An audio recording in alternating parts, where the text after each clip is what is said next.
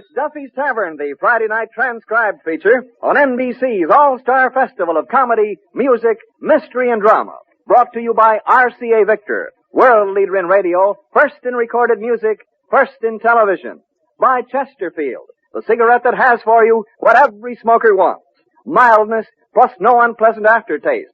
The cigarette that brings you Bing Crosby and Bob Hope. And by the makers of Anacin, for fast relief from pain of headache, neuritis, or neuralgia. And now, here we go, friends, to Duffy's Tavern with Burke Gordon as the Mad Russian, Hazel Sherman as Miss Duffy, our guest, Phil Baker, and starring Archie himself, Ed Gardner.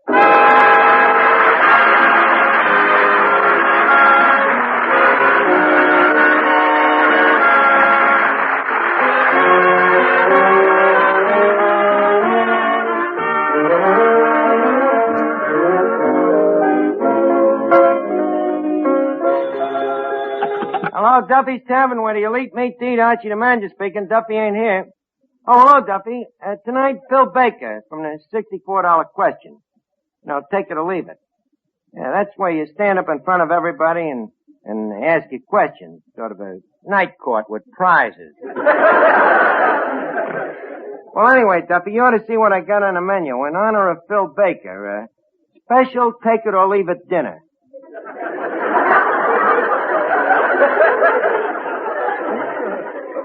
Well, so far, one guy took it and he left it. But it'll be nice to see Phil again, though. He's an old friend of mine. Huh? An old friend of yours coming down tonight, too? An accountant to check the books, huh? An accountant? What a life, dear Duffy. My conscience is clean. So is the cash register. Duffy, wait. Look, Duffy, this is a fine accusation. After all the years I've worked for you, I'm surprised. In fact, I'm hurt. That's all our many years of association means to you. I'm sorry. Holy cat, he's wise to me. What am I gonna do? Oh, 10 to 20 years. What am I worrying about? Your old man is just trying to scare me. That's all. Well, why don't you show him the books and scare him back? Look, there's nothing wrong with them books. The books is perfect. Good evening. I am Elmer Waterprice, CPA. Oh. Dissatisfied public accountant, huh? You're Archie, I take it. He's Archie, and he took it.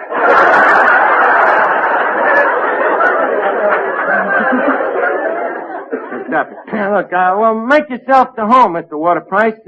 Here, let me take your hat and briefcase. Just a minute. All I want to do is look at the books. Hey! I said I want you to show me the books. Can't hear a word you're saying, stranger. That's funny. I can hear him perfectly. Okay, then you show him the books. Young man, stop that stalling. Now, where are the books? Elmer, come here. You're a family man, ain't you? Yes. You got a wife and kiddies that love you dearly? Why, yes, I have. Elmer, it so happens that I'm soon going to be loaded with dough. You see, I got a picture called The Man with My Face. And United Artists themselves is releasing it, and naturally, we're figuring on making a lot of money, see? Yes. Go on. So I thought, I think I got him winging. I thought maybe if I gave you and the family a couple of passes to the picture. Young man, do you know that bribing is a penal offense? Okay, then penal me. The books is over there in the counter. What a phony accountant there. Gee, Archie, do you think you'll find out the books don't balance? How can he miss? Things are either balanced or they're unbalanced. How do you do? Russian. Yes? What are you doing here so early? I am inviting you to dinner at my home so you could meet my mother. Sorry, I'll have to meet her some other time. You see, I'm on my way to jail. Oh, in that case, you can meet my father.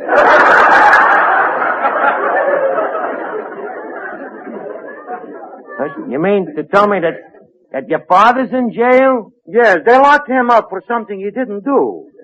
Well, what didn't he do? Wipe his fingerprints off the safe.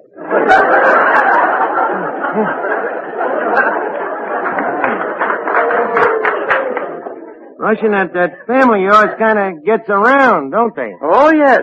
Especially my brother. Every spring he goes up the river.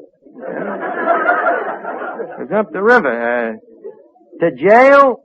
No, up the river. He's part salmon.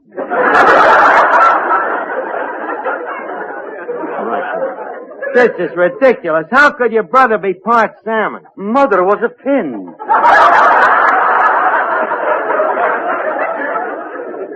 But you should see my sister. Your sister, huh? What's wrong with her? Absolutely nothing. She's a perfectly normal halibut. Russian. Russian, did you ever have your head examined? Yes, but they didn't find anything. This I can understand. Now, where am I going to dig up some money now? Excuse me. Hello? Oh, hello, Phil. Phil Baker. Oh. Huh? What, you're on your way down, but you got lost? Well, what part of town are you in? You're going down Park Avenue, enjoying the smell of the spring in the air?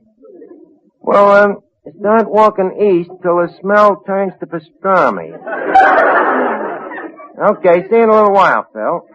Say, Archie, who is this Bill Faker?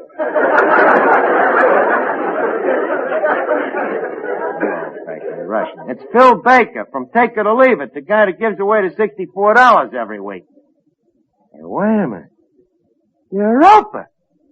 That's the way I can get the dough to cover the shortage on the books. Archie, you mean you're going to win as a contestant?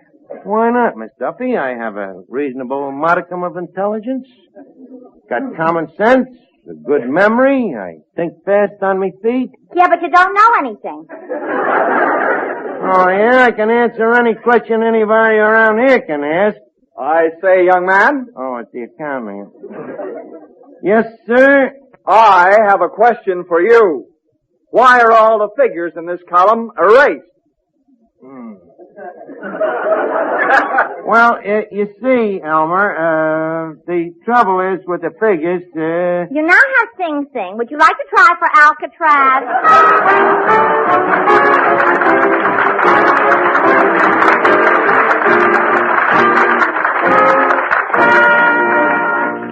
Now, here's a word from RCA Victor. Last week, the curtain went up on the 75th anniversary of the National Baseball League and the 50th anniversary of the American League. And there's no better way to celebrate than by enjoying at firsthand the thrills and the clean sportsmanship that have made baseball today the American way. Of course, next best thing to a seat in the stands is a seat in front of 19-inch RCA Victor television. Those big 19-inch pictures are clear, steady, bright.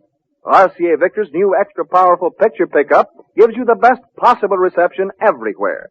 And RCA Victor quality, so apparent in every feature and detail, is safeguarded when you buy the RCA Victor factory service contract for expert installation and maintenance. Next chance you get, take your pick of 19-inch television models now on display at your RCA Victor dealers. It's million-proof television, quality proven in over 2 million homes. Boy, this encyclopedia is full of valuable information. Abelard, Aberdeen, Abyssinia, Afghanistan. Miss Duffy, just listen to this. The average wind velocity in Afghanistan is 9.7 miles per hour. And the prevailing wind direction is from east to west. Valuable information. What for? Well, if I should happen to be in Afghanistan on a windy day and dames walk by in them loose sarongs, I'd know which corner to stand on. Well, as I've always said, there's nothing like an education. Thank you. And what you have is nothing like an education.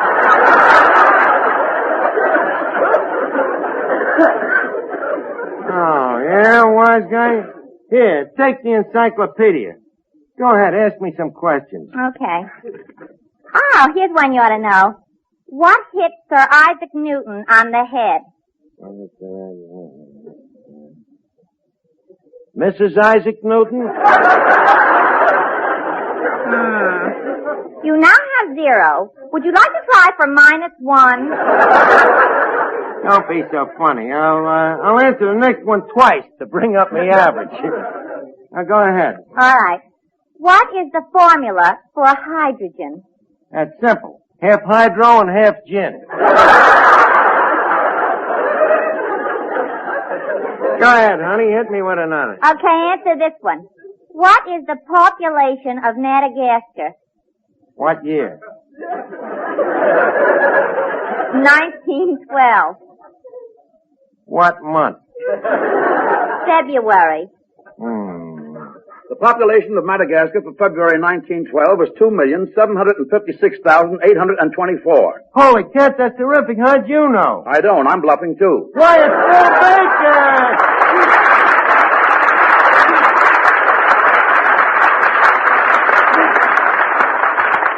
Well, Mr. $64 question himself. Phil, it's a pleasure to welcome to the Tavern the star of Take It or Leave It. Thanks. And now that I'm here, I'd like to leave it. Tell me, why? Because I can't take it. For goodness sake, Archie, why don't you open that window? I can't open a window. It faces the fish market. Oh, I'm sorry. Your apologies accepted. I guess the fish market would object to the smell from here. For 2 cents, I'd squeeze this guy's head together till you couldn't tell it from his accordion. By the way, Phil, you didn't happen to bring that thing, the accordion with you by any chance? Oh, yes, I have it right here. I'll play just as soon as we're through talking. Phil, let's keep talking. Tell me, how's things going since you're back on your quiz shows? Never better, Arch. You know, you must be a very brilliant person to run a program like that. Well, one does have to know a few questions and answers. Where do you get the questions? I hold them in my left hand. And the answers? I hold them in my right hand. Then, as I understand it, your brilliance consists of rolling your eyes from left to right. Well, occasionally I ad-lib a bit. I blink. How daring of you, Phil. Well, if it isn't Phil Baker. Archie, what is this? What is this? No coaching from the audience, please. Phil, I'd like you to meet Miss Duffy. The question to a maiden's prayer. How do you do, Miss Duffy? I'm very happy to know you. $45098. I beg your pardon? Oh, well, you're always asking questions. I thought I'd give you the answer first. Oh, by the way, Mr. Baker, I have a TL for you. Really? What's the TL? My girlfriend, Tessie Lopchick. She thinks you're the funniest and cleverest comedian on the air. Oh, thanks, Miss Lopchick, for me. Believe me, that's quite a compliment from a girl who can't even understand English. And now that we've met, Mr. Baker, I have a rather personal question I'd like to ask you. Yes?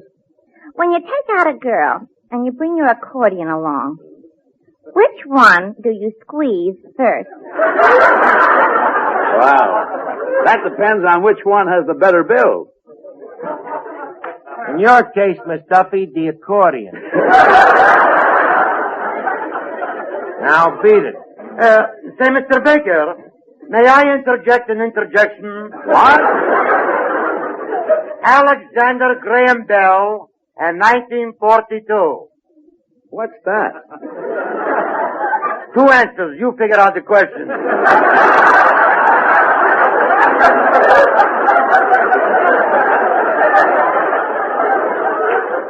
Archie, what's this? A fugitive from We the People? No, Phil, it's just nature's proof that 2 heads is not necessarily better than 1. We call it the Mad Russian. I see. Mad Russian, how do you do? How do you do? Is that a dollar question, or are you just making conversation? Well, let's call it the dollar question. I'll give it to you again. How do you do? Can I have 3 guesses? All right. I give up. Russian, then why did you want 3 guesses? I don't give up so easy. You'll have to excuse him. You see, when he was born, the doctor was nearsighted, and the Russian got slapped on the head.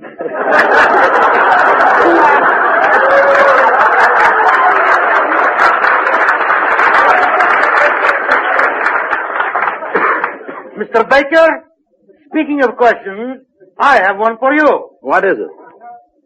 Name a city. Name a city, huh? Could you give me a hint? Try San Francisco.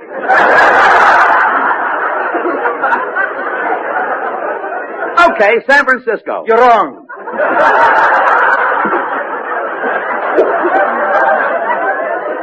Absolutely wrong. It's Schenectady. Yes. Schenectady. Russian, that's amazing. You just spelled Schenectady. I did. Yeah. I thought I spelled San Francisco. Congratulations, Rustin. You have just won the jackpot. Now, Archie, how about letting me play my accordion? Your accordion. Phil, do you have to play that stomach Steinway? It drowns everything out. A guy can't even think. Young man, I'm still going over the books, and there are certain shortages I'd like to have explained. Shortages. Phil, how would you like to thrill us with some nice accordion music? And make it good and loud.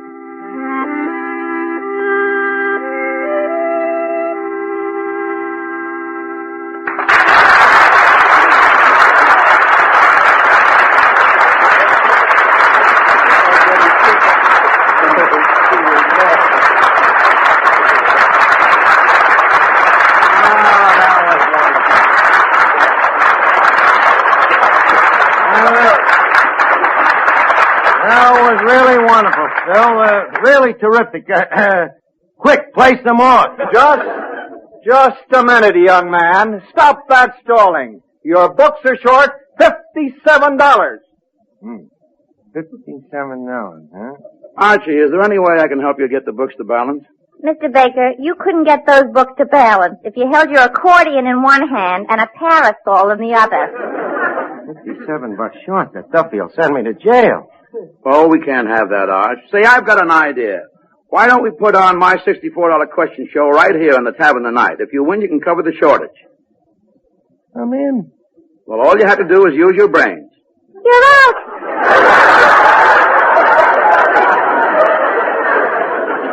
Oh, yeah? Give me that encyclopedia. Let me see now. Abelard, Aberdeen, Abyssinia.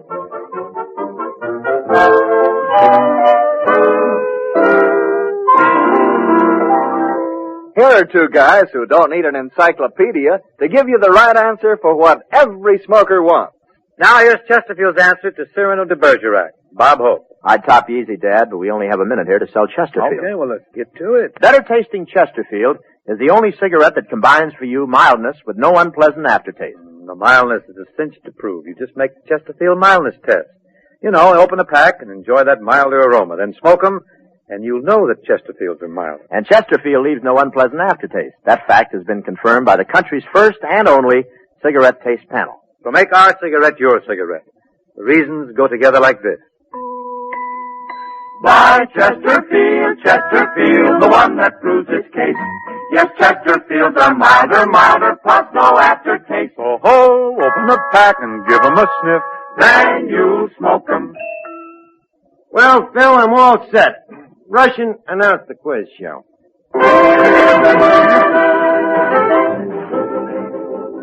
Presenting Mr. Taking It or Leaving It, Phil Baker. Thank you. And featuring your friend, not mine, Mr. Taking It and Lousing It Up, Archie.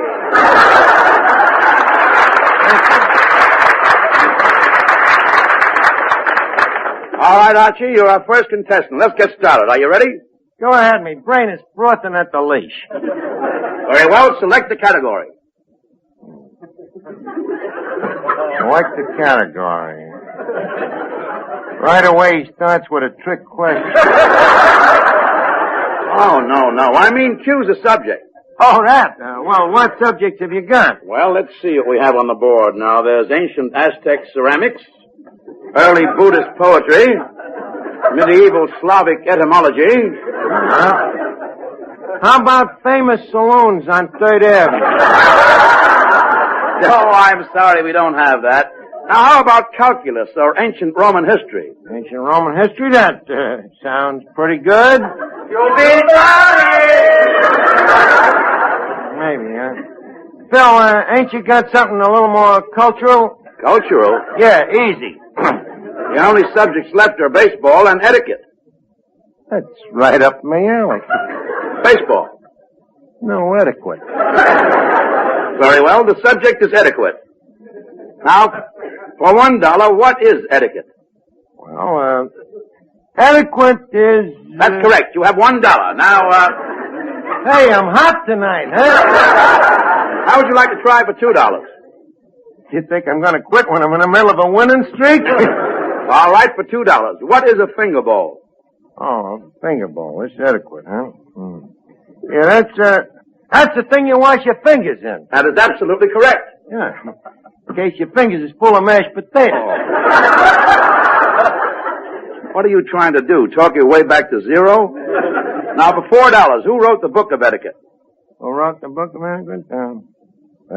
Phil, could you give me a hint? Okay, the last name is Post. Uh-huh. Could you hint me the first name? No, but I'll tell you this. The initial is E. I got it. Yes? Edgar Allan Poe. Good. Edgar Allan Poe pays you $4 for originality. Now for $8. What implement is used at the dining table for picking up lumps of sugar? Implement picks up sugar.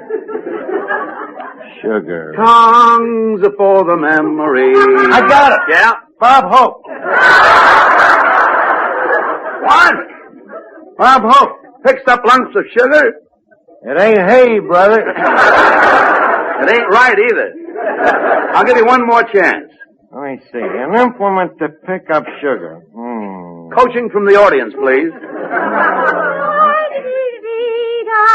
Miss Duffy, please, get back to work and stop waving them sugar tongs. That's the answer. What? What you just said. Get back to work? No. Stop waving? No. The sugar tongue? Yes. Amazing how some people have trouble with these quizzes. Phil, hit me with a $16 question. All right, Archie. Tell me, what is the largest city in Italy? Largest city in... Wait a minute, what's that question got to do with etiquette? Well, what have your answers got to do with the question? Go ahead. What is the largest city in Italy? I see, the largest city in Italy. Italy, huh? Oh, give me a home Where the buffalo roam. I got it. What is it? Buffalo. Oh.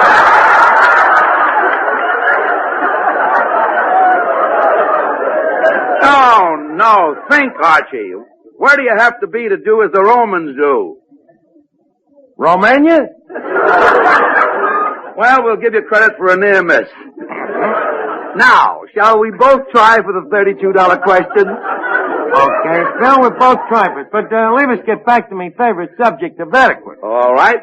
Does one eat peas with a knife or a fork? That's so obvious. One uses a fork. That's right. Just use the knife to mash them with. How dainty. Well, you have 32. Would you take it? Let me see. Or leave it, huh? I owe the books 57. Then why don't you try the $64 question? You'll be sorry if you do. You'll be in jail if you don't. Okay, Phil, hit me again. Very well. The $64 question. This question concerns table manners. Oh, that's up the alley. Now, the King of England comes to your house for dinner. Naturally. Where does he eat? He eats in the dining room, of course. You think I'd put the King of England in the kitchen? No. I mean, does he sit to your right or your left? Well, if it's the King of England, he sits to me right. That's correct. Absolutely correct. Archie, how did you know? Well, I wouldn't want him sitting around the side of the table where he can look into the bathroom. Archie, you're brilliant. You win $64. Okay. Oh, Mr. Waterprice, here's the dough now, so the books won't be short. And to show you the kind of a guy you're dealing with, you can keep the change. Just a moment, young man. I owe you an apology. Huh? I've made a mistake in my figures. The books are not short at all. They ain't short. You mean I worked me brain to the bone for nothing? Well, Archie, you've got $64. Now you can take out your girlfriend, Peaches Latour.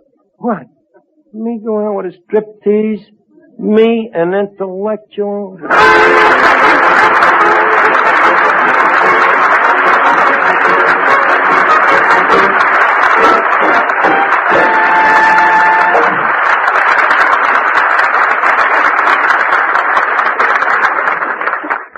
When we ask you to try Anacin for the relief of pain due to a headache, neuritis, or neuralgia, we're not asking you to try a new or unproved method. For there are many people listening in now who have been introduced to Anacin tablets by their own dentist or physician. You who have received Anacin this way know the effective, incredibly fast relief these tablets bring. Anacin is like a doctor's prescription. That is, Anacin contains not just one, but a combination of medically proven, active ingredients in easy-to-take tablet form. People by the thousands are using modern Anacin today instead of other ways. Doesn't their experience seem worth following? Try Anacin the next time you suffer pains from headache, neuritis, or neuralgia. You'll be delighted with the result. Ask your druggist for Anacin today. Anacin is spelled A-N-A-C-I-N.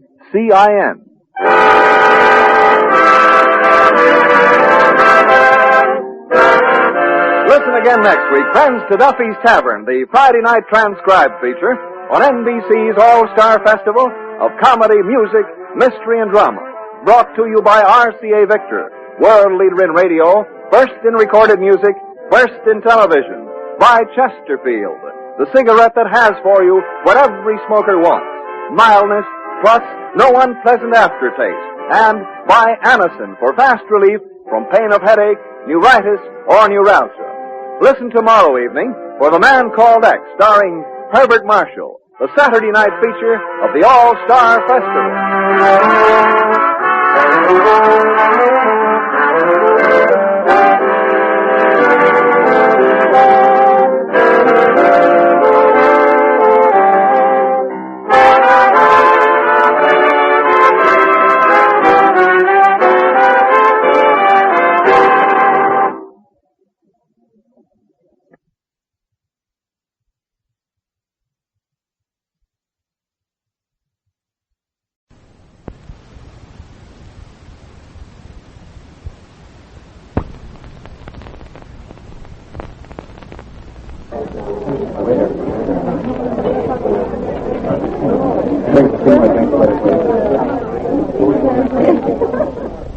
special rebroadcast for the American Armed Forces and their allies.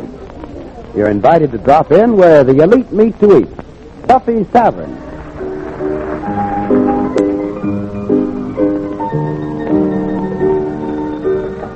Hello, Duffy's Tavern, where the elite meet to eat. Archie the manager speaking. Duffy ain't here. Hello, Duffy. Tonight, Gracie Fields. Yeah, the English Nightingale. Well, she sings them Cockney songs. Cockney, you know, it's an Englishman with a Brooklyn accent. Well, she was in that picture, Holy Matrimony. No, Duffy, she wasn't the bearded lady. That was Monty Woolley. Gracie was the singer. Yeah. Has she got a music? The biggest ass-possessor of them all? Yeah, I imagine she's probably got it.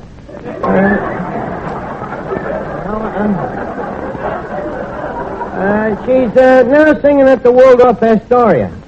Yeah, and Duffy, I've been trying to figure it out. Why does the Waldorf make so much more money than we do? See? And I got the answer. They got a hotel on top of the joint. So I was thinking, you know that back room where we keep the pig's feet? Well, you see, that could be the bridal suite. And hello? Hello? He hung up. Now, Eddie, we gotta get the Duffy Chorio hotel ready for occupancy. Did you remove the pig's feet out of the back room? Yeah. How does the room look? To high heaven. You mean the room still... Mr. Archie, now you might get away with calling this place the Duffy Archoria, but you'll never be able to call that room the Rose Room. By the way, there's another thing wrong with that bedroom. What? There ain't no bed in it. I knew I forgot about something. A bed. Well, I'll tell you what. Go down to the cellar and get them 2 empty potato sacks down there. Go over to Brunschweiger Chicken Market, Eddie, and tell Brunschweiger to pluck us a mattress. Suppose you wanted out of Inner Spring Chicken. Well, naturally. Hey, what a hotel. What's wrong with this hotel? This is the kind of hotel where when the tenants get rich, they move to a flop house. Ain't nobody gonna be dumb enough to sleep here. What? Nobody gonna be dumb enough to sleep here, huh? All right. Hello, Finnegan, you look tired. Yes, George, I am quite fatigued. You know, fatigue always makes me so tired. I slept a sleepless night last night. You did, huh? George, I can't sleep when somebody snores. Well, who was snoring? I was. You mean you snore so loud you keep yourself awake? Well, it ain't so bad when I go... But when I go... I blow the covers off. You know, I am seriously thinking of moving to a hotel. Well, welcome, Tranchant. Finnegan, how would you like to move into our back room? The room with the pig's feet? Well, we're taking them out, Finnegan. No. Well, why not? I have been in that room. It wouldn't be so bad when I went... But how could I sleep if I ever went... Yeah, maybe you're right. Maybe we'd better put a window in that room. Well, Archie, here I am. Here who, miss? Miss Duffy, the beautiful innkeeper's daughter. Your old man ain't so beautiful.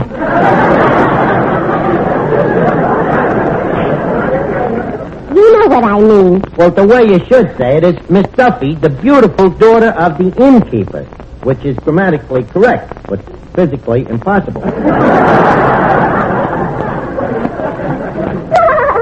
That's a good joke on Papa. I'll have to tell it to Mama. What a brain. Hi, that's Pat O'Toole, you dirty fortune. You dirty swindler. I didn't think you'd have the nerve to come back here after swindling me with that oil stock last week. I thought at least you would have the decency to eschew this joint. Art, it was just a prank. I swear by me warden.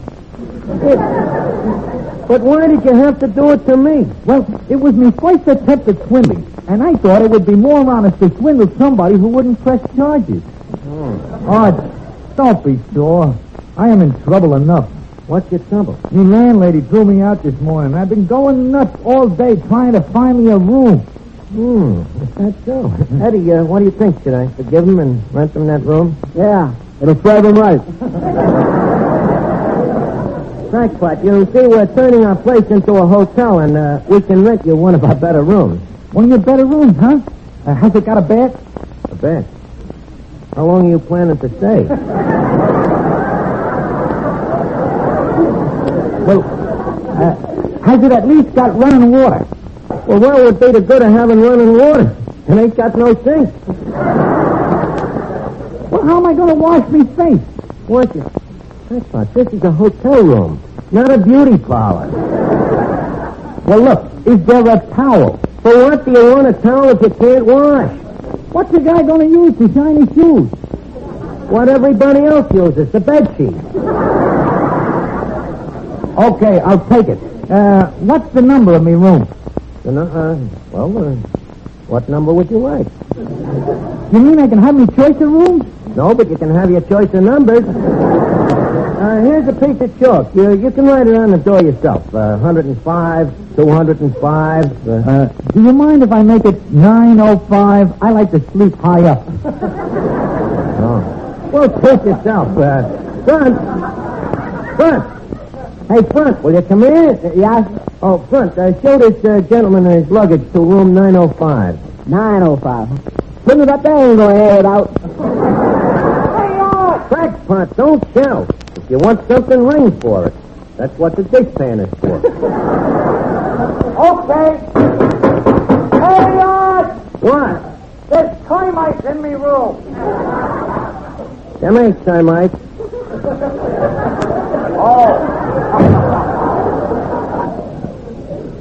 That guy was giving this hotel a bad name. Hey, look who just came in. The WC Field.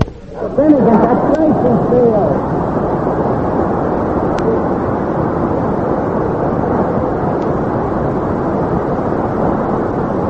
Well, Miss Fields, welcome to the Duffy Archie. How do you like our little geese tavern? It's very quaint. Reminds me of a little inn I used to know in Lancashire. Oh, yeah? What was the name of it? The sign of a greasy goat. What a coincidence. We were going to put Duffy's picture outside, too. This little Lancashire inn was a lot of fun, Archie. The guests used to spend most of the night throwing darts. Spent the night throwing darts. What a dump. We set traps.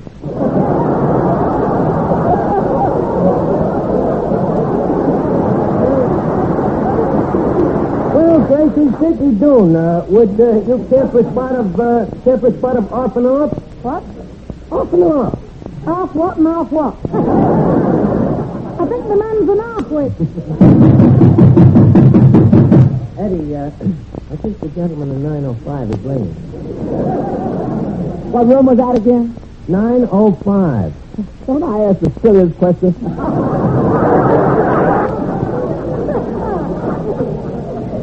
Does everyone hit their spans when they want room service? No, only 905. All the other room has buzzers. And why don't you have a buzzer in 905? Then how would we know it was 905? You see? Archie. Oh, Gracie, I would like you to meet Miss Duffy, the hotel's daughter. Oh, Miss Fields, I thought you were wonderful in that picture with Monty Woolley.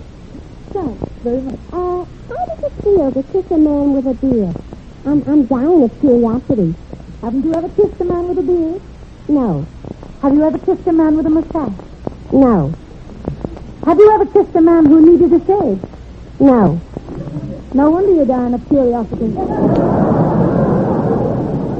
Yeah, but you haven't answered me. How did it feel to kiss Monty? Woolley.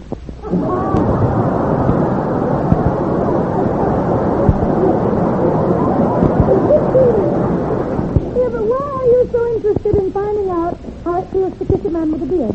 Well, you see, Gracie, from the way things have been going with Miss Duffy lately, her last hope is Santa Claus. Look, Miss Duffy, this has been a very nice game of beaver, but I would like Miss Steele to render a song for the crowd here. What do you say, Gracie? Okay, Archie. Okay, well, I'll announce you. Excuse me, Mr. Archie, but Mr. O'Toole, the gentleman at 905, you know. Oh, yeah. And he wants to pay a month's rent in advance. He gave me this $10 bill. A $10 bill for a month's rent? What kind of a place does the guy think this is? And he got nothing smaller? No, just this brand new $10 bill. Okay, I'll give him change. Gee, this is a bright new 10, ain't it? Let's see now, a month's rent. Here's his change, $8. Okay, I'll announce your song, Gracie. Ladies and gentlemen, we now present Miss Gracie Field, singing from the Sawdust Grove of the Duffy Astoria Hotel, located in the heart of Times Square, 23rd Street and 3rd Avenue. Take it, my Sylvan student.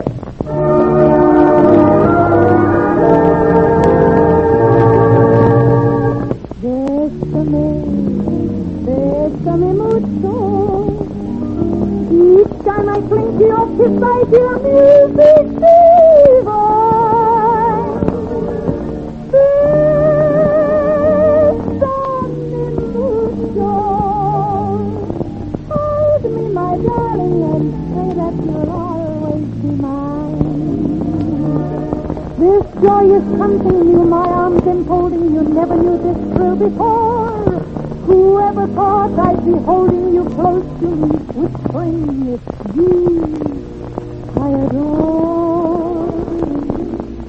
Dearest one, if you should leave me, each little dream would take wing, and my life would be full.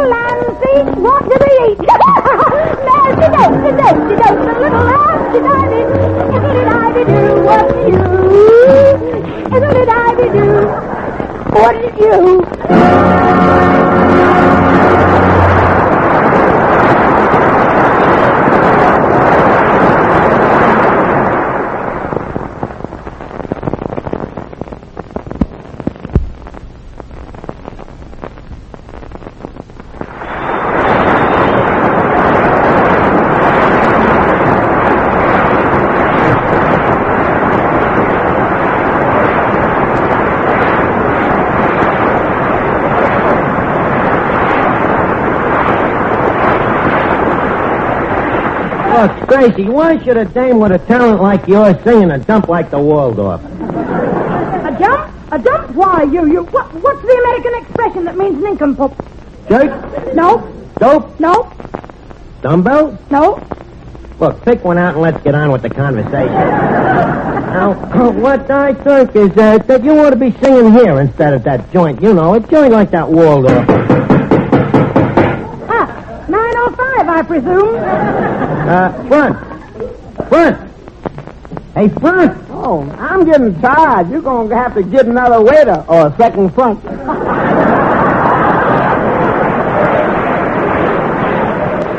that 905 makes more trouble than all our other guests together. Look, Gracie, leave us get down to business now. Mr. Archie, Mr. O'Toole in 905 wants to pay another month's rent in advance.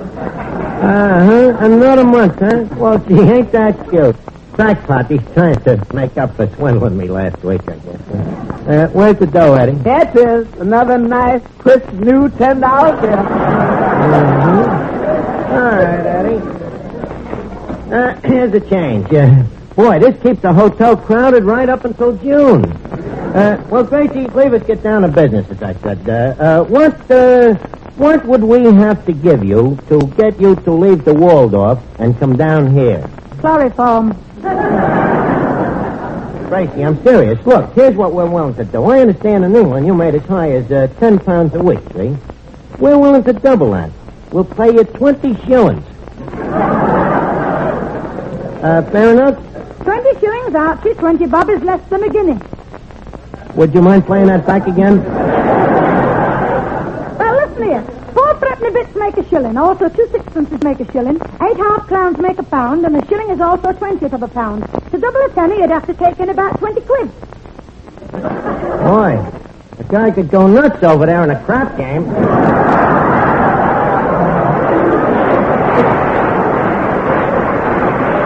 But anyways, Gracie, what we're offering you is $10 a week. You know, what use English call a moon and sixpence. Wait a minute. I'll do better. I'll give you 50% of the gross profit of this hotel. Back to the 20 shillings again. Oh, yeah? Well, it's early yet. Wait until the rush starts. What rush? You mean 9:05 is going to go out and come in again?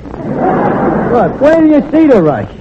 We'll fix the rush at the time. Excuse me. Hey, Finnegan, hey, Danny, come here. I want to talk to you. We got to make this hotel look like a busy...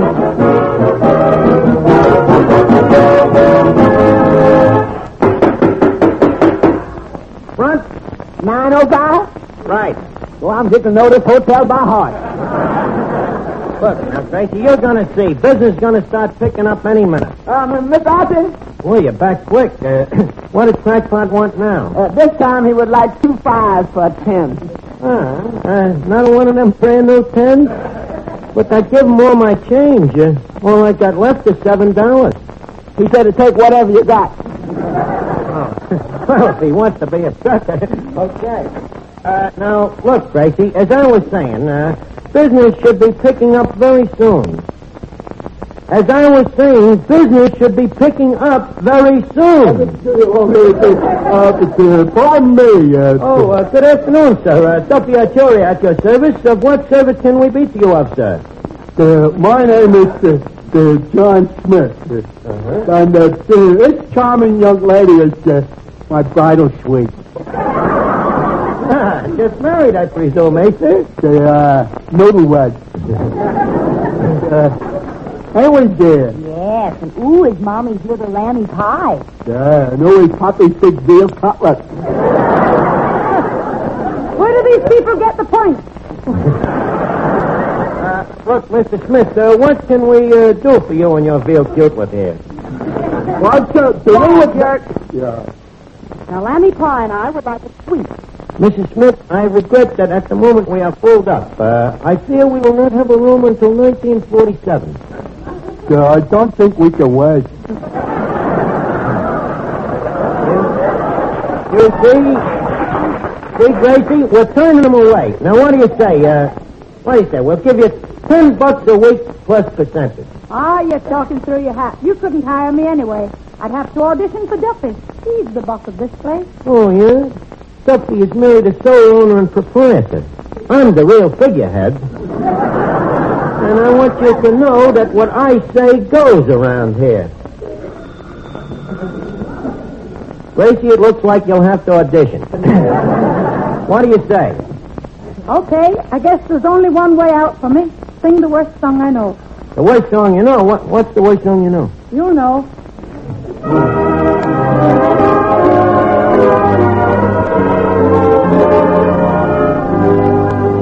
I stand here at good old Duffy's, where the elite meet taste. Bursted by my own petard. Me red corpuscles are racing, I await for you, my sweet. In me hand is a diamond unfurled. We should all reach out to the world. Leave us no longer pretend that you are merely a friend, for it is wrote in the stars above. Though we have tried to act cold, suddenly Lord gets hold. Leave us, face it, we're in love. I'll always be in England, but this is the end of Leave Us Face It. Leave us not blush with no shame if people bandage our name. Choosing those rights are worth dreaming of. Eddie, is that criticism or has she been eating here?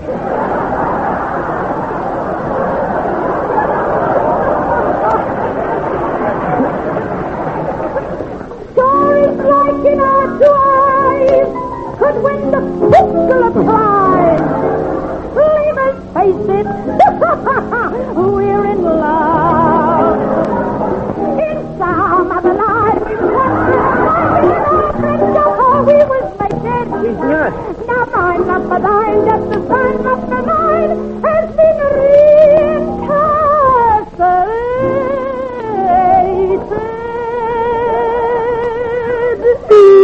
So I drop at your feet. Don't leave me life incomplete. I'm like a turtle without a job. She must have had hair. Love life ain't meant to be it. Gracie, sound your H's. Head, no, finish the bed. Leave us face it.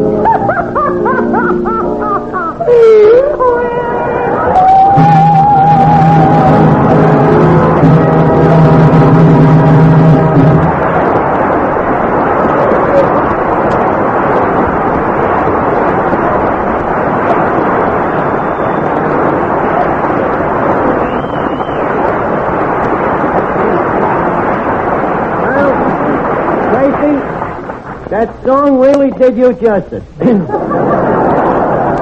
Yep, you're hired. Now, here's your first week's salary in advance, Gracie. A nice, crisp, new $10 bill. Thank you. Wait a minute. This $10 bill. Did Alexander Hamilton always look like this? Let's see. Now, wait a minute. That ain't Alexander Hamilton. That's Crackpot O'Toole. The dirty crook. He's been counting food and dough back there. And putting his own picture on it. He ain't only a crook, he's an egomaniac. That dirty crook. Oh. Shall I see what a gentleman in 905 wants? See what he wants. Then he'd go out and get Clancy to count. But Crackpot wants room service. We'll give it to him. 20 years of it.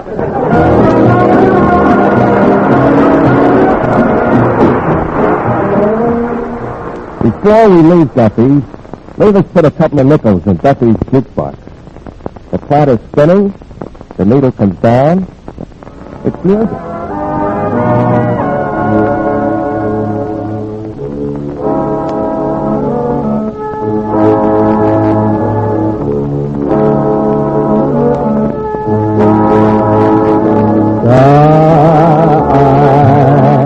That to me is what your eyes are.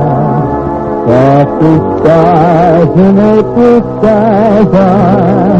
Tell me someday you could feel that promise with a thrill. Skies, flashing eyes in which my hopes lie. Let me show you where my heart lies. Let me prove that it adores that loveliness of yours. All my life I sought intensity, stargaze at the skies. Now I only want to melt the stardust in your eyes. Star-eyes, whenever will my lips know if it's me for whom knows I flow. Makes no difference where you are. Your eyes still hold my wishing star. Oh, stars, how lovely you are.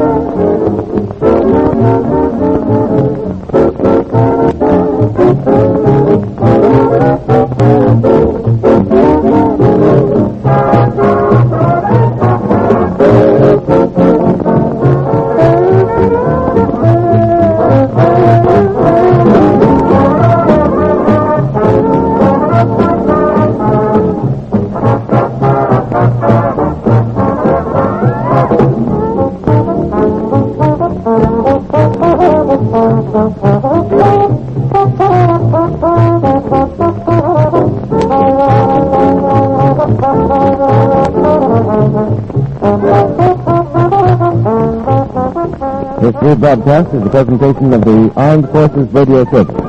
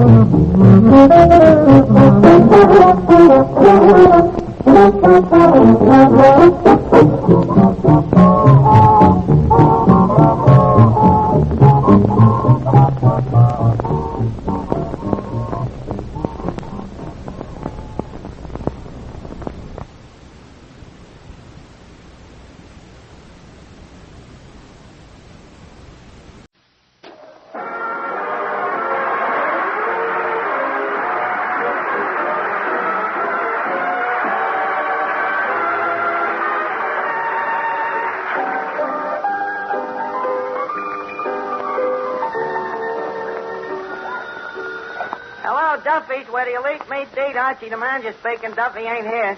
Hello, Duffy. Tonight, Billy Burke, the movie actor. Huh? What's he like? Well, just imagine one of them Sinatra fans grown up. Yeah, she plays in them drawing room pictures, you know. Oh, pardon me, Mrs. Stinkford. Did I just drop some ice cream down your sherbet? Yeah, Billy Burke. Yeah, sort of a female Finnegan. Well, Duffy, a lot of people get paid for being dumb. Which reminds me, Duffy, how about that raise? Raise. More money. Raise. That's funny, I can hear you. Well, Duffy, you could give me $1 raise. How about 75 cents? 50 cents? 35? Look, my pride's gonna enter this transaction any minute. Huh? Money ain't everything. Working for you, it ain't anything. I'll call you back. Eddie, how that Duffy hates to spend dough. Yeah, he sure hates to part with money. Don't he know he can't take it with him? There is one guy, Eddie, if he can't take it with him, I guarantee he don't go. Boy, am I broke. Look, you got any dough, Eddie? No. Look, I just seen a guy tip you a quarter. Lead. Well, let's see it. Did you bite it? Yeah, I did it once, and I did it twice, and before I knew it was gone. Yeah, Mr. Adler, how come you so suddenly so money conscious? Well, you see, what's mainly bothering me is I can't afford to buy war bonds. You know, like a lot of other guys on this new drive, the government wants you to put 10% of your salary in bonds. I don't make that much.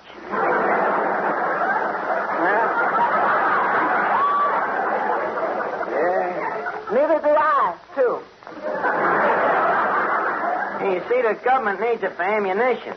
Yeah, if they relied on you and me, they'd be shooting BBs. Yeah, we gotta do something. Eddie, won't your girlfriend, Sonia Jones, lend you some dough to buy bonds? Oh, no. She'll throw at me because I'm always broke. Eddie, maybe she don't really love you. Oh, she loves me all right. The question is, can she afford me? Eddie, if her heart really belongs to you, dough shouldn't enter into it. Oh, her heart belongs to me, all right. The trouble is, the rest of her goes out with guys who have dough. Money. I just gotta raise some dough some way. How about your song? Leave us face it? Well, you see, I got a certain amount of income from that, but I'm talking about real dough. $5 or $10. I ain't talking no chicken feed. Finnegan, how come you're so excited over Billy Burke? Sure, Archie, after all, she's an attractive dame, and I'm an edible bachelor.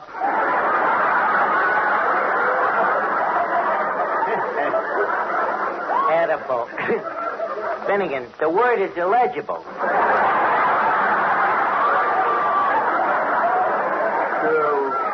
Legible? Archie, legible is somebody who can't read. Can you read? No. Touché. Sure. Hey, wait a minute. Here comes Crackpot O'Toole with Jack for you. Hiya, Crackpot. What are you doing here tonight? I'm looking for Crudface Clifford. Crudface Clifford, the safecracker? Yeah. You just missed him. He just went out for lunch with Clancy the cop. What do you want with Crudface? Well, I'm thinking of giving up fortune, and I understand Crudface wants to sell his safe-cracking route. Goodwill and all. Crackpot? You retiring from forging checks? Why, that's like if Albert Spaulding was to stop making baseballs. I can't help it. It's getting so I despise the very word forgery. Crackpot. I'm glad your poor old dad ain't around to hear you say them words. Crackpot O'Toole, the son of Facsimile O'Toole. The greatest forger that ever lived.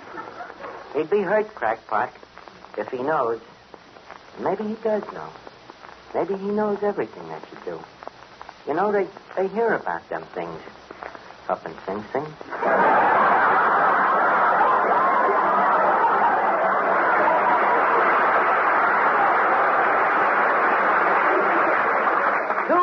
generations of forges. Why, that's a tradition you shouldn't forget, Crackpot. 2 generations? The O'Tooles have been forgers since the founding of this country.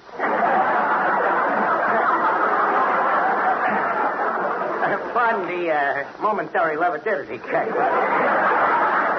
But, look, with such a background, Crackpot, you mean to tell me you want to become a common, ordinary safecracker? Well, Arch, I've been sort of thinking I'd like to get married and settle down. A little cottage small by a waterfall. Me own little warden to come home to. And maybe, who knows, a little crackpot running around. But, why switch to safecracking? Well, look, Arch, one day me kid's gonna look up at me and say, Daddy, what's your line of work? If I say, forger, it sounds like a sissy. But if I say, Sonny, last night your daddy blew open the First National Bank, there's something he can brag about to his little playmate. But, Crackpot, getting married, that marriage is poison, you know. That is a sentence where there ain't no parole. And good behavior only makes it last longer. Arch, what's wrong with marriage? Oh, nothing. It's wonderful. But not for single guys. Believe me, for a bachelor, it's poison. Crackpot, don't listen to him. Marriage is the most noble experience a man can go through. Enemy propaganda. Now listen, Miss Duffy. Now take that radio program I listened to. What radio program? 22nd Husband. Yeah, it's another one of them daytime serials. This one has absolutely been taken from true life. Who says so? The announcer. It's the story of this girl, Millicent, who's made 22 husbands supremely happy. Just a minute. If these guys was all so supremely happy, why did they all divorce her? They didn't. They mostly killed themselves. Oh, sure. How much happiness can a guy stand? Look. How often does this Millicent get a new husband? Every week. Every week a guy gets bumped off or divorced? They have to. They have to. Why? That's the idea of the program. Every Friday there's a contest for the name of the husband who starts Monday.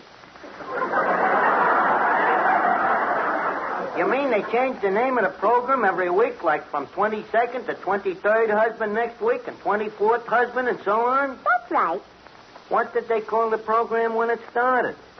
Millicent Murphy, Girl Wallflower. Brother, a husband a week. Who sponsors this program? Falkenburg's undertaking, Paula. Oh, well, tell me, who is the Millicent's latest victim? His name is Cedric Frederick. Sounds like a cad. Yeah, he is. You see, he has a friend of his who's been getting him to forge checks in Millicent's name. Now, Cedric's going to spend a rolling in money when all of a sudden... Just a second. The guy is forging checks in Millicent's name, and him and his friend is rolling in dough. Crackpot, are you listening to this? To me, it's very boring. To me, it's very interesting. Crackpot, you was talking about getting married before. Have you ever seen Billy Burke? Billy Burke? Yeah, a dame with a fat checking account and a simple signature. Crackpot, it's a cinch. A dame like Billy counts. And with that little gift of yours, you marry her and the both of us is in the dough. But, Arch, didn't you just tell me that marriage is Persian? Besides, how old a dame is this Billy Burke? Well, to be frank with you, she ain't Billy the Kid. But you got to remember, you see, an older dame is always more mature. Look, are you listening to me? What are you looking at there? Now, there's a tomato I wouldn't mind marrying. Crackpot, that ain't no tomato. That's Benet Venuta, the singer. Very high-class tomato. Strictly Park Avenue. Oh, a tomato, huh? And with plenty of lettuce. Hey, what do you have to pay a dame like that? What'd you say? What do you have to pay a dame like that? Nothing. Meals? No. Then why does she work here? She needs the dough. Benny, how about a song? Okay, Claude. Hey, why, she sounds charming. Hey, Tomato, how's about you and me? Crackpot, do not twinkle with this dame's emotions. Don't forget, you are practically an engaged man. Sing, Benet.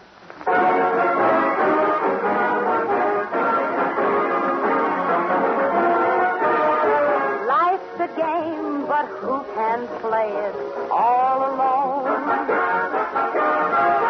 Every chap should hold a heart to call his own. Love may come at first sight, they told me. When I saw you, I knew I had found the only love.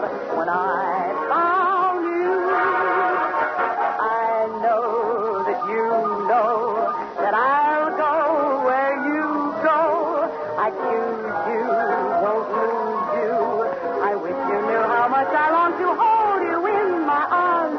This time is my time. Will soon be goodbye time. Then in the starlight, hold me tight. With one more little kiss, say naughty night. I know that you know that I'll go where you go. I choose you, won't lose you. I wish you knew how much I long to hold you.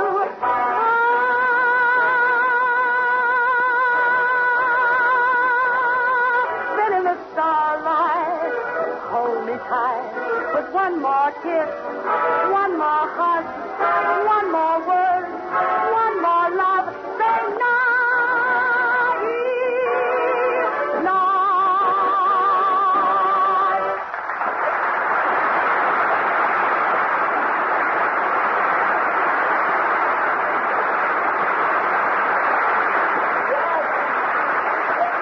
Mr. Little, you showed in the groove tonight, cooking right on the front burner. Well, thank you, Eddie. Hey, Eddie, ain't that silly, Burke? It sure is right on.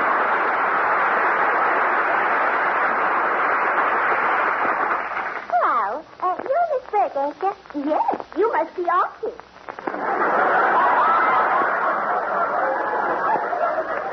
Me?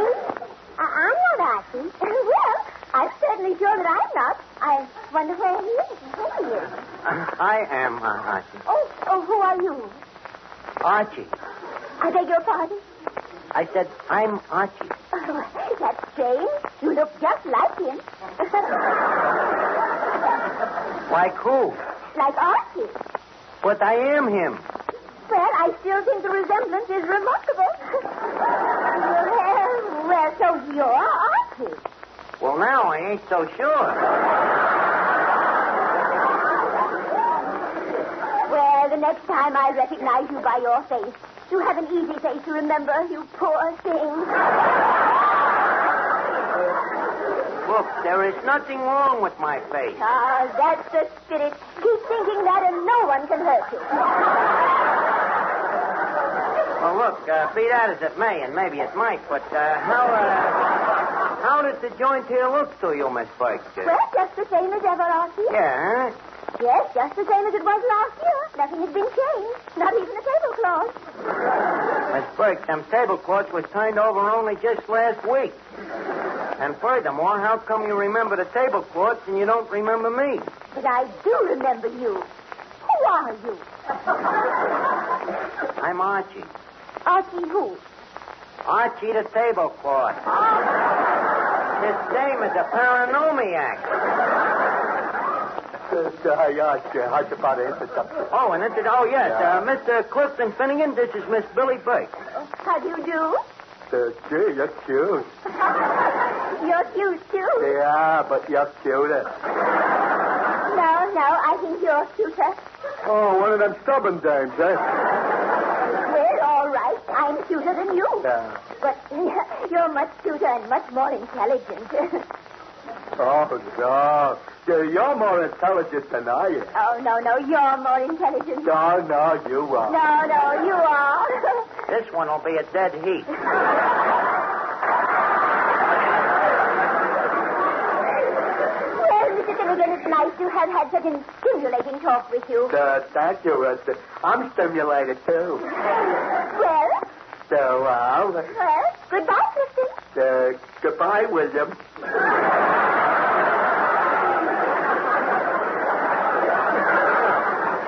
Very interesting conversation. Yes, Archie. A woman could be very happy with an intelligent man like that. You know, sometimes I say to myself, Billy, why don't you accept an offer of marriage from some intelligent man? Then I answer myself and I say, Billy, no intelligent man will ever ask you. Well, maybe I can help you out, Miss Burke. How would you like to settle down in a little cottage small by a waterfall? Archie, it is so sudden. Wait a minute, not me. I came here to talk for Crackpot. Now, look, I got a guy for you named Crackpot O'Toole. Young, attractive, a hard worker. What does he do? He writes. Nice, solid, settled kind of a guy. You know, not one of them flighty guys. This guy has been known to stay in one spot for from 5 to 10 years. I think you should meet him. Well, Archie, this is sort of embarrassing. Meeting a strange man almost sounds like matchmaking. Yeah, I guess it does. Well, what's wrong with that? Bring him in. Okay.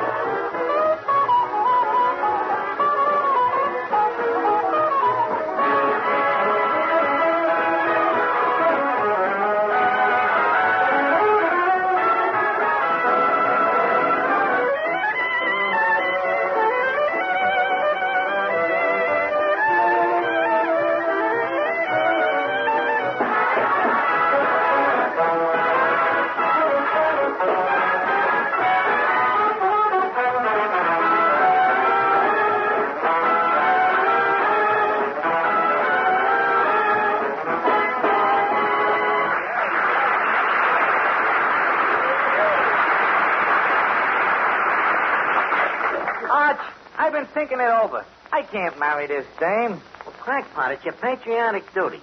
Look, the government asked me to buy bonds. How can I buy bonds unless you marry this dame and get me some dough? Ergo, by not doing it, you are a traitor to your country.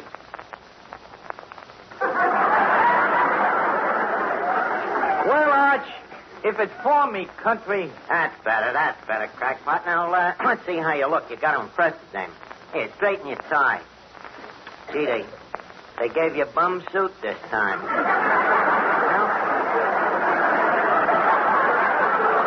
Now, look, what are you going to say to Miss Burke when you meet her? For instance, if you were going to ask her out to dine. Well, I say, Toots, how about you and me going out and tying on a feed bag?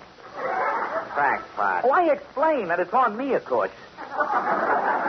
Crackpot, really, you're as gauche as a goat. No. You say, Miss Burke, I am charmed. Would you care to sup supper with me this fortnight? This fortnight? Fortnight. It's an English word, means brunch. Look, we better practice it. Come here, Finnegan. Look, make believe you're a dame. See, I want Crackpot to try something. So, what's he going to try?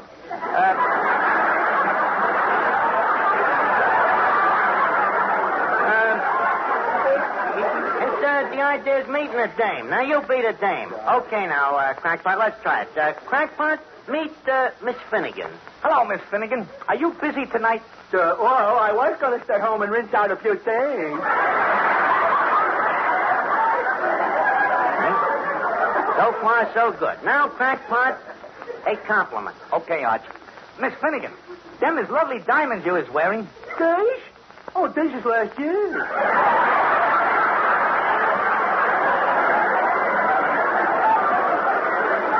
You're doing great, Crackpot. Doing great. Now, the proposal.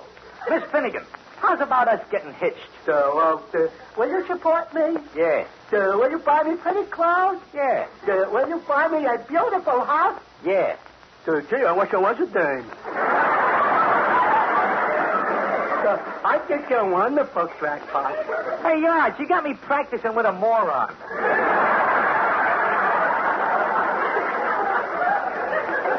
What do you think you're going to propose to? You see, I want you training under actual battle conditions. So I'll be going if nobody wants me. Okay, Finnegan. Hey, Mr. Archie. Yeah, Eddie. Now, to me, this whole thing sounds jaily. Eddie, you mean that you're trying to discourage me from buying buns? But you're going to get us in trouble. Don't worry, Eddie. This scheme is foolproof. Yeah. You is the fool, and this is the proof. Don't be such a skeptic. Come on, Crackpot, let's go. Oh, Miss Burke. Miss Burke, I would like to present you with Mr. O'Toole. Mr. O'Toole, Miss Burke. Miss Burke, Mr. O'Toole. Crackpot, Crackpot. How do you do, Miss Boyke? Oh, please call me Billy. Billy. That name strikes a tender note in me. Billy. I was once hit over the head with a billy. Well,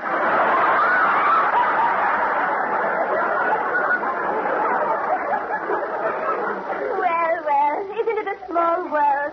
I'm glad to hear that we have something in common. You mean you was hit over the head with a billy, too? No. In my case, it was a careless nurse. The cellmate and his soulmate. Mr. O'Toole, do you read much? Whenever I get time. He reads quite a bit. Have you run across A Tree Grows in Brooklyn? Is it near Ebbets Field? Well, I don't know. I'm only up to page 4. Look, quit doodling with the chit-chat, Crackpot. Pop the question. Oh. Miss Boyke, would you care to honor me by marrying me this fortnight? Well, Mr. O'Toole, I don't usually marry strange men, but I feel that you are a man I can trust. Well, you certainly can. I used to be a trustee. A trustee? Yeah, Crackpot used to be with a bank, on the board of trustees. Thank you, Mr. O'Toole. I accept your proposal. Good. Miss Boyke, on which bank do you carry your checking account? Checking account? Why, I wouldn't think of having a checking account. All my money is in war bonds. No checking account? Hey, Arch, I've been roped in. Don't look at me. I warned you. I told you marriage was poison for bachelors. Don't blame it on me.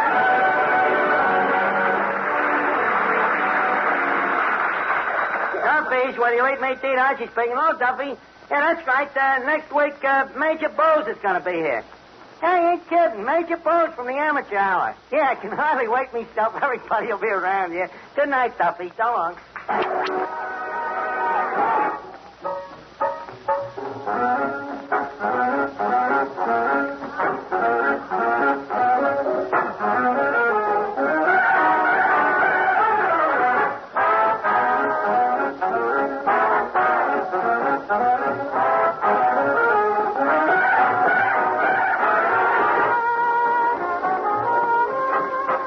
This rebroadcast is a presentation of the Armed Forces Radio Service.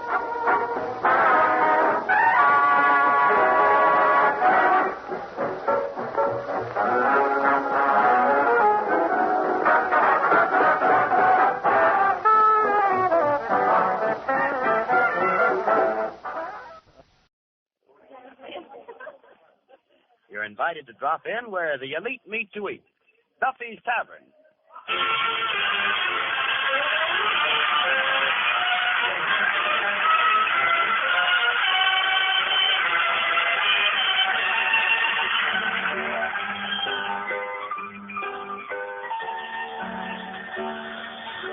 Hello, Duffy Tavern, where the elite meet to eat. Archie the manager speaking. Duffy ain't here. Hello, Duffy. The crowd here? You never seen a swell-looking bunch of crumbs. Or, as the English called them, croutons. Well, you see, Gertrude Lawrence is coming down here tonight, so the crowd all dressed up formal. Yeah, practically everybody is wearing shoes. Well, except Moriarty, of course. He didn't have an 18 coupon, so he just went out and got a pedicure. Yeah. Very good Lawrence, Duffy. She was in that play, Lady in the Dark, about a dame and a psychiatrist. Yeah, they're them doctors of psychology. Well, you know, he's a guy you go to when you're doing all right, you're feeling all right, and you're looking all right, and he tells you what's wrong. Yeah, it's for people with twisted mentals. Why is Gertrude Lawrence coming down here? Well, since Noel Coward is in England, she probably said to herself, whom in America is most logical to be Noel's predecessor?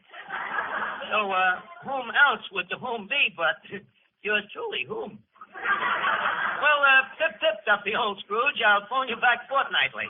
Look, Eddie. Yes, Miss Doc. Eddie, you won't believe this. That's right, but go ahead.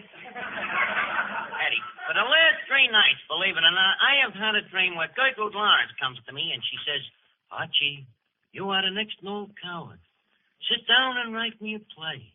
If you don't, you're a jerk. Miss Lawrence say jerk? Yeah, Eddie, funny words for an English dame to use, ain't it? Well, they have them over there, too. So you are the next Noel Coward, huh? Oh, the next don't, yeah. Well, Gertie Lawrence ain't the first one said so. Plenty of people say that I'm just as good as Noel Coward. Who say that? Who says it? Who should I know? I don't go around eavesdropping. So, anyways, I wrote this play. Why? Eddie, I had to. I had to dream, didn't I? You want me to thwart me libidos? Not unless you like them that way. Look, Eddie, you don't understand. You see, dreams is a manifestation of the frustration that arises out of your ectoplasm, see? That is when you are out of conscientiousness. Are you with me, Eddie? Well, yeah, I'm just as confused as you are. I see that you have very little knowledge of psychiatry.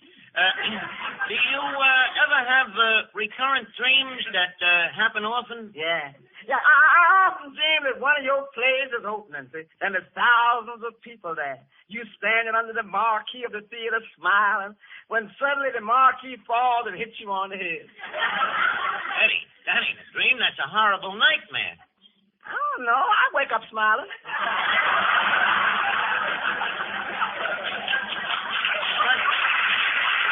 What's the use of trying to explain psychiatry to you? Look, the human brain is divided into 2 apartments, see? Upstairs is your consciousness. Out of that, your hair grows.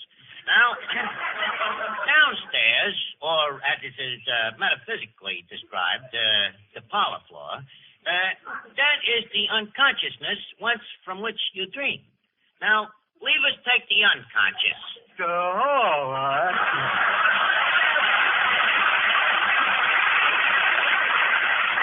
Oh, Finnegan, do you ever dream? Oh, boy, do I, dear. I love to dream. You love to dream, huh? Yeah, breaks up the monotony of sleeping.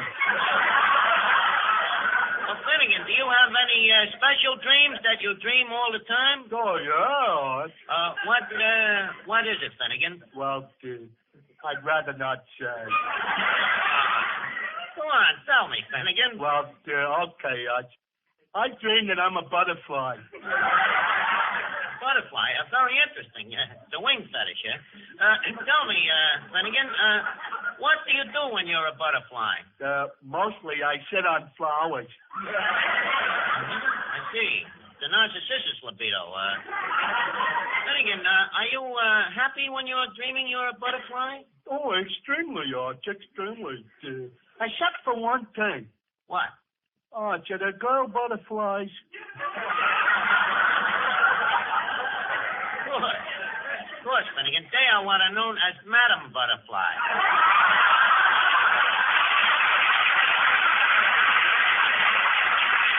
Well, Finnegan, your dream is very simple to interpret. You have a suppressed frustration to be an aviator. An aviator? Arch, I'd be scared stiff up there. Well, why? When you're a butterfly flying around, they ain't scared. Yes, I am, Arch. That's why I'm sitting on the flowers. What the use of psycholyzing you? Leave me get back to me play. That crummy play. Now listen, Mr. Georgine Nation. How can you criticize a play that you ain't even read? Look, Mr. Noel Coward, when there's corned beef and cabbage on the stove, I don't have to look in the pot to know what's cooking.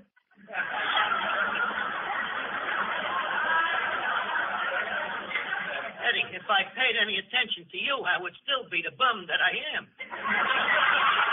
But I got bigger ambitions. Hey, Arch. Oh, hello, crackpot. Hey, what's going on? Well, Eddie here is trying to frustrate me. Gertrude Lawrence dreamed me to write a play. See, so I wrote it.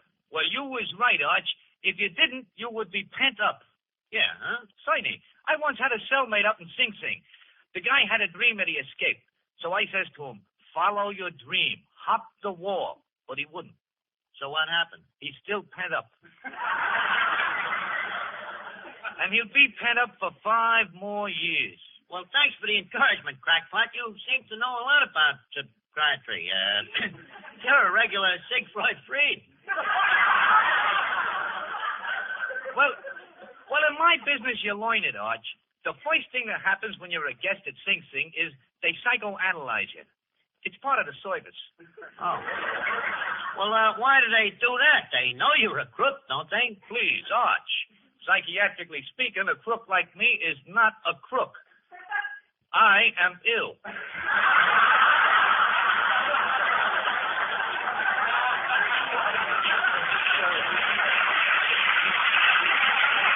Hey, Arch, what does she mean Pete is ill?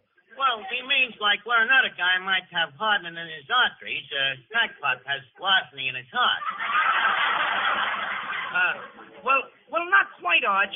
You see, the psychiatrist found out that I inherited me criminal tendencies from me father, who had a tendency to be quite a criminal.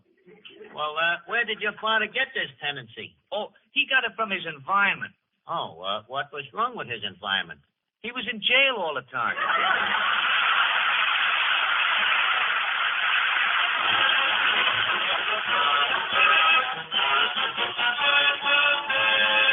Hello, Archie. Oh, hiya, Benet. Did you hear about the play that I wrote? Well, Archie, I've heard about your plays, and from what I hear, they'd be much more useful as practice targets. Everybody's a critic. Please stick to your singing, Miss Venuta. Somebody ought to remind that dame there's a fat shortage, too. Don't let it get you down if the plans that you've made go up in smoke, and each dream that you dream seems like a joke. Don't let misfortune make you frown. There's a great day coming, manana, with a wonderful, wonderful dream. Everybody we're told will be rolling in gold. We'll be out of the doldrums manana. There'll be beer and pretzels manana. There'll be strawberries floating in cream. We'll be singing a strain of a happy refrain, for we're launching a rainbow manana. There'll be high times, high in the sky times. Come you mourners and pick your plums. There's a great day coming, manana, and manana's sure to come. If this troubled world around you brings a sigh and makes you wonder what and when and why, forget your fears and keep your chin up high. Remember, we're lucky to be here in the land of the free. Time. Oh, we'll all have fun. There's a great day coming, manana, and manana's sure to come.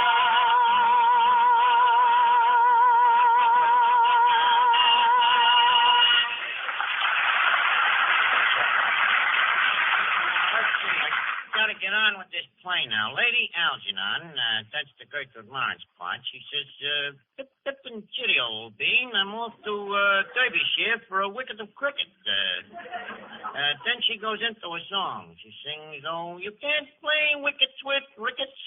It ain't crickets. Without you got tickets. Eddie, sometimes me cleverness frightens me. And, brother, you got something to be frightened of. Thank you, Eddie. You know, this play will tendency to show the whole cavalcade of me talents. First, I use me talent for writing. Then I add a soup son of me singing, a spice of composing, goodly portion of acting. Mama, I followed your recipe, but look what come out. Look, Eddie, wait a minute. Here she comes now. Who? Gertrude Lawrence. This name's a high-class name. I gotta be presentable. Is me hat on straight? Well, Gertrude Lawrence.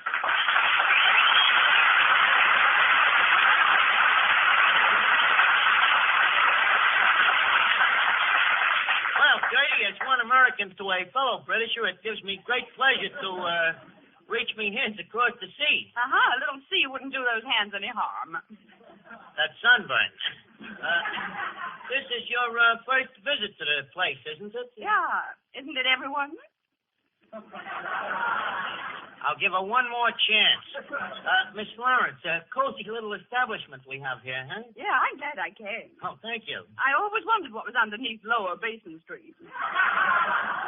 The lucky thing England is our ally. I punched this dame right in the nose. By the way, I understand that we have a mutual friend in common. Oh, really? Who? Noel.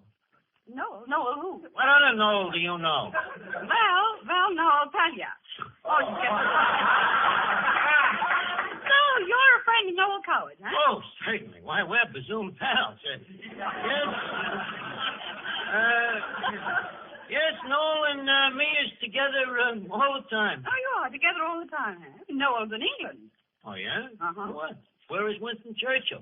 He's in England. Where's President Roosevelt? In Washington. Touche? By the way, pardon me, rhododendron. You must be simply famishing.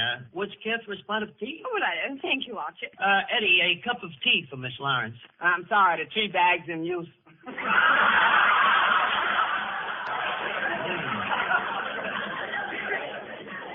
Who's got it? Moriarty.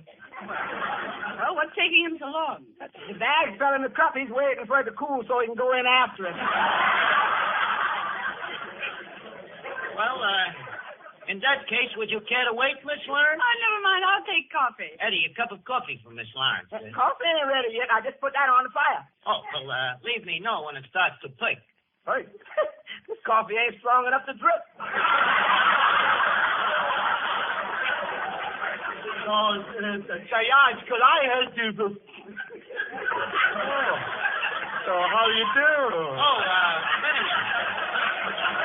Miss Lawrence, may I present Mr. Clifton Finnegan, Mr. Finnegan, Miss Lawrence. Miss Lawrence, Mr. Finnegan, Mr. Finnegan. How do you do? How do you do? Please, Miss Lawrence, I'll tell you when. Oh, Mr. Finnegan, Miss Lawrence. Clifton, Gertrude. Oh, for heaven's sake, how do you do? Very well. If you don't care for a formal introduction, the woman is a positive bore.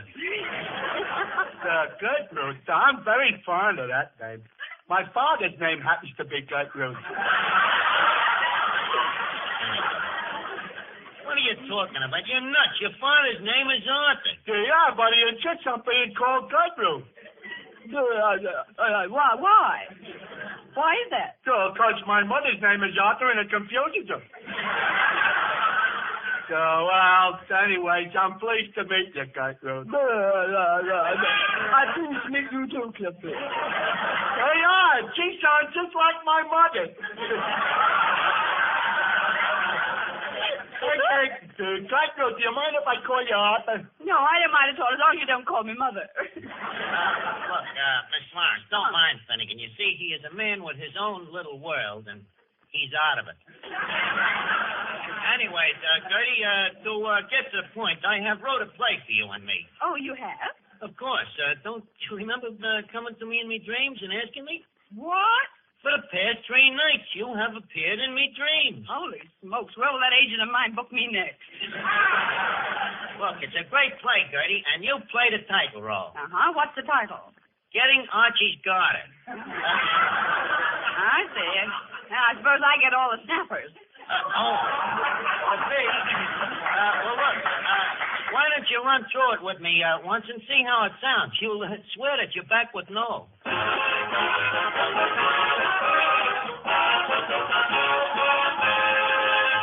Gertie. Did you look over the play? Yeah, Archie, I did. I see it has a song in it. Who wrote that? Who wrote the song? Mm-hmm. Only the author of Leave Us Face It. Oh, Lord, that moron. Miss Lawrence, it may embarrass you to learn that moron is me. Anyways, leave us get on with the play. Now, you see, the scene is the curtain rises. I am sitting in me flat in London in me velvet smoking pajamas.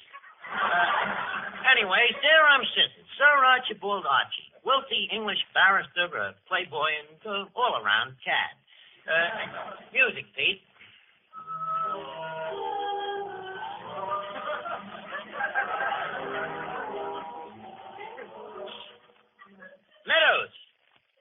Meadows.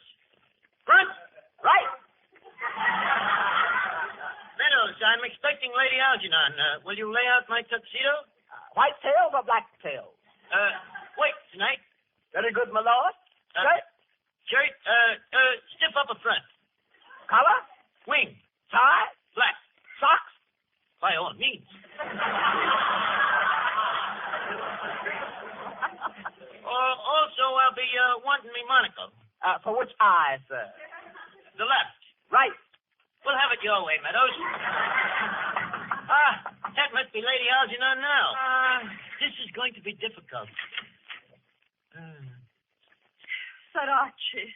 Lady Algie, you're late. It's almost off, sir. I know. I'm sorry, I was delayed. Careless of you. You should have took a pram. Of course, you suspect why I asked you to pop over. Yes, I was afraid of that. You mean it? Yes, I'm afraid it's... Well, then, this is it. This is it. The end, eh? The bitter. Yes, I sensed it last night on the balcony. You did, eh? How did you sense it? Oh, I don't know. There was something about the way you pushed me over the rail. Oh, I say, I'm dreadfully sorry about that. Did you get hurted? No, I fell on Mother. Say, that was a bit of luck. That old blimp, isn't she? Well, I suppose there's no chance of... Going back? Yes. Lady Algie, please, let's shan't have a scene, shan't we? No, darling, we shan't. Good. We must be civilized about it. Cigarette? Thank you. Champagne? Oh, but definitely. Meadows. Wait, Meadows. After all, I suppose this is an occasion. Make it the dollar bottle. Memories. Yes, it's all been frightful fun, hasn't it? Yes, it's been. Ripping. Do you remember those days at Brighton? Brighton. And Cooney, too.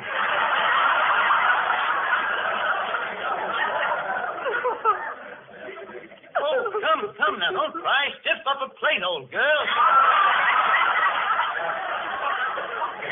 Come, sit next to me here at the Hopper's Court. My sweet. You remember? Our song. I'm so terribly, terribly fond of you. Here in our little rendezvous, I find you so simply, plainly devastating. Your hair is like a bunch of jewels. Your eyes are too deep, Liverpool. But now it seems that we are separating things. This is it. This is it.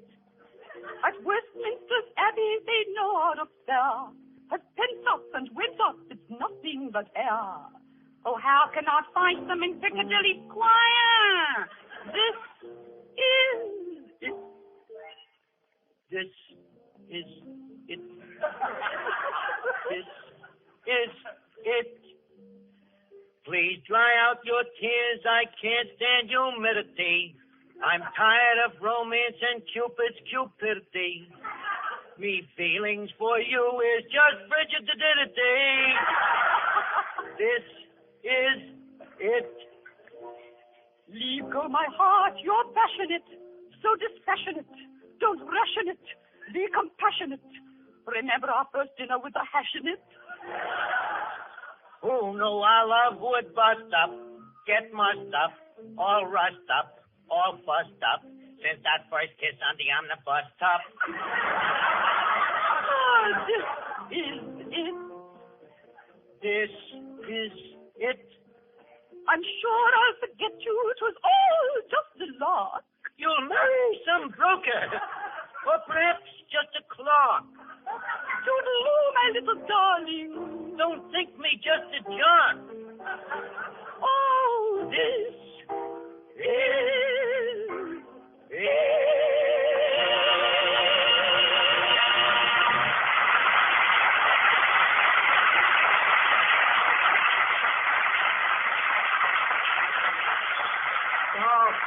You were wonderful, Miss Laura. Oh, thank you, Penny Gertrude. You were simply marvelous. Oh, sweetheart, you were nice. Oh, thank you. Simply superb. Oh, you were wonderful. Thank you very much.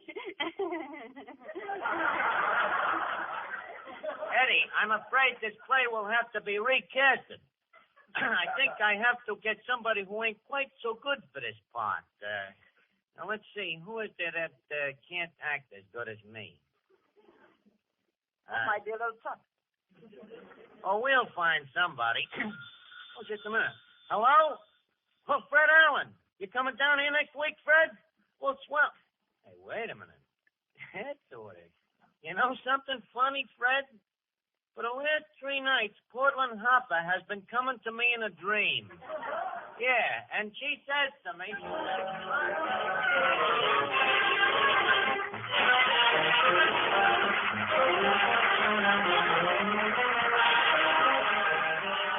Before we leave Duffy's, leave us put a couple of nickels in Duffy's jukebox. The plat is spinning. The needle comes down. It's music.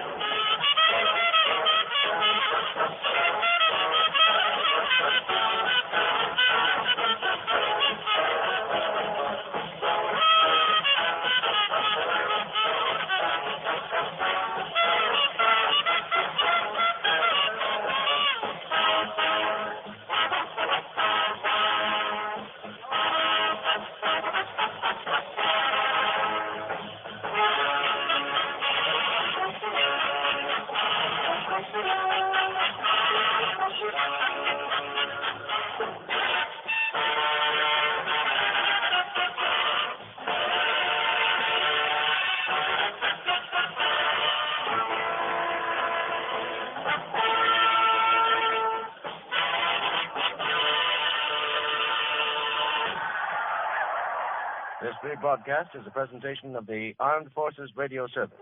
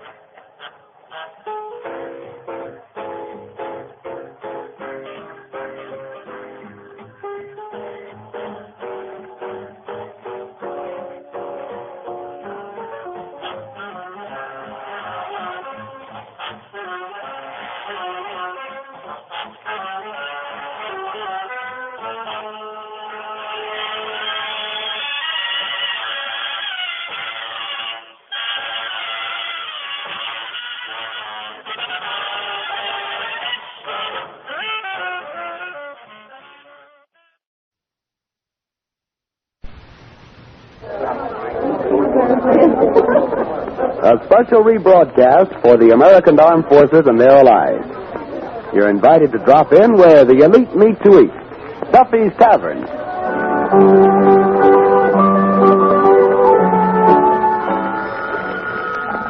Hello, Duffy's Tavern, where the elite meet to eat. Archie, the manager, speaking. Duffy ain't here. Oh, hello, Duffy. Tonight, Carol Landis, the curvaceous cookie from Hollywood. Curvaceous. What's the difference what it means? It looks great. She's a beautiful dame, Duffy. Has she got what?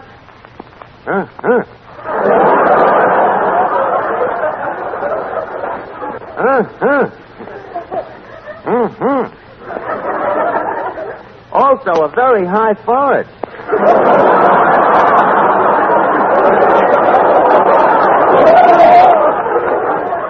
What? Mrs. Duffy had a shape like that when you married her? Yeah, but since then her figure's been a total loss. Huh? Well, naturally. Everything going out and nothing coming in. Huh? Offer her a job here. Duffy, it'd ruin us. Well, with calves like hers around, who's going to order pig's feet? I'll call you back, Duffy. So long.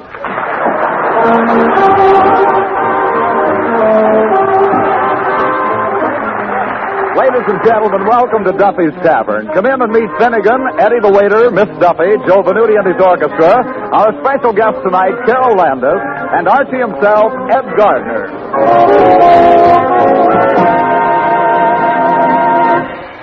Let's see now.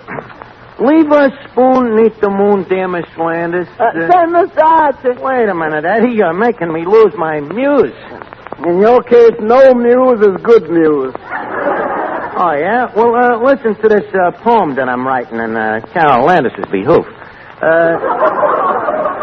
Leave a spoon neath the moon, dear Miss Landis, while I whisper how dainty your hand is. Joe Cupid has got me over a barrel, but I'll wait for you till Christmas Carol. What do you think of it, Eddie? Huh? What do you think I think of it? That's a nasty thing to say. After all, I just dashed the thing off you. Could Shakespeare do better? Even right now, he could.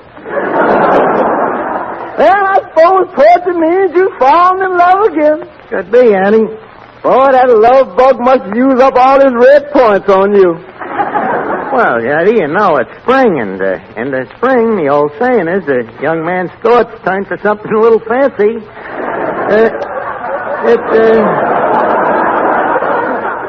It happens to every normal guy. Yeah, but it happens to you all year.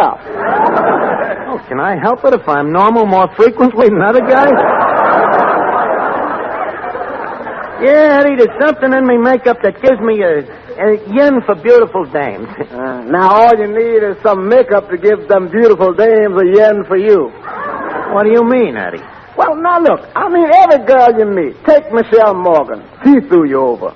Gertrude Lawrence walked out on you. Ida Lupino gave you the air. Veronica Lake gave you the air. Eddie, are you trying to imply that I am fickle? Not fickle. Futile. Leave us not split infinitives, Eddie. You just watch me tonight when Carol Landis comes down here. Hello, Archie. Oh, well, Miss Duffy, I ain't seen hide nor seek of you in weeks. Where have you been? Home, having a battle with a horrible flu germ. Oh, how is your mother? Please, Archie, I'm talking about a very contagious germ. Oh, I beg your pardon. How's your father? Oh, he's fine, thank you. Oh, that's good. Well, I'll see you later, Miss Duffy. I'm very busy now. You want to hear how I got the flu? No. Well, last week my girlfriend, Vera Fogarty, got us a double date with two sailors. Vera Fogarty got your date with two sailors. She's picking up sailors again, huh?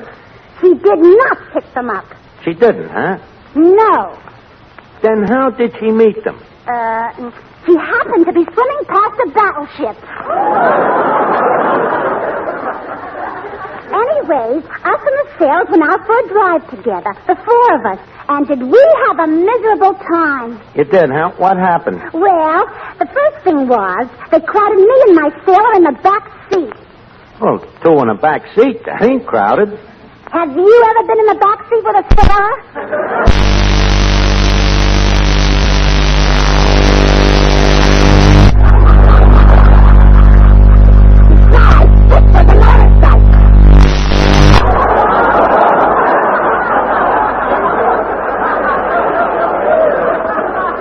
A motorcycle? Now, wait a minute. If this is a motorcycle and you was in the back... Where did Vera sit? On the handlebars, naturally. That is, until the accident. Until what accident? When we stopped for a red light and Vera didn't. I like Vera. That's very droll. So, leave me make a dull story short. You kissed the sailor goodnight and you caught the flu from him, huh? That is not a very nice thing to say, Archie. You know very well I'm too much of a lady to kiss a man the first time I meet him if he has the flu. Say, maybe he did have the flu. How else could I have got it? Well, anyways, Miss Duffy, don't think it's nice to have you back again. But do me a favor. Keep away from guys. You know, with you, it's like a drug, like a dope. All right. Oh, Hello, Finnegan. Well, Miss Duffy, how you feeling? Better, thank you. I was deeply concerned about your ill. You know, that flu can turn into a nasty cold. Did you get the box of cough drops I sent you? Yes, thank you. That was very thoughtful of you, Finnegan. Well, I always try to be thoughtful. Too bad you got better. You should have seen the wreath I had picked out.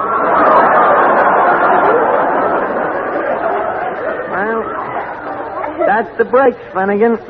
Well, anyway, Miss Duffy, glad to see you back. Thank you. Hey, Art, is Carol Landis really coming here tonight? Why, certainly, Finnegan.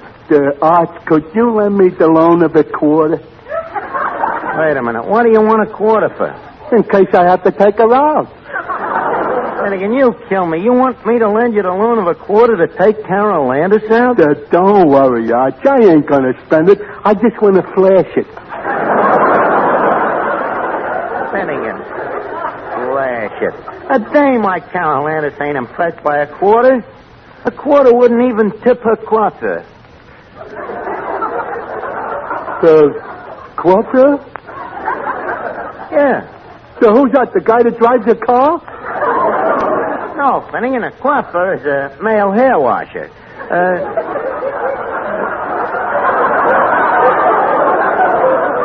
It's what the French call a shampoos. Quarter to take out a movie star. Oh, what's the matter? To me, Carol Landis is just another... Finnegan, please, when you mention Carol Landis' name in public, smile. Don't forget, sir, that someday that name might be my name. You mean that you and Carol Landis are... Yes, I do. Ah. So when did it happen? As soon as I meet her. Watch me work, Finnegan. Say, Archie. Yeah, Toby. I hear Carol Landis is coming down here to talk about women taking jobs. Yeah, she is, but believe me, Toby, if me plans matriculate, she ain't going to be interested in that stuff. I am proud to say that my wife will not have to take no job. Well, why not? She's got money of her own. You may play, Mr. Venuti.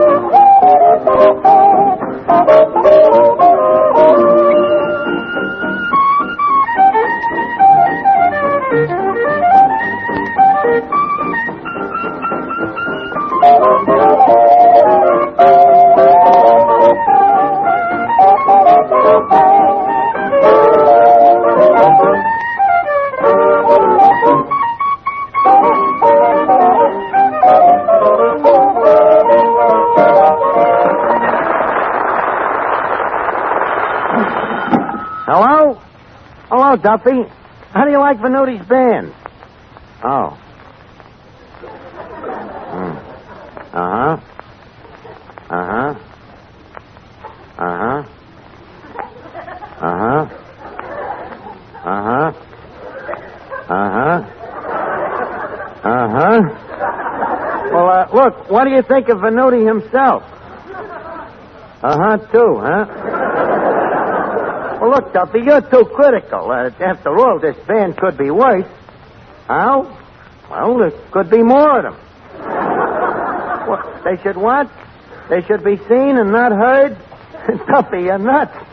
They look even worse than they sound. Well, look, I'll have a talk with Venuti. Huh? Tell him what? Okay. Hey, Arch, what was that? That was a request. What was the request? Never mind. You couldn't do it anyway.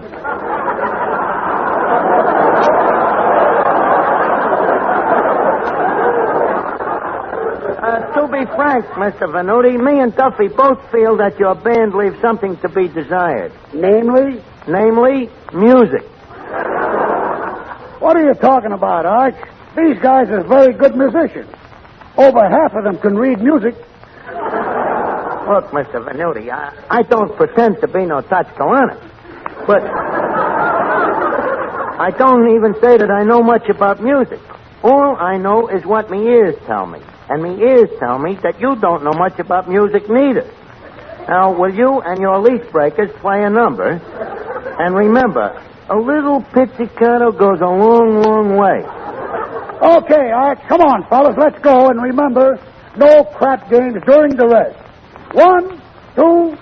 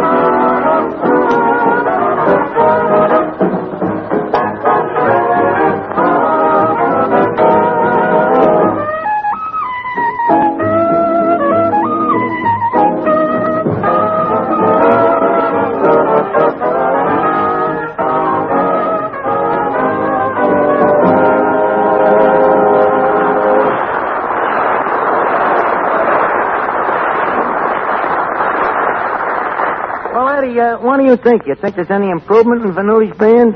I don't know. It seems such a waste to make all that noise and not turn out a single boiler. Well, at least they're trying. Hey, wait a minute, Eddie. Here comes Carol Landis. What a dish, huh? Oh, boy. And look at her. What a lady. What a lady. Look how she passes the cuspidor and ignores it. Now, there's a real lady for you, Eddie. Well, Carol Landis.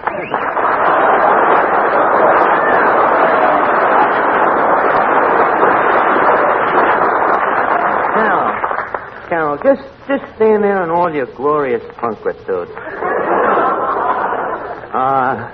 What a beauty. What a beast. Please, don't say a word. Just stand there and leave me drinking me only with thine eyes. Never before has such radiant lassitude ever desecrated our portholes. Say, whatever happened to the King's English? I know he is. That's a joke, by the way.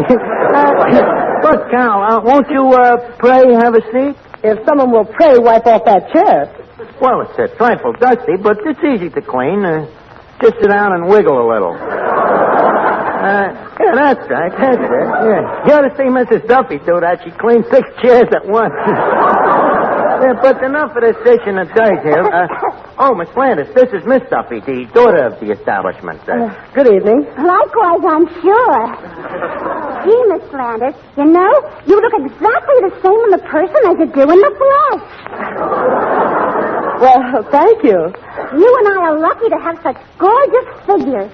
Knock wood. And our hair is both blonde, too. Isn't that a coincidence? Yes. What was yours before? Green with red sideburns. Oh, then it's good to change it. Now, please, get back to the cash register. And, Carol, leave us get back to the eternal triangle. You and me. Look, Archie, I came here to talk about a very serious problem. What, that stuff that Toby was saying about women taking jobs? What do you mean, that stuff? Carol, dames like you ain't made for crass work. You are a frail gossamer who should be placed on a pedestrian.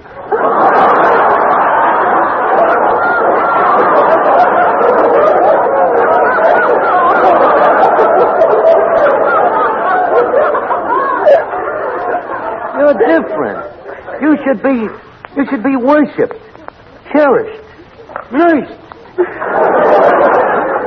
I know. Woman's place is in the home. That's right. It's the first law of nature. Tomatoes should cling to the vine.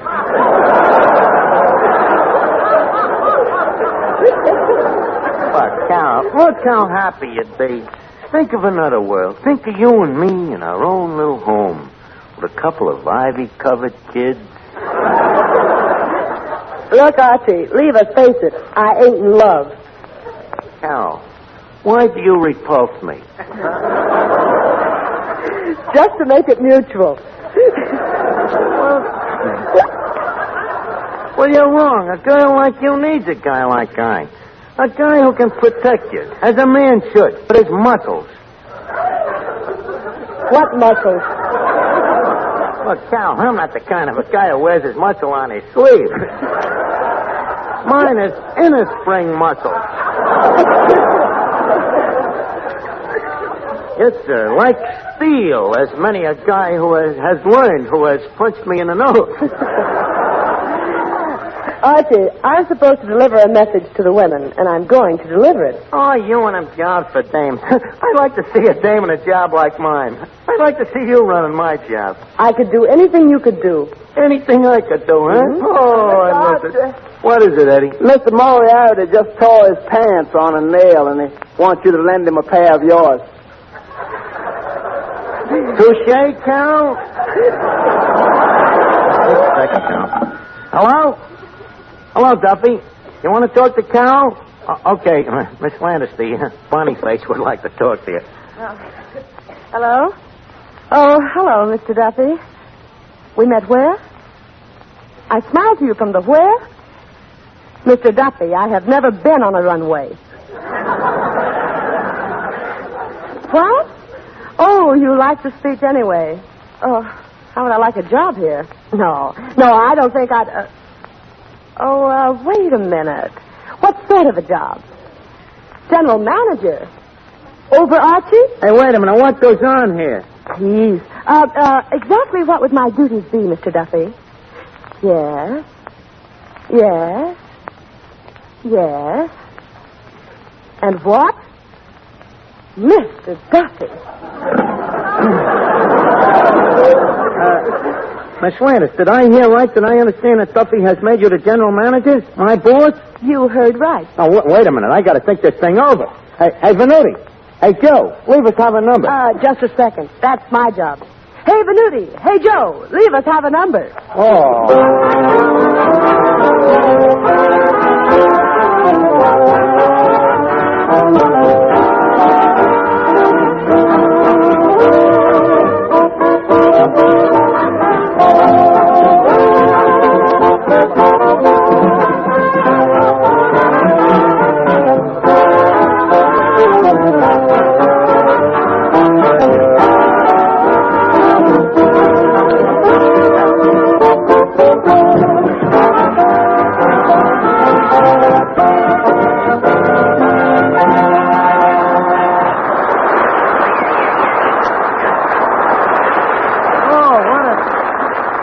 dirty trick. Putting a dame in here as my boss. What's the matter, Mr. Archie? I'm going nuts. Carol Landis is going to be me boss, me manager.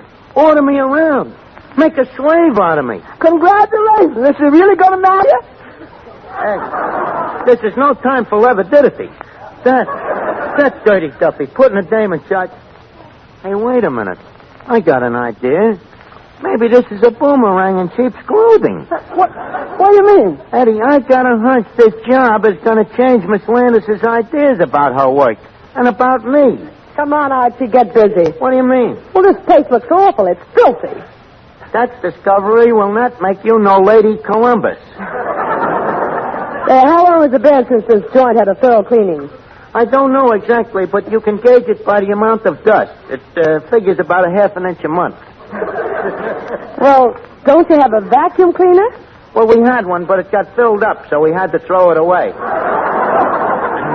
Anything else, Your Majesty? Yes. Where do you keep the napkins? The napkins? We cut the napkins out for the duration 10 years ago. I get it. You're going to try to make it tough for me, huh? Oh, Paris forbid. No, we're all going to cooperate. If Duffy wants to have ladies' help, he can have all ladies' help.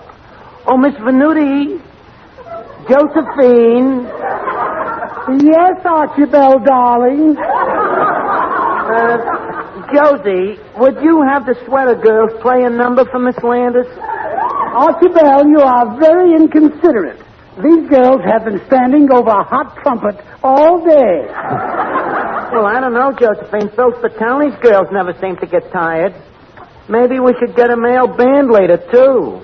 Look, dearie, don't threaten me. Hurry up. Oh, Miss Finnegan. Miss Finnegan.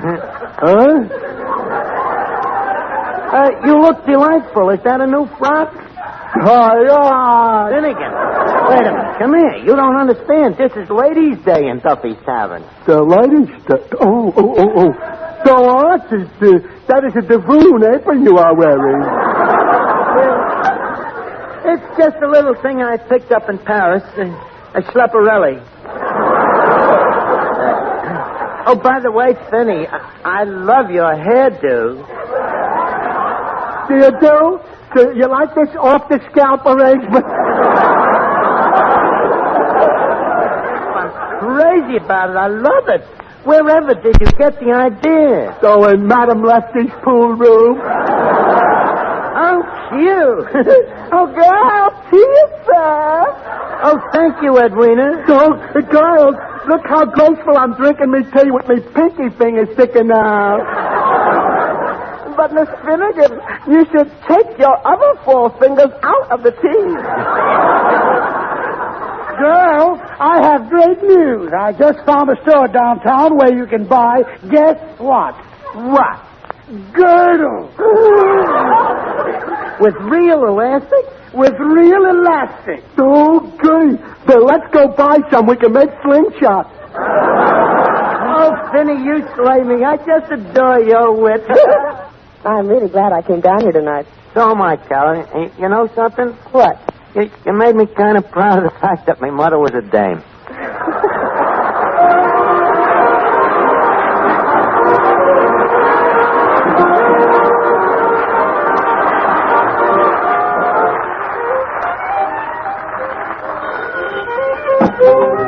Hello, Duffy's, where the elite meet eat. Archie the manager speaking. Hello, Duffy.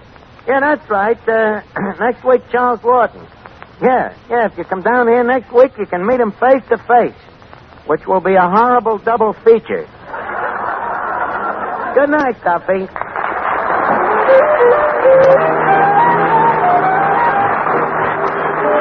Before we leave Duffy's, leave us put a couple of nickels in Duffy's jukebox.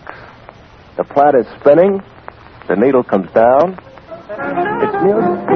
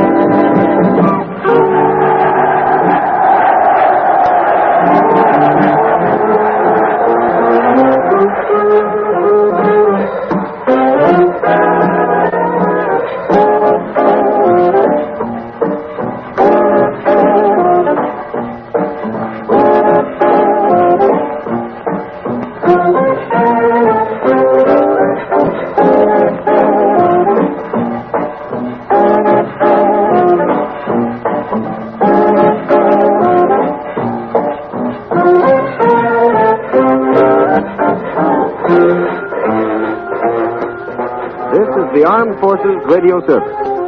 Shoo, shoo, shoo, baby. Shoo, shoo, shoo, baby. Bye, bye, bye, baby. Your papa's off to the Tavern sea. Don't cry, baby. Don't sigh, baby. Bye, bye, bye, baby. When I come back, we'll live a life of ease. Seems kind of tough now to say goodbye this way.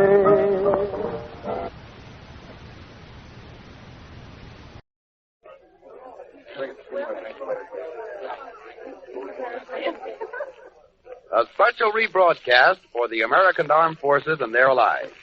You're invited to drop in where the elite meet to eat. Duffy's Tavern. Just a second, hello? Duffy's Tavern, where the elite meet to eat. Archie, the manager, speaking. Duffy ain't here. Hello, Duffy. Tonight, Charles Laughton. The English Soapy Tucker. Laughton, Duffy. Laughton. Yeah, Laughton. That's how the English spell it. Yeah, you know, like the London Times is pronounced the Thames. Yeah. Charles Laughton? Well, he's been in Mutiny on the Bounty, the Hunchback of Notre Dame, Ruggles the Red Cap. Yeah. You know the guy, Duffy. He's the one when your wife says she can't stand the sight of you, you take her to see him. The crowd here? Well, the usual bunch of crumbs. Yeah, well, look, I got an idea how to improve the place if you listen. Well, you know who the biggest spenders are, don't you? Actors. Well, it's obvious why. Actors have never got no dough. They don't want nobody to know it, so they spend it like mad. Yeah. Well, my idea is to turn this joint into an exclusive private club where only actors can be members. Yeah, like the Lambs Club. We'll call it the Hams Club. I'll talk to Laughton about it when he gets here. Okay, I'll call you back, Duffy. So long.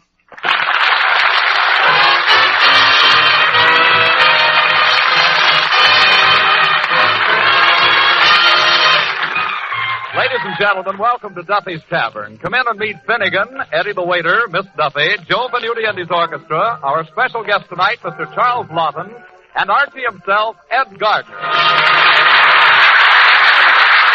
Exclusive club right off. Now, let's see. The first thing we drill one of them peak holes in the door. Why does a hole in the wall need a hole in the door? Eddie, this is a very classy club. Every classy club's got one. So, that's so the management can look out and see that nobody gets in but bona fide members. And if you put a peek hole in that door, nobody's going to come in. Why not? Well, you can look out, they can look in. Mr. Archie, now, how you going to get any actors to join this club? Well, by signing up Laughton. You see, Eddie, we've built a better mousetrap here, so in order to catch the right mice, we have to bait the trap with the proper piece of cheese. Namely, Charles Laughton. If Mr. Laughton joins this club, he'll think he's back playing in the beachcomber. You going to charge dues for joining this crummy club? Well, certainly, Eddie. It'll be worth it. We'll have a game room. A game room? Yeah, that back room where we keep the pig's feet. Yeah, that's pretty gamey, all right. Certainly, and we'll have a library. What's the library? We'll dust off that World Almanac over there. Well, firstly, that almanac is from 1914. And secondly, one almanac don't make a library. Leave me take your objections in order. Firstly, about the almanac being 1914, the Declaration of Independence is a great work, ain't it? Yep. When was it wrote? 1776. Touché? Now, for the secondly objection, that one almanac don't make the library. To that I reply, the word is almanac, not almanac. Ergo, touché again. Think you are slightly touché in the head. Oh, you do, huh? Archie? Oh, yes, Miss Duffy. I want to ask you something very important. What is it? If a fellow says, dearest beloved, I love you more than the sun, the moon, the stars, more than life itself, be mine, beautiful Miss Duffy, be mine. Is that committing himself? Yes and no. What do you mean, yes and no?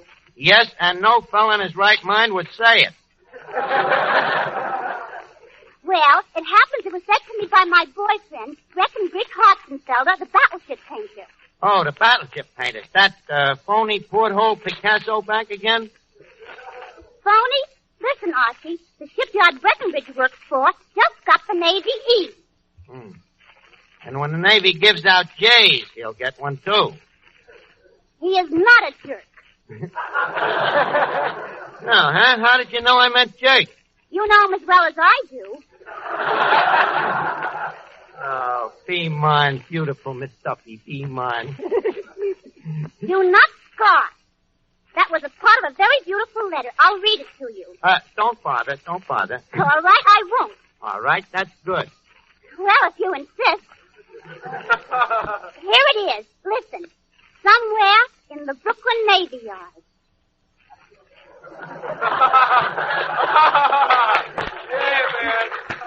Dear Miss Duffy, as I sit here on my scaffold, looking at this black gray paint, I think of you. You as you will be when you are old and gray. Isn't he romantic, Archie? Yeah, the only guy in the world who's got romance in his taint.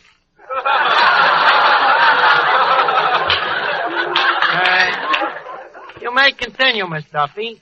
Darling, you almost lost your babykins today. A terrible thing happened. The foreman made a mistake in figuring the tide, and for 20 minutes I was painting underwater. P.S. Tell your mother I'll be over tomorrow with some fresh flounder.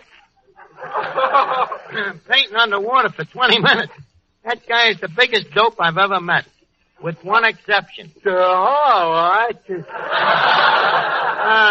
Finnegan. Oh, good evening, Miss Duffy. My, you look pretty. Thank you, Finnegan. Every day you look better. Yesterday you looked better than the day before.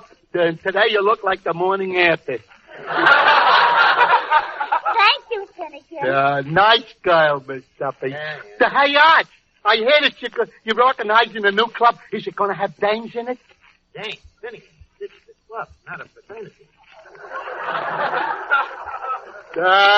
What's the fun of being in a club without dames? That's why I quit the Boy Scouts. I'm sorry, Finnegan, but this club will not have no dames. It will be strictly non-sectarian.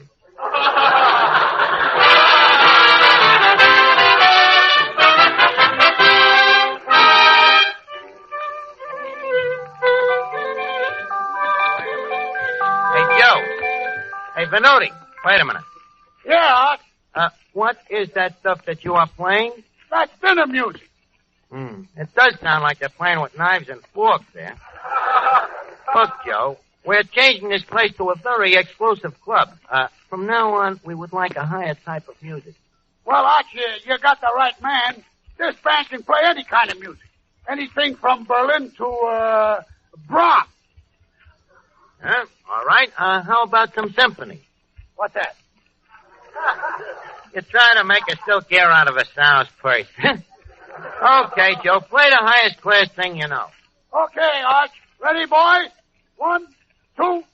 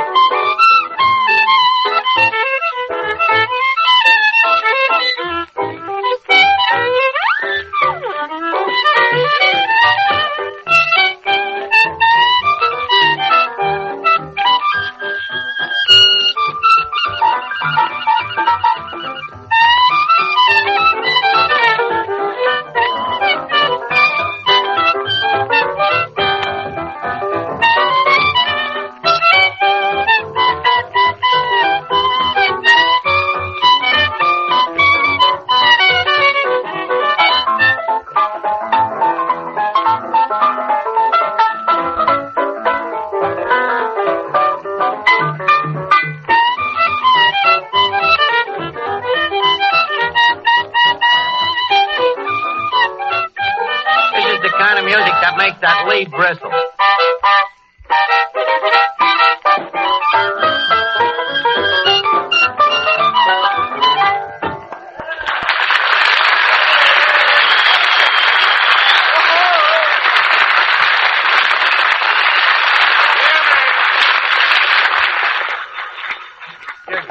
Hello? Oh, hello, Duffy. Been thinking it over? You want to join a club, huh? But, Duffy, you ain't no actor. Duffy, yelling, take it off in a burlesque show, that don't make you an actor. I'll tell you what, Duffy, instead of a member, we'll make you the board of governors. Yeah, you can pass on to no members. Okay, Duffy. That horrible-looking Duffy trying to join his club. Hey, Arch, no cracks about Duffy's look. Here he comes. Finnegan, that ain't Duffy. That's a kindred kisser. Charles Laughton. Oh,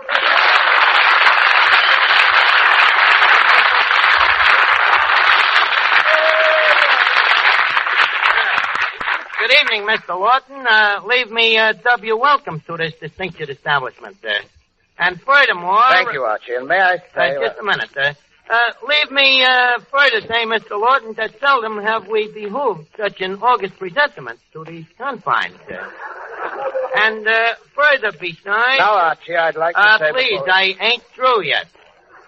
The man is in love with the sound of his own voice. Now, let me see. Oh, and feel assured, Mr. Laughton, that your visit is a bereavement from which we will not soon recover. If there is anything you desire, just beg or call. Well, there's one thing I would like. What? An edgewise. Huh? An edgewise? Yes, so that I can get a word in. Oh, I'm sorry, old cat. I forgot. I guess I was born with a silver tongue in me mouth. If your silver tongue is giving me a tin ear. Archie, you should be more careful with the English language. Don't forget it may be somebody's mother tongue.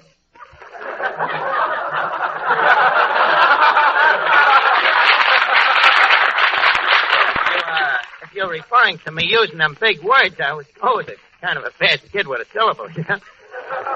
Yeah, I started using big words practically the minute I learned how to talk. The minute you learned to talk? Yeah, well, you see, I learned to talk pretty late. How old were you? 18. By that time, I was in high school. I wish I'd met you at 17. Yeah. Well, you should have did it. I was quite charming. I'm sure you were. Yeah. So this is the famous Duffy's Tavern. Yeah, that's right. You never been here before, have you? Never. And I've enjoyed every minute of it. Well, now that you are here, how do you like the joint? I think this tavern is unique. Unique? That might be an insult. If it isn't, I'll rephrase it.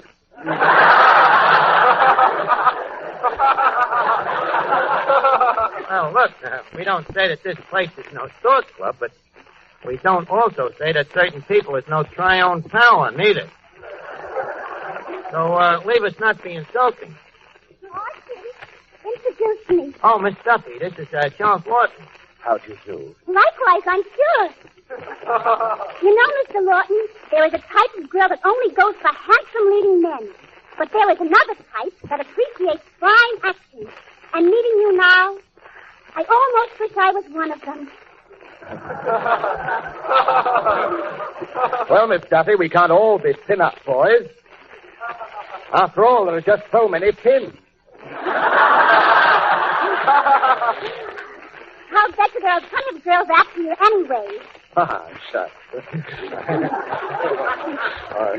No, I mean it, you know? Some girls fall in love at the first sight they meet.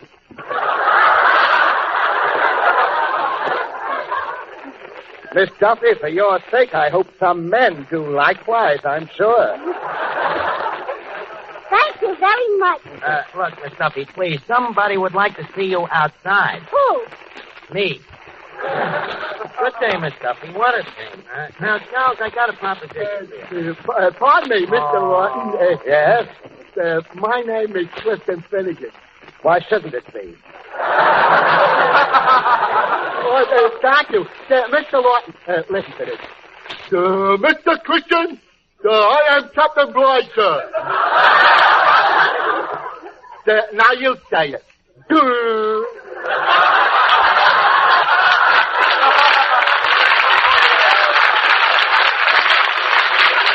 Mr. Christian, I am Captain Blythe, sir.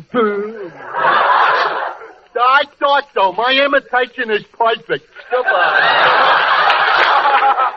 Now I know what Mersey Dotes would be if it weren't a song. Look, Charles, we'll come to the point. We're turning Duffy's Tavern into an exclusive club, very ulterior. We would like you to be the first member. The first and only? Well, not the only member. After you find out how wonderful a club is, we naturally expect you to suck in some of your friends. You're actually going to make a club out of this Duffy's Tavern? Yes, a terrific club. Game room, library. Just picture yourself, Charles, relaxing in the library, sinking 6 inches deep into one of our comfortable chairs. Quite impossible. Those chairs can't have more than 4 inches of dust on them. Look, Laughton, you could sit on a stone bench and still sink 6 inches deep. Well, I've led a soft life. That is quite obvious. Well, anyways, this club will be wonderful. You see, in the game room, we have all kinds of games. Bridge whist, backminton, chess, cribbage, jacks, potsy. Down in the basement, there'll be archery. Hey, wait a minute. Hey, Eddie. Eddie, did you arrange to put that bullseye down in the basement? Bullseye? Yeah, for the archery. Oh, well, you don't need a bullseye. Down there, there's live targets.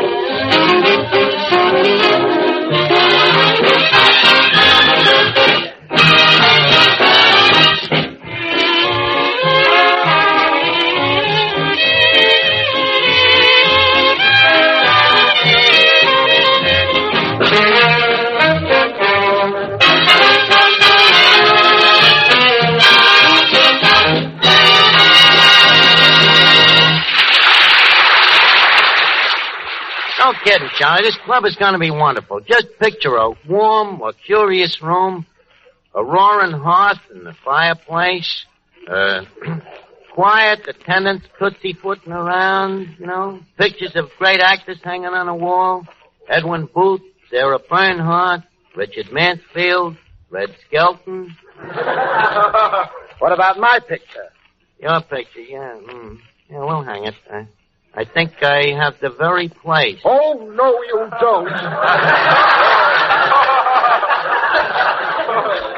All right, then you don't go in the room with the pig's feet. We'll put you in the main room.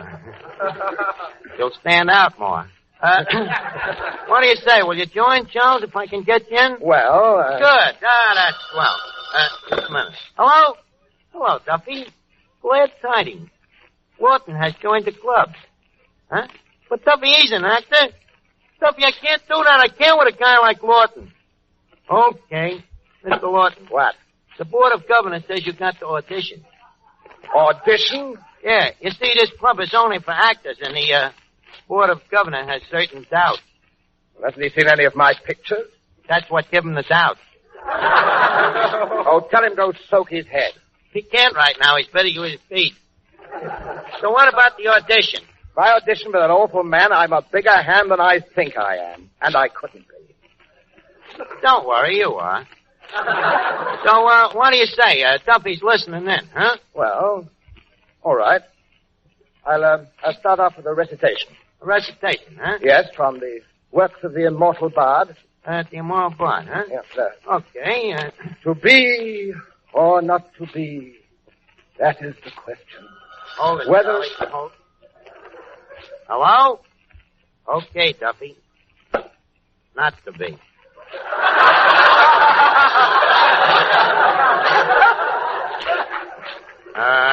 Now, Chuck, look. Don't you know no songs or jokes? Yes, I know some jokes. Well, go ahead and bring them. Duffy likes jokes. Really? Yeah, sure. Well, here's a very funny joke. Oh, it's awfully good. It goes like this. Well, he says, I've just received a letter from my sister, and she must be very ill. And then she says, really? How do you know? Whereupon he replies, well, she started the letter by saying, I'm in Chicago, sick. I say, Archie, I must have messed that up. I think I should have said, I'm in Chicago ill.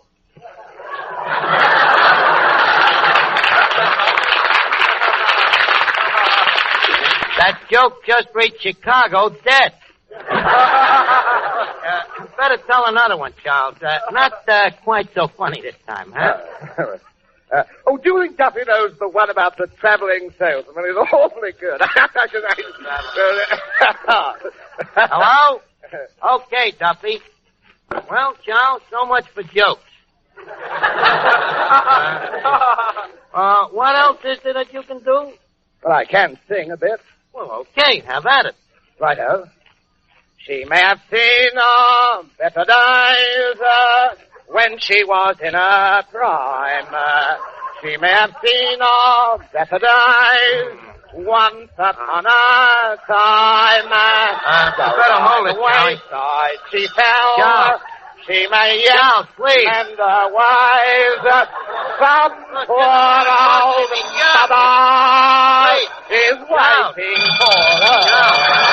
Let's see how better die.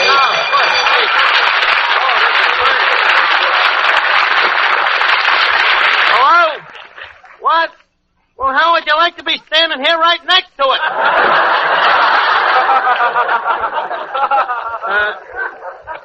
Look, Charles. Yes? Charles, the Board of Governor has decided your case in the affirmative. You're out. Furthermore, the Board of Governor has asked me to dissolve the club, so you have earned a rare distinction. What do you mean? This is the first time in history that an entire club has resigned from a member. Good night, Charlie. Good night, Archie.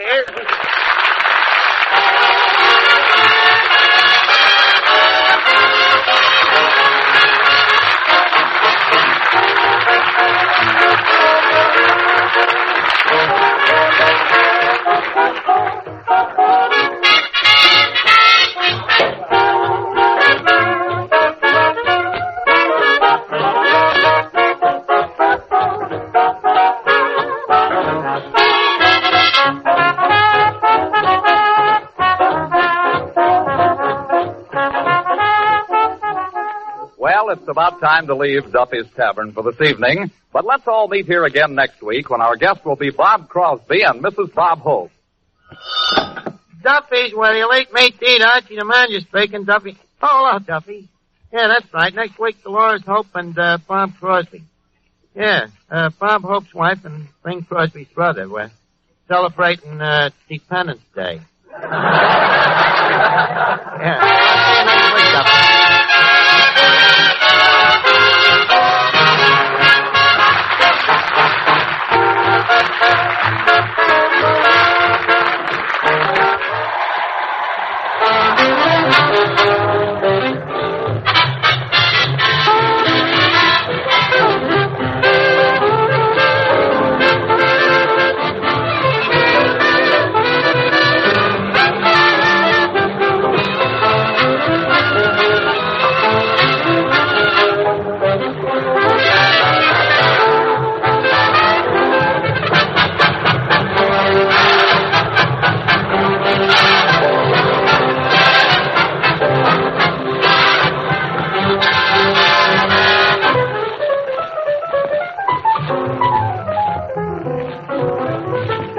This is the Armed Forces Radio Service.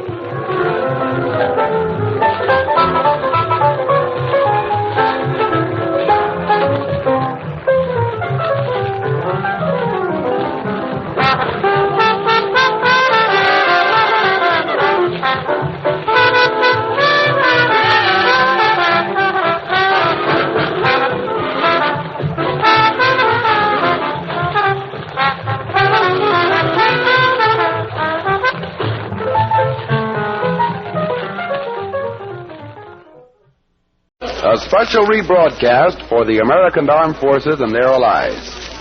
You're invited to drop in where the elite meet to eat. Duffy's Tavern.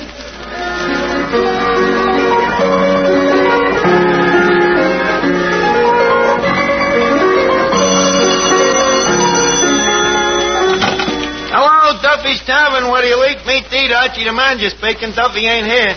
Oh, hello, Duffy. Tonight, Dolores Hope and Bob Crosby. Bob Hope's wife and Bing Crosby's brother. Huh? Duffy, don't be a hog. He wants Lamore's mother.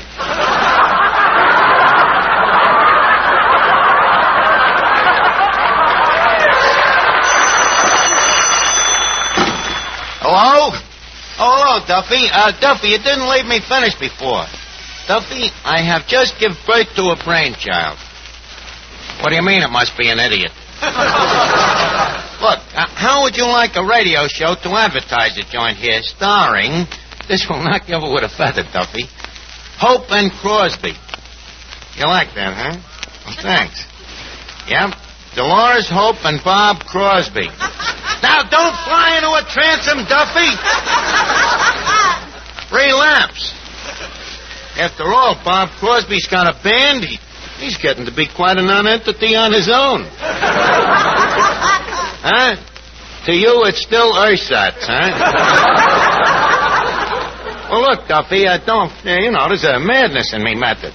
If we star Dolores and Bob, what is more natural than they should invite down certain of their relatives tonight? Well, that's what I'm counting on. Huh? Oh, no? Look, Duffy, if I don't get Bob Hope and Bing Crosby down here tonight, you can pull every hair out of me head, one by one. Okay. Say, Eddie. Yeah, Baldy.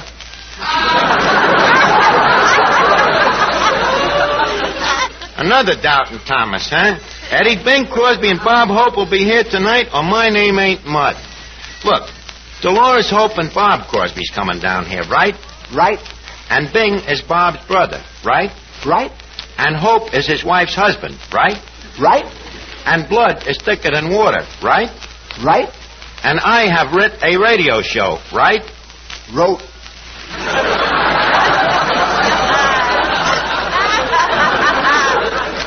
Wrote. Right. Eddie, I think you've taken leave of your tenses. Now, leave us start over now. Dolores Hope and Bob Crosby is coming down here tonight, right? You go around this time by yourself. So Duffy's Tavern's gonna have its own radio show, huh? Right. No, we don't want to start that again. What you gonna do on the show? Me, I'm gonna be the writer and the director and the announcer. Well, I know you can't write and I know you can't direct, but that announcing, that's something I know you can do. Eddie, you think you can talk me out of this? Well, I could talk you out of writing and I could talk you out of directing. But that announcing, that you'll talk yourself out of. Why couldn't I be an announcer? All you need is perfect diction. Whose diction is more perfect than me own? In fact, people who have heard me voice have called me another Raygrave Swing. Yeah, you talk like that, and them same people won't call you Swing, they'll watch you. Oh, yeah? Well, we leave that up to the average radio listener. Hey, and again, I'm glad to see you again, Kip. Suppose you heard a voice on the radio saying, Duffy's Tavern has the most delicious, the most gustatorial, the most savory food in the country. Wouldn't you rush down here? Not me, Arch. I was fooled once by that Orson Welles thing. Besides, Arch, what radio announcer would ever be dopey enough to say that Duffy's food is good? Me, Finnegan. Even you ain't that dumb. But then again, who is? You are. Sure. Finnegan, the idea is we've got to advertise the joint. Look, take tonight. Our specialty is pig's feet or gratin. Look, it's cooking on the stove. Yeah. Now, you know it, I know it, and a couple of customers in the joint know it. But what about all of the people on the outside? Open a window and the whole city will know it. open a window. Eddie, I don't mean just the city. This program is to attack people outside of the city. Don't forget, they're human beings, too. They are. There's people living outside the city? Why, certainly, Finnegan. Hundreds of people live out in the country. So who are they? The people who went on picnics and got lost? No, Finnegan, these people dwell there. They are habitat, so to speak. Mostly they're farmers. They're farmers? Oh, they're the guys that has daughters.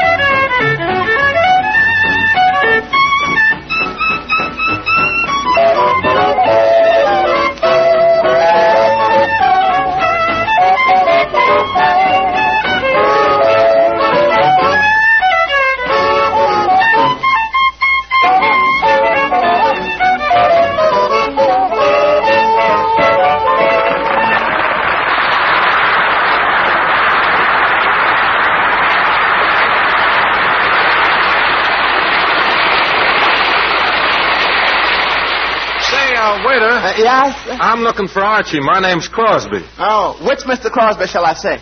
Well, you could tell him it's a Crosby without hope. Well, Bob Crosby.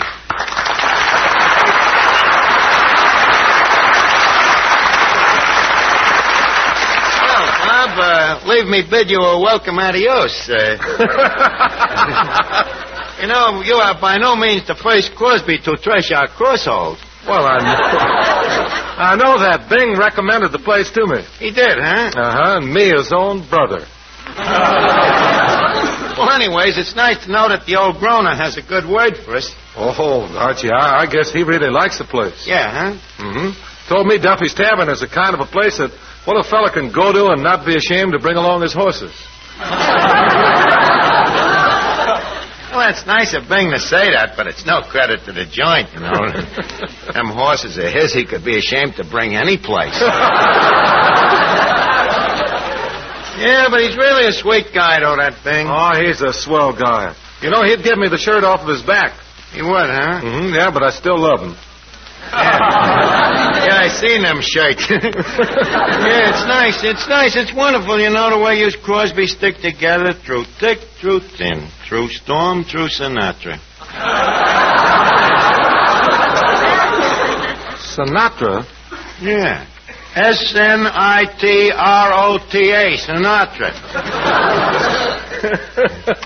I don't believe that I know the person to whom you are referring, old man. Oh, look, Bob, don't con me. You know very well who Sinatra is, after all. Don't forget, Crosby's was the first ones to swoon. Oh, I know. You mean Frank Sinatra?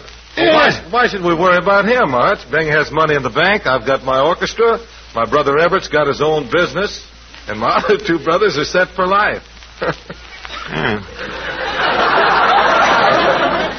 In the clink, No, they're in business. They're in business? What kind of business? Selling Bobby socks. We don't worry about Sinatra. Archie. Oh, speaking of Bobby socks, Bob, I would like you to meet Miss Duffy, the daughter of the establishment. Miss Duffy, this is Bob Crosby, the brother of a very large establishment, too. How do you do? It's mutual. Mr. Crosby, here's something that might interest you. Our club, the 10 Jolly Girls AC, just took a poll. Well, what sort of a poll? It was a poll to pick the handsomest band leader. And I'd like to tell you that you won first prize. Well, gee whiz, thanks. Yes, I'd like to tell you that. But the truth is, you came in fourth. I came in fourth. Well, who beat me out? Cary Grant, Wendell Wilkie, and Harry James. Hey, now, wait a minute. Cary Grant isn't a band leader. I know, but he's honorary winner of all our polls. Well, how about Wendell Wilkie? Well, for him, we just felt sorry. On account of he wasn't a poll, I suppose.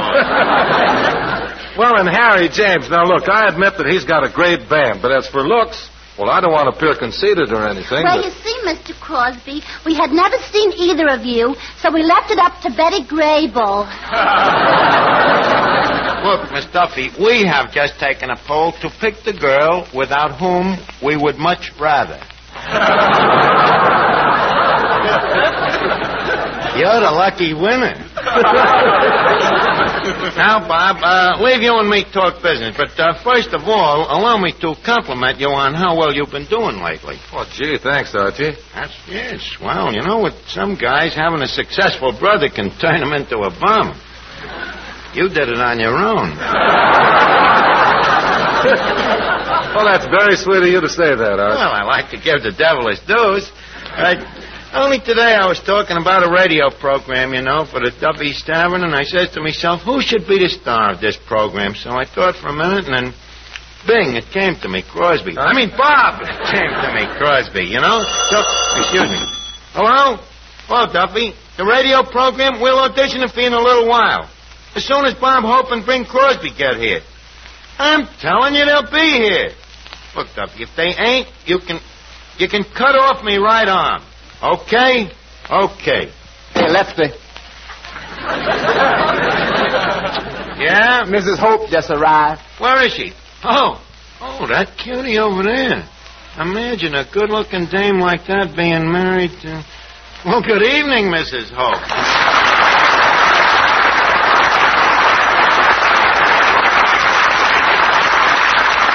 Well, I never dreamt that Bob Hope was married to such a delicate hunk of punkertude. That's a very pretty speech. Oh, perish forbid. The compliment is all mine. So you're Mrs. Hope, huh? Who'd ever thought that Hope's better half was so much better? By the way, you see, perchance going to drop down here tonight to pick you up. Does he know you're here? Perish forbid. What do you mean? He doesn't allow me to come to places like this. Oh, I don't know why. After all, Duffy's caters to ladies. Look over there in the corner. A pink cuspidor.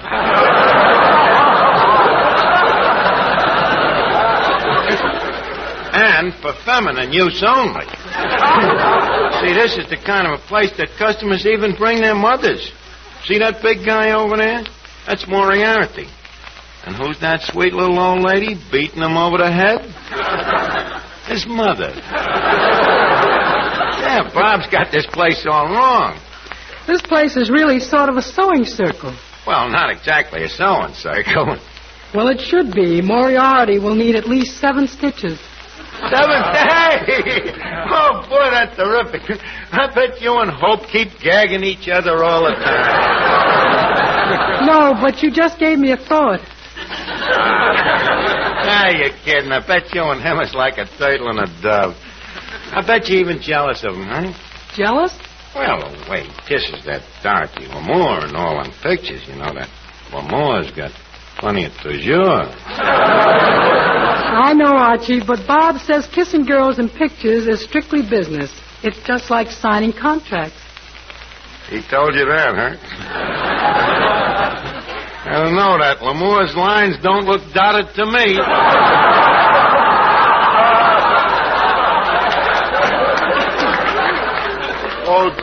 Chayat. Finnegan. Kip, this is Mrs. Bob Hope. Bob Hope's wife? Yeah. That's funny. There ain't the slightest bit of resemblance between them. Resemblance? Finnegan, your mother is married to your father. Do they look alike? Exactly. Except my mother has a small mustache. That I believe. Yeah. Mrs. Hope, I want to tell you, you have a very funny husband. I listen to him every Wednesday. He's on Tuesdays. Tuesdays? Ain't he the fellow who says, "Oh, do you do?" No. He ain't? Well, I feel sorry for you, Mrs. Hope. Why? You're married to an imposter. Oh, please, Finnegan, you'll have to excuse Finnegan, Dolores. What happened is that one day Dunninger, took his mind and he never returned it. Now, Dolores, leave us get down to business here. Mr. Archie. Yeah, Eddie? The customers here's all asking when Mr. Crosby's going to sing. Oh, well, tell him any minute now. Bob, how's about singing a number, huh? Okay, Art. And Dolores, you're a singer. How about you and Grona Jr. here? How about you doing a number together? Who'll play the accompaniment? That's easy. Joe Venuti. Hey, Joe. Yeah, Arch. Would you mind accompanying Mr. Crosby and Mrs. Hope? Sure. Where they going? Venuti, if you had a brighter look in your eye, I'd think you were kidding. Look, just go ahead and play some music. They'll accompany you. Okay, Arch. 1, 2...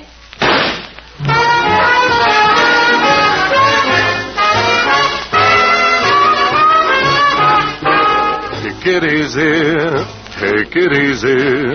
Don't you know it's more romantic when a dance is slow? Take it easy, take it easy. What's the good of feeling high when all the lights are low? Take it easy, take it easy. We've got lots of time ahead of us. The night is young. Take it easy, take it easy. Don't you know this music should be swayed instead of swung? Take your time, dance it with it. Take your time, slow if you please. Take it easy, take it easy, take it easy. Take it easy. Don't you know you're not supposed to make a rumba jump? Take it easy, take it easy. If you don't like it, then our romance will hit a bump. Take it easy, take it easy. Don't you know it's time for romance when the music's sweet? Take it easy, take it easy. You should really try to make your heart control your feet. Take your time, take your time. Dance it with me. Take your time, slow if you please. Take it easy. Take it easy, take it easy. Take it easy.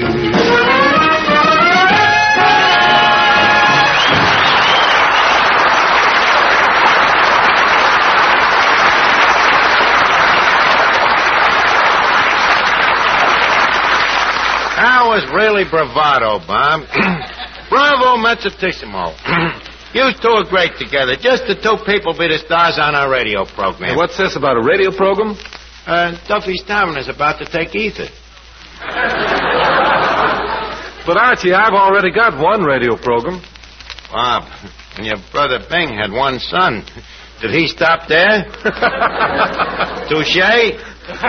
Well, what in the world am I supposed to do on this program? Well, it's simple. All you got to do is act in it and get the guest stars. Oh, brother. Right, and her husband.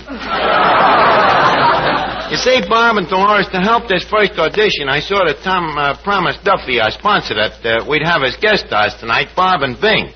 Oh, Archie, that's ridiculous. I can't ask Bing to go on this clam bake. And if I asked Bob, his next picture would be the road to Reno. Look, I don't know what you're doing to me after all. I'm a charming fella. For my sake, why don't you at least try? Go ahead, Dolores. Call Bob up. Huh? Oh, but Archie. Oh, go on. Here's the phone. Here, No. I'll leave it. Here. Hello, Mr. Hope, please. Hello, Bob. This is Dolores. I'm at Duffy's Tavern. Now, don't get excited.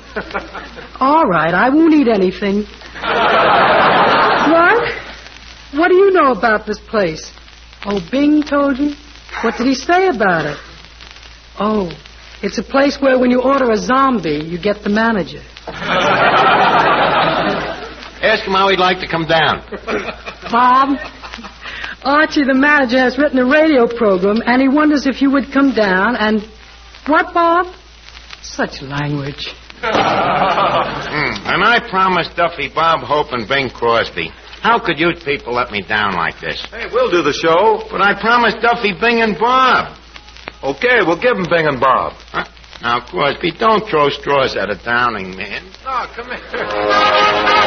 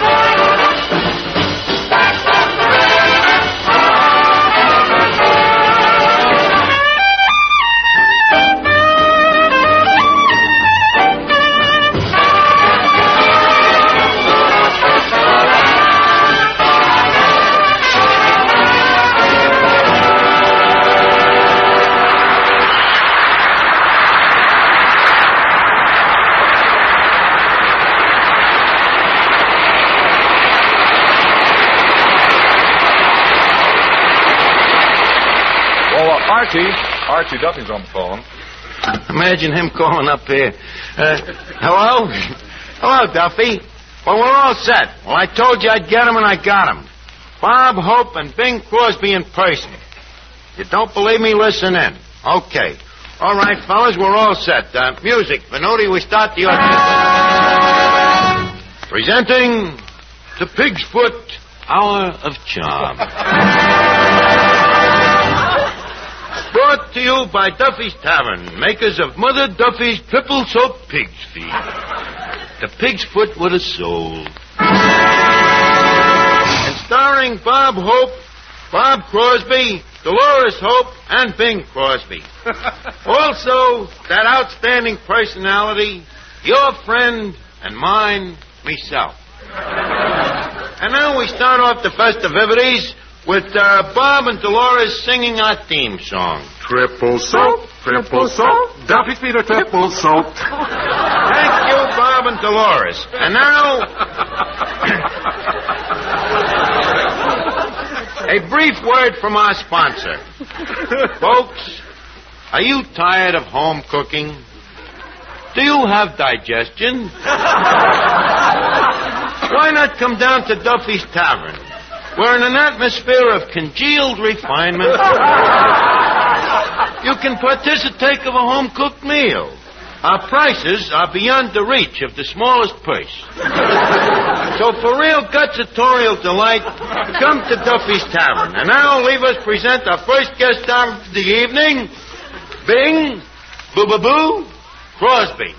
Where the blue of the night meets the gold of the day, someone waits for me. Well, he's a little off-key tonight, Duffy. And thank you, Bing Crosby. And now, ladies and gentlemen, another brief word from our sponsor. Tonight, in addition to triple soaked pig's feet, we are also featuring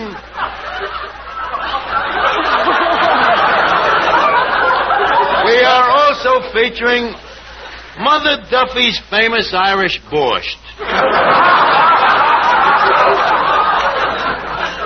Look for the big red beets in the plate. And now, our second guest star of the evening, Bob Hope. Good evening, ladies and gentlemen. This is Bob Pig's Feet Hope telling you to eat the feet that are triple soaked and no one will wonder why you croaked. Or, to sell his feet to Duffy's Tavern is every pig's idea of having. Hello? Oh, Duffy, you like Hope, huh? He's better tonight than he's ever been? Well, what do you think of the show so far? Should have more commercials, huh? All right, okay, Duffy. Or... Thank you, Bob Hope. And now, a word from our brief sponsor. Duffy himself, the smiling Irishman. Duffy personally says, try the blindfold test. Close your eyes and stick a plate of Duffy's pig's feet under your nose. Then, stick a plate of ordinary pig's feet under your nose. If you still have a nose. Duffy's feet run first every time. Remember, with men who know their pig's feet best, it's Duffy, 6 to 5.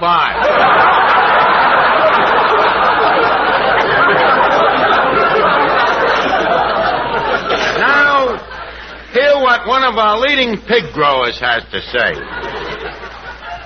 I said, hear what one of our leading pig growers has to say.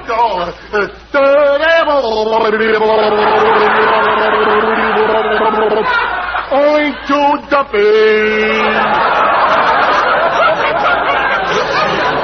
And remember, folks, no other pig can make this claim. And furthermore, ladies and gentlemen... Hey, Archie. Yeah? We're going. Yeah, this program really oinks. Well, look, you can't leave. Now you have to do the closing theme song. Okay, shall we give it to him, Dolores? But definitely.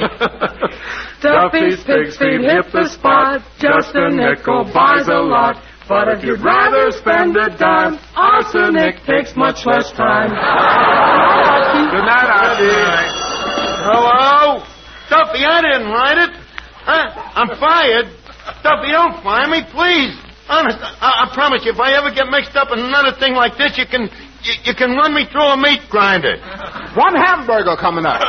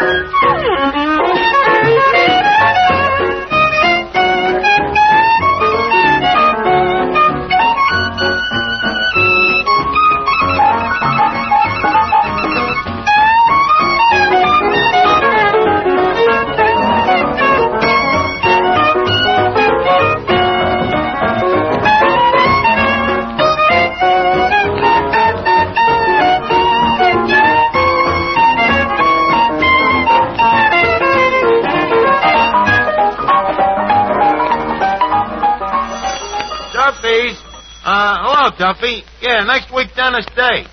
Yeah, you know, he's joining the Navy. Yeah. After this, Jack Benny's only going to see his dentist twice a year. Yeah, when he's on furlough. Well, so long, Duffy. I'll see you next week.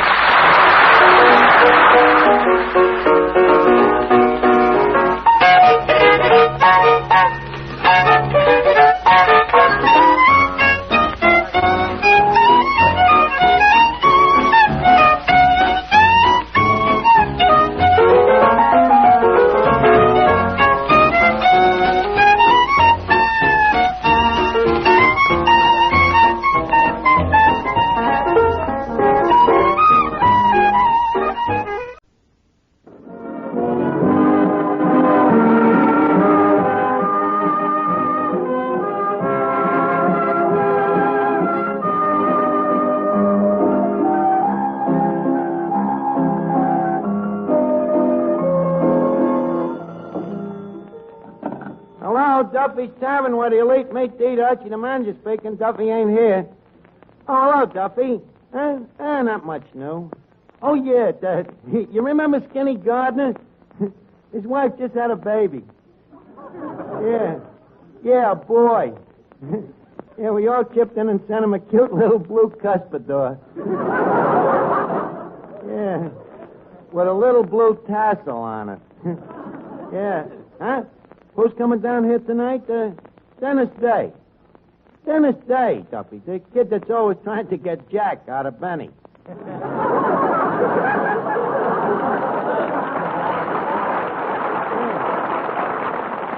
Well, he's leaving the Benny show to go into the Navy. Well, you can't blame the kid. What would you do if you had a chance to make more dough? Well, look, Duffy, I gotta go now. I'm taking Dennis out for one last big evening, and I gotta go out and church a couple of femmes. Huh? Church, Duffy. It's French for Huh? You got a girl for him? Your wife's niece, huh? How ugly is she? She looks like your wife, huh? Well, thanks for the warning, Duffy, but this dame ain't for Red Skelton. It's for Dennis Day.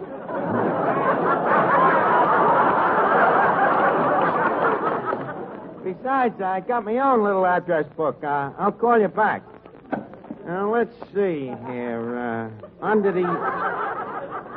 the A's here, Anna Diefendorfer, Plaza 3997. What you doing, Mr. Archer? I gotta get a couple of dames for me and Dennis Day for the night. Hello? Eagle Wet Wash Laundry? Could you please call Anna Diefendorfer to the phone? Yeah. She's number 5 on the Mango.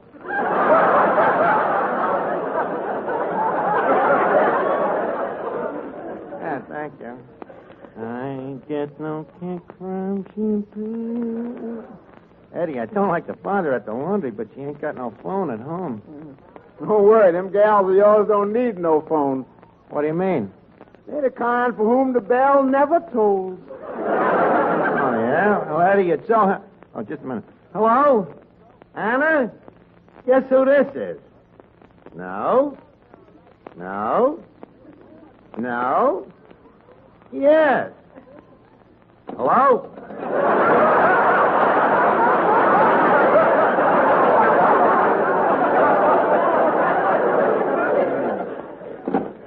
How do you like that, Eddie?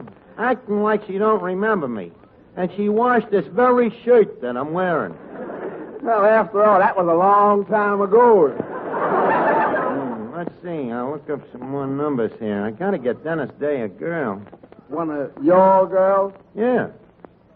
I got a feeling that day is done. Don't be so skeptical, Eddie. Now, let's see here. Agnes, Audrey. Oh, here's one that's a doll. Beautiful. In that book? Eddie, they don't get in this book unless they're beautiful. This is the Dun and Broad Street of dames. You ought to see this, Audrey. What a luscious hunk of lusciousness. Oh, hello? Audrey? Hiya, gorgeous. That's swell. Listen, beautiful, a couple of us is going out tonight, and we thought that... What? Oh, I hope you'll be very happy. How did a dame with a kisser like that ever get a husband? Now, let's see. Bertha, Beulah, and Brenda. I've been meaning to call them three dames for weeks. Why didn't you? I don't know them. Now, how'd they get in your book? I won them in a crap game. Yeah, that's the closest you'll ever get to making a pass at them. Now, stop annoying me, Eddie. It ain't a feat. Let's see. The C's here. Catherine Murphy, Cleopatra, Choo Choo Schmidt, Carrie, Clara. Oh, Camille. Oh, it's Camille. This is really a high-class name. Hello? Oh, Stuyvesant residence? To whom am I speaking to, please? Oh, Mrs. Stuyvesant, would you mind calling Camille, the upstairs maid?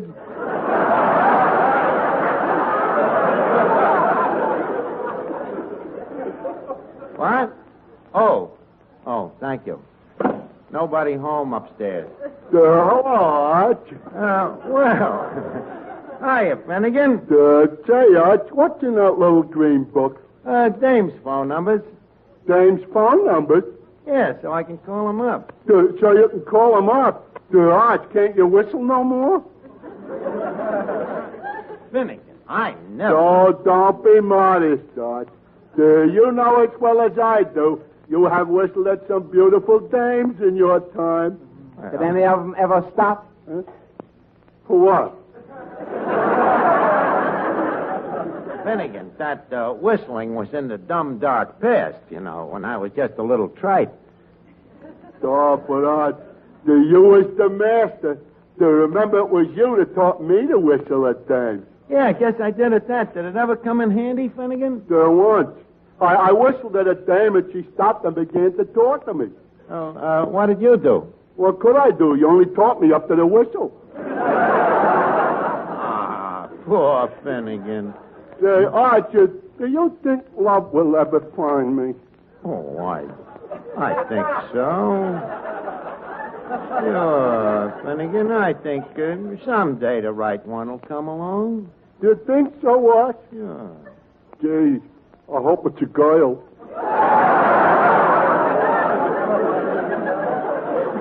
Oh, Finnegan, some guys is born handsome, some guys is born intelligent. Why were you? I don't know. I guess it was just nature. Yeah.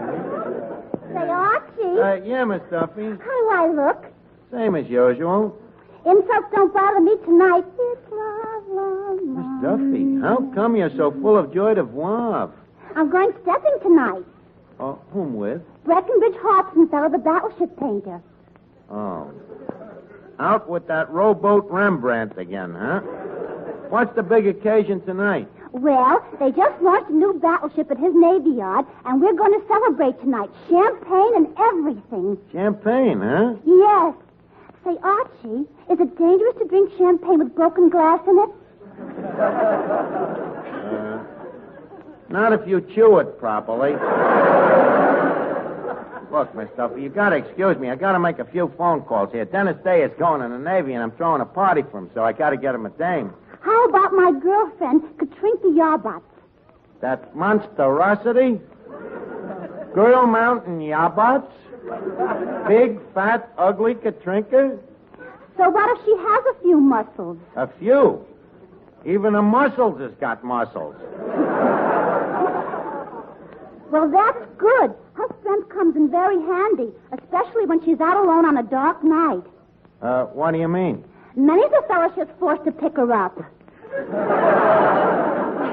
Yeah, maybe Dennis and me could take Katrinka. No. We better have individual dames.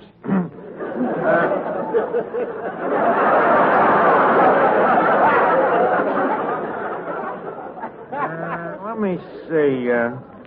Who else could we get? How about Vera Fogarty? Oh, no, not that. You think I would introduce Dennis Day to that man, Crazy Vera? Why not? If he's going to be a Sarah, he's going to meet her eventually. Yeah, that's true. Vera is kind of official with the Navy, ain't she? Sure she is. Yeah, Chief Petting Officer. Look, Miss Duffy, leave me alone. I'll get me own dames. Now, let's see. The D's here. Daisy, Daphne, Dora. Say, Archie. Yeah, Toby. Look what I found on the tablecloth. We'll kill it.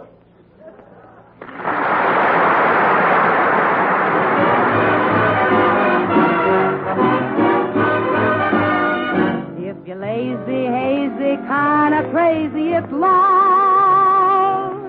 Imagine you imagining that you love me and starting on a family tree. Imagine starting on a family tree. The papa is you and the mama is me. Imagine you imagining a cozy flat complete with running dog and cat. Imagine having running dog and cat. We will have welcome all over the mat. If your heart goes bumpity bump, it's love, love, love. If your throat comes up with a lump, it's love, love, love. If your knees go knockety knock, it's love, love, love. If you cuckoo like the cuckoo in the clock, it's love, love, love. Imagine you imagining a man and wife. We'll go and buy a fork and a knife. Imagine eating with a fork and a knife. How rich we will be for the rest of our life. If your heart goes bumpity bump, it's love, just love. If your heart goes bumpity bump, it's love, oh love. If your knees go knockety knock, it's love, love. If you cuckoo like the cuckoo in the clock, it's love, love, love. So if your knees go knockety knock, and you cuckoo like the cuckoo in the clock, and if your heart goes bump, bump, bumpity bump, it's love, just love.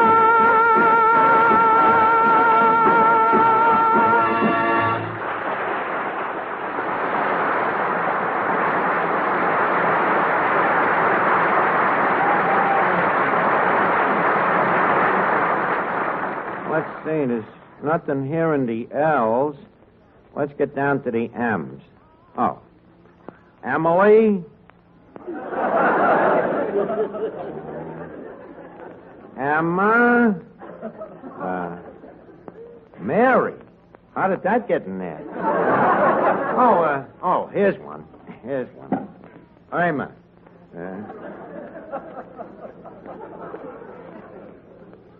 Hello? Oh, hello, How are you? How you been?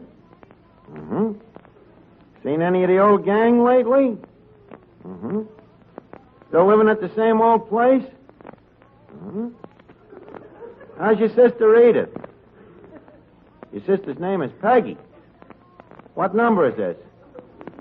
Oh, wrong number.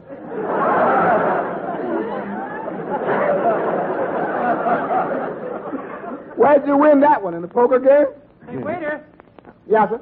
Waiter, will you take an order? Oh, sure. What you want? 4 fingers of root beer, no chaser. Well, Dennis Day.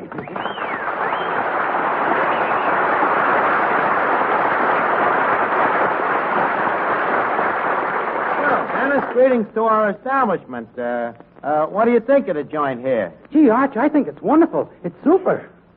You really mean it? Gee, that's the first time. Honest, I feel like kissing you. Go ahead. I only promised my mother about girls.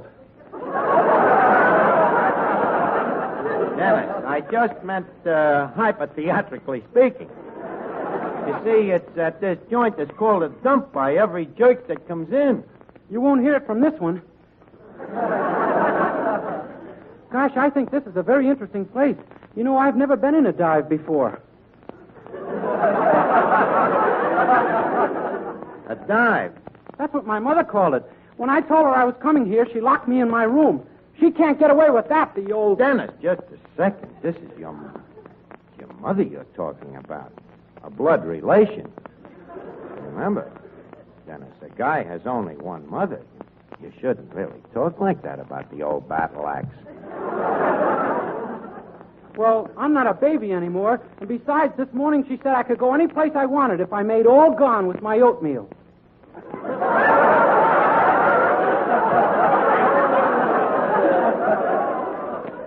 Well, so what did you do? Did you sneak out? Yeah, I tied sheets together and climbed out the window. It's a trick I learned from Mr. Benny in a hotel.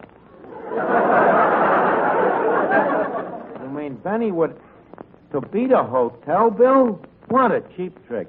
Oh, Mr. Benny isn't cheap. No, huh? No, he only seems that way because other people spend money. I see. Introduce me, huh? Oh, Dennis, shake heads with Clifton Finnegan. How do you do? Mr. Day, you're really as dumb as you sound on the radio. No, that's just acting. In real life, I'm just as intelligent as you are. That's what I thought.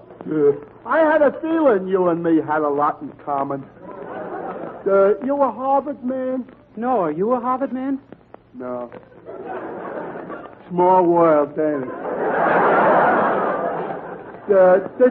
Did you go to Princeton? What's a Princeton? That's a college. It can't be. Harvard is a college. Right. You're a very observant lad.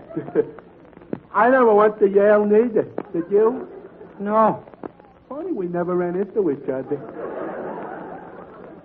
What do you think of literature? I never went there neither.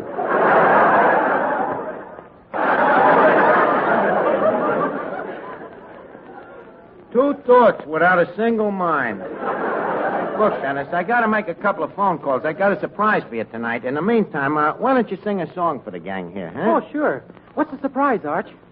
Well, I might as well tell you now. Dennis, I'm going to take you out for a real big evening tonight. Really? Yeah, before you go in the Navy, we're going to see that you have one last fling. I'm going to go out and get us a couple of tomatoes. Tomatoes? What fun. Who are we going to fling them at? Dennis, I mean girls. Go ahead and sing. I'll worry about dames. Now, let's see. Polly, Peggy, Penelope. 3 years ago this very night, I left the port of Cork, and on a ship from Old Erin's Isle, I landed in New York, without a friend to meet me there and a stranger on the shore. But I wore an honest Irish heart, and fortune came galore. So here I am, back again in dear Old Erin's Isle. Oh, the friends, they meet me on the quay, and they greet me with a smile. There were faces there that I surely forgot, for I was so long away. For my mother, she introduced Kamal, and this to me did say, shake hands with your Uncle Mike, me boy, shake hands with your sister Kate. And here is the girl you used to swing down on the garden gate. Shake hands with all the neighbors and kiss the colleens all. You're as welcome as the flowers in May to dear old Donegal. Oh, they gave a party when I came back, and they came from near and far. And the road was lined for near a mile with Irish jaunting cars. And the spirits flew like buttermilk to fill our hearts with joy. And the piper played an Irish reel to greet the Yankee boy. But tomorrow off to the church I'll go, and wedded I will be to me pretty little Colleen Bond, sweet Biddy McGee. For Biddy was true and faithful to her Dinny or the sea, and we'll join the harp and shamrocks to the stars of liberty. There came Brannigan, Flanagan, Milligan, Gilligan, Duffy, McCuffy, Malarkey, Mahone, Rafferty, Lafferty, Donnelly, Connolly, Dooley, O'Dooley, Muldowney, Malone, Madigan, Cadigan, Lanahan, Flanahan, Hagan, O'Houlihan, Flynn, Janahan, Lanahan, Fogarty, Fogarty, Kelly, O'Kelly, Shapiro, McGinn. Then I'll shake the hand of me Uncle Mike and the hand of me sister Kate. I'll hug and squeeze as much as I please the girl in the garden gate. I'll invite all the neighbors to me wedding great and small. And I'll live content and pay no rent in dear old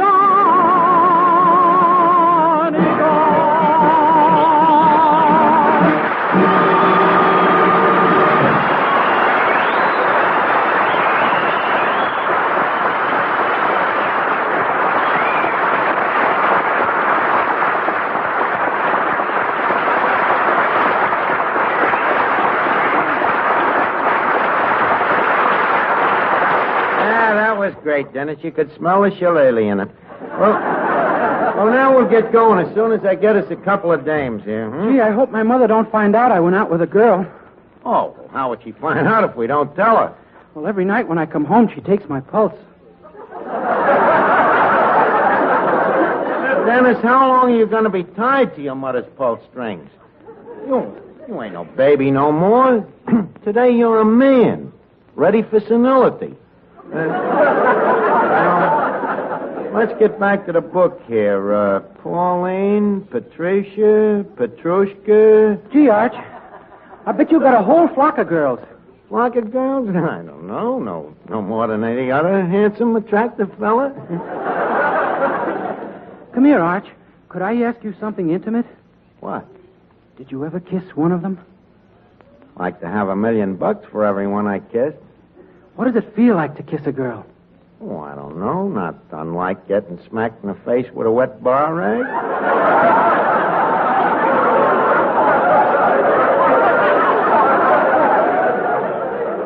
Gee, it sounds wonderful. Hurry up and call some girls. Quick, Arch. Okay. Meantime, can I borrow that bar rag? Now, please, keep your horses on, Dennis. We'll get a girl. Now, let's see here. Ruth, Rita. Didn't have many of them, Mars. Sally, Susie. Oh, here's one. A dream dame. Ah, this is the one I really go for. Hello? Is Simone there? Oh, hello, Simone. This is Archie. You busy tonight? You gotta what? You gotta wash diapers, huh? Goodbye, Simone. Boy, this has been a busy year.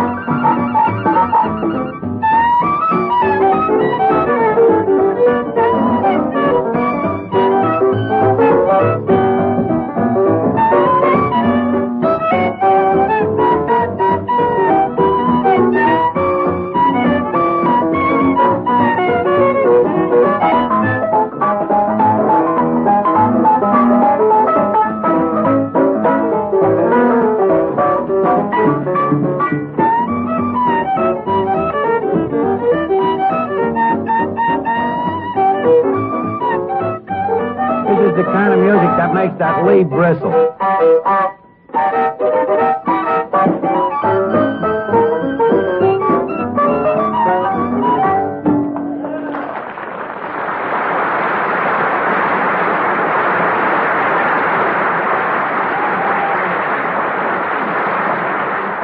Now, let's see here. Valerie, Virginia. Oh, that's the number. Hey, Dennis. Yes, please? Dennis, I got you all set. One I forgot about. A model. A beautiful cover girl. Cover girl? I hope it isn't Rita Hayworth. Orson would never forgive me. No, Dennis, this is a different cover girl. A dame named Virginia. Pictures on all of the magazines. Hello? Is Virginia there? Oh, she's down posing at a magazine, huh? Which magazine? Weird Stories, huh? Weird Stories! Yeah, now that I think it over, it was a pretty dark night. Mr. Archie, that lady over there looking for Mr. Day. What lady? Archie, quick, hide me. Why? That's no lady, that's my mother. Oh, Eddie, quick, take Dennis into that back room where we keep the pig's feet. Try to make him feel at home. Okay. Dennis! Oh, Dennis! Madame, may I be of some service to it? I'm looking for my son, Dennis Day. I heard he was in this rat hole. Madame is in error. Perhaps some other rat hole? If Madame would... Dennis! Oh, Dennis! Madam, would you please kindly desist that big yap of yours? I don't know where he is. Who's in this back room? Dennis, are you in there? No, nobody in here but us pig's feet. Come out here, Dennis. Gee, pig's feet are hard to imitate. Dennis, what are you doing in this low dive? What are you doing here? I came to get you. A likely story. Don't let her bluff you, Dennis. Who is this big mouth beanpole? Dennis, your mother wishes to meet me. Oh, Mother. Mother, this is my friend Archie. He's taking me out tonight with 2 tomatoes. Dennis! But, Mother, you've always told me vegetables were good for me. Dennis, do you think I'd let you go out with this horrible creature? This half-man, half-ogre? This grimy crumb?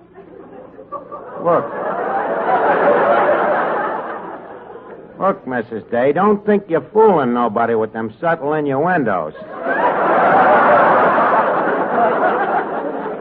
Now, if you'll excuse me, and despite of you, I'm going to make some more phone calls now. Let's see, the X's here. No, I don't know no X's. Let's see, Y. Oh, yeah. Hello? Is Yvette there?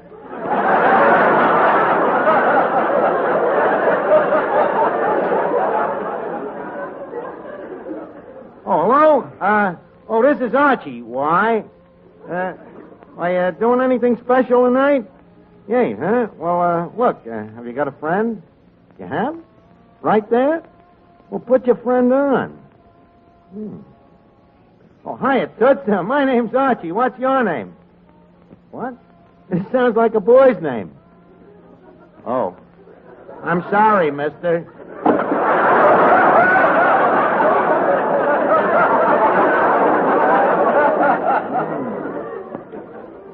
The old badger game. Archie, will you hurry up and get a girl? I'm getting older every minute. Okay, Dennis, give me a chance. I'm only down to the Y's. Dennis, are you coming home with me or not? Please, Mrs. Day, calm yourself. Sit down. Have a pig's foot. Finnegan, come here. Talk to the battle axe, will you? Certainly, Arch. Good evening, battle axe. Well, Mr. Finnegan, that's the first time a man has ever dared call me that. And I like it. Wow, it's mutual. Mrs. Day, may I say that you are a fine buxom of a woman? How's about us going steady, huh? Well, Mr. Finnegan, I'm afraid you've talked me into it.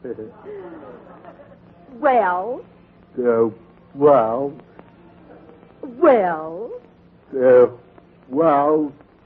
Hey, Arch, I'm up to the whistle again.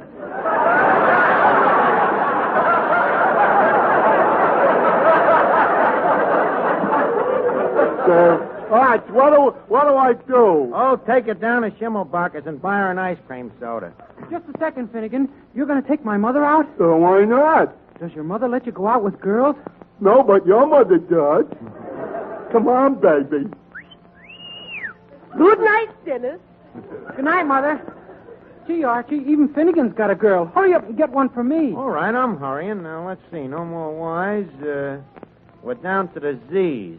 Oh, here's one. 8 to 5. He winds up with a zebra. Quiet, Eddie. Hello? Is Zoe there? What? When? Oh, that's too bad. Well, we all gotta go sometime.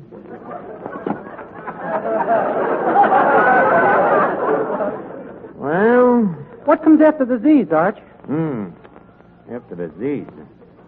Look, Dennis, I promised you a big fling tonight, and I ain't gonna let you down, kid. Dennis, you like to go dancing? Oh, boy, I love it. Good. Joe, play something. Dennis, shall we waltz?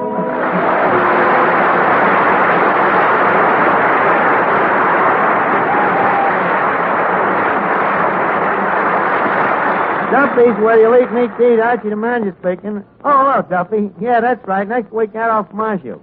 Yeah, the fop. Oh, yeah, great dresser, Duffy. He looks like he just stepped out of Courier and Ives.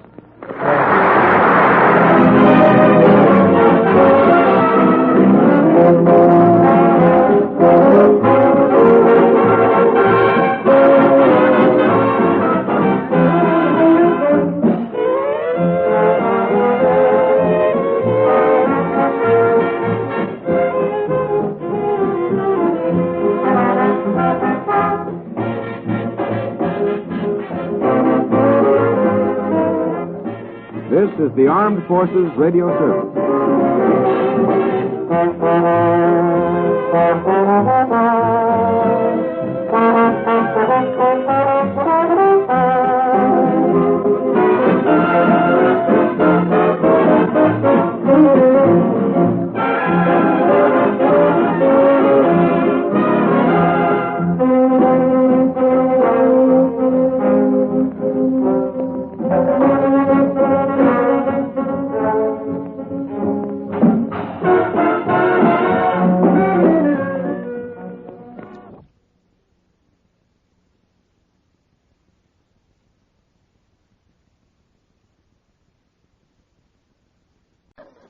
A special rebroadcast for the American Armed Forces and their allies.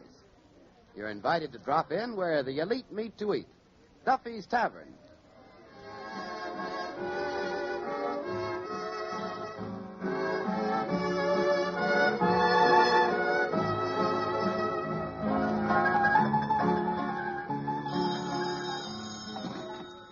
Hello, Duffy's Tavern, where the elite meet to eat. Archie the manager speaking. Duffy ain't here. Oh, hello, Duffy. Tonight, Adolph Manju. Adolph Manju. Well, you remember Theda Barra? Well, Manju was a fashion plate when she was still a dish. Yeah, he's a terrific guy, Duffy. Very suave. Huh? Your wife says you're suave? Duffy, she means a big fat suave. You know who else is coming down here tonight, Duffy? That French dame, Yvette.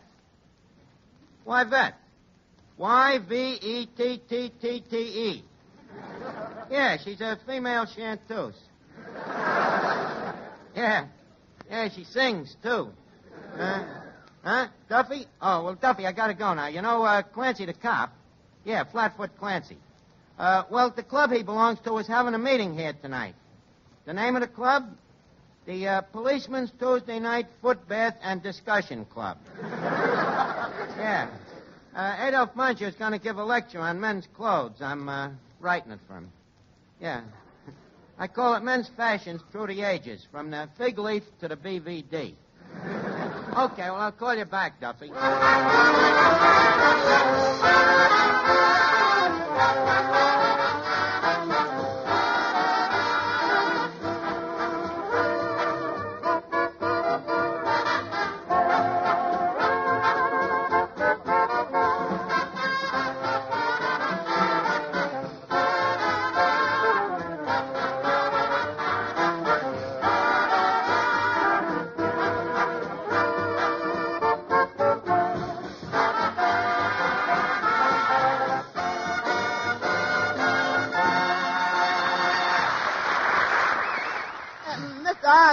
Don't bother me, Eddie. I gotta finish writing this lecture now.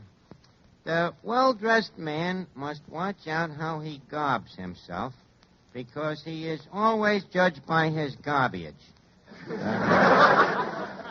Since from time immemorial... Mr. Archer, just a minute. You writing a talk on men's clothes? Yeah. For Adolph Manju? Yeah. Excuse me. Eddie, to any other man, that would be an insult. To any other man, I'd apologize. Accept it. You talking about clothes. Look at you. Your hat's bashed in. There's a rip in your pants. Gravy on your shirt. A hole in your socks. Well, Eddie, I'm wearing sports clothes. Besides, there's undue rigueur to look too spick and spat. A man's clothes should have an air of carelessness, casual. Oh, yeah. That's why you look like a casualty? Right. Yeah, I've always been a snappy dresser, Eddie. When I was a kid, you know what the gang on the block used to call me? Archie the Fop. And why? Speech impediment? No, because I was always so well groomed. Always first with the new styles. I remember I was the first guy on the block to come around with two-tone sneakers. And very fastidious, Eddie. I was the kind of a guy, you know, if me collar got dirty, I'd change the whole shirt. So, just because I don't look like I'm standing in Taylor's window like a dummy... Hello, Finnegan. Finnegan, is your Taylor's name Sam? So why, I think he made the pants too long. Finnegan, you can't even see your shoes. Well, to tell you the truth, I'm trying to hide my shoes, George. Why? Well, I'm a little ashamed. 2 of the buttons is missing. Finnegan, are you still wearing button shoes? Well, I can't get new shoes on account of this rationing. What's the matter? Ain't you got an 18 coupon? Yeah, but what good is it? I wear a 12. Look, Finnegan, that's got nothing to do with it. You could have got your right size and taken your change in red tokens. But outside of the shoes, you look very nice, Finnegan. That bow tie. Very smart. Oh, just something I threw on. Yeah. Oh, it's very nice. Goes with everything. You could even wear a shirt with it. Hey, that's a very good idea, Rod. You're just the guy to help me with me problem. What's the problem, Finnegan? Oh, well, look, someday I get a full dress suit. Should I wear gold studs or silver studs? Full dress suit. Well, it all depends, Finnegan. On what? On how much they want to spend on your funeral. Funeral? Who's that? You are. Oh. Well, we all gotta go sometime. Look, Finnegan, don't bother me now. Tell Adolph Manju your trouble when he gets here, huh? Yeah, I will. Say, Archie. Yeah, Miss Duffy. What's this I hear about a new French singer coming down here? So what about it? Well, if you're going to hire a singer, what's wrong with my singing? Just 2 things, Miss Duffy. And they're both adenoids. Oh, yeah? Well, don't say I didn't warn you, Archie. Papa hates French chanteuses. He don't like nothing unless it's an Irish tenor. You play a Caruso record to him, you got to tell him it's John McCormick. That dopey, stupid Duffy. Now, just a second, Archie. Don't forget that stupid as he is, you are talking to my father's own flesh and blood. Granted. But why does he have to have such a maniac over Irish tenors? Because he's sentimental. Such a sweet old softy. You should see him when there's an Irish tenor singing on the radio. He melts. I have even seen him stop hitting Mama till the song was over. Yeah, and he's right, because the Irish are the best singers in the world. Now, wait a minute. That's a very broad statement. Don't forget that there are Russians and other creeds who are pretty good singers, too. What about Tolstoy?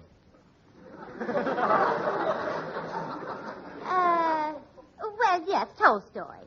But that's only one case. What about Gallikurchi? What about Gallikurchi? Well, wasn't he a great singer? Well, certainly Gallikurchi was a great singer. And where did Gallikurchi come from? From Italy. Well, Italy is not Russia, is it? No. Well, there you are.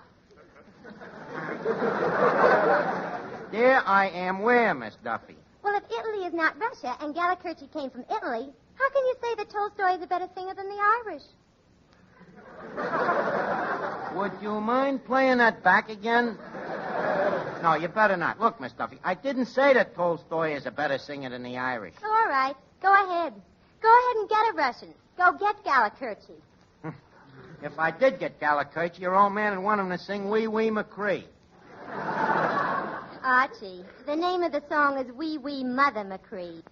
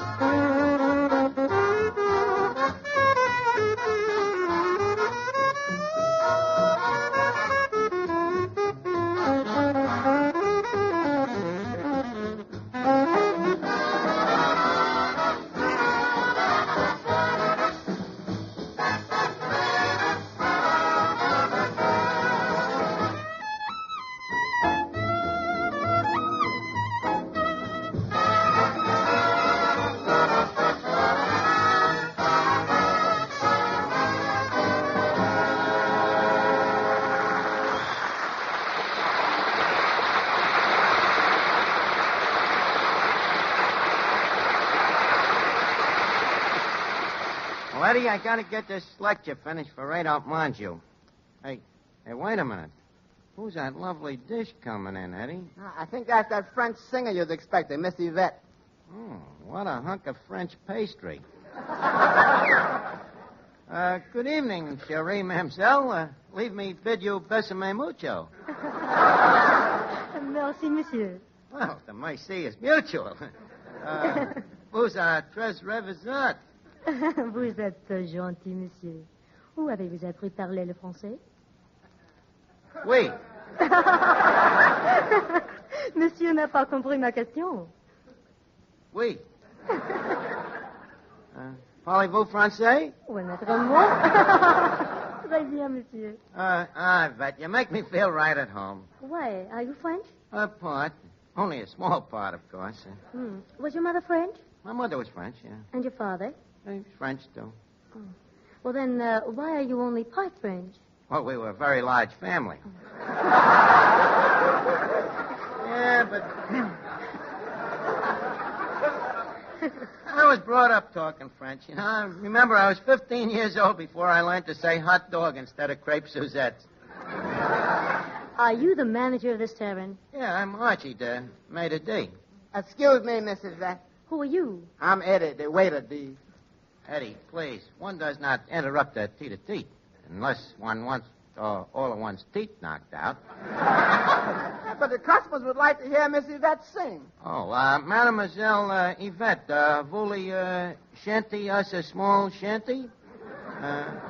Monsieur Venuti. Oui, Art. See vous play a number for Mademoiselle Yvette? Okay, fellas. Attention. 1, 2, 3, go.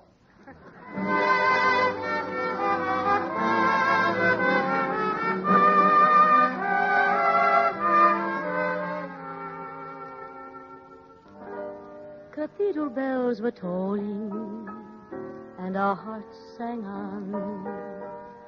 Was it the spell of Paris or the London dawn? Who knows when we shall meet again? But when the morning chimes ring sweet again, sweet again, I'll be seeing you in all the old familiar places that this heart of mine retraces all day through. In that small cafe, the park across the way, the children's carousel, the chestnut trees, the wishing well.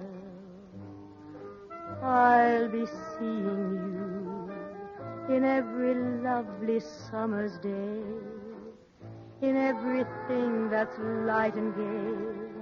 I'll always think of you that way. I'll find you in the morning sun, and when the night is new, I'll be looking at the moon, but I'll be seeing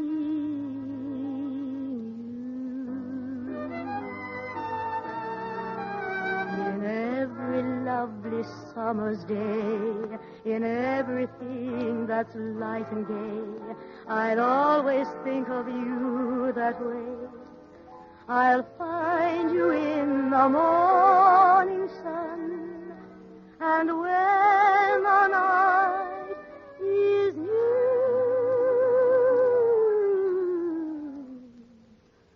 I'll be looking at the moon, but I'll be seeing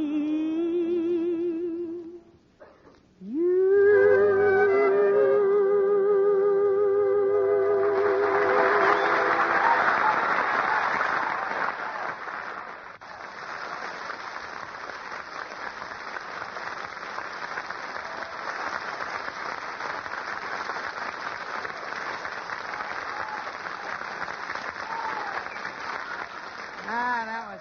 Vet. You know, we ought to have a dame like that singing the joint regularly. You know, she could have cracked the French crowd. Yeah, she's already doing it. Here comes Mr. Adolph Monjou now. Well, Adolph.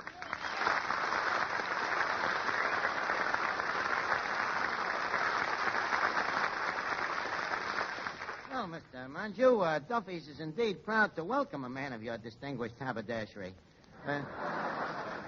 And furthermore, it is with humble hospitability that we solicit our extentations to your august presence amidst these circular glooms. What is this, a filibuster?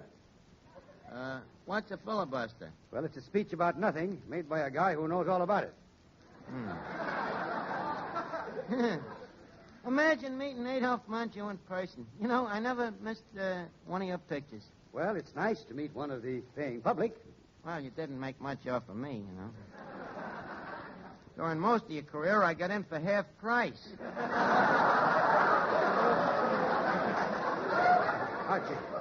Archie, please.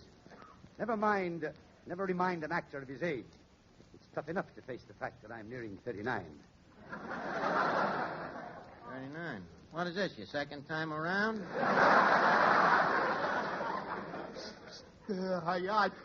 Can I ask him that question now? now? Yeah, Mr. Monjou, this is Clifton Finnegan. He has a problem. I'll say he has. Well, Mr. Monjou, here is my problem. When I get my full dress suit, should I wear gold studs or silver studs? Well, that varies according to the taste of the undertaker. Undertaker, that's just what Archie said. Mr. Monjou, this full dress suit is going to be for me wedding. A wedding? Yeah. Well, is it an afternoon or an evening affair? Oh, I expect it to last longer than that.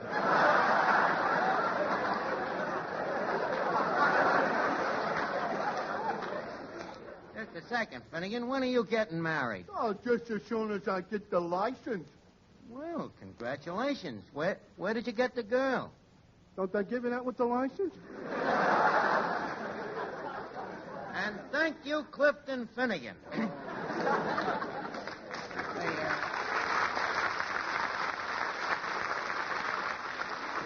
Say, Dolph, talking about clothes, that's a nice-looking suit you got on there. Buy it new? No, I had it made. Yeah, you have to have it made. I don't. I just walk into a store, put on a 38 suit, have the sleeves lengthen the pants, take in the waist, pad the shoulders, reset the buttons, and walk right out with a suit. A perfect 38. Well, I have to have mine made. I guess I'm just a misfit. Yeah, I guess you are then, huh? Well, the one you got on there looks pretty good. How do you get that nice sharp crease in the pants? Well, I have a smooth mattress. Yeah. I use a damp cloth and a hot rock. What do you use for a damp cloth? That shirt you're wearing? Well, I was just waiting for you to notice this shirt. How do you like it? It's lovely. What color was it? I don't remember, but it's nice material. Beautiful material. Feel it. Mm-hmm. Broadcloth. Yeah. Yeah, but what's the difference? It's a man's style.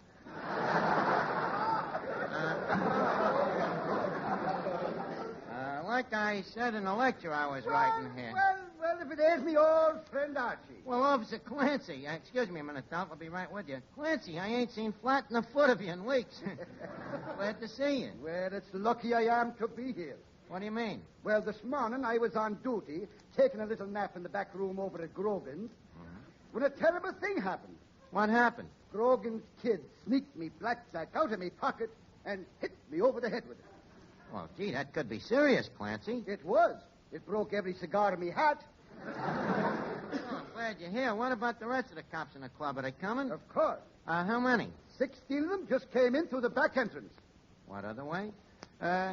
16. I thought there was going to be 19. Well, a few of the boys couldn't show up. You see, the commissioner has ordered a drive against bookies, and the boys are busy placing some last-minute bets.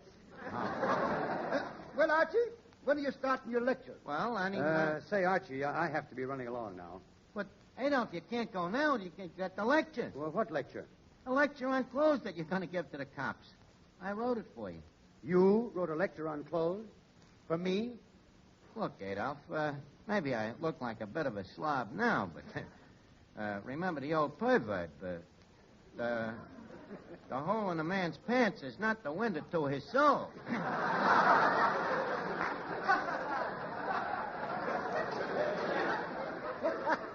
So what do you say? No, definitely no. No, Archie, let me handle this. Mr. Minju, is that your automobile outside? Yes? Parked next to the hydrant? Next to the hydrant? My car's parked at least 20 feet from the hydrant. Okay, we'll move the hydrant unless you would like to proceed with the lecture. And your point is well taken. Where's the speech? Well, Adolf, have you looked over that lecture that I wrote? Yes, Arch. Well, tell me, what do you think of it? It would take the heart out of Schaffner and Marx. That is a very corny insult. Now, I write 'em, you just read 'em. Read the lecture. Now, Clancy, start the meeting, will you? Okay, Archie. Here we go. The meeting of the Policemen's Tuesday Night Footbath and Discussion Club will now come to order.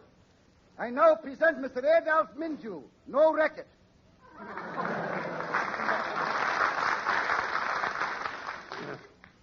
Gentlemen, leave us begin our discourse appertaining to men's sartoriality. Archie, sartoriality. Yeah, men's clothes. What'd you think it was, a barber shop? Proceed ahead. Mm-hmm. The first clothes that was known to primitive man was loincloths. But loincloths was difficult to get because loins is very ferocious beasts.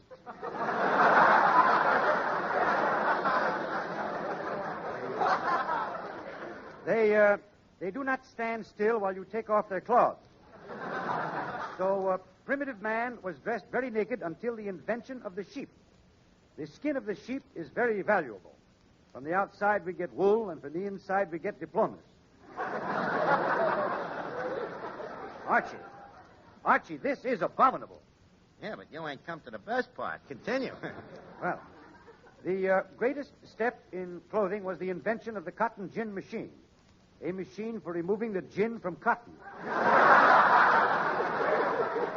Well, previously, on account of the cotton being full of this gin, it was good for nothing. But after Eli Whitney's invention, cotton became the equal of wool, which never touched the stuff. Archie, where do you get your facts? Research. I dreamed them up. Go ahead. And now we come to Chapter 2, proper dress for policemen. Foot patrolmen should have their shoes stretched so they are large and comfortable. Mounted patrolmen will require other adjustments. Stop it, Minju. You're a bum. What's the matter, Clancy, you bum? Why, the man that wrote that lecture should be thrown in jail. Who is the culprit? Wait a minute. Not a word, Adolf. Let's stick together. Neither one of us wrote it, Clancy. It was wrote by an expert. Who's the expert? Let me at him. Well, we ain't sure, Clancy, but I think I know how I can find out. I would like to ask the assembled crowd here one interesting question. When wearing a full-dress suit, does one wear gold studs or silver studs? At the fans on the tasty or on the tasty. There's your man, Clancy. Take him away. Do nothing.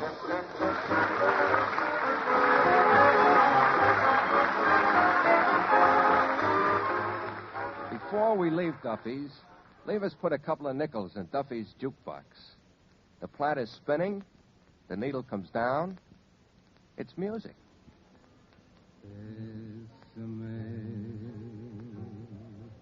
There's A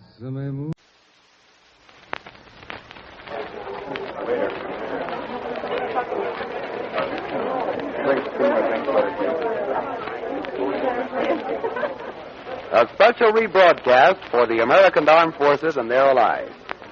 You're invited to drop in where the elite meet to eat. Duffy's Tavern.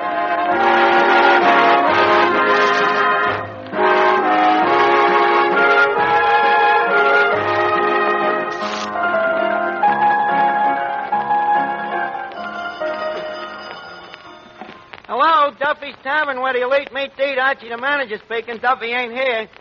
Oh, hello, Duffy. Duffy, tonight we are honored by a visit from royalty. Guess who?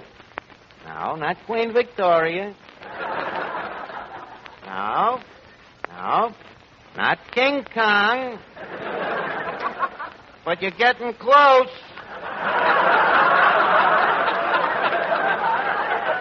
Duffy, tonight we are honored by a visit from none other than Prince Michael Romanoff.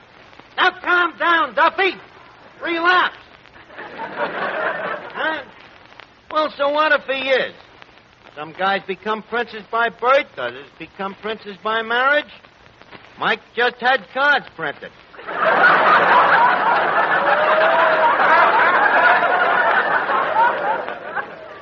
What'd you say?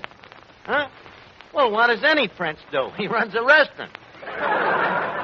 Yeah, Romanoff's in Beverly Hills. Well, with the prices he charges, he had to take to the hills.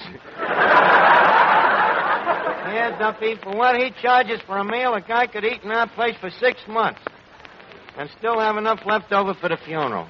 Yeah, and you know who else is coming tonight, Duffy? That Ann Rutherford. Yeah, from the Mickey Hardy pictures. Oh, sure, Duffy, a dish. Yeah, kind of a girl you could take home to your mother. If you could trust your father.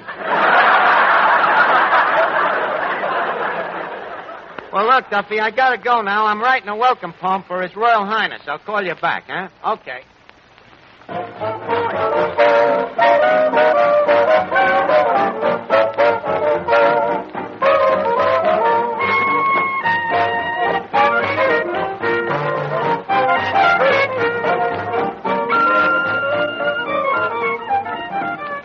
Hey, Eddie, you want to hear this welcome poem I'm writing for Prince Mike Romanoff? No. Okay, here it is. We welcome your highness and royal demeanor, son of the Khazar and Khazarina. In honor of you, most noble of princes, we roll out the barrel of vodka and blintzes. If your excellency... Eddie, how do you spell excellency? Excellency? Let's see. It starts off with an X.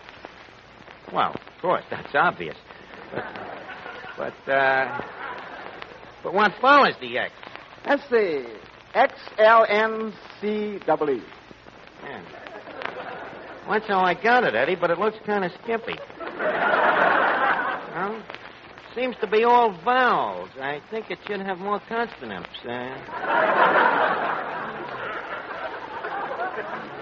XL, no. Oh, it's all right. It's phonetic spelling.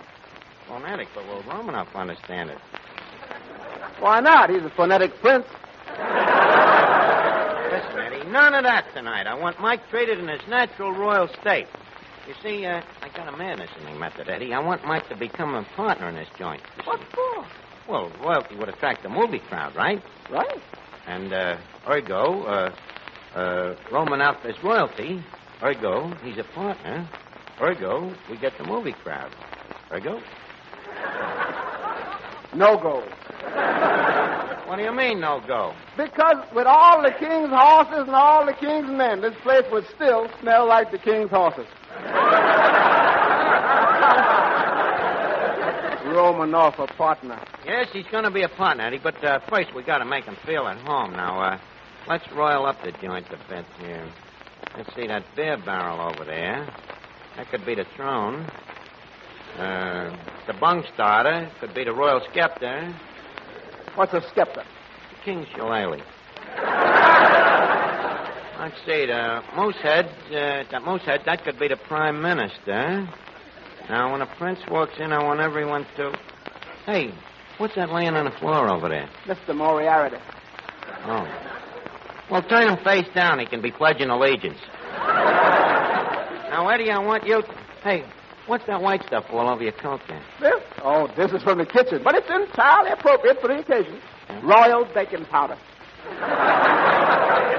Never mind the jokes, Eddie. Go clean yourself off. I want everything around here to be as neat as a pinhead. Hello, Archie. Oh, hi. Hello, Finnegan.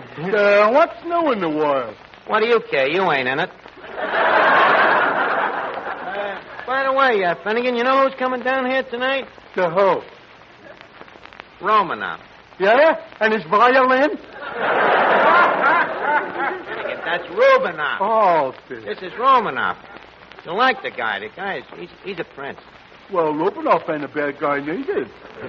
No, Finnegan, this is a different kind. This is the kind of prince like once upon a time there was a prince and princess.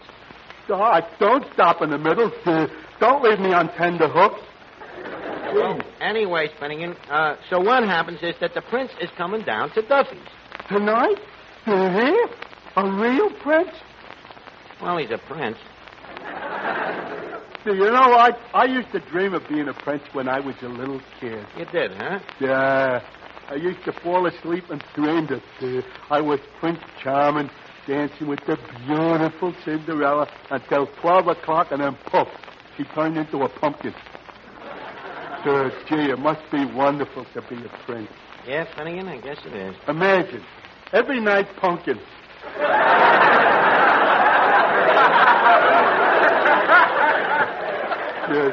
Gee, I'd like to have a job like that. Hey, Arch, how can a guy get to be a prince?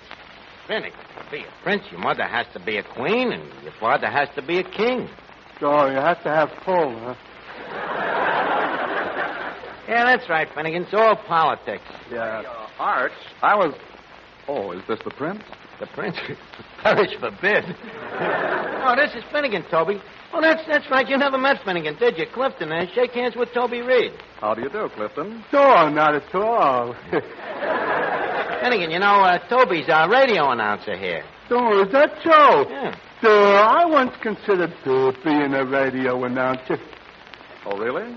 Yeah. I went down to this radio station and auditioned for them to be an announcer. Well, did you get the job? No. Why not? Flat feet.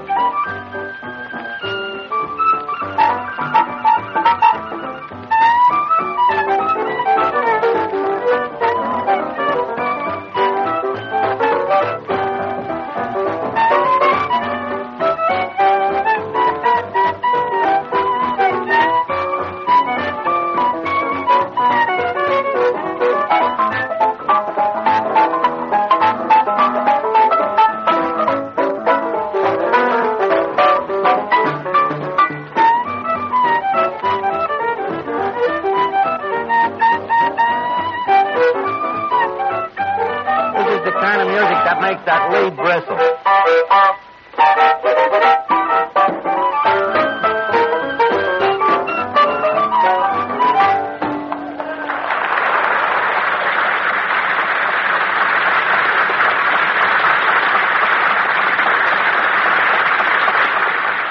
Joe, just a second. Don't let the band go back to sleep. I got a new singer here I want to introduce. Folks, we now present a new vocal singer. Plus being a chanteuse, Miss Ann Hogan. Miss Hogan comes to us directly from a triumphant engagement in the alley of the same name. She will, she will rend us with Tessa's Torch song from the opera Porgy and Tess.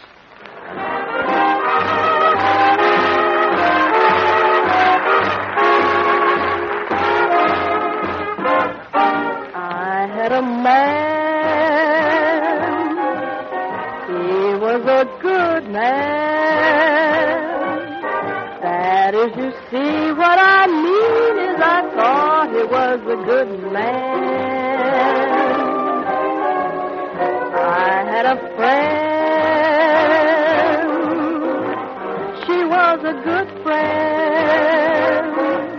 I told my friend about my man 'cause I thought she was a good friend. Life was sweet. Didn't I have my man? World complete. And the fireworks began. Ain't got no man. Ain't got no friend. I'll bet you can guess just exactly what happened. That was the end of my friend, the end of my man, and almost the end of me. So that's my story about a tale. Because she trusted love made her life a man. That was the end of my man and me.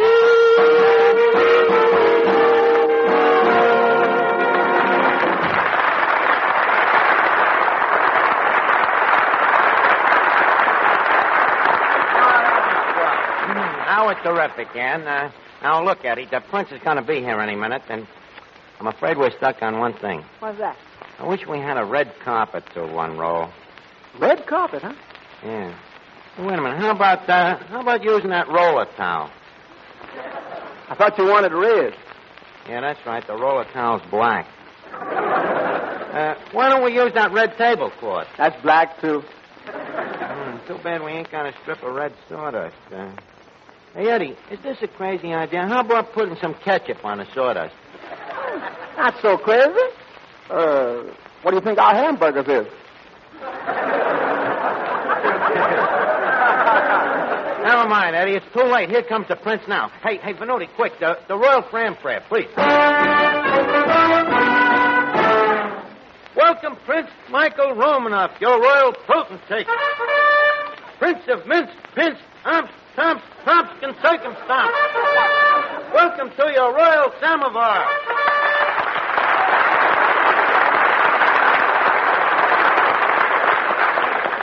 Hello, Archie. Just a second, Venuti. That's only for me. And now, your royal exalted highness... Please, Archie, don't call me a royal exalted. Why not? After all, this is a democracy. Oh. Just call me your royal highness. Well, your royal highness, as you wish. I the potter, you the clay. What does your royal highness think of our little joint here? It reminds me of a little place in Russia. A little place in Russia? It does, huh? Yes, Siberia. Just a second, Your Majesty. There ain't no snow on our steppes. You get it? It's an American joke. An American joke, eh? Yeah. It should be deported. Hey, look, Prince, how come you got a Russian name and an English accent? Well, I lived in Russia, but I went to school in England. Oh.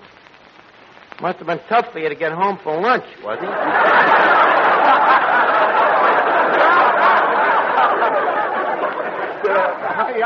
I was going to tell you... Oh, Finnegan.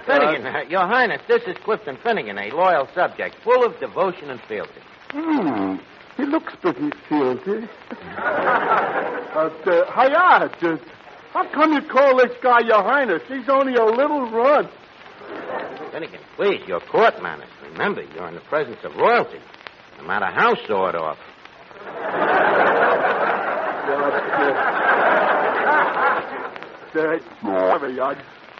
Your Princeton? This is indeed a great honor, and I wanted to... Hey. Hey, that's a cute mustache you've got. Thank you. Is it a real one or a toupee? Finnegan, please. Is it a real one or a toupee? Hey, Mike, is it? Archie, you are so completely offensive that I'm beginning to wonder if we are not related. You heard what the guy said, Finnegan. It serves you right for insulting a prince. Now, scram out of here, will you? Well, your magistrate, nice to have consorted with you. Let me say this, for a prince, you are sure very democratic. Outside of the funny way you talk, you could be a bum just like me or Archie. Finnegan, what a character. Yes, quite a novelty. A bogus human being. Bogus? You mean Bughouse. Anyways, Mike, to come to the point, I would like to tell you why you're here. Oh, I was hoping there was a reason. Yeah, well, there is, Mike. I'm going to let you in on a good thing. You know, Duffy's Tavern is about to become a gold mine, but, before you know it, it's going to be movie stars in here by the galore, the place teeming with celebrities. And I am giving you the chance to get in on the ground floor and buy a half an interest. How are you going to get these celebrities in here? By selling you a half an interest. You see, your name will draw them, Mike. Your name will draw the people. I should lend the name of Romanoff to this reeking rotisserie? Reeking rotisserie? What do you mean? The place ain't reeked in a week. Look, old boy, my title has often been questioned, but my sense of smell, never. Well, after all, Your Highness has had the nose longer than the title.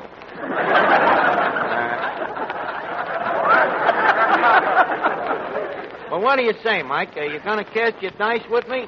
No, definitely no. Okay, if you want a little time to think it over, go ahead. Go over that table in the corner and have a bite to eat in the meantime. Excuse me. Hello? Hello, Duffy. The deal? It's very near consumption. Oh, no. A special rebroadcast for the American Armed Forces and their allies. You're invited to drop in where the elite meet to eat. Duffy's Tavern.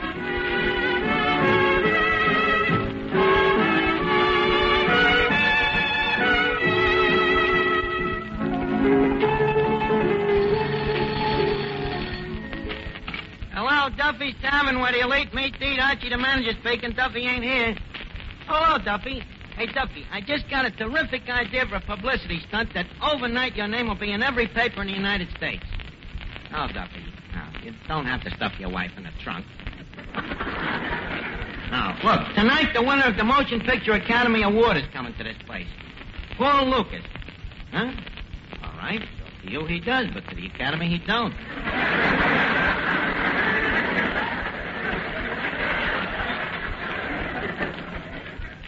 What are you talking about, Duffy? The guy's a great actor.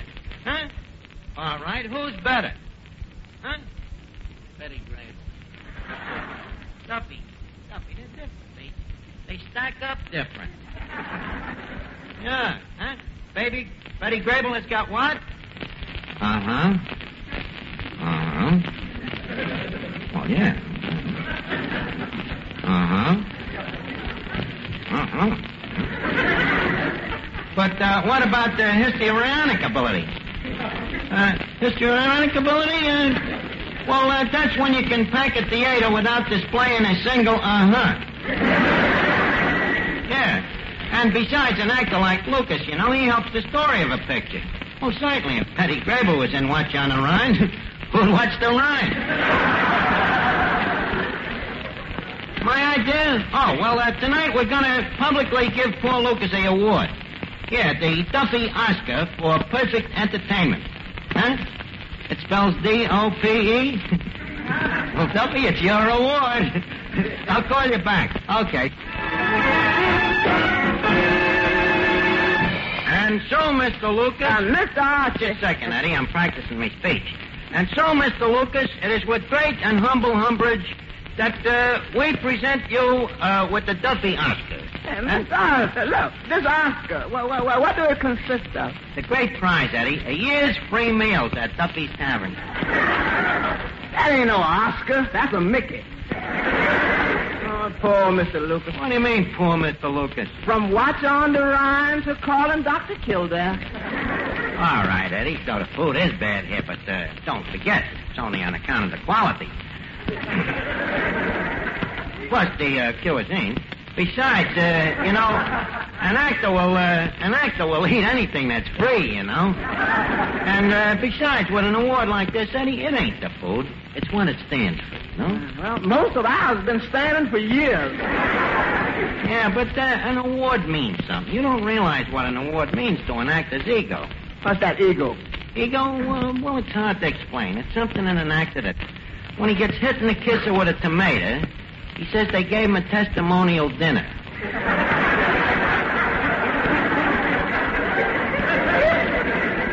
By the way, that reminds me, Eddie, tonight when we give out the award, we gotta have a dinner, too.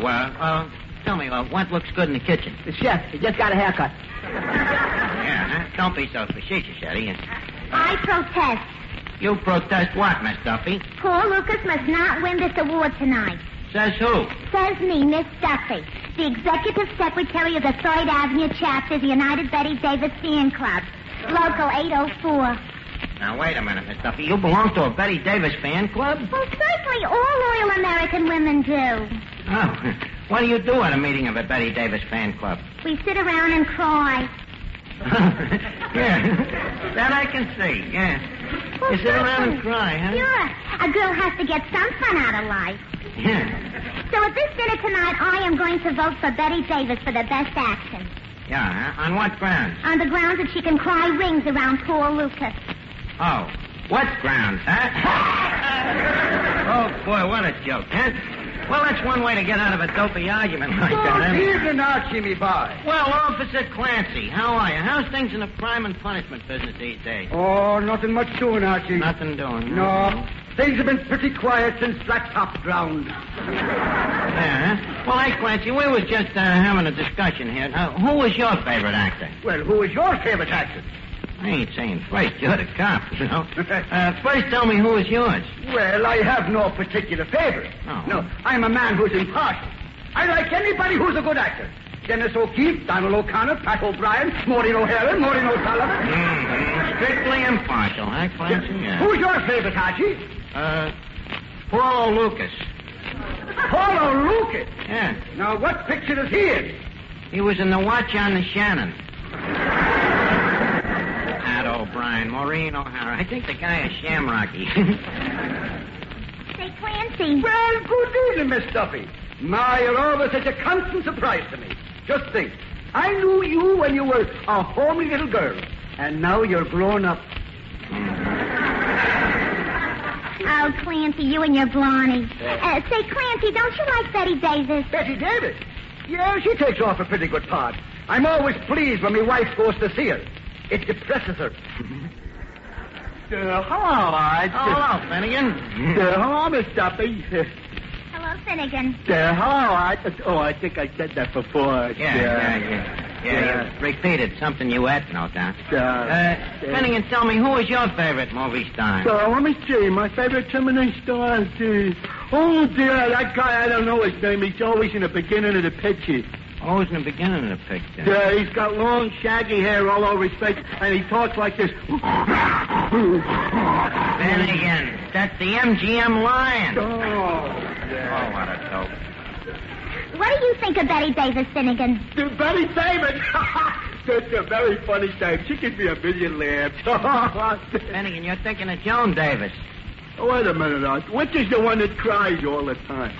That's Betty Davis. That's the one. I get a million laughs out of her. Oh, boy. Well, look, Finnegan, we're going to vote here tonight on our favorite actors. Now, who are you going to vote for?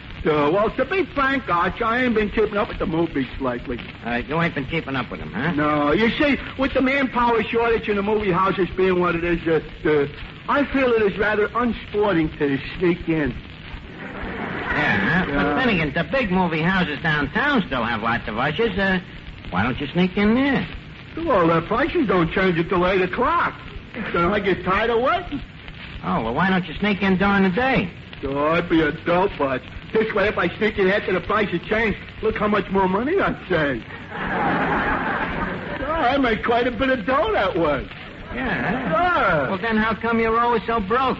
You know me, easy come, easy go. Yeah. Finnegan, you know, you are dumber than any man I have ever knew. I am dumber? Yeah. Well, if a man builds a better mousetrap than his neighbor, that's good, ain't it? Yes, sir, that's good. Oh, God. Hello? Hello, Duffy. Well, Duffy, I'm afraid me best laid plans is gang agley. Yeah. Nobody wants to vote for Lukas. Well, your daughter is getting Clancy to vote for Betty Davis. That leaves only Eddie and me for Lukas. So, you better hurry down here. We need your vote to give us a pleurisy. Yeah, pretty obvious, Duffy, huh? Well, can't you get a haircut tomorrow? Oh, you can, huh? Your wife's already got the bowl on your head, huh? Well, get down as soon as you can, Duffy. Okay, so long. Now, look, we got to get this dinner going. They are.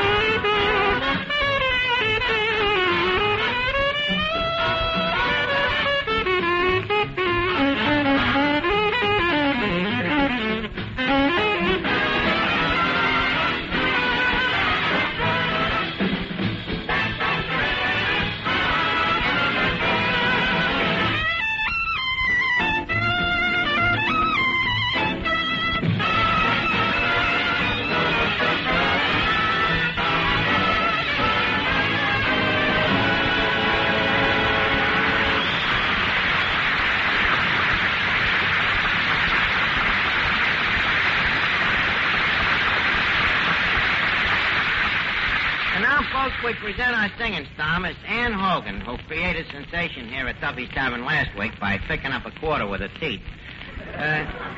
Without inhaling a single drop of sawdust. So, tonight she will rent us with a number. What is the number again, Ann? I'll get by. I'll get by. Oh, I love that. I remember that. I used to sing that at all my college proms, you know, the annual promenades. Reminisce me, Ann. Go ahead, will you?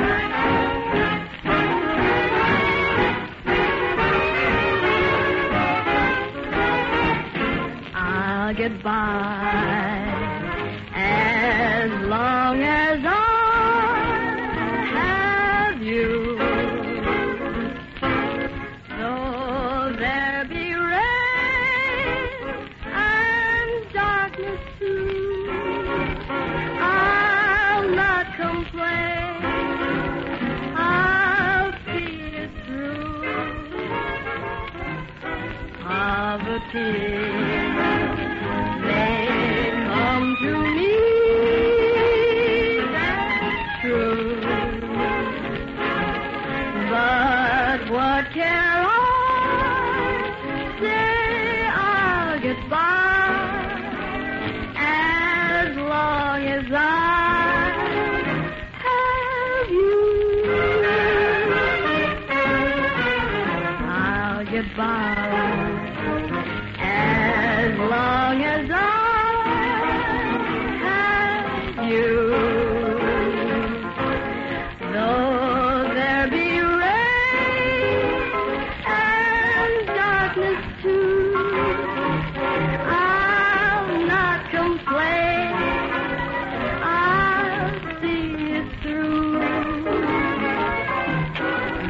you may be far away, that's true. But what care I? Say our goodbye as long as I have you.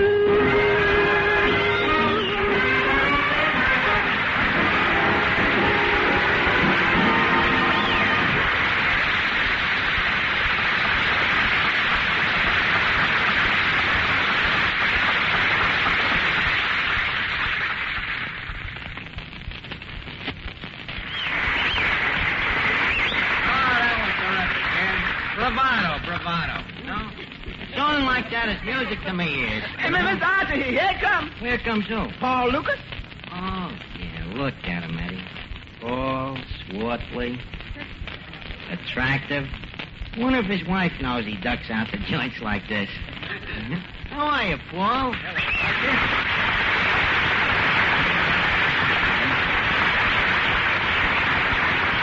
Mr. Lukas, leave me say that it is with great appendage that we bid encore to a thespian of your most humble ilk. Paul, old sunken buskins, we are certainly glad to have you here again. Well, Archie, I'm glad to be here again. Thank you, Paul. We certainly have missed you, Paul. I've missed you too, Archie. Now, leave us both stop lying, huh? Okay, as you prefer. Well, how's the old place look to you, huh? Different. Looks different, yeah. Yes. I remember when I was here last, it was sort of a decrepit, dilapidated dive. Yeah, well, what do you think of it now? I think you've let it run down. You think so, huh? I think it's just as dilapidated as it ever was. But there regardless, Paul, around here, you know, we're all very proud of you, you know. A couple of years ago when you first dropped in here, and one of the guys around here thought you was a bum. You sure proved yourself. That's what they keep telling me down at the studio. Yeah. Oh, and that Academy Award, you know. Was I glad to hear you got it, you know? Never forget the thrill I got that Friday when I unwrapped the fish, and there in the paper was your picture, you know? Yeah. Winning that Oscar, that was 2 months ago, Paul. 2 months ago, and I still got the paper. We still got the fish, too. Well, naturally, Eddie, we're sentimental people. I've been doing pretty well myself, you know, Paul. Duffy come through with a couple of raises. I'm knocking down $15 a week now. Hey, Archie, when I was here 2 years ago, you said you were getting $15 a week. Oh, I was putting on the dog. Well, what do you know about that? $15 a week, huh? Yeah, $15 a week. Yeah, Paul, we've both come a long way. I'll bet for that kind of money, Duffy works you like a horse. No, he don't work me like no horse. He's really gotten up to date now and modern. He has, huh? Yeah. Now he works me like a machine. I think Duffy's lucky to have a manager like you.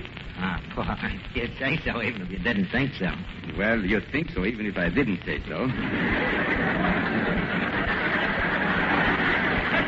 Well, touche then. Hi, Archie. Touche is the Ike J. The Ike J? Oh. He means jerk. Poor Lukas. Mr. Lukas, this is Mr. Finnegan. How do you do? John, I presume. What was that name again? Lucas. Not Sinclair Lucas. How can you be so dumb? Sinclair Lucas is the writer. He's the guy who won the Pulitzer Prize. Yeah, I remember him. This is Paul Lukas from Hollywood. The greatest actor in the world. No, Archie, not the greatest in the world. All right. Who's greater? You see? Excuse me, Mr. Lucas. You're from Hollywood. Do you know any movie stars? Oh, I know a few. Do you know Lassie? Lassie? She's a dog. Please don't call her that. She's my pinup girl. Finnegan, you got a pinup dog? Finally. Every Tom, Dick, and Harry's got Betty Grable, Ann Sheridan, Dorothy Lamour. Lassie, I got all to myself. Well, you make a nice couple, Finnegan. Good luck. Excuse me. Hello? Hello, Duffy, where are you? Well, what's keeping you now? You can't get your shoes on. Oh, you soaked your feet so long they got waterlogged, huh? Well, put on a pair of your wife's shoes and come down. Huh? All right, so stick some newspapers in. They'll fit. Well, hurry up down, Duffy. The dinner for Lukas is going to start any minute now. Okay. Say, Archie, what is this says about the dinner? Oh, well, the Duffy Seminar Critics Dinner, at which you will be unanimously awarded the Duffy Oscar, you know. If I can get anybody to vote for you. And what is this Oscar, Archie? A statue of Duffy? Perish forbid. No, it's a surprise, Paul. Oh, can't you give me a hint? No, it's a big surprise. Believe me, it'll kill you. You ain't kidding. Quiet, Eddie. By the way, is the dinner ready to eat, Eddie? Ready, but not fit. Mr. Lukas, what would you like for an entree? Some pickled pig's feet? Now, what else do you have? I got pig's knuckles, pig's head, ham hocks, and, well, no use going through them all, but if it oinks, we got it.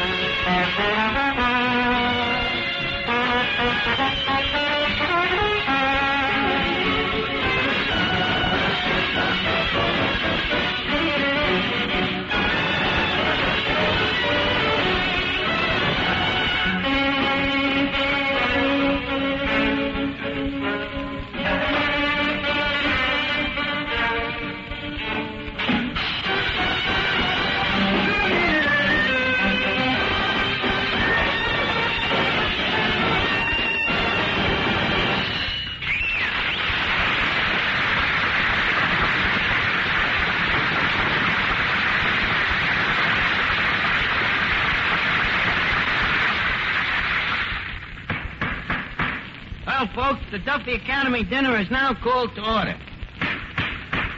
Leave us be seated down. Paul, you take the seat of honor. And where is that? Wherever there's a clean spot on the tablecloth. We're gonna have some protocol now. Miss Duffy, you sit on Mr. Lucas's right hand, and Finnegan, you sit on his left hand. Say, Arch, what hand is he gonna eat with?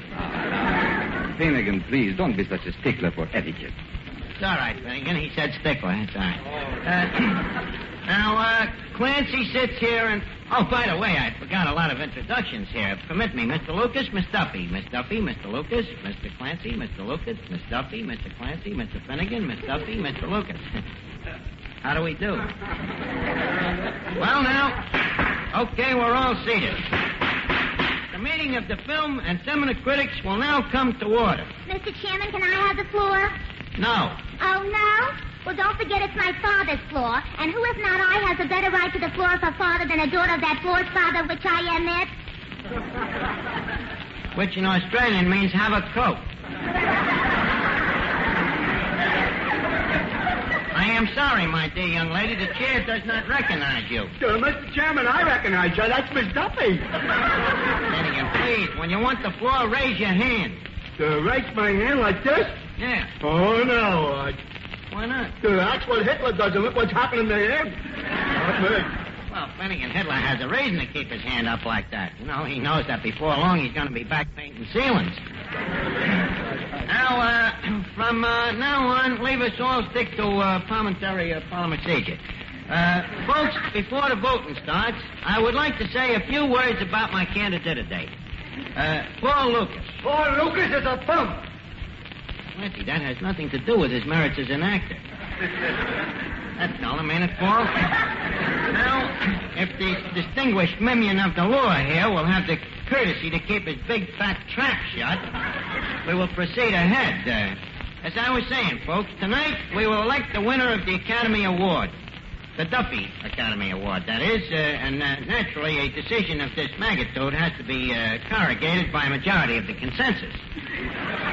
So, ipso facto, we will take a vote. But before we cast any votes, and mark you well, my constituents, I would like you to meet my candidate himself.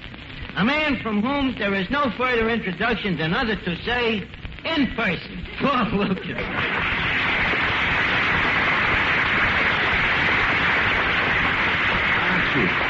Archie, what will I say? What do you say? You will just say something like I just said. All right. Ladies, gentlemen, and Finnegan. As Archie's candidate, I submit myself. It is very hard for a man to talk about his own self. I am greatly gabberflasted by this great honor. And further, leave me say that if you are kind enough to electrify me, I will strive with every utmost to cherish as long as I live. I thank you, one and all.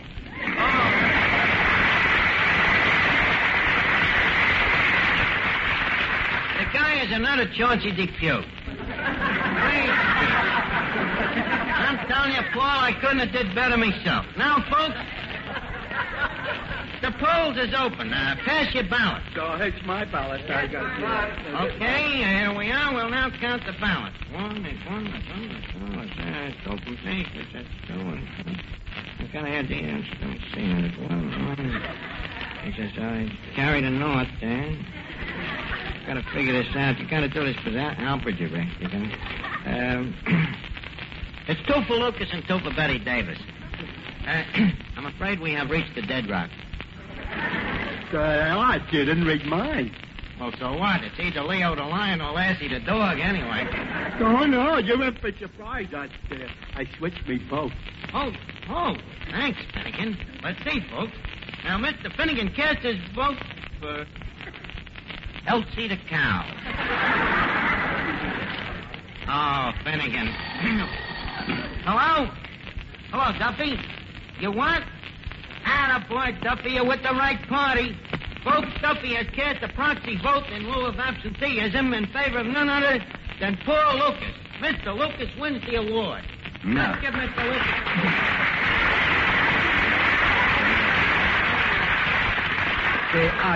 Archie, what is the award? The award? Stand back, Paul. Stand back. This will knock you over with an anvil. 1 year's free meals at Duffy's Tavern. You mean I have the honor of eating here for a year? Why, certainly. Now, wait a second. Am I entitled to a vote here? Sure, you're entitled to a vote. Thanks. Ladies and gentlemen, I cast one vote for Betty Davis. Holy cat. Back to another dead rock. What do we do now? Now, don't worry, Archie. I have a good idea.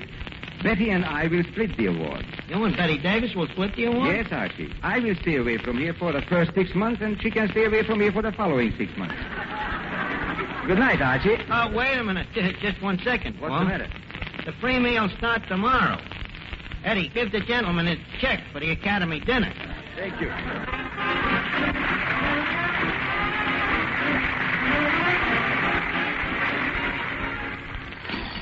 Duffy's Tavern, where the elite meat to eat. Archie the manager speaking.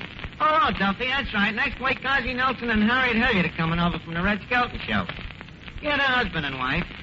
Yeah, Ozzy's a nice guy. Educated, went to college in Rutgers. Rutgers, it's them little short pants they play football in. Well, so long, Duffy. We'll see you next week.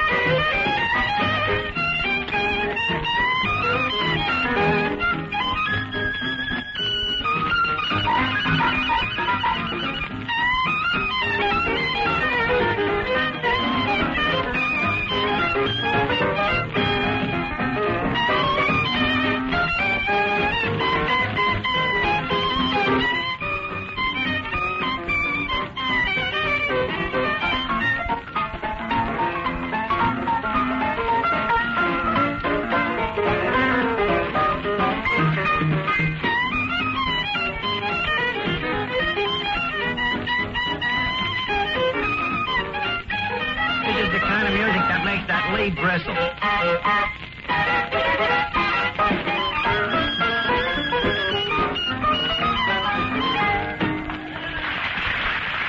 This is the Armed Forces Radio Service.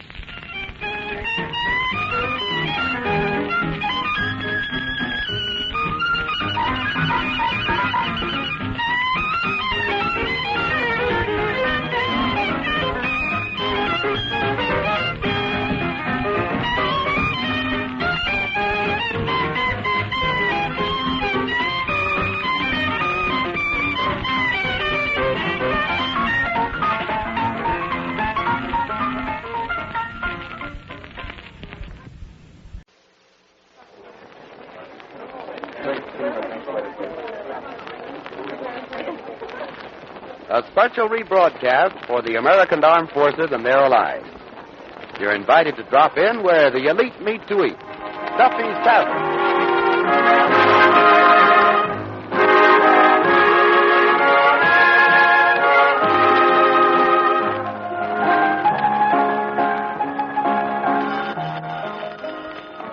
Hello, Duffy's Tavern, where the elite meet to eat. Archie, the manager, speaking. Duffy ain't here. Oh, hello, Duffy. Duffy, you know who's coming down here tonight? Ozzy Nelson and Harriet Hilliard. From the Red Skelton show. Red Skelton, Duffy. You know, the guy with the bum grammar? Yeah, the guy says, I doed it. Yeah, instead of I done it. Huh? Well, certainly Ozzy and Harriet's married. Well, they just call themselves Nelson and Hilliard for the stage. Private life, naturally. They're known as Mr. and Mrs. Harriet Hilliard. By the way, Duffy, where you been all day? The lodge meeting, huh? Well, what happened at the meeting? Uh-huh. Sounds interesting.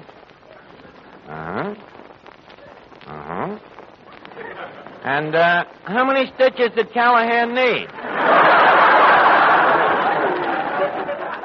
Well, Duffy, what was the fight about? The entertainment for the outing next Saturday. What outing? The annual boat ride and beefsteak of the men's auxiliary of the Friendly Sons of Mother McCree. Yes, quite a lodge, huh? Well, Duffy, what about hiring Ozzy and Harriet to entertain? Oh, so respectable, huh? Well, what did you have in mind? A fan dancer? Duffy, at an outdoor picnic, a fan dancer would be highly contagious to poison ivy. You'd hire Harriet if she'd do it. Duffy, she's a married woman. Would you let Mrs. Duffy do a fan dance? Huh? There ain't that many feathers in the world.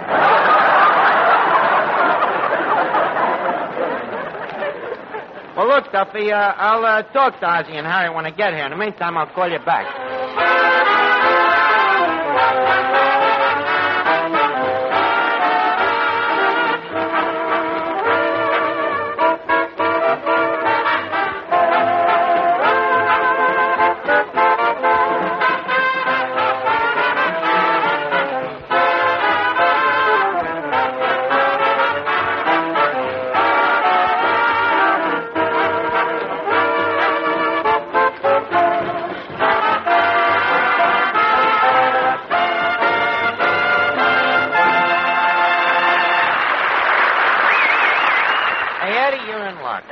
What's your name, Miss Archie? Well, you know, Duffy's Lodge is having a boat ride and picnic, so you can take next Saturday off. A day off? Hooray! Yay! I'm free!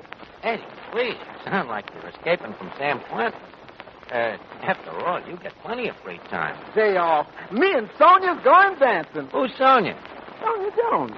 Oh, yeah, your girl. Yeah. The girl I left behind me when I went to work here. When was the last time you took her dancing, Eddie? Let's see. Last time I had a day off. When was that? I don't recall the exact date. All I remember is that everybody was dancing that newfangled step called the Charleston. Boy, would that day off feel pleasant. Yeah, huh? Wait a second, Eddie. Hello? What, Duffy? Well, Duffy, I can't ask him to do it now. Well, I just... Okay, Duffy. Eddie. Yeah. Eddie, old boy. Duffy just says that maybe it would be nice to have table service at this picnic and, with some nice, efficient person to wait on the people. That's so. Yeah. Did Mr. Duffy have any special person in mind? Yeah.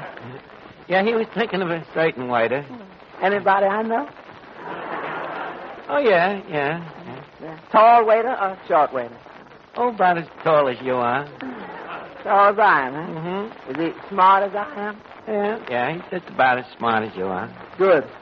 Why? Because if he's smart as I am, he ain't gonna do it neither.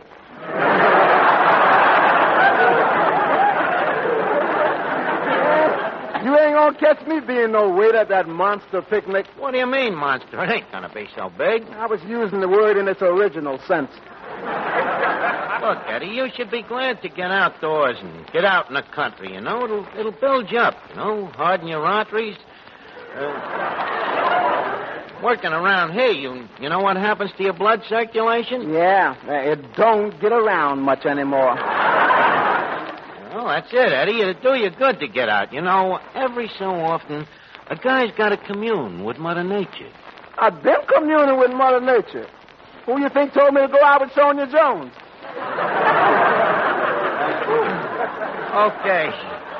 Okay, Eddie, forget the healthical aspects. What about the money? Look at the tips that you could make. Tips? I've been to the Duffy's picnic. All I ever found in the place was ants. Oh, now, Eddie, you're exaggerating. Okay, so occasionally a big spender leaves a field mouse. There you are. As Kipling says, nature is its own reward, Good evening, Archie. Oh, good evening, Officer Clancy. How you feeling this fair evening? My blood pressure is up and my arches are down. Oh, well, where does that come from, Clancy? Well, my arches goes down from pounding the pavement, and my blood pressure goes up from my wife pounding me. Oh, it's a funny thing, Clancy. I never seen your wife. Would that I could change places with you. Yeah, I guess after a while, marriage does get kind of monogamous, huh? What's your wife like, Clancy? Well, let me tell you, Archie. At night after pounding the beat the whole day, I go home to a rambling old bungalow. Rambling old bungalow? What nice words to describe a house, huh? A house? Archie, that's a description of my wife. Oh, well, she sounds very charming, very livable.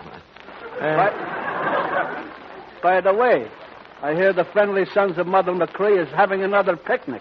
Oh, yeah, but it'll be friendlier this year, Clancy.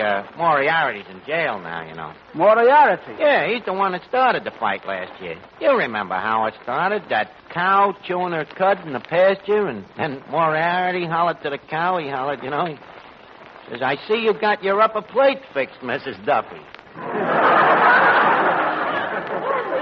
So Duffy says, did I hear you call that cow Mrs. Duffy? So Moriarty says, yeah. So Duffy says, that's a nasty thing to call a cow.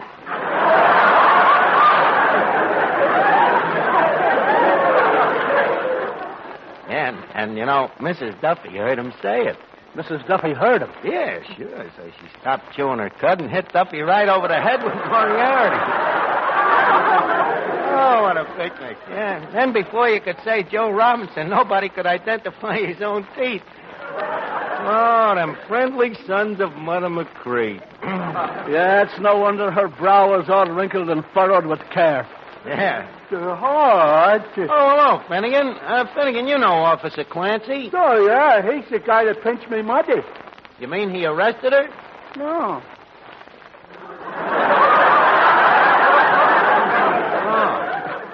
Well, anyways, Finnegan, we were just talking about Duffy's picnic and boat ride. The boat ride, that's Duffy. What are you talking about? When was you even on a boat ride? Told you it should go. What boat ride? The Tunnel of Love. Oh, look, Finnegan, that ain't a boat ride. That's a floating sofa. But anyways, this ain't only a boat ride. This is a picnic where you can get out into the country. Oh, no, thanks. No country for me. The mosquitoes are allergic to me. Yeah, they are, huh? The last time I was in the country, there was one mosquito to bite me until I almost fainted from loss of blood. Well, Why didn't you swat him? Swat me own blood relation?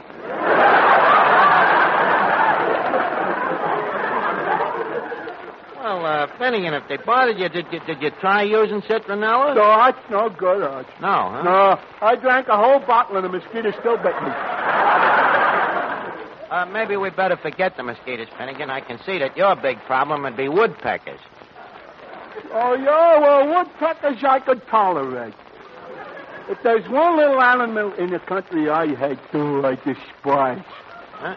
You mean your other blood relation, the squirrel? No, not squirrels. Them other little animals, them little ones you walk around with fur coats on. Them's caterpillars. The waterpillars? Caterpillars. And, Finnegan, you know what they turn into? Tractors? No, Finnegan. The caterpillar turns into a beautiful butterfly. Oh, that's a good trick, Arch. How'd you do it? Well, it's very simple. You see, first the caterpillar turns into a raccoon. See? Then he changes into a tadpole, and out of that ugly little tadpole emerges a beautiful butterfly. Oh, what happens to the raccoon? That goes back to I.J. Fox. Now, don't bother me, Finnegan. Well, I still ain't going to the picnic. You ain't, huh? Well, it'll be yeah, Toby. Can I come to the picnic next Saturday? Come to the picnic? Now, look, me lad. Yes, officer? Take a bit of advice. Stay away. Clancy, you giving Toby advice? That's like gilding coals in Newcastle. Toby's an expert at giving advice. If it pleases you, I'm an officer of the law. And you don't need advice, don't need huh? any advice. Oh, well, that's well. Well, that don't make no difference what you do, Clancy.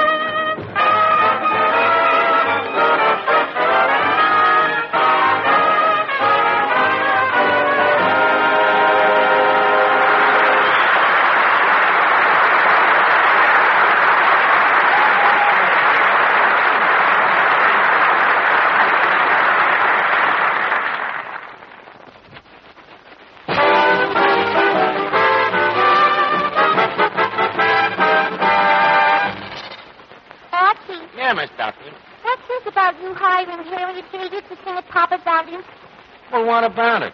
Why overlook me? A great singer who was right here under your very nose. Miss Duffy, it was me very nose that made me decide to overlook you. Oh, yeah? Yeah. Says you. Who knows more about singing, you or my teacher? What teacher? Professor Yakupinius Latin. Tanya Watnick? Tanya Latin. Gesundheit. Thank you. you know what the professor says about my singing? What? He says that if Lily Pond had my voice, even with all her talent, she couldn't sing one bit better than me. Well, that is very flattering. Yeah. I've improved a lot, Archie. You should hear my voice now. Better tones, bigger range. Bigger range, huh? Yeah. When I first started singing, the professor used to get complaints from his next-door neighbors. But now he hears from people blocks away. So you've really improved, huh? Well, the professor must think so. He raised his price for teaching me. Oh, he did, huh? Yeah.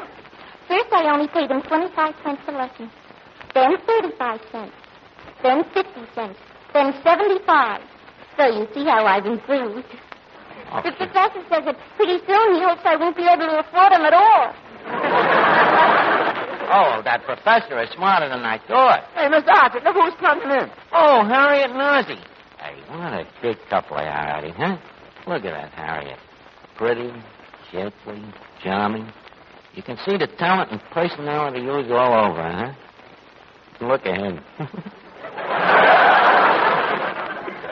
Look at the guy. One look at him and you want to look right back at her. Well, Oz, old man, glad to see you, Harriet.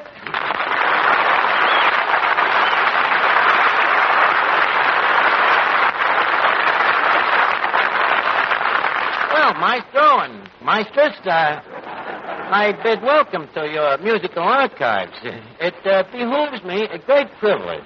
Hey, Ozzy, what is this? Who recommended this place to you? Red Skelton. Well, if he wants to break our contract, why doesn't he come right out and say so? Red Skelton recommended? Well, any friends of Red's can have the key to this joint. As a matter of fact, we call it the Skelton key.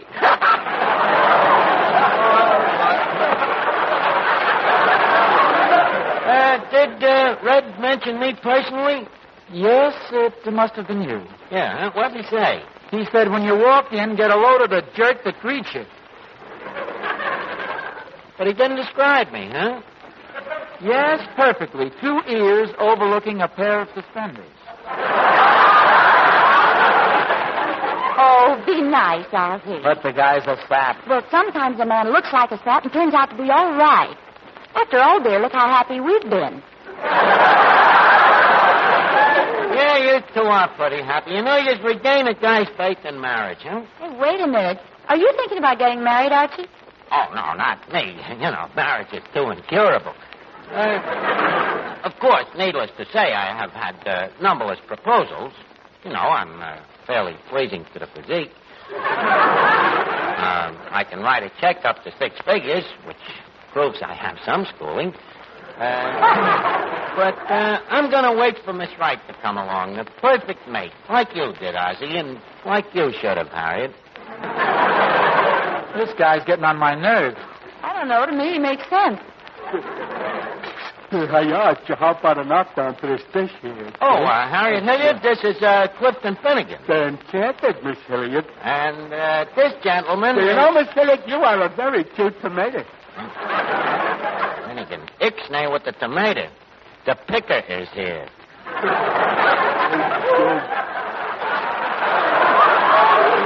Look, I'd stop cramping me stuff. You know, Harriet, I really go for your kind of looks. Finnegan, will you please lay off? Archie, if you got to sing something cheerful.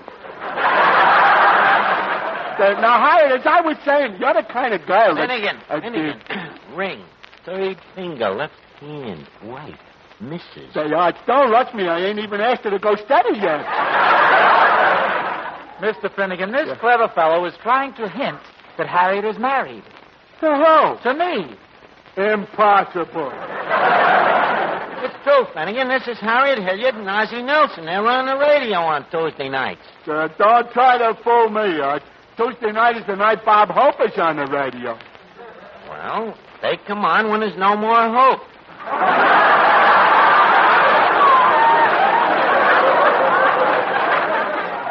You've heard the show, Finnegan, where that guy plays the kid. Oh, yeah, Red Skelton. Sure. Well, Harriet here is Red Skelton's mother. Skelton's mother? Oh, boy, it's a lucky thing I didn't let her rope me in, Arch. Imagine having Red Skelton for a stepfather. Oh, Finnegan. Excuse me. Hello? Oh, yeah, Duffy. Look, well, how much will the Friendly Sons pay? Well, Ozzy and Harriet and the band. $12, huh? That's your rock top? Okay, Duffy, you're the boss. All right. Say, Oz and Harriet, how would you like to make a fast buck next Saturday? Doing what? Entertaining the men's auxiliary of the Friendly Sons of Mother McCree. Would you be willing to play an outing? Oh, we might be interested. What's the customary stipend for this outing? Stipend? Oh, white pants and a polo shirt. Now, I mean the money. The money. Well, first, leave me give you the other advantages. A free trip to the country, Oz, which you could use, you know. Look at you, working them stuffy radio studios. You know, you're a victim of maltuition.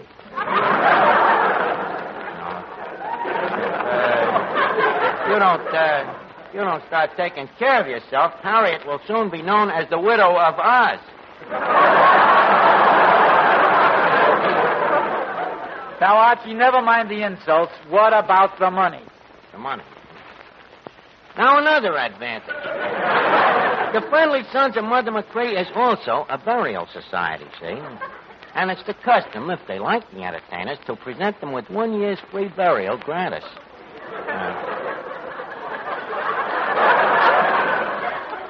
Sound pretty attractive? Archie, what about the money? I beg your pardon? How much? A cool $12. And all the food you can stomach. Did I hear you say $12? Well, how much do you want? 5,000. Well, maybe you'll come down a little and we'll come up a little. Okay, let's make it 4,999. Okay. We'll go to $13. Hello? Hello, Duffy. Well, we're still a little apart on the dough. Well, I'm up to $14, and they're down to $4,900. Split the difference, huh? What do you mean, split the difference? Leave Ozzy home. Duffy, you can't do that. Well, I tell you what, why don't you audition him, and then, after the audition, if you don't like him, out. If you do like him, well, we'll chisel. Okay, Duffy. Just a second. Did I hear the word audition? Well, certainly. You don't think Duffy's going to buy a couple of pigs in a poke? Ozzy, are you going to stand there and let this guy insult me? Do you want me to lead, dear? Hey, Joe, please, some music. And Ozzy and Harriet, don't forget, Duffy's listening now.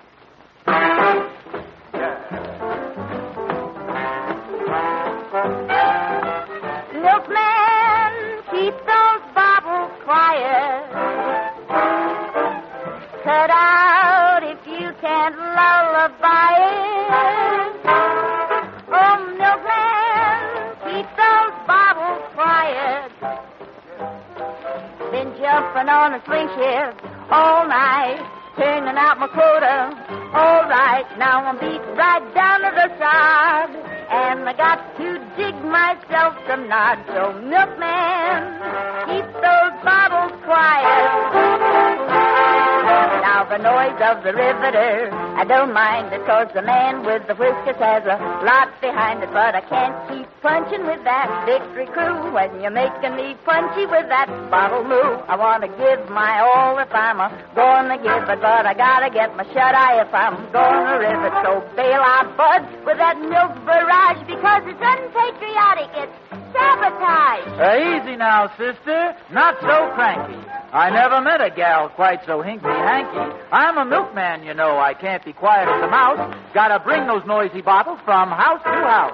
I delivered morning papers up until today, and I can hit any porch from a half a block away. Look. Oh, for goodness sake, I keep forgetting how easily the bottles break.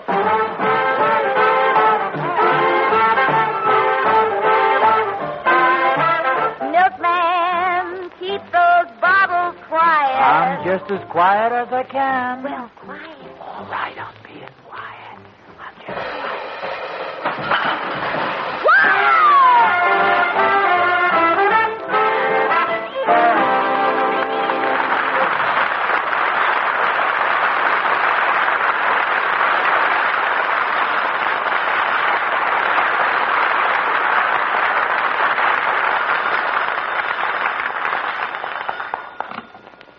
Hello, Duffy. What'd you think of him? What's the matter with your voice? You sound like Fred Allen. Oh, you're holding your nose, huh? Well, look, I'll see what else they can do. Well, kids, he thought you was great. Yes, thought you was great. Now, what else can you do? Well, Ozzy tells jokes. Such as? Well, listen to this one. Say, Ozzy. Yes, Harriet? Tell me, where do you come from? Brooklyn. What part? All of me. Great joke, eh, Art? You think they'll like it at the picnic Saturday? You think it'll live until then? I think you better tell another one, Oz, and keep it within the century. Well, okay. Here we go. Say, Harriet, last night in the theater, I was hit with a cowardly tomato. You were hit with a cowardly tomato, Ozzy? What is a cowardly tomato? What is a cowardly tomato? Yes, what is a cowardly tomato? A cowardly tomato is a tomato that hits you and runs.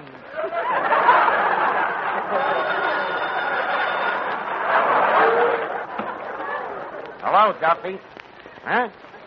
Well, you gotta give her credit for sticking with the guy. Huh? If she wasn't a cowardly tomato, she'd run. Okay, Duffy. Well, we'll try again. Well, kids, he didn't like the jokes quite as well as the song. What else can you do? Well, Archie, you know, Ozzy and I have always felt that with a little work, we might become a good dramatic team. Dramatic? Yeah. That's it. Yeah. Yes, we've been studying Shakespeare. Shakespeare. You're going to do Shakespeare at this outing? Yeah, sure. Yeah.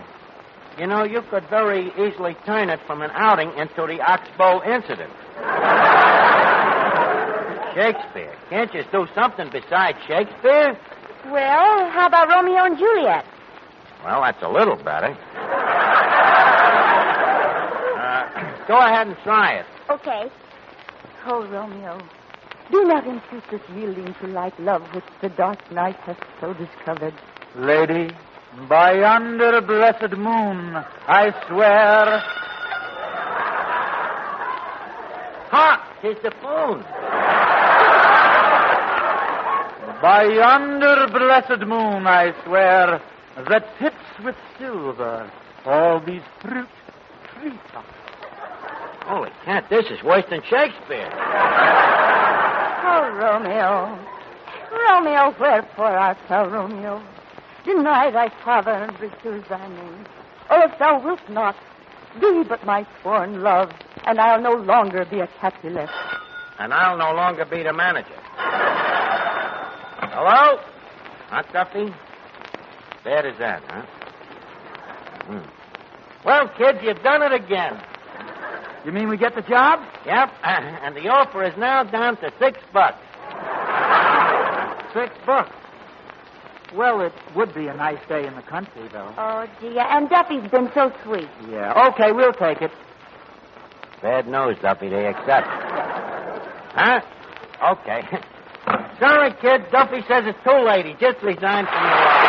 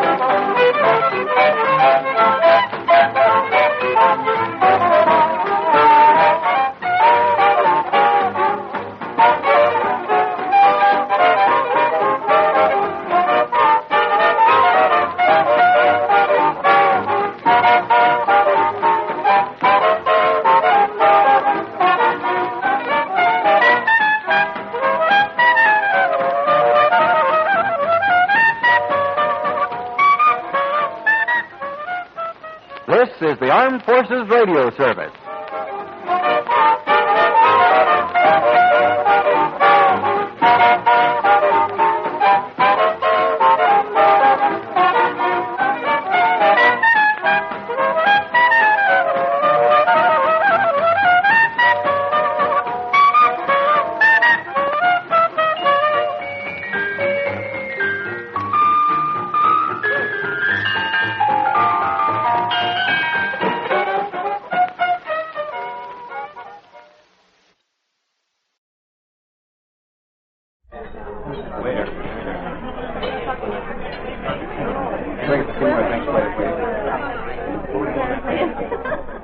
A special rebroadcast for the American Armed Forces and their allies.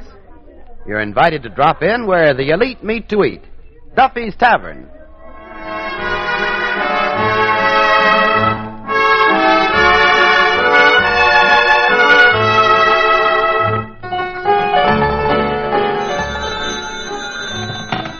Hello, Duffy's Tavern, where the elite meet to eat. Archie the manager speaking. Duffy ain't here.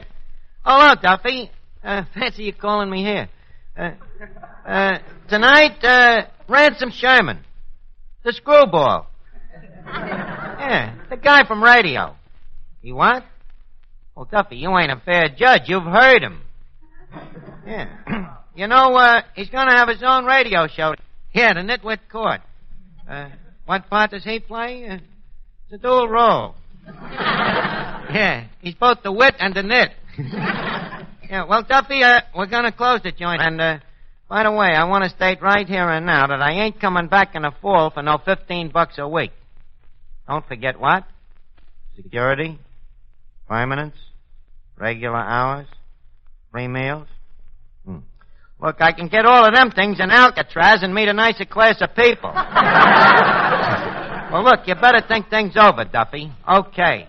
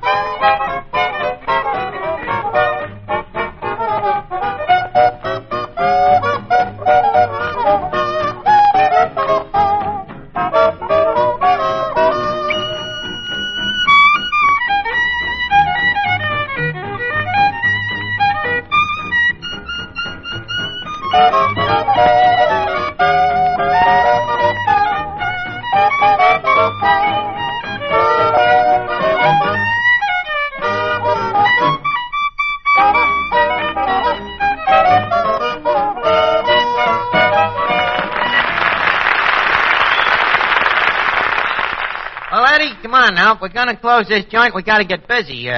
Did you sweep up the sawdust? Yeah. Uh-huh. Well, then put it in a box and take it over to Brunschweiger the butcher. We're subletting it to him. Yeah, but first, see, I'd like to filter it. You'd like to filter it? Why? Well, we still ain't located Mr. O'Rourke. Oh. Archie. Hiya, Finnegan. What are you going to do? Just sit around in the heat and smelt it? Oh, no, I expect to get away for a while, Arch. Out into the open. Into the open, huh? Where you going? Oh, I have been invited by some friends of mine to spend a few weeks on their fire escape. Oh. Just gonna lap up a life of luxury, huh? Oh, no. I'm gonna still keep up my business. Yeah. Yeah. What business was that again, Finnegan? Dog walking. Oh. You mean you get paid for walking dogs? Well, certainly, Arch. What else? I get 15 cents for little dogs, 20 cents for middle-sized dogs, and 10 cents for great big dogs. Yeah. How come you charge less for the big dogs? I ride them home. Oh, hi-ho, Fido. Look, do they make you wear a muzzle, Finnegan? Oh, no, Arch. They know I'm too gentle to bite a dog. Well, you gotta be careful not to, you know. You know, some of them dogs is very valuable, Oh, Flanagan. Yeah, sure. A friend of mine once had a Pekingese, was worth over $3,000. $3,000? Yeah. Imagine a little dog saving up all that money. Oh, well. Ransom Sherman has a new radio show, and there's a highly remote possibility that he might hire me. Yeah, but you ain't no radio actor, Mr. Archie. There's two schools of thought on that, Eddie. But you never went to either one of them schools. Well, Eddie, it don't take no brains to be a radio actor. Well, that's why you're so confident. Sure. That's the difference between you and me, Eddie, you know. We both got talent, but where we disseminate is, I got confidence and you ain't. No. Where we disseminate is you say you got talent and you got confidence. I say I ain't got talent and I got confidence that you ain't got talent. Oh. What kind of radio program is this, anyhow? Why, it is called the Nitwit Court. Oh, you got talent. Say, Arch, what do they do on this program? They solve problems for domestics and relations. You know, advice to the loved one. Oh, yeah? Oh, I love them kind of programs. I always used to listen to the Goodwill Court. You did, huh? Yeah. My mother and father was on it 5 times. 5 times? Huh? What for? Well, the first time my father hauled me mother up there was 'cause she beat him up. Yeah, huh? What about the other 4 times? Well, my mother liked being on the radio so much she kept on beating him up. 5 times more and she can take it over to Hobby Lobby. Hey, that's a good idea. Hello, Archie. Oh, hello, Miss Duffy. Look, what are you doing with all them maps there? I'm going to take a railroad trip on the Santa Fe. The Santa Fe. Miss Duffy, that is the Santa Fe. You see, the A is pronounced like an E on account of that little French aperitif on top. What we United States citizens call an apostrophe. Fee. Fee. Yeah, you should know that. Every time you see a he, you holler, hey. Anyways, what are you doing traveling non-essential train trips during wartime? No, this is an emergency. What's the emergency? Have to meet a fella. What fella? Any fella. I haven't got one. That's why I'm looking at all these maps. Well, Miss Duffy, it's a vicious cycle, you see. You look at the map and go someplace, meet a fella, then he looks at your map and goes someplace else. Oh, yeah. Well, I bet I get a fella on the Santa Fe. Well, if you do, I bet they changed the name from Sandy Fee to Sandy Claus. Look, Eddie, I'm going to get on Ransom Sherman's radio show, and my name ain't Mud. Nothing's going to stop me this time. When Ransom Sherman gets here... Now, Mr. Archie, well, why don't you... Look, I'm telling you, this time I'm serious. I'm concentrating on that job, and nothing or nobody is going to take my mind off of it. Bonsoir, Archie. Oh. See you later, Eddie. Well, Monsieur Yvette, you're looking très gauche this evening. But as for me, I am très, and I ain't kidding. I am très sad. Mais pourquoi? Don't you even want to know why? It's 'cause we're closing the Chez Duffy, and I may not get a chance to see you. Oh, that's why you're so sad. Yeah. Yvette, can't we work something out, some way that we could see each other? Maybe the beach? Huh? The beach? Yeah, I'm quite anxious to have you see me in a bathing suit. If I do say so myself, I got a very exquisite trousseau. Anyway, I'll call you up and fix up a date. Hey, wait a minute. You never gave me your number. Oh, really? How careful of me. Come on. You gotta give me your number, huh? Well... come on. All right. Call me up at home tomorrow, and I'll give it to you. Oh, all right. That's great. Now, how about a song? All right, Archie. Here's a special French song just for you. Oh, go ahead. Do something. Maybe you'll wake the folks up a little bit. Sing out loud. Good and loud.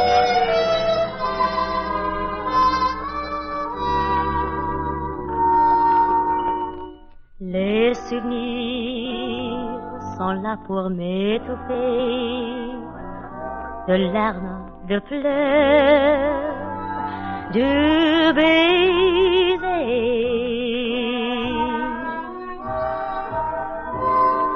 Oui, je revois les bons matins d'avril nous vivions sous les toits tout un an de la vie.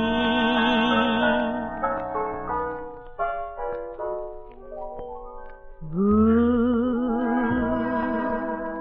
qui passez sans me voir, sans même me dire bonsoir, donnez-moi un peu d'espoir ce soir. J'ai tant de peine, vous, dont je guette le regard. Pour quelle raison ce soir passez-vous sans me voir? Un mot, je veux le dire, je vous aime. C'est ridicule, c'est bohème, c'est jeune et c'est triste aussi. Vous qui passez sans me voir, sans me donner d'espoir, adieu.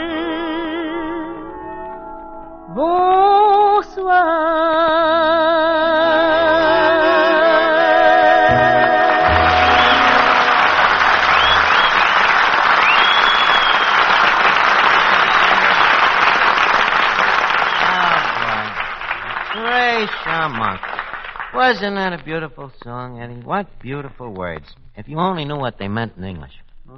What do they mean? Woogie Popsy Summer Bar?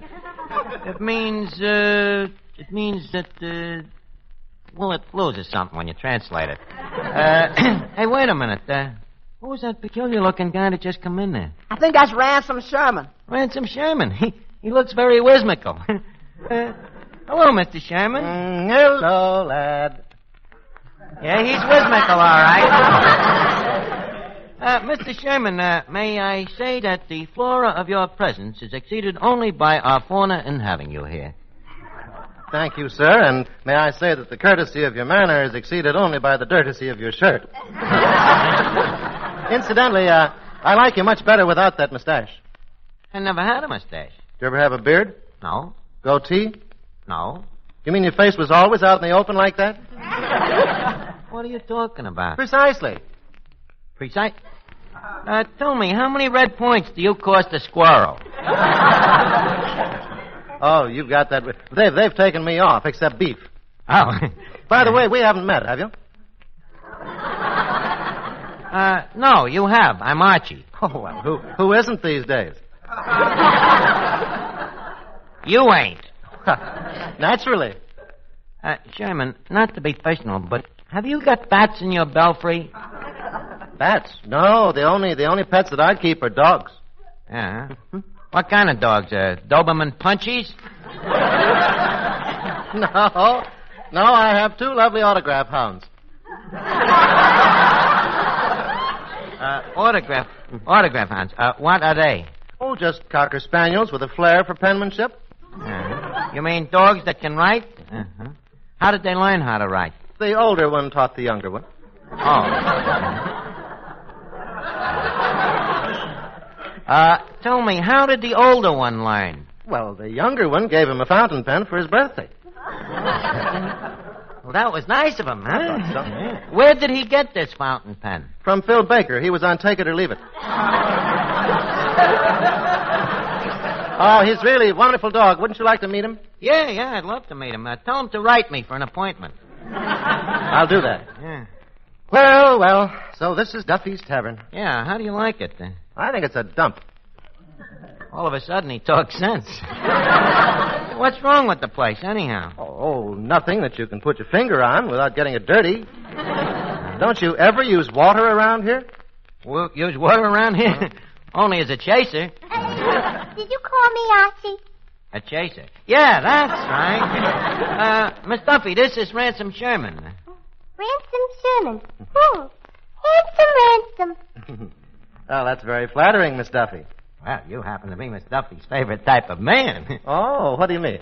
You're alive.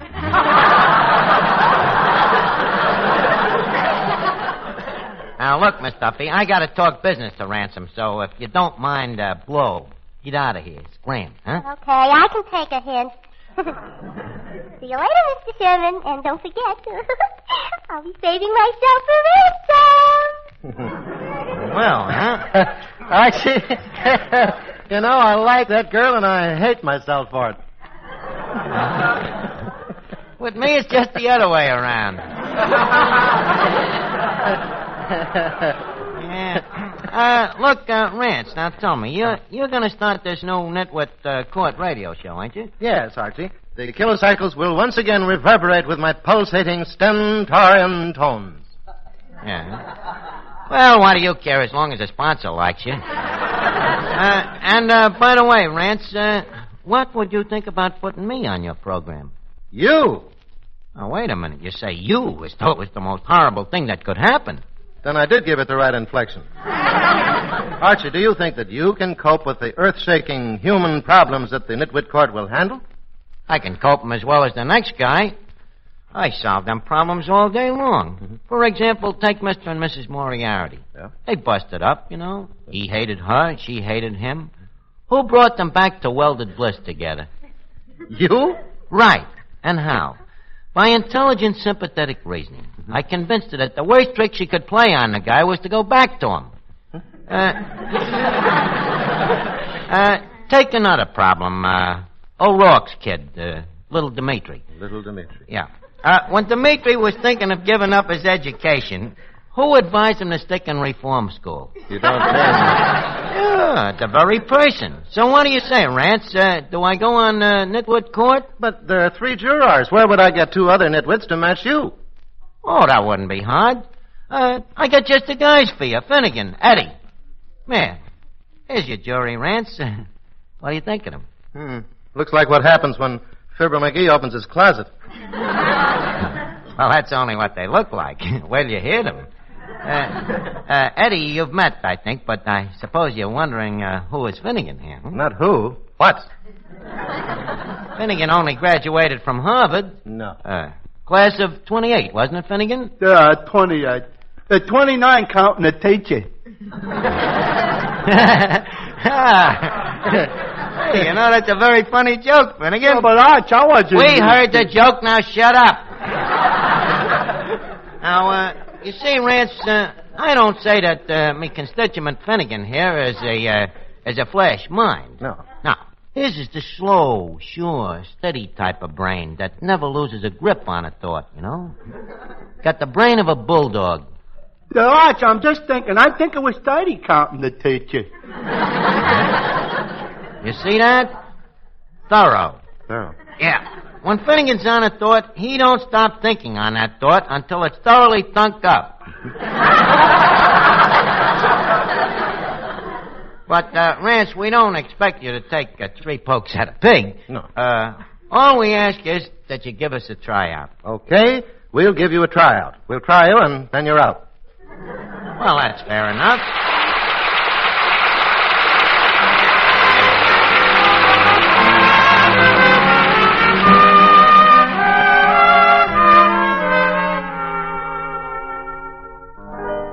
Cathedral bells were tolling, and our hearts sang on. Was it the spell of Paris, or the London dawn? Who knows when we shall meet again? But when the morning chimes ring sweet again, sweet again, I'll be seeing you in all the old familiar places that this heart of mine retraces all day through. In that small cafe, the park across the way, the children's carousel, the chestnut trees, wishing well. I'll be seeing you in every lovely summer's day, in everything that's light and gay. I'll always think of you that way. I'll find you in the morning sun, and when the night is new, I'll be looking at the moon, but I'll be seeing you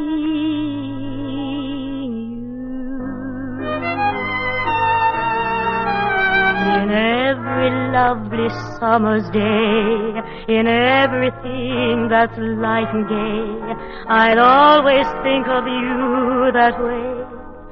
I'll find you in the morning sun, and when the night is new,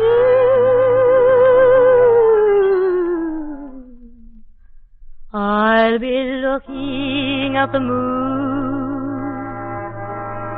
but I'll be seeing you.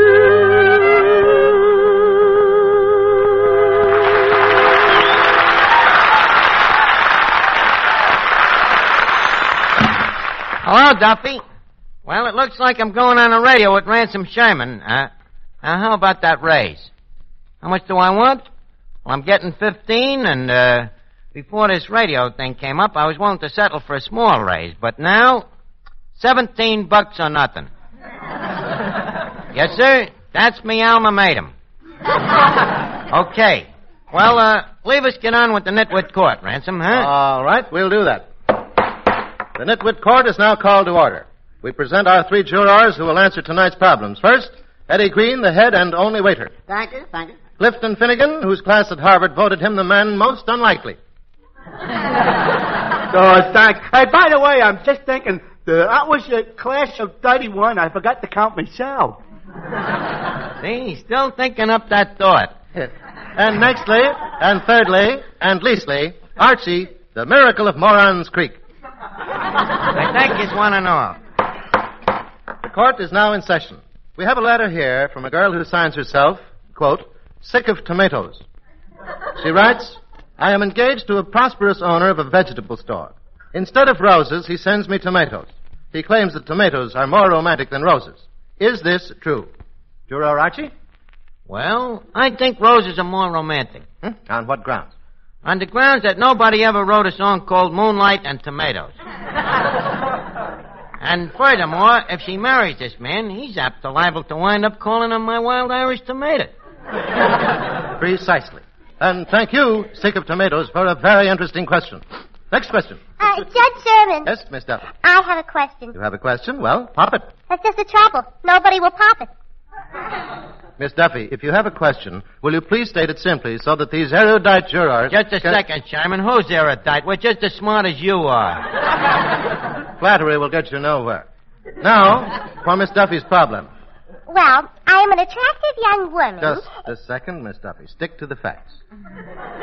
Well, I am a young woman. That's better. And I have 1 million fellas who are dying to marry me. Why don't I ever meet any of them? Well, now, that's a nice question. Short, but not too interesting. How about it, jury? Well, sir, in questions of marriage, as William Randolph Shakespeare once said in his play, Othello, and, mark you, I quote W.R.S. verboten, marriage 'tis an institution, and whom wants to live in an institution? Well, wait a minute, Mr. Archie. That don't sound like Othello. Who does it sound like? Abbott and Othello. Please, order. Your Honor. Juror Finnegan. Now, in my opinion, what is your problem? Juror Eddie, I see your hand up. What do you think? I'd like to ask these 2 fellow jurors a question. Well, what is it, Eddie? If it pays to be ignorant, how come you guys is broke? Well, anyway, Miss Duffy's case is the sad one of a young lady who has floundered in the ocean of love. Mm-hmm. Just a second. I would like to talk directly to the flounder. Miss Duffy, Has any young man ever evidenced you with any evidence of his avariciousness? Yes, my boyfriend, Breckenridge Hassenfelder. I see. Was there a proposal of marriage? There was. Where did said proposal take place? At my house. Papa asked him to marry me. Well, thank you, Miss Duffy. Next case, But please. I still have my problem. Yes, you have, haven't you? Next case. Hello? Oh, Duffy.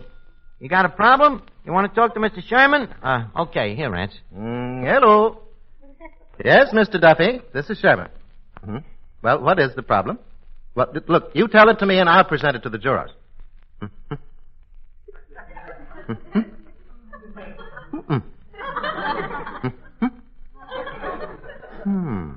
I see.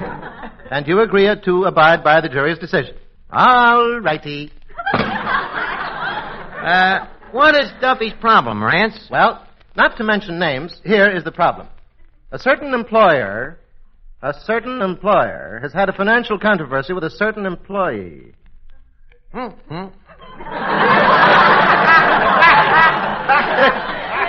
Now, this employee has been earning a salary of $15 a week for the last 10 years. Now, the employer has long been considering depreciating this amount. The question is, what is a fair amount of depreciation? Well, Your Honor, I think a fair amount of depreciation would be $2, up to $17 a week. Right, Finnegan? Right, Eddie? Okay, the motion is carried. Hello? Hello, Duffy. Duffy, you will be unhappy to know that the jury has voted me a $2 depreciation. Huh? I now get $13 a week. Duffy, that ain't a depreciation, it's a cut. Well, I won't take it. No, sir, and I'm quitting you right now. Huh? If I come back, you'll raise me to 15? Well, that's a little more like it. Just shows you, fellas, you know, the only way to get a raise is to scare a guy, huh? Well, wait a minute now. What about the radio show? The radio show? You think I'm leaving this kind of money? But, Rance, leave me wish you good luck on the Nitwit Court. I know it's going to be a great show. Well, thank you, Archie. I also feel that the Nitwit Court will be the greatest show in the history of radio. And I say this with all sincerity because I would say exactly the same thing about any other show of which I was the star. Good night, Archie. Good night, Ransom. Good night.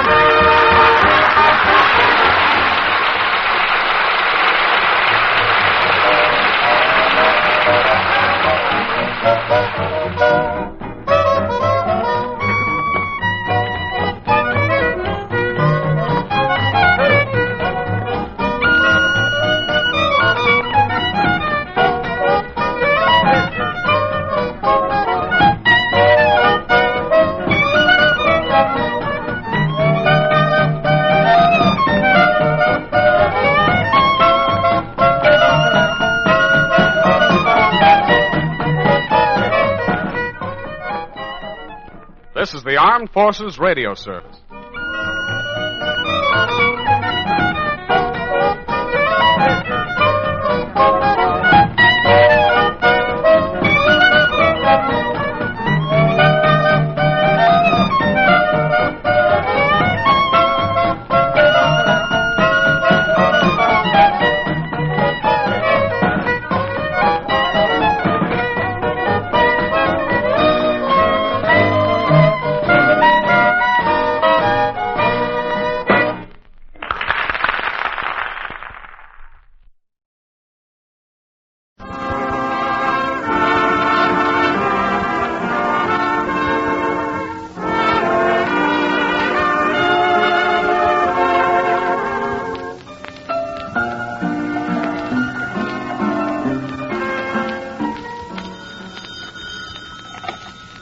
Duffy's Tavern, where the elite meat to eat. Archie the manager speaking. Duffy ain't here.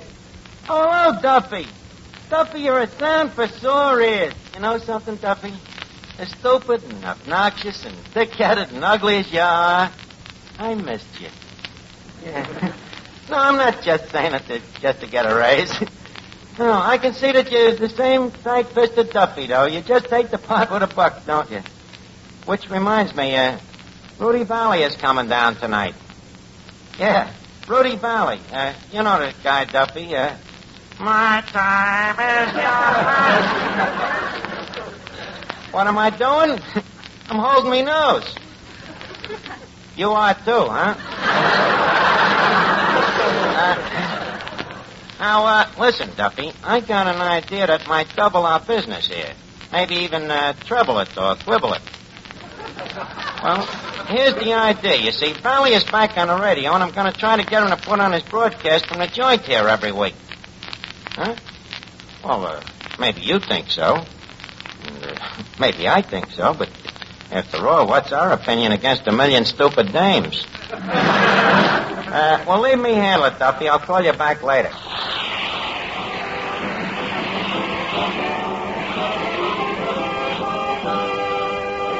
Well, Eddie. Well, Mr. Archie. Here we are. Here we are. You and me. You and me. Back at Duffy. Back at Duffy. Great feeling, ain't it? Stop the train. I'm getting off. Now, that ain't nice, Eddie. Duffy's Tavern is like our home, you know. We should cherish it and love it. And Duffy, too, you know. A guy who picked us up out of the gutter and brought us here, don't forget. Mr. Archie, from the gutter to Duffy's Tavern is not up.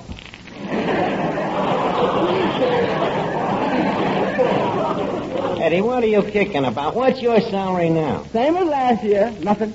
Well, what do your tips come to? Little less than the salary.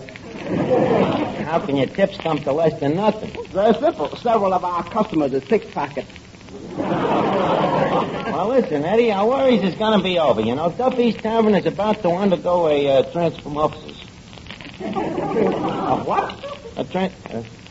You know what it means? No. Then what's the use of me repeating it? But believe me, big things is going to happen. One, Rudy Vallee is coming down here. Two, I'm going to get him to broadcast from here. Three, Duffy's will become world famous. 4, 5, 6. 4, 5, 6, what's that? That's the number of your room in the asylum. Eddie, are you inferring me as a dope? I didn't say you was a dope. You deny it? No. That's better. No, there's a lot dopier guys than me in this world. Oh, Finnegan. Saludos amigos. Oh, saludos amigos to you, what? Not at all. Well, Finnegan, you're looking in the pink. Oh, I guess that's because I never tan. Well, probably you got one of them fair skins, you know. Too much pigment and not enough hemoglobin.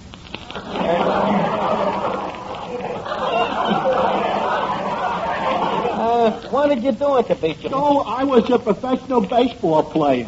Where did you play? In a little booth on the boardwalk. I used to stick me head through a hole in a curtain and the fellas would pitch to me. Professional. Did any of the fellas, by chance, ever hit you in the head with the ball? Oh, sure. We had some swell pitches. Didn't it bother you when you got hit in the head? I didn't notice it so much. You didn't notice it, huh? No. On account of the other side, they were throwing darts.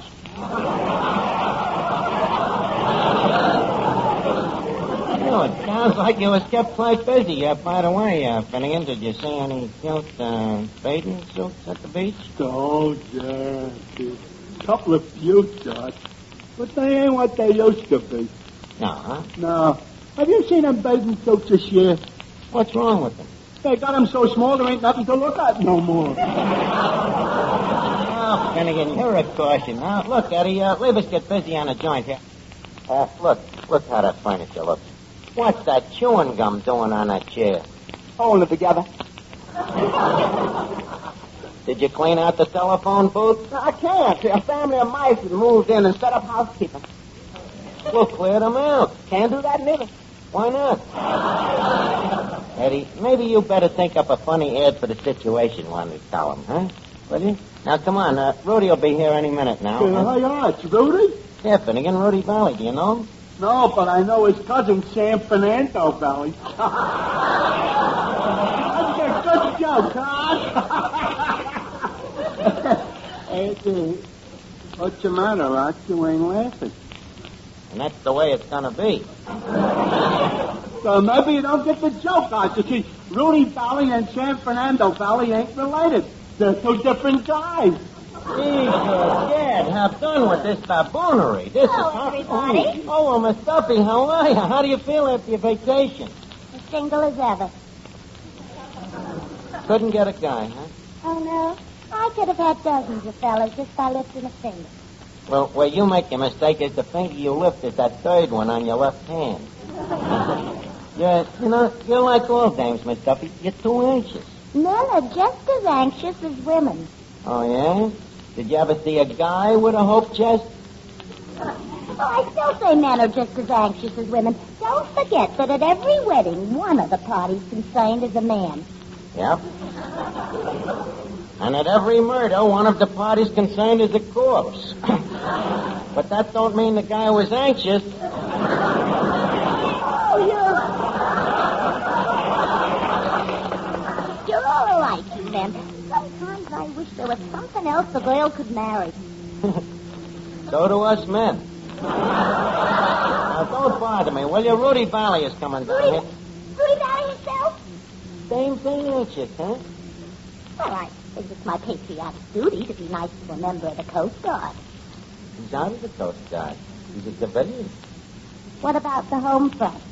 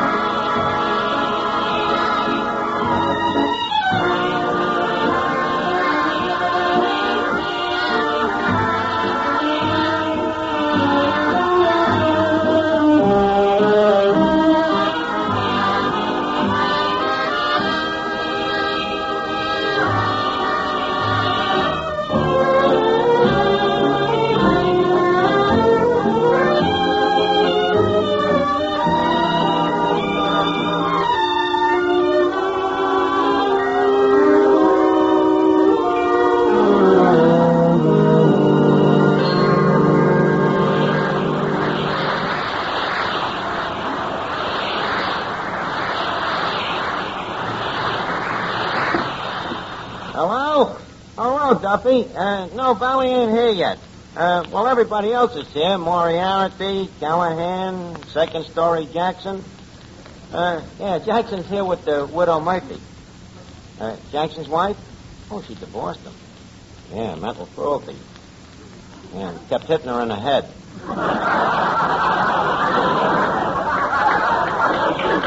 I can't wait for Rudy to get here, though. You know, this broadcast... Your time, your time. I'll call you back, Duffy.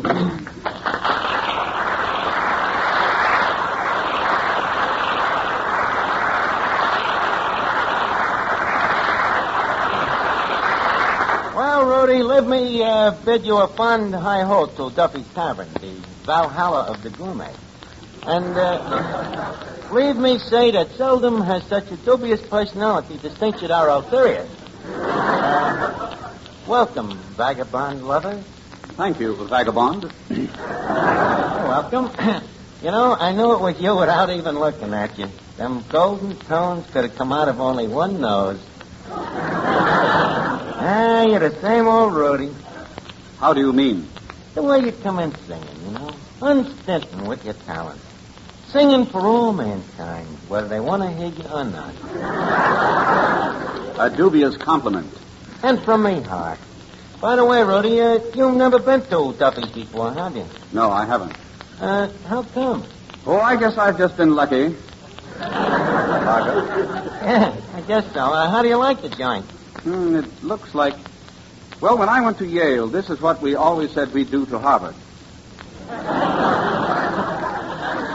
Just a second, Mr. Vallee. I brooked that as a slap and a kisser at me alma mater. You, a Harvard man? What do I look like? A Harvard man. Naturally. Of course, I lost most of my Harvard accent, although occasionally it crawls through. I find myself saying I'm going to take a bore instead of a bed, you know. But it don't happen very often.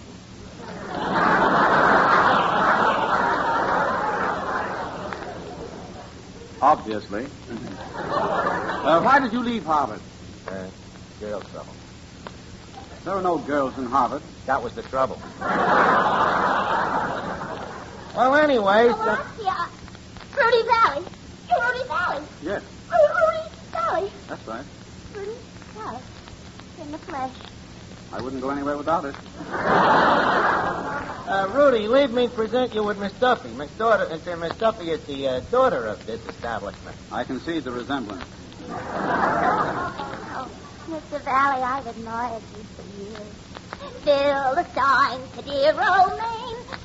Very nice, Miss Duffy, very nice. Of course, I didn't think you were old enough to remember the Maine Stein song. Are you kidding? This dame remembers the Maine.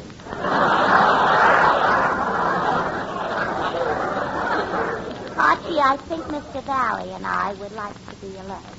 Am I right, Mr. Vallee? Well, I know I'd like to be alone.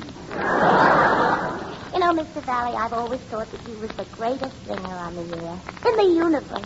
And I've always... Miss Duffy, please. Archie, let the girl speak. Oh, Mr. Vallee, Rudy, would you sing something for us now? Miss Duffy, please, who is running this joint? But don't you want him to sing? That is neither here nor there. The point is that I do the asking. Well, then you ask him. Now I got no choice. Rudy, would you oblige us with a number? Well, if you insist. Oh, but I do. I'll announce you. Ladies and gentlemen, Mr. Rudy Vallee has kindly consented to sing a song for us, and under them circumstances, I think it's no more than fair that we should listen, huh? Proceed ahead, Rudy.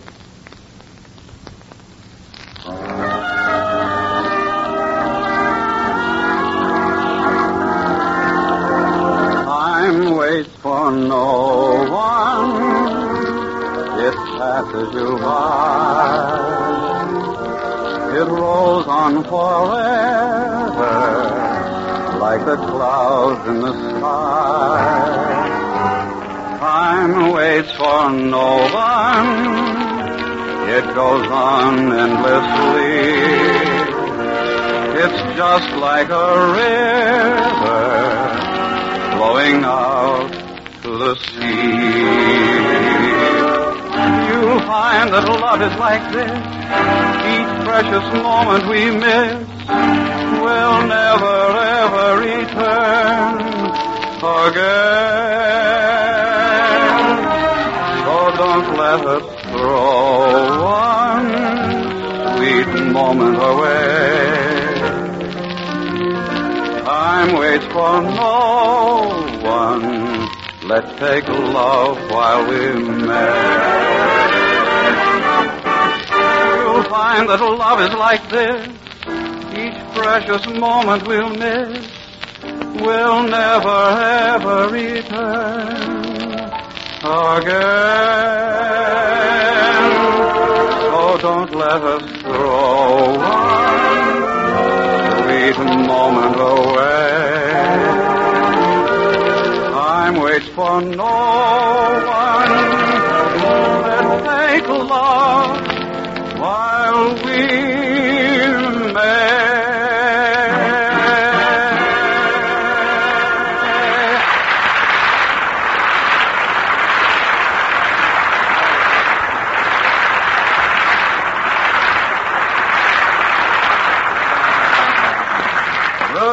was great. Great.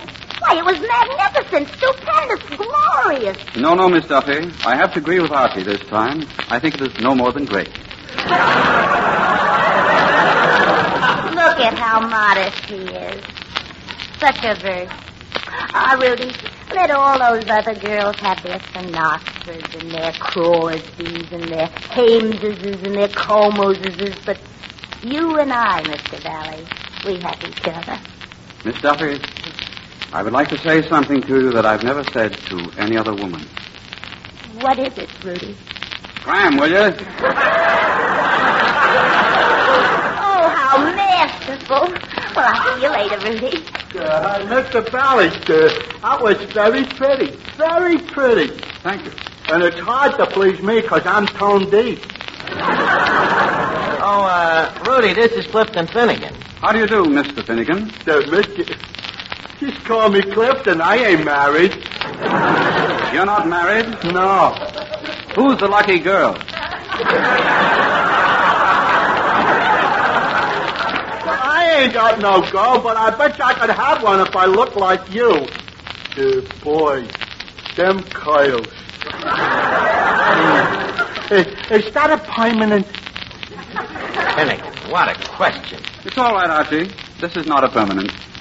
See what a stupid question it was? You think he'd admit it?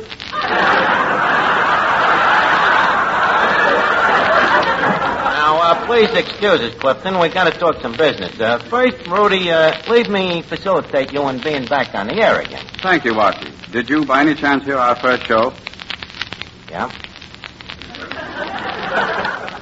Well, you can't please everybody. No, Rudy, but you could please somebody. Now, look, I got a hunch what's wrong. You see, it's them radio studios. Now, when you first got hot on the air, where did you broadcast from? A nightclub. Precisely. A nightclub where there's gaiety and laughter and joy is unreclined. Now, for instance, if you put on your broadcast from this place... Just a second. Are you suggesting that I put on my broadcast from your little bistro? No, it's too small. Whoever heard of broadcasting from a kitchen? And it'll be nice for you, Rudy. Once again, you'll be back in familiar surroundings. Once again, you'll be that old Vallee. That mere wisp of a lad who one day picked up a megaphone and blasted his way into America's heart. Think it over, Rudy.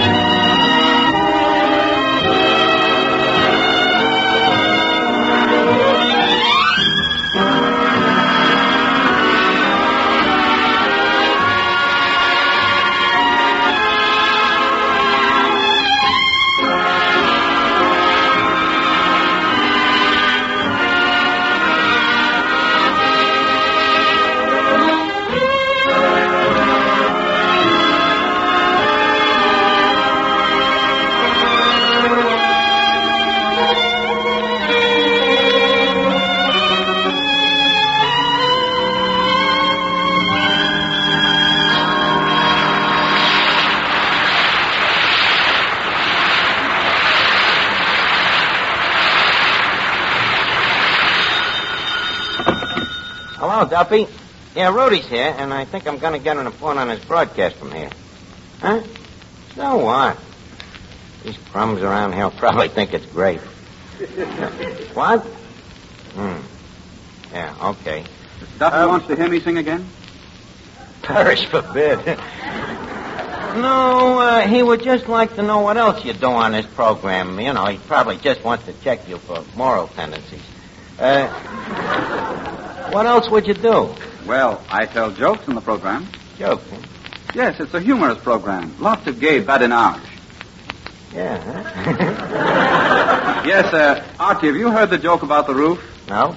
That's just as well. It's over your head. Is that badinage? Yes. Yeah.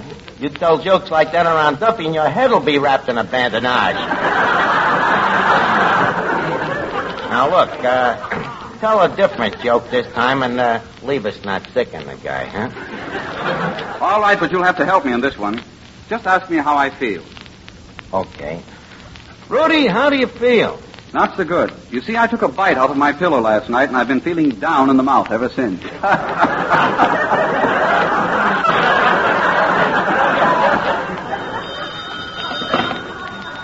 Hello, Duffy. Throw him the what out of here? Duffy, give the guy a chance, will you? Oh, Rudy, so far so good. Look, Rudy, I remember you used to interview celebrities on your program. Interesting guys, you know, and we got plenty of them around here. We could do that. Who, for instance? Well, take Harrigan over there. Where? That quiet guy, laying under the table. Now, that guy looks very ordinary, but do you know that he's got 10 toes? So what? Everyone has 10 toes. Split 7 and 3?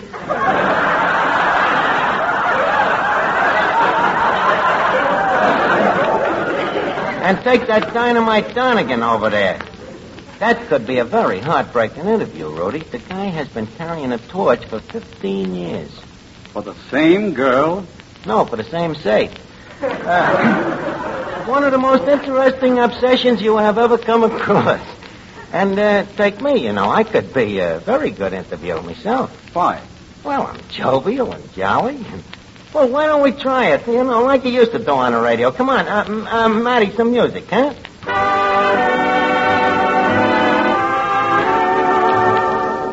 Good evening, Archie. Good evening, Mr. Vallee. And how are you tonight, Archie? Fine, Mr. Vallee. And how's yourself? Oh, pretty good. What's new? Oh, nothing much. Boy, we're hot tonight. Well, Archie, so you are the brilliant manager of Duffy's Tavern. Well, Mr. Vallee, yes, indeedy. Although brilliant is a pretty extravagant word. Well, what word would you use? Well, I guess brilliant covers it. And as I understand it, you really are the brains of Duffy's, are you not? On the contrary, sir, I am. You see, after all, well, sir, every keystone has to have an arch. Or an Archie. Just having my little joke.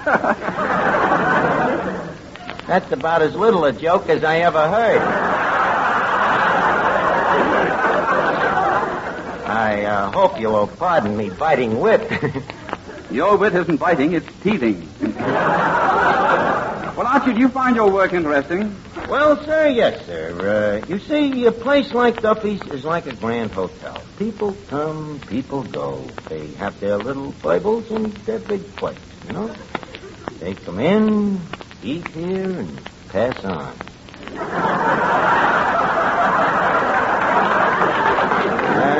Yes, sir, that's how it goes. Then, by and large, one could say that you were a happy man. Well, sir, by and large, one could. Yes, sir. Of course, I don't get paid much money, but I make it up in other ways. Duffy, I did not admit robbing the register. Did you ever see me rob the register? Your wife seen me? It's a lie. She was never here when I did it. Okay, I accept your apology. Well, what did you think of the interview? Well, Duffy, leave us give the guy one more chance. You know, he must have some talent. Gotta have something. Wait a minute. Rudy, what else did you plan to do on this radio show? I was contemplating playing the saxophone. Duffy, I'll call you back. Rudy, did you say saxophone? Yes. Well, we're in this deep. We might as well go ahead. Why did I ever get in this radio business anyhow? This is hard. Oh. Why didn't you just contemplate it? Why did you have to play it? This ain't no instrument. It's a secret weapon. Once again, that sax rears its ugly head. Eddie, listen to them horrible sounds, will you? Not as long as my hands, as big as my ears. Oh, this is horrible. Rudy, there was no reason for this without a fog. Rudy,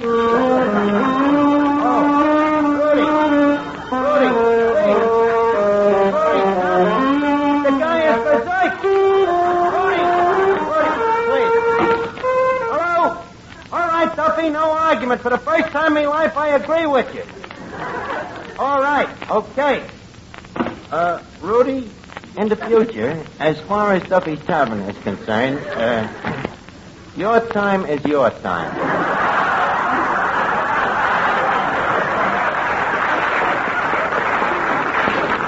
No hard feelings, of course, Rudy. You know, we still think you're as good as you ever was. And I'll be glad to drop around and see you sometime. How about tomorrow night, Saturday? Okay, tomorrow night, Saturday, from the radio studio, of course.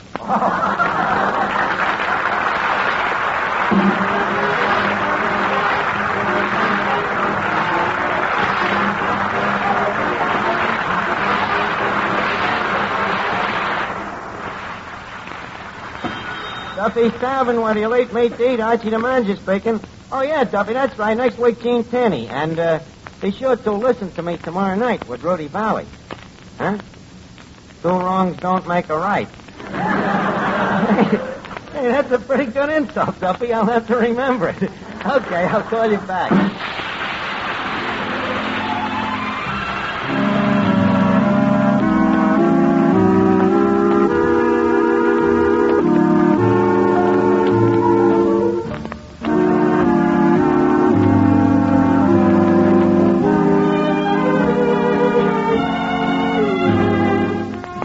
This is the Armed Forces Radio Service.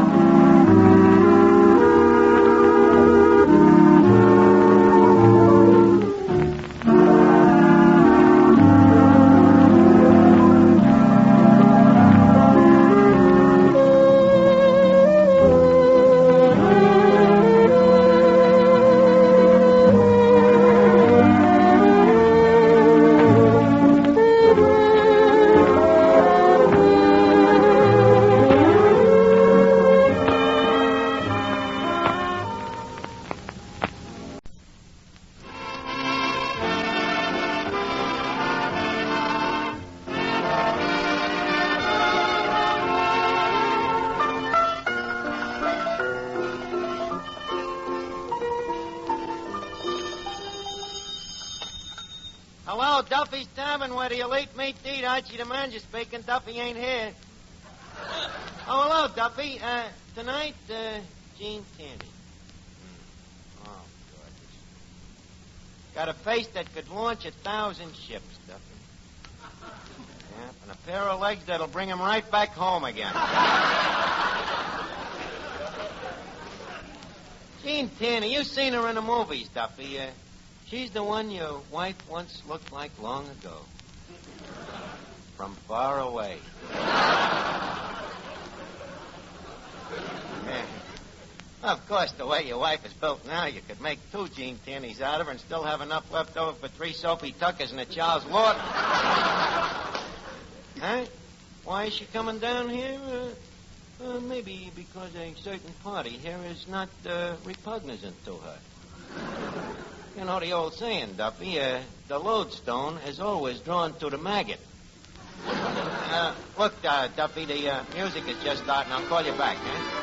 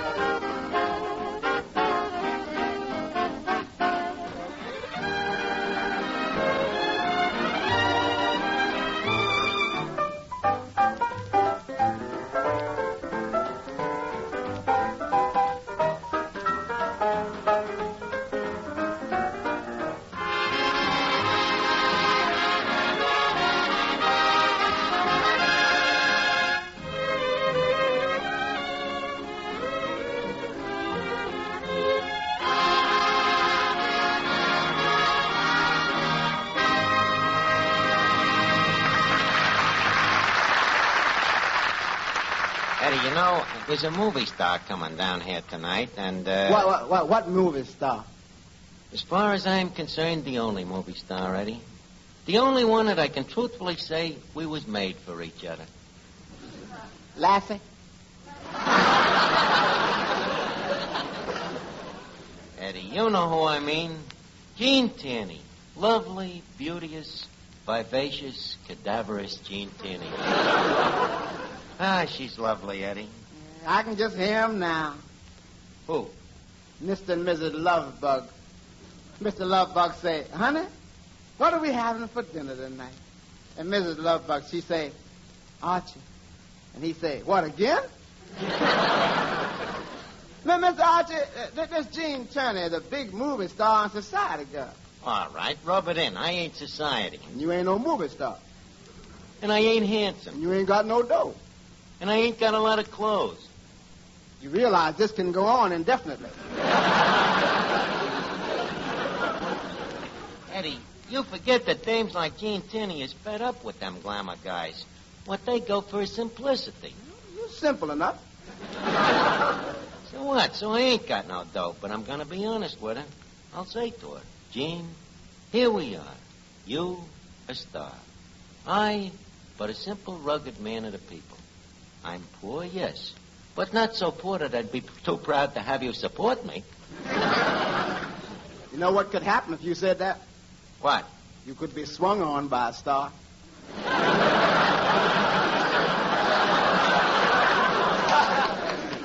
Eddie, don't argue. My mind is made up. Well, okay, if you'd rather be a mule. Look, Eddie, a little more respect, please. You have to go back to that again? Well, I suppose I can't force you to respect me. Either you do or you don't. What do you mean? Either you do respect me or you don't work here. Honest, sometimes I get... Archie. Oh. Hello, Finnegan. Hey, Arch, could you lend me the loan of $5? Lend me the loan. What grammar? Finnegan, loan me the lend of $5. Besides, what do you need $5 for? To take out an insurance policy. The agent is here. Finnegan, you taking out insurance? Well, Arch, the way the agent says. No man with my intelligence should be without protection. Yeah, I agree with him. What kind of insurance are you taking out? Accident. Accident, huh? It's a swell policy, Arch. Only $5 a year. You can walk in front of a truck without getting hit. An accident policy means if you get in an accident, the company has to pay you. They do? Yeah. Do what, suckers? Hey, Arch, don't tell the agent about it. He might refuse to sell me the policy. Oh, Finnegan, I haven't got much more time. Oh, Mr. Hancock. Archie, this is the agent I was telling you about. Archie, meet Sam Hancock. Oh, how do you do? What company are you with, Mr. Hancock? The Mutual, General Fire and Theft, Liability Mutual, Fidelity Mutual, Accident Company, Incorporated. Well, it's a pleasure to know you. It's mutual. Thank you. Well, you see, Mr. Finnegan here is a friend of mine. I would like to know a little more about this policy. Well, it's our newest type of accident policy. Complete all-over coverage and sub-coverage, reimbursement rider, premium waiver, with convertible features. Well, so far it sounds very daft. Hi, Art. What's that convertible thing? That's in case you get hit by a car with the top down.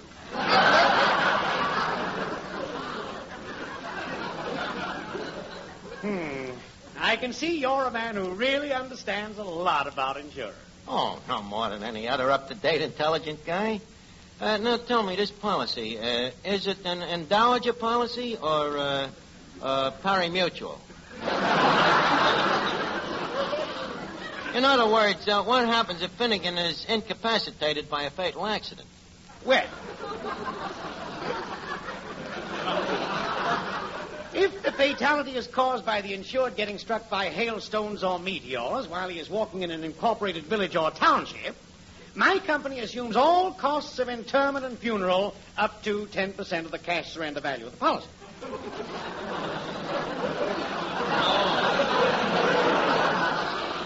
Provided, of course, that the insured can prove that death was unavoidable. Well, that seems fair enough. Yes, and another thing. We pay instant. The motto of our company is, when rigor mortis sets in, so do we. Now, what about the money, Mr. Finnegan? Oh, yeah, Archie. How about the $5?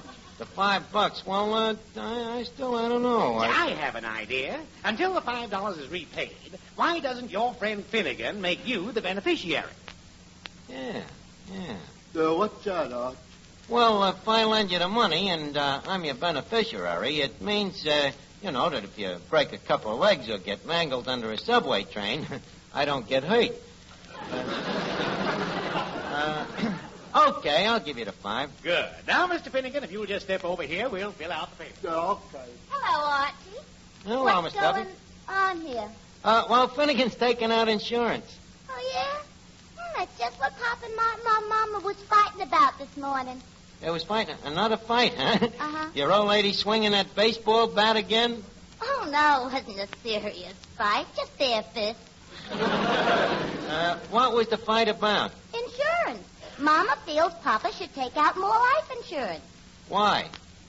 Well, Archie, even though she can't bear to think of it, she knows that Papa isn't getting any younger. And, well, if anything happened to Papa, she'd be too old to go to work. And what could she do? Oh, Miss Duffy, nothing's going to happen to your father. Well, Mama's more foresighted than you are. She knows the way she's been beating him lately.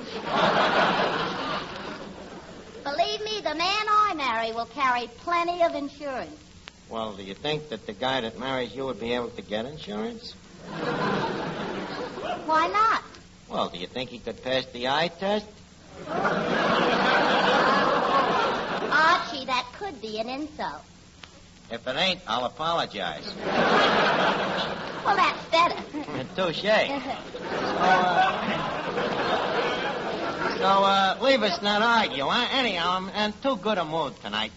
Gene Tierney is coming down Oh, running after movie stars again, huh? So what? You're always running after guys. But you're such a snob, you only run after movie stars. At least I'm democratic. I'll run after anybody. Look, Miss Duffy, I think who I run after is my own prerogative.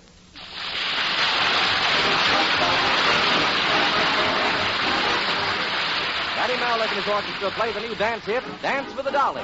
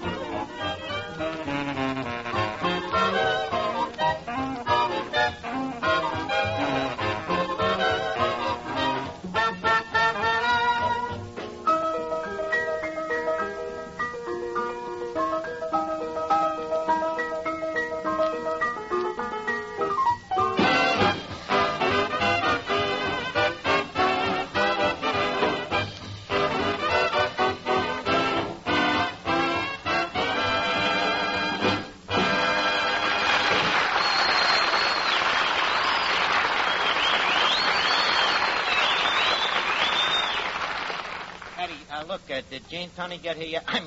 Jean Tierney? Now, calm down, Mr. Archie. Calm down. Honest, I'm as nervous as a newborn bride. Hey, wait a minute, Eddie. Here she comes now. Look at her, Eddie. Ain't she the most redundant thing you have ever seen? Well, good evening, Miss Tierney.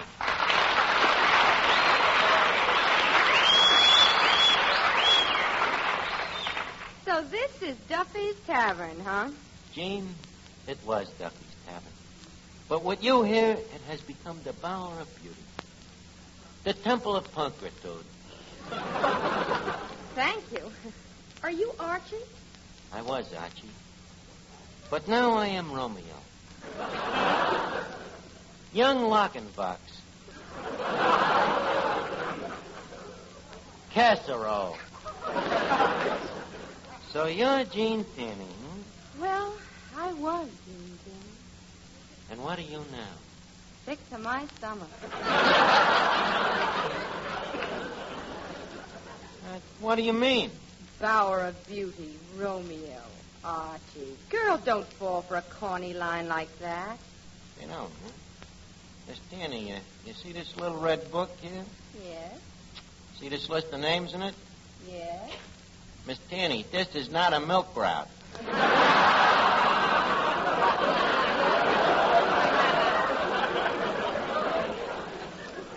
However, if you don't like that line, you don't like it. We'll take a breather for a minute and try something else.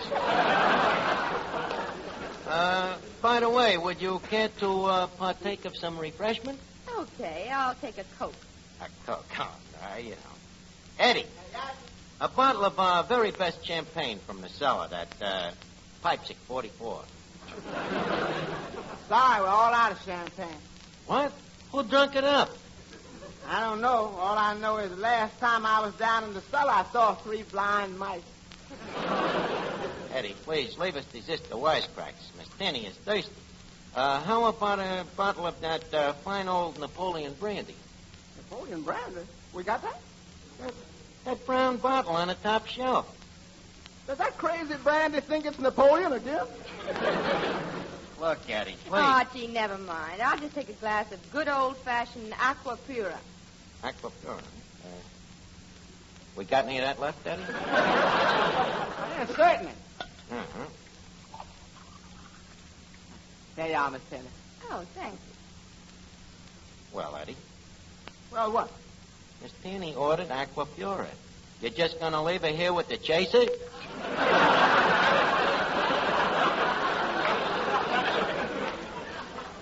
Mr. Archie, Aqua Pura is water. Oh, I guess I was thinking of Aqua Caliente. He's getting in hot water by the minute. Oh, Miss Duffy, Jean, shake hands with Miss Duffy, the fruit of Duffy's marriage. How do you do? Likewise, I'm sure. You know, Miss Tierney, a lot of people have told me that you and I look alike, but now I can see there's a difference. Our hair is different colors. Miss Duffy, your hair is different colors.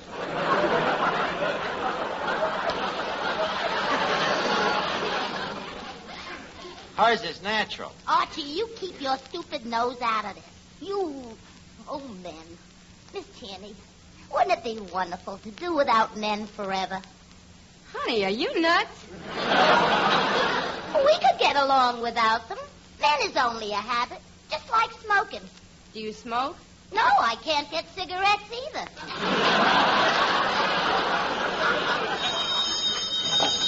Hello? Oh, just a minute, Miss Duffy, your girlfriend, Vera Fogarty. Oh, hello, Vera. Said, you know who's here? Jean Tierney. Mm-hmm. Standing right next to me. Huh? Well, pretty attractive, but I've seen B-E-T-T-E-R. What? Well, I'll tell you the rest of the date when I see you. Huh? Oh, yeah, I'd like to go to the movies. Say, what's playing at the Bijou? Double Indemnity? Oh, I don't feel like 2 pictures. What? Oh, well, okay, dear. I'll be there in a few minutes. Goodbye, dear. Well, Miss Tierney, I have to run along now. Have fun, Miss Duffy. Oh, I'm just going out with a girl. Who could have fun going out with a girl? I could. Good night, Miss Duffy. Good night. Well, Jean, now that we're alone again, how about you and me taking a stroll in the park, huh? Oh, Archie, don't be ridiculous. Cherie. Why don't you give up this pretense of frigidity?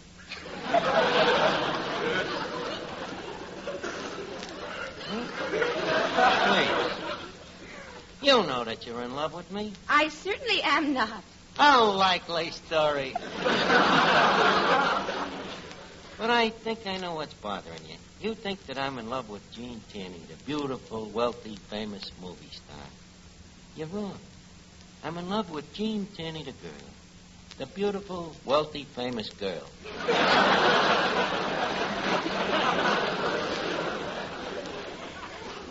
Archie, do you ever hear ringing in your ears? Yes, darling, and it's wedding bells. Wedding bells? Can you afford to get married? Why not? How much would it cost? $2 for a license, $10 for the minister, $3 for a wedding breakfast. I make that kind of dough in a week.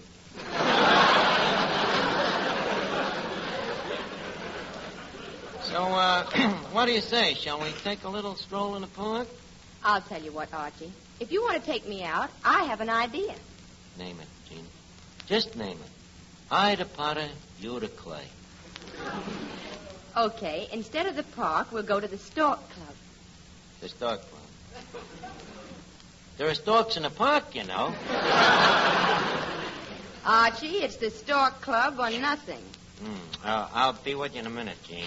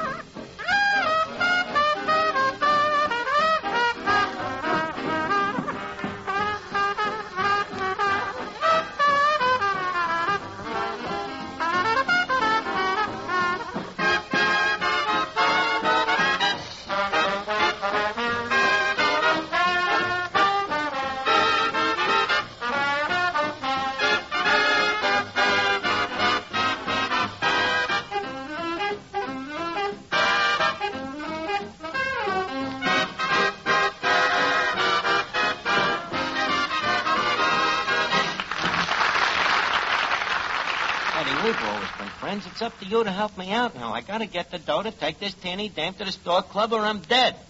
Absolutely dead. You're dead, huh? How much you need? $50. How you want it? What do you mean? Large or small funeral? Stop it, Eddie. Where am I gonna get $50? How about trying Miss Duffy? I can't. She went to the movies. She had to see that Double Indemnity. Hey, I just remembered.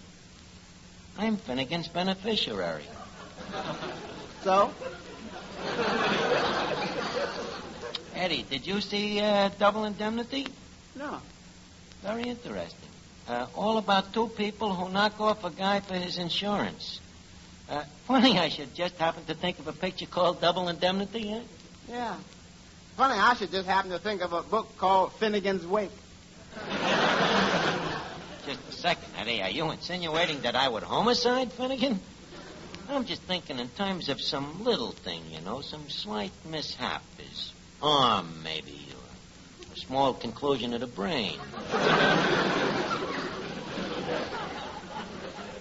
Which on Finnegan wouldn't even show. And the agent is still here. I could collect the dough right away. To me, it sounds Alcatraz-y. Look, don't forget the old pervert, Betty. Fair play near one fair lady. Now, let's see. What's a good kind of an accident? I read someplace that 60% of the accidents happen in a bathtub. Wonder if I could get Finnegan to take a bath. No, there must be an easier way. Wait a minute. I got it. Eddie, give me that bung starter. Here you are. Okay, thanks. Oh, Finnegan. Yeah. By the way, the accident insurance is all fixed up. So is the accident. Look, Finnegan, would you mind to help me hang that sign over there? Which one? That one, the one that says, "Love thy fellow man."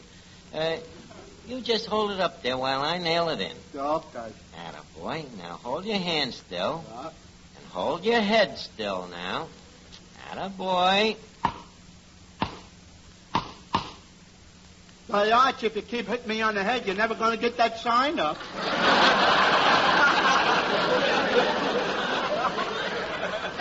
Brother, this is going to be a tough nut to crack.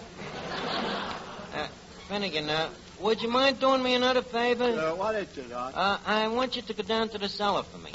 Sure, Archie. Gee, you're nice today, Archie. What do you mean?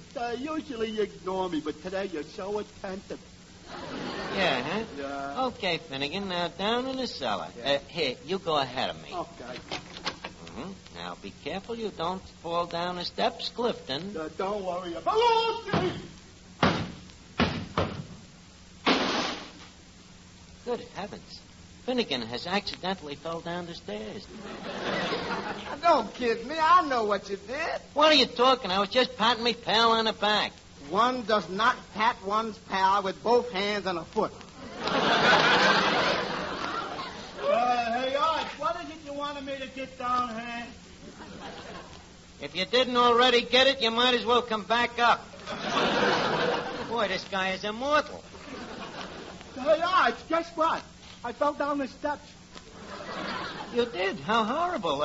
But how come you can fall down a whole flight of stairs and not get hurt? Clean living, Arch. This guy is thick-skulled all over his body. Wait a minute. Europa, I got it. Finnegan, have you tried the free lunch here lately? Free lunch? Nobody eats your free lunch here. But, Finnegan, are you a nobody? That's right.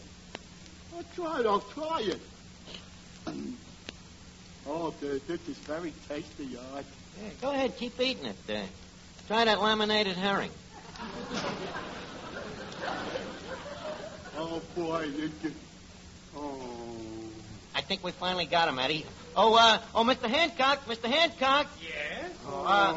Finnegan here, he's been accidentally food poisoned. By George, he does look pale. Well, I'm the beneficiary. I tell you what, I'll settle for $50. Quick. Okay, but first I'll have to make out a report. Now, where did the food come from?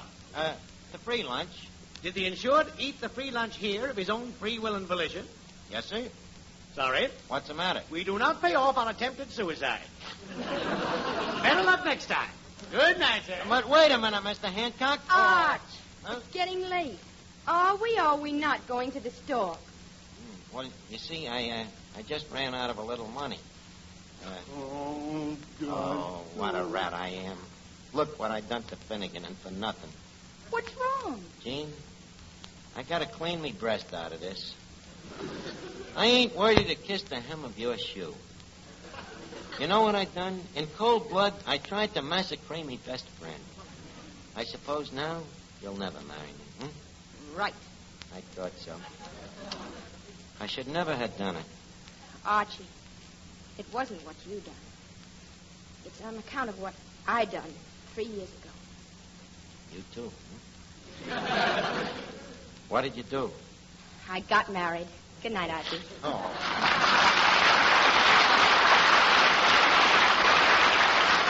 Oh, boy. It's lucky I found out in time. In addition to a murderer, I would have been a bigamy. Hey, Arch, you got any more of that free lunch? Finnegan, I thought the free lunch made you sick. No, Arch, I liked it. Well, what was you groaning about? I was groaning about the swell chance I missed. What do you mean? Well, when I fell down them steps, if I would have hurt myself, I'll bet you we could have collected $50.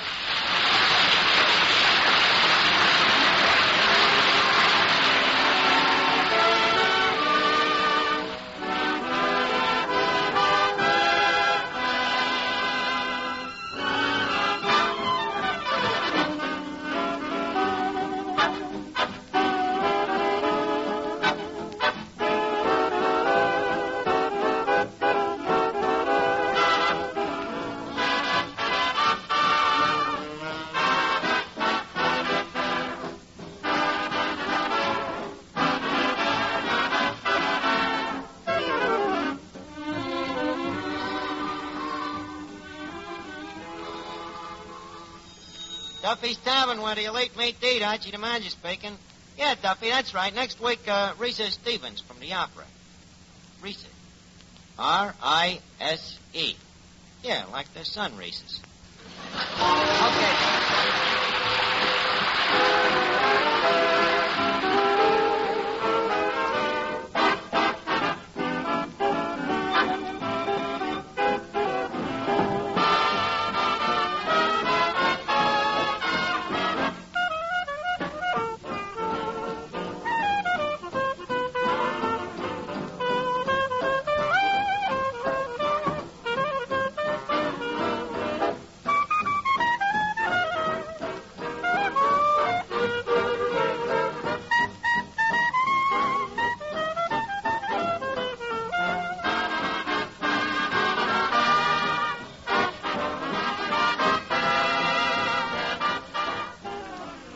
This is the Armed Forces Radio Service.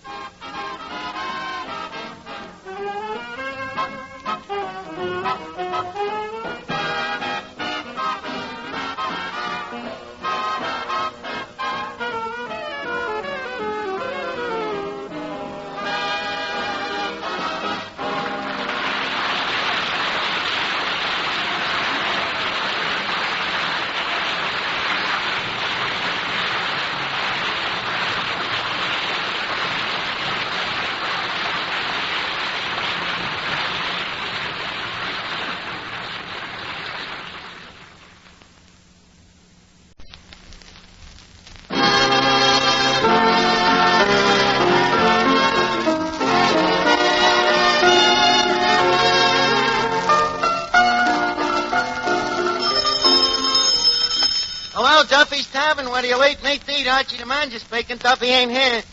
Oh, hello, Duffy.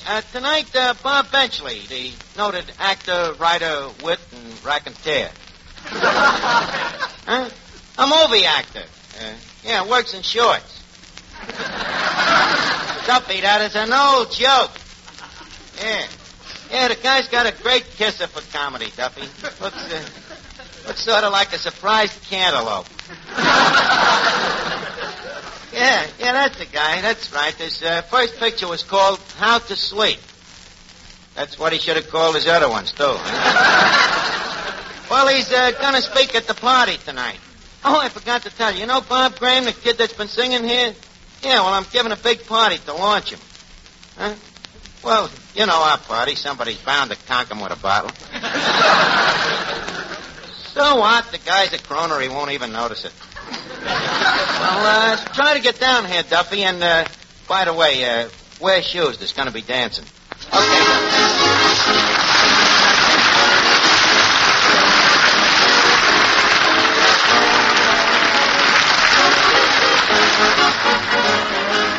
Ladies and gentlemen, welcome to Duffy's Tavern. Come in and meet Finnegan, Eddie the waiter, Miss Duffy, our singer Bob Graham, Beat Reeves and his orchestra, our special guest tonight, Robert Benchley, and Archie himself, Ed Gardner.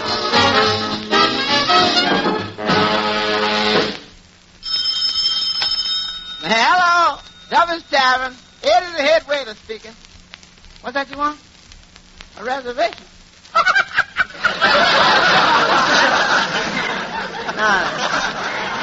Well, yeah, you see, mister, we don't make reservations here.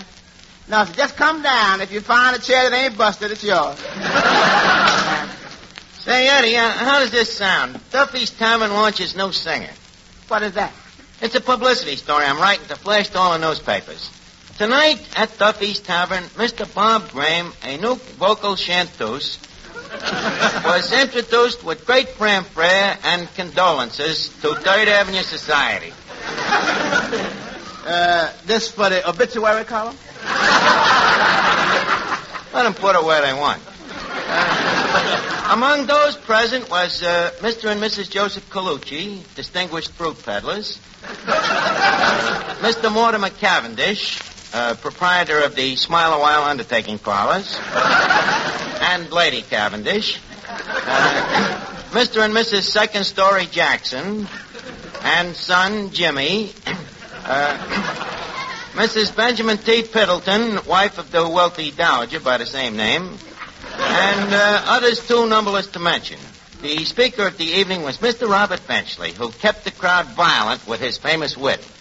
A goodly time was had by all. Well, Eddie? You think they'll print that? Well, any editor who ain't gonna print that ain't got a nose for news. Any editor that can stand that ain't got a nose. Look, Eddie, I'll handle the publicity, and I guarantee by the time I'm through, they say we got another Sinatra. Now, what about the food for the party? Is it ready? Well, the chef just made up some hors d'oeuvres. Eddie, please. Hors d'oeuvres, not horse. Now, you know what he made them out of.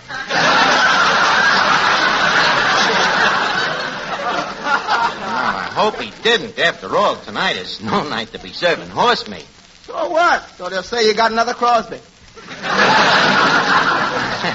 I was joking. You know, Eddie, if we was paying you a salary here, I'd cut it. I really would.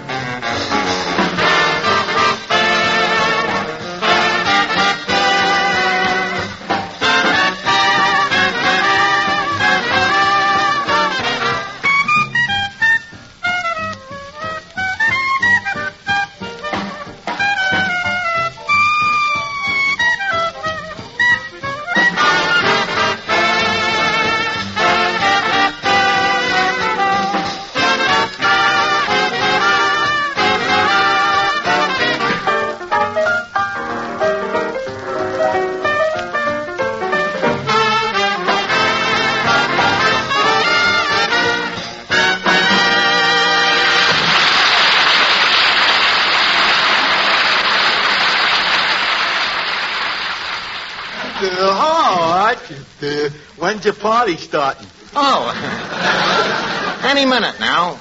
But, Finnegan, couldn't you dress a little better for tonight? Dodge, something wrong with my attire? Something wrong. Look at them shoes. Well, I was rather proud of them. Two-tone shoes. Well, two-tone shoes is all right, but not one tone on each foot. Why don't you get a new pair? Well, Arch, they're racing. Well, ain't you got an airplane stamp? Yeah, but I need shoes.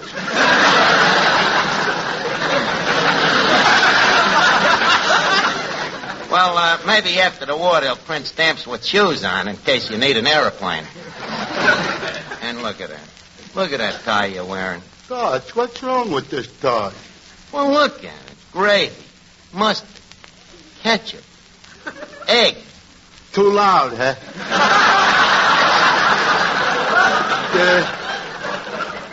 Personally, I thought it was in rather good taste. Well, it should taste good with all that food on it. Finnegan, I'm afraid I will have to ask you to refrain from this party. Go on. I bet I'll be the life of the party. Look, I bring a deck of cards. We're going to do card tricks. Sure, watch this. Now, pick a card, Arch. Any card. Okay. What card is it? The Jack of Diamonds. Pretty good trick, huh?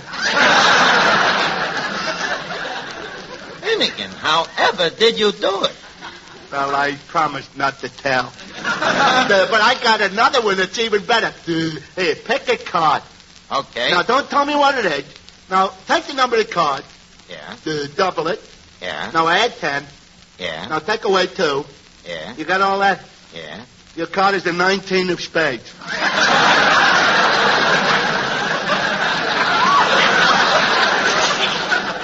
19 of spades. Nope. This time you're wrong. Well, what is your card, Archie? The King of England.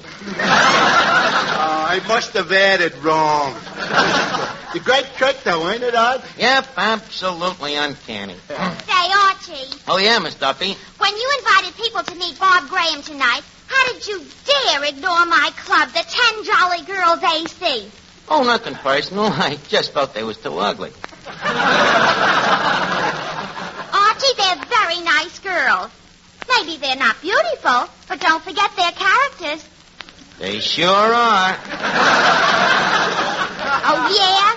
You keep talking like that and the girls will put you on their boycott list. What's that? That's a complete list of all the fellas that won't go out with them.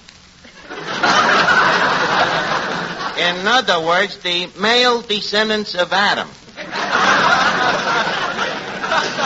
That's aside to the point. You invited Mrs. Piddleton and that dopey literary society. Well, they're interested in singing. They're a cultural club. Well, so are we. I said cultural, not vultural. Oh, yeah? The 10 Jolly Girls are a very educated group of girls. Educated? Of course. 3 of the girls went to high school, 2 went to college, and of the other 4, there is not one that don't wear glasses. Look, Miss Duffy, I am running this party, and I will send invitations to anybody to whom I may concern. And I ain't gonna have them dames manhandling a nice kid like that Bob Graham. Say, Archie, you know that Bob Graham is lucky to have a guy like you taking care of him. Well, I get a kick out of it, Mr. Bailey. You know, it's a wonderful feeling to see a great acorn go from a little oak. Hey, Eddie, you better check up in the kitchen and see if we can handle a crowd tonight. Looks like we're going to be mobbed. Let them come. We got food enough to kill them all. Well, you better make sure now, because this party's got to be right. No, we got a big investment in this Graham kid. After all, we're paying him $6 a week. Hey, wait a minute. Here he comes now. How are you, Bob? Well, kid, tonight's the night. Yeah, I suppose so. Yep, kid, this night will be long remembered. Tonight, in Duffy's Tavern, a star gives birth.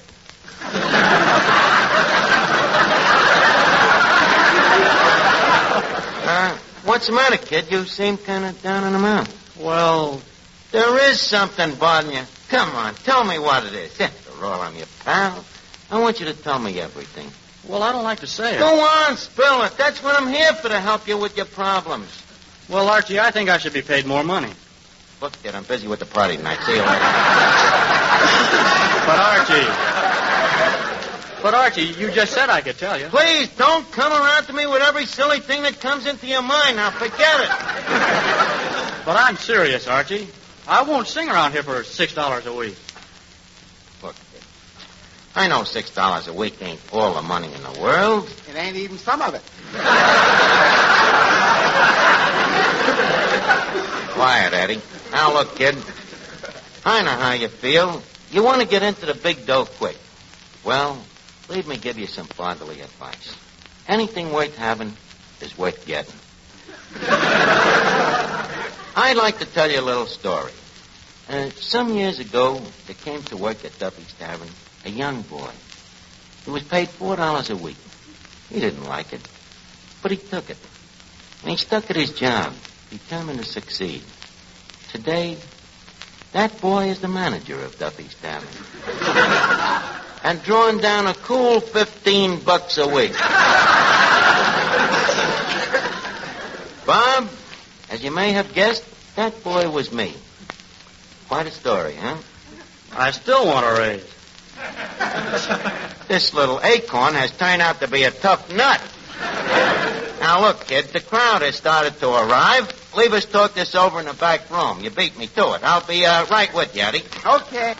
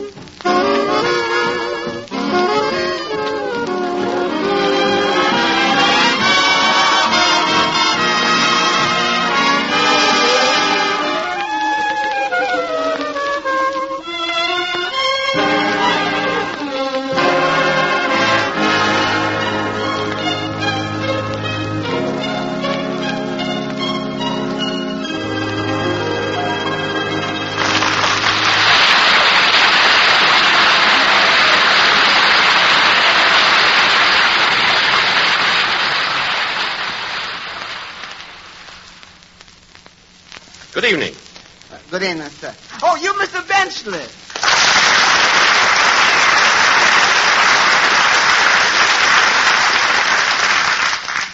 Well, Duffy's Tavern, as I live and breathe. Take your choice, Mr. Benchley. Around here, you can do both. Oh, it's quite a place. Yeah, it's pretty startling, ain't it? Mm-hmm. It's not so bad for what it is, but what is it? Wait here, Mr. Bench. I'll go get Miss Archie. All righty. I'll wait right here, right next to this mouse. The song of Bernadette. Hello. Hello? Hey, I know who you are. Well, you have the advantage of me. I don't even know what you are.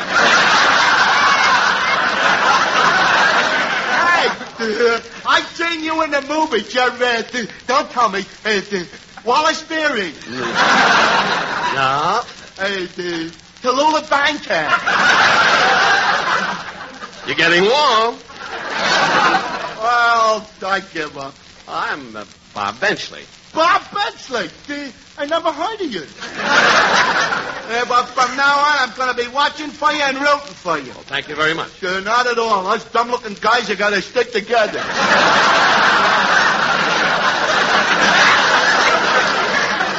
Well, Bob Benchley. Oh, boy. One guy I've always yanked it for me. And here you are. Well, it unmitigates me. Words fail me. Well, why shouldn't they when you abused him so? There he goes right off the bat. What a wit. You know, I love your kind of humor. Dry, witty, droll, subtle, and yet with that certain something that keeps it from being funny. You know, I've never known anyone like you before. And if I had it to do all over again, that's the way it would be. Thanks, yeah. It's too bad we didn't get together sooner. You know, I'm quite a brilliant wit myself. Sharp, huh? Yeah, got a head like a steel trap. Like the other day, Duffy says to me, Archie, we're all out of cake. So just like that, I come back and I say, okay, so let him eat bread. Oh, beautiful, beautiful. I must tell that to Mark Twain. Mark Twain is dead. Then he won't mind it.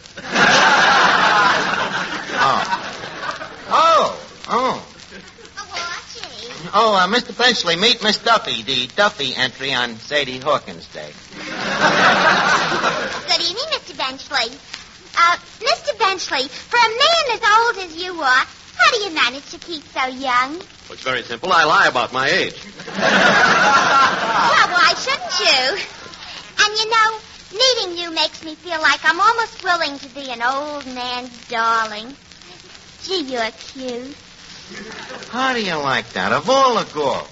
Miss Duffy, all I can say is that any dame who has the audacity to make a pass at Robert Benchley will make a pass at anything. The guy's old enough to be your father. So what? Mr. Benchley, don't you approve of May marrying December? Why, certainly I do. I think if 2 months love each other, they have a perfect right back. Yep, that's telling him, Mr. Benchley. Mr. Archie, you better get that Bob Graham out there. The crowd's getting impatient for the party to start. Okay, Eddie, we'll get started in a minute. Look, Bench. We're giving this party tonight to launch a new singer, and we would like to present him in a high-class way. So if you'd be kind enough to make, a very pompous speech, something in keeping with the tone of the evening. So hurry up! When does the party start? Yeah, let's get a move on. Yeah, come on, I didn't sick of tired of hanging around this stuff! Shut your lousy trap! As I was saying, Bob, we would like a really refined speech. We'd preference, naturally, that it was on some cultural subject. Well, why don't I talk about crooning? Do you know anything about crooning? Do I? I fainted 3 times at the Paramount last week. Well, that's good enough for me. Well, that's that. Now, if I could only talk that Graham kid out of asking for more dough. Say, Archie, you having trouble? Yeah, I've been talking to this Graham kid like a father, and maybe I should become a mother. I see what you mean, Archie. A mother can be a great help in many ways. Well, Mr. Bailey, did I say something provocative? Yes, you did, Archie. Okay, folks, the launching party for Bob Graham is going to get started. Trumpets, please. Thank you. Ladies and gentlemen, patrons and matrons of the arts, we are very gracious of you to be here for the first public expose of Bob Graham as a singer. For 2 weeks now, we've been grooming him, and tonight we removed the blanket. But first, a few words from that star of stage and screen, Robert Benchley, who tonight returns to his first love, literacy.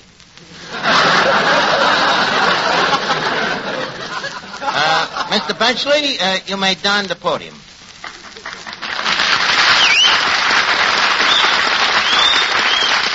Ladies and gentlemen, the subject of my discourse tonight is crooning. Now, as you all know, the human throat is made up of 3 parts. 1, the larynx, 2, the pharynx, and 3, the Adam's apple. The Adam's apple, of course, is the most important part of a crooner's throat, as it is the part on which the bow tie rests. Now, the ordinary singer sings with his mouth open, thusly. You notice how unpleasant that is? But the crooner sings thusly, which is just as unpleasant but harder to hear. Now, another important part of the crooner is the jukebox. It is estimated, and I quote, that in the 12-month period from 1939 to 1944, Americans, or people of American descent, put into jukeboxes a total of 19,742,000 nickels and 5 cents. And I unquote. Another phenomenon in connection with crooning is the growth of what is known as the bobby sock. That's no relation.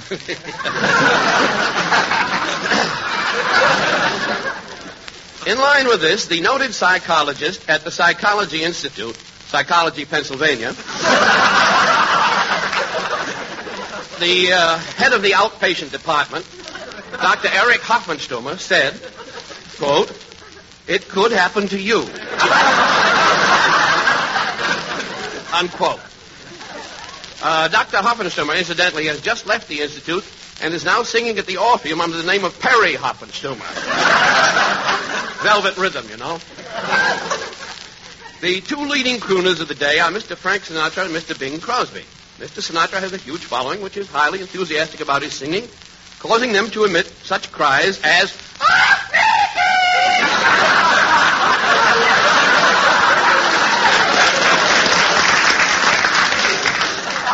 Now, I have here a chart which I've just run off on my automatic pencil.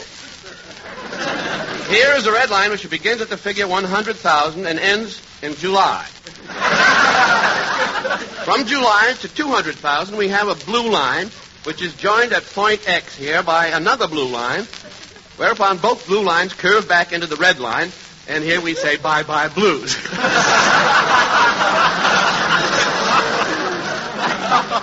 Now, there are various other lines here scooting up and down across the page, but these lines mean nothing. They're left over from an old chart of mine on birth rate and maternity ward. Now, to continue, Mr. Archie, the people are starting to walk out. You're lucky. I thought they'd have to be carried out.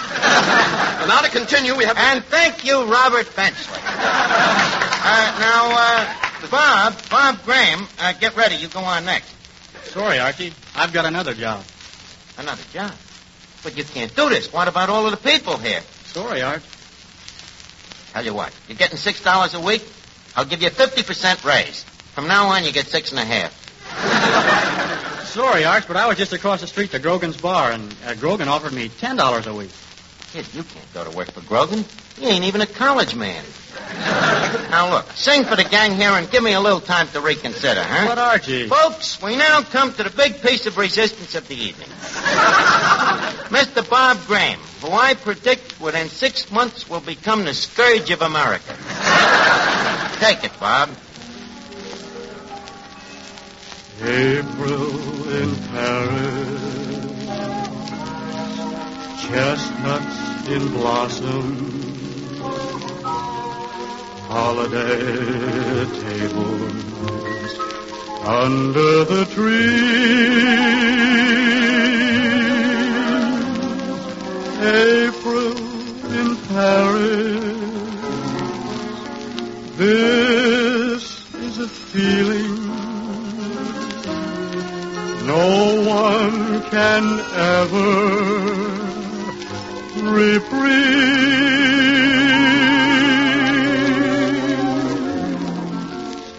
I never knew the charm of spring, never met it face to face. I never knew my heart could sing, never knew a warm embrace till April in Paris. Whom can I run to? What have you done to my heart? April in Paris. Whom can I run to? What have you done to my heart?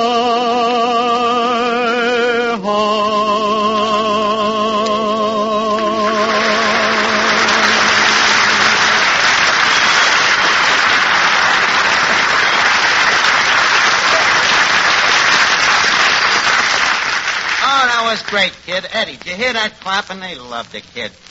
Kid, come here. Come here, man. Tell you what. Grogan will give you $10. We'll give you 11. Take that, Eddie. Hello. Mr. Graham? Yeah, that's for you, mister. I bet it's that 30 Grogan with another offer. Hello? Who's this? Oh, how are you? Well, thanks. That's very flattering. I was right. It was Grogan. How much? $12? Tell that bum we'll give you 13. Hello? I've just been offered 13. What? 15? It's a deal. Give me that phone. Now listen, Grogan, we found this kid first and... Who is this? Duffy. Duffy, what are you trying to do? Chiseling the kid up to $15 a week? Oh, Mrs. Duffy heard him and she swooned. Oh, you want to keep him singing so you can keep her passed out. Okay, Duffy, you're the boss. Well, Archie, you got a fine singer there. Well, thanks, Mr. Benchley, and thanks a lot for launching the kid. Oh, it's no privilege at all.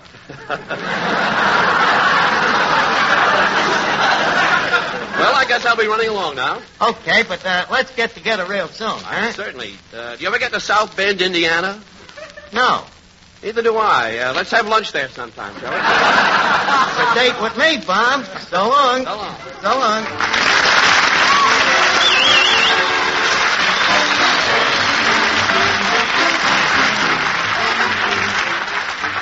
Well, it's time to leave Duffy's Tavern for this evening, but let's all meet here again next week when our guest will be Ida Lupino. Robert Benchley is currently being seen in the Paramount picture National Barn Dance. Join us again next week. And if you have half hour next Friday evening at this same time, remember... Duffy's Tavern. Hello, Duffy. Next week, Ida Lupino. Yeah, as Benchley would say, quote, unquote. Well, so long, Duffy.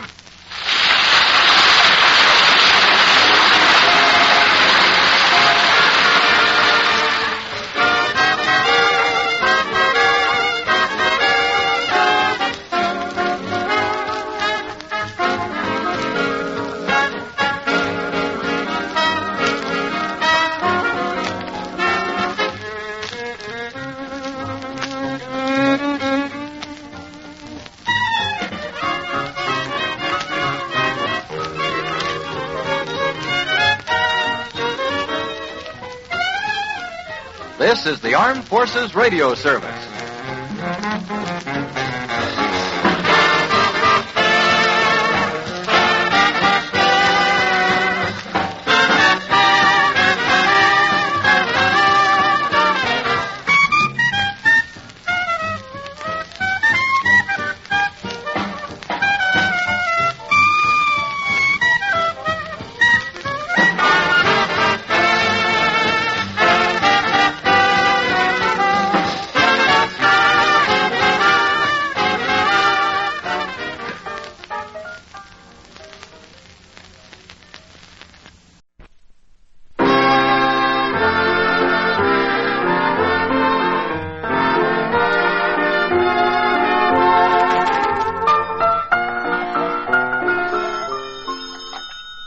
Duffy's Tavern, where the elite meet to eat. Archie the manager speaking. Duffy ain't here. Oh, hello, Duffy. Tonight, a big radio star. Well, tell me, what's your favorite program on Sunday? The Chicago Round Table. Well, this guy's built along the same lines. The Great Gildersleeve. Yeah, looks something like Mrs. Duffy. Except she ain't got a mustache. What? Well, then he looks exactly like Mrs. Duffy. What? Oh, just turkey gravy, huh? Well, maybe she'll wash it off over the weekend. What? Yeah, our new singer, Bob Graham, is still packing them in. Oh, sure. How he wows the dames. Yep, he's got them fainting even before they eat. Duffy, I think we ought to build a whole floor show around the kid. Well, you know the old proverb, Duffy.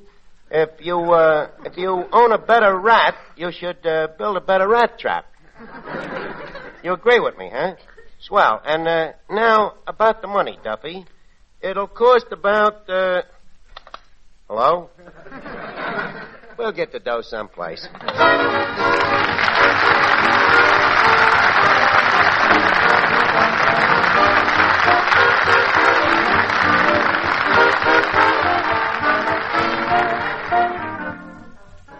Ladies and gentlemen, welcome to Duffy's Tavern. Come in and meet Finnegan, Eddie the waiter, Miss Duffy, our singer Bob Graham, Reet Beat Reeves and his orchestra, our special guest tonight, the great Gildersleeve, and Archie himself, Ed Gardner.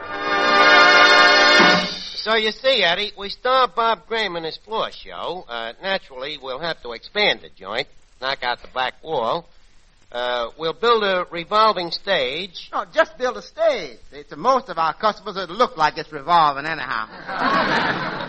Say, Mr. Archie, who's going to pay for all this? Well, Eddie, I've been thinking. A smart businessman like Gildersleeve might be interested in such a show. Has he got money? Eddie, has he... You don't acquire a corporation like that without capital. Yeah, Eddie, I think I can get Gildersleeve to back us. You know, become our angel. Any angel that backs that show of yours better straighten up and fly right. What are you talking, Eddie? With a good floor show here, this joint will make a fortune. Hundreds. Thousands. Millions. Navigator to pilot. Let's switch to oxygen. Pilot to navigator. Shut up or you'll be looking for another job. Roger. Yeah, well, who's going to be in this floor show besides Bob Graham? Well, yeah, just got a terrific idea. You have, huh? Yep, just popped out of my head. Absolutely fresh. Why shouldn't it be? It's vacuum packed. Yeah. Now get this, Eddie. We do the whole show with new faces. What new faces? Well, there's a lot of them around here. Take me. Maybe you don't know, Eddie, but beneath my drab ulterior beats a dearth of talent. And take you. You can sing. I bet you'd be a sensation this floor show. No, I ain't got no talent. Listen, Eddie. Take it from me. You got just as much talent as I have. Oh, don't rub it in. I just admitted it. Now, Eddie, all you need is a little work. Oh, Hiya, Finnegan, what are you laughing at? I got a hole in the bottom of me shoe. So what? The sawdust here tickles me feet. Well, put on some calluses and you won't notice it. By the way, Finnegan, I was just telling Eddie here I'm looking for new faces. The new faces? Yeah. Oh, I don't care what people say. Keep the one you got. It's good and I like it. No. This is for a floor show, Finnegan. Can you do any kind of an act? Act? Oh, you forget, I come from an old theatrical family. So I can do my mother's old act. She taught it to me. Your mother's old act? Yeah, but you got to help me with it. Okay, what do I do? Well, look, while I walk slowly up and down the stage, you holler, "Take it off!" And I start... Finnegan!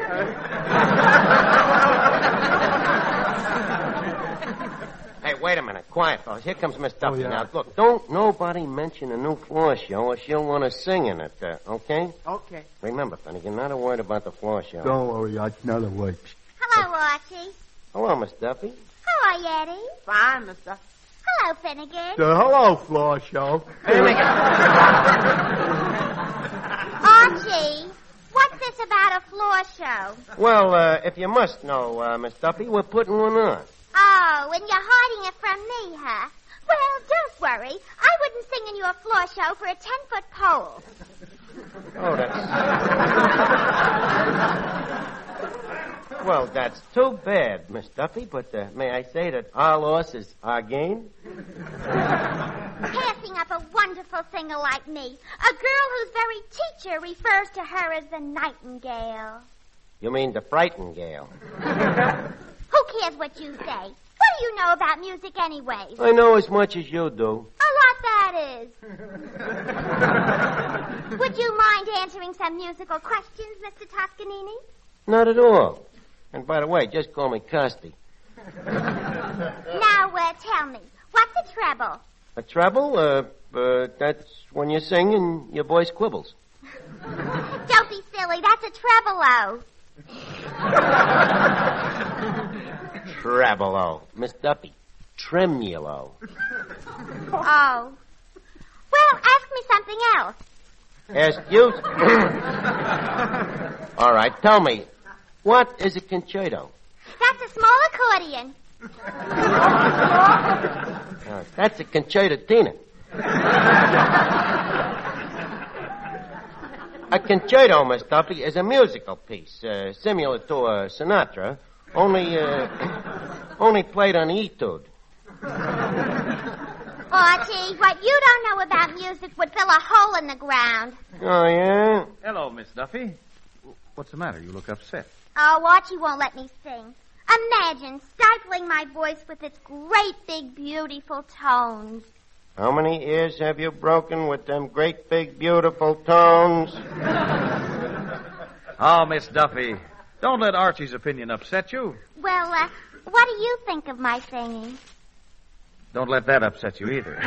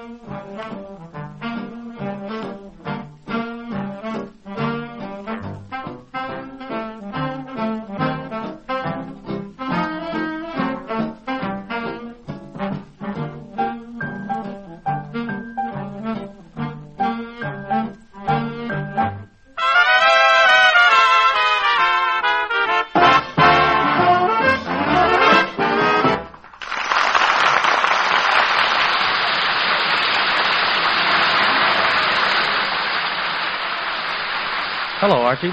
Well, if it ain't singing Bob Graham. Hiya, Bob. Hey, what's them books? Well, Archie, you know I've started to go to college during the day. College? Why, how splendid. Now, and you and me will have a lot more in common. Did you go to college, Archie? Constantly. What price college are you going to? Well, my tuition is $25 a month. Uh-huh. Well, that's a little higher education than I had. What subjects are you taking, kid? Chemistry, English literature, French, algebra. French and algebra both? What do you need two languages for?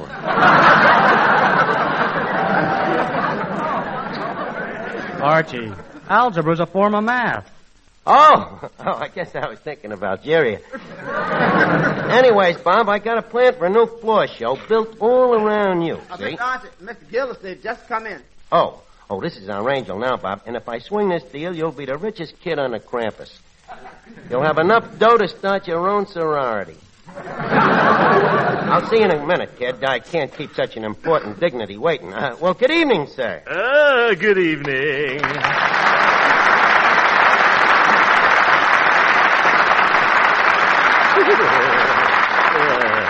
Well, sir, it is indeed a grave pleasure to greet a businessman of your stature and girth. Welcome to the tavern. Well, thank you. And whom have I the honor of addressing? Whom? You, sir, have the honor of addressing none other whom than Archie, the manager. Well, how do you do? And I'm Throckmorton P. Gildersleeve, Water Commissioner of Summerfield. Although around here, I guess you've never heard of it. What, Summerfield? No, water. Very amusing for a Chamber of Commerce. Well, glad to have you here. By the way, have a cigar. Well, thanks. I'm dying for a smoke. Oh, that's a good cigar. Duffy got it for voting for McKinley. Go ahead, light it up. No, thanks. I just gave up smoking. Well, Mr. Gildersleeve, now for a chat. Chat. Tell me, as one big businessman to another, speaking off the record, of course, entrepreneur, regarding business conditions, how do you think the fiscal future of business is portrending? Indeed I do, sir. Well, I'm glad we see cheek to cheek. And what do you predict for the next 2 years? Well, it's a matter of cycles. Naturally. They ain't been making no cars. I'll bet you're kind of surprised at my business albumin, huh?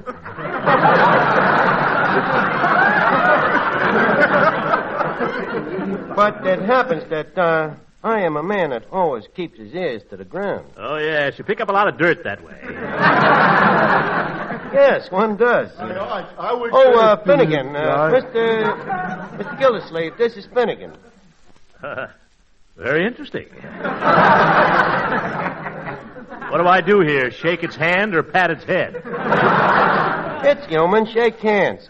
Finnegan, Mr. Gildersleeve and me was just discussing business. Oh, is that so? What game are you in, Gildersleeve, old man? Well, I'm on the Water Commission. Too bad. You ought to make them put you on a straight salary. Well, enough business discussion, Finnegan. All right. We'll meet you later on the corner of Dunn and Bradstreet. Now, Mr. Gildersleeve, I have a big proposition for you. But first, I got a treat for you. Hey, Bob Graham, sing a number for Mr. Gildersleeve, huh? Okay, Art.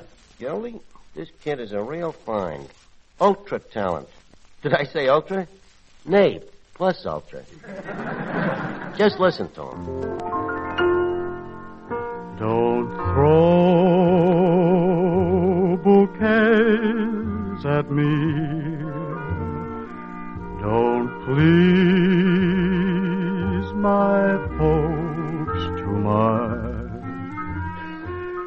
Don't laugh at my jokes too much. People will say we're in love. Don't sigh and gaze at me. Your sighs are so like mine.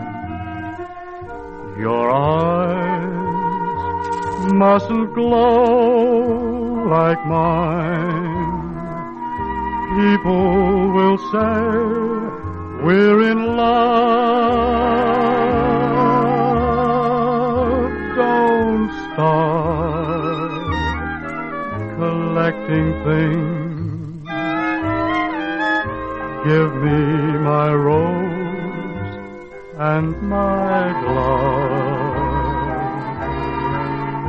Sweetheart, they're suspecting things. People will say we're in love.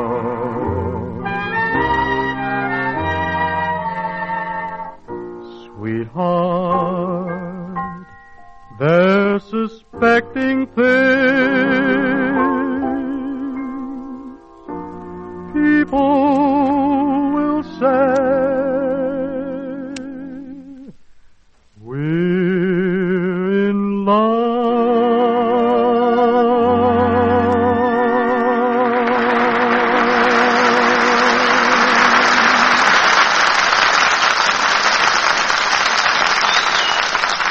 Well, Mr. Gildersleeve, what did you think of it? Well, as my nephew Leroy would say, hot, cha.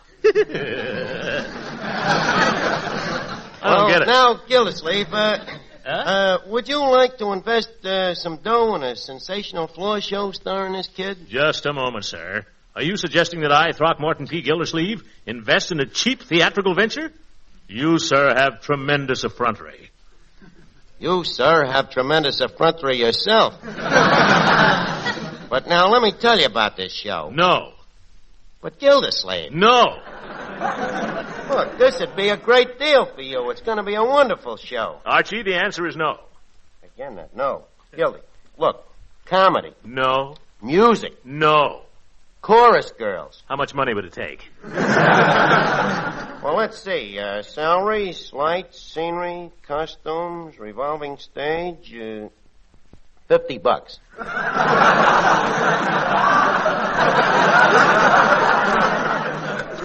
Tell you what, make it $48. I'll work free. You're in the show? What do you do? Well, it's hard to explain. Mainly I sell personality. Oh, personality. How's business? Trouble with shortages? Yeah. No, Archie, let's forget the whole thing. Even a water commissioner shouldn't throw $50 down the drain. Stop imitating me, will you? Now listen, Gildy. Oh, good evening. Oh, Mr. Gildersleeve, may I present you with Miss Duffy, the question to a maiden's prayer?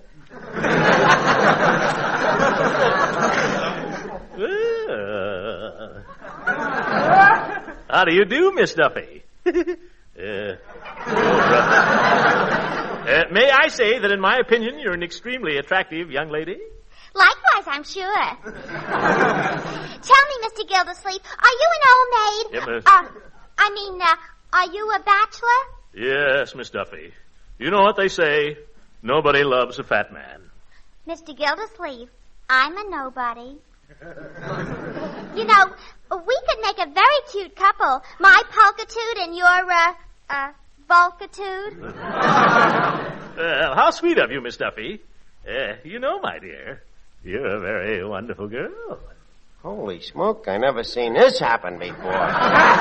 Miss Duffy's finally got a nibble. And what a whopper. By the way, Mr. Gildersleeve, if you should back our floor show, you and Miss Duffy could see a lot of each other. If you care for that sort of thing.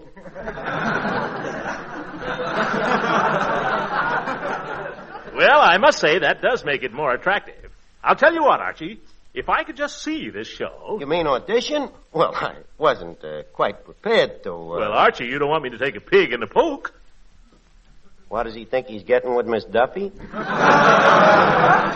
Well, I'll see if I can whip something together and give you an idea. Be right with you, Gildy. Hey, Eddie, Finnegan, come here. We got to put on a show for our angel here. Archie, where is this angel of yours? That's him sitting over there with his harpy.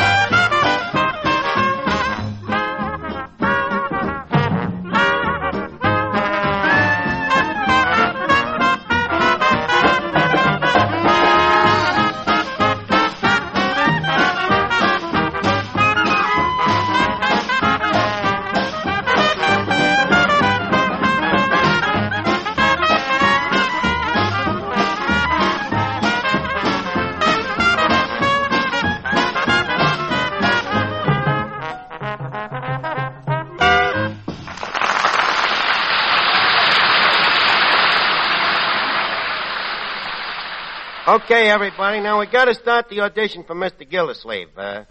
Trumpets, please. Thank you. Ladies and gentlemen, Duffy's Tavern presents Sawdust Capades of 1944.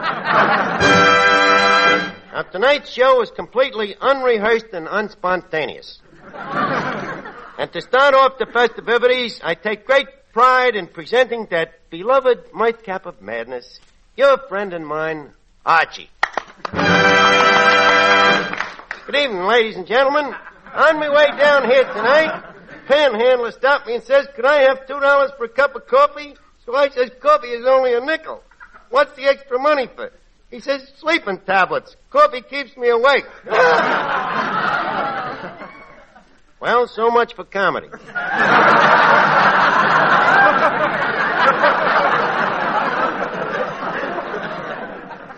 And now we present the new discovery, that famous waiter and singing garçon, Eddie Green. They call me Sweet Buttercup, dear little Buttercup, though I could never tell why. They call me Sweet Buttercup, dear little Buttercup, sweet little Buttercup, they call me Sweet Buttercup. I don't look nothing like Buttercup, and though I could never tell why, they call me Buttercup. I said Sweet Buttercup, oh, little Buttercup, that's all.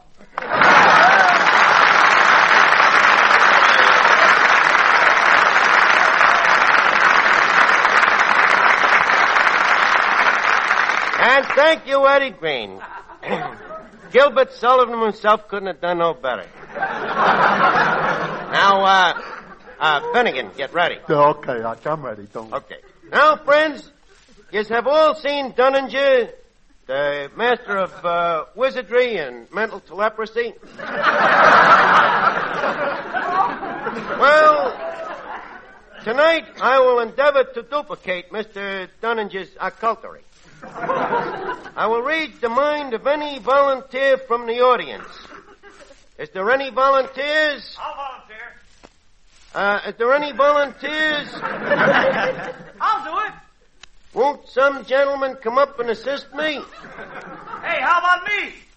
I'll volunteer. Why, thank you, stranger. Now, sir, step right up here. Now, folks, I have never seen this gentleman before in my life. Is that right, sir? That's right, Arch.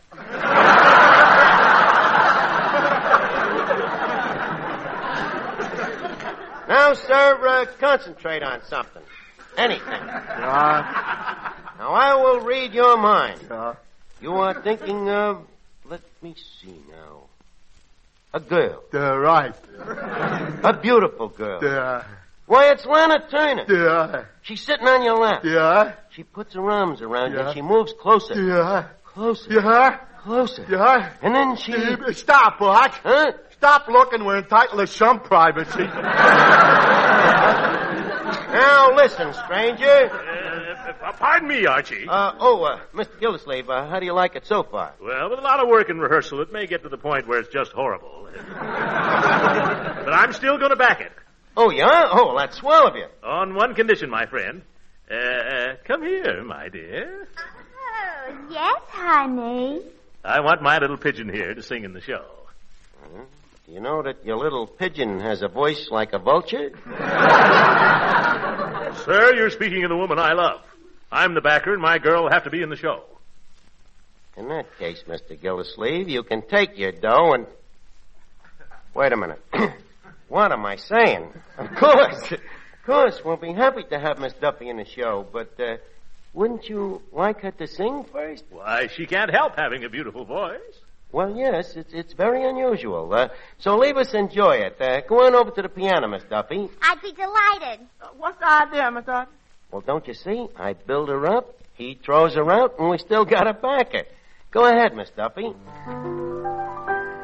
I'll walk alone. Because to tell you the truth, I'll be lonely. Wonderful little pigeon. I don't mind being lonely. When my heart tells me. Oh, stop, Miss Duffy, stop. You don't want a water commissioner, lady. You want an air raid warden. Well, now, you see, Gildy, maybe after this you'll leave everything to me. Yes, Archie, after this I'll leave everything to you. The picking of the talent, the staging of the show, the choosing of the costumes, and, oh yes, one other thing. What? The raising of the money. Yeah. Good night.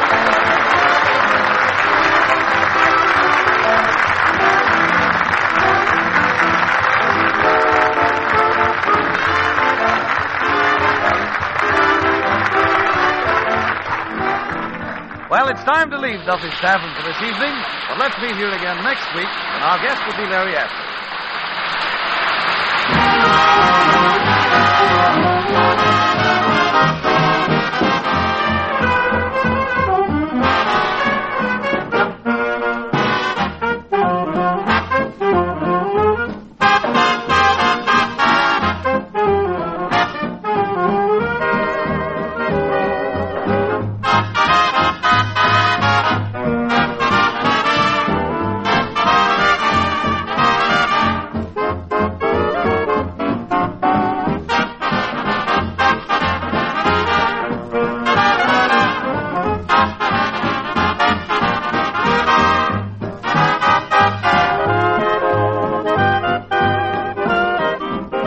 This is the Armed Forces Radio Service.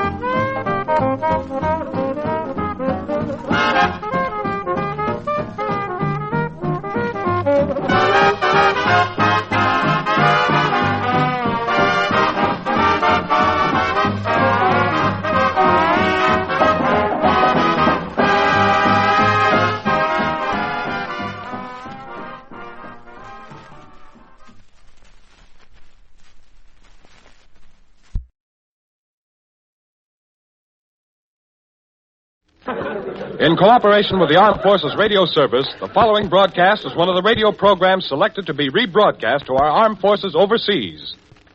Bristol Myers, the makers of Ipana toothpaste for the smile of beauty, and Minute Rub, modern chest rub, take you now to Duffy's Tavern.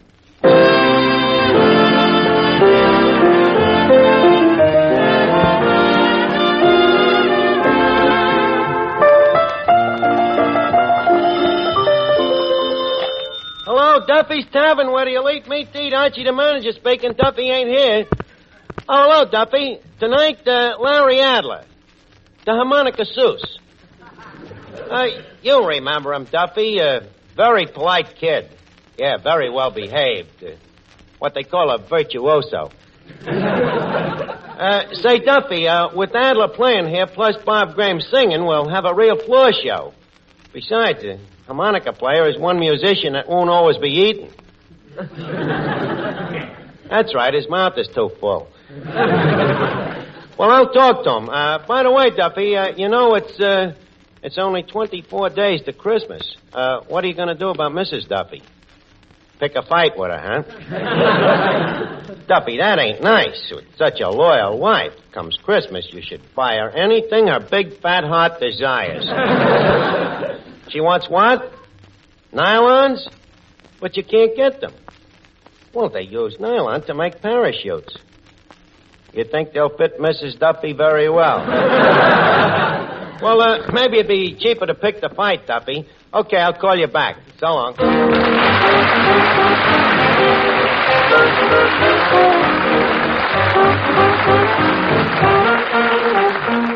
Ladies and gentlemen, welcome to Duffy's Tavern. Come in and meet Finnegan, Eddie the waiter, Miss Duffy, our singer Bob Graham, Reet Beat Reeves and his orchestra, our special guest tonight, Larry Adler, and Archie himself, Ed Gardner. Brought to you by two products it will pay you to remember. Ipana toothpaste for the smile of beauty, Minute Rub Modern Chest Rub. Ipana Minute Rub.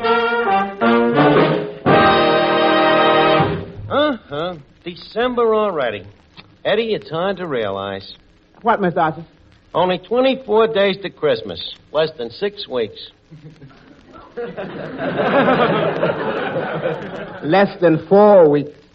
Let's see. 30 days, half December, May, July, and October. You're right. Yeah, but Christmas is still plenty close. Yeah. What's the matter, Eddie? You broke? No. Not unless you call not having no money being broke. Well, holidays will probably make a big difference in your tips. Mr. Archie, the difference between a customer not tipping and a customer saying Merry Christmas and not tipping is negligible. Believe me, around here, as Christmas gets closer, so does the customers. Well, maybe Duffy will come through with a bonus. Well, so much for wild dreams. Yeah, poor Sonia Jones. Who? My girlfriend, Sonia Jones. Oh. Yeah, I promised her a mink coat. Eddie, how could you promise her a mink coat? Oh, call it madness. Yeah, it sure is, a mink coat. Where are you going to get $100? The minks is rarer than mohairs. What made you promise her that? I don't know. It was spring, and then she was close to me, and I was close to her, and Christmas seemed so far away.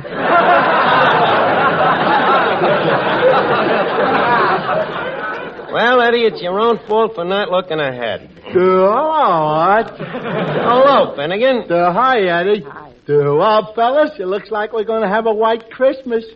White Christmas? How do you know? My father's corns heard. My father's corns can predict snow for weeks off. Yeah, quite a feat. Can he predict rain, too? Yeah. How? It's corns heard. Then how can you tell if it's rain or snow? Very simple. If you can shovel it, it's snow. Finnegan, you know, sometimes I think you're a moron, and other times, too. No, I'm probably not up to par today. Boy, am I exhausted. Hey, Eddie, give me an eggnog. Sunny side up. Boy, I'm really tired. Well, why are you so tired, Finnegan? My mother took me downtown to see Santa Claus. Santa Claus? Finnegan, you mean you still don't know that... I know. But my mother don't know that I know. So, as long as she wanted me to see Santa Claus, I went. What was it like? Oh, you know, silly stuff. I went over to Santa Claus and I sat on his lap, and then he said to me, ho, ho, ho, ho. Well, Clifton Finnegan, have you been a good boy? And I said, yes, Mr. Claus. And he said, well, then, in that case, I'll come to see you Christmas Eve. Now, I'm sorry I told him I was a good boy. Why? Well, I wanted to go out Christmas Eve.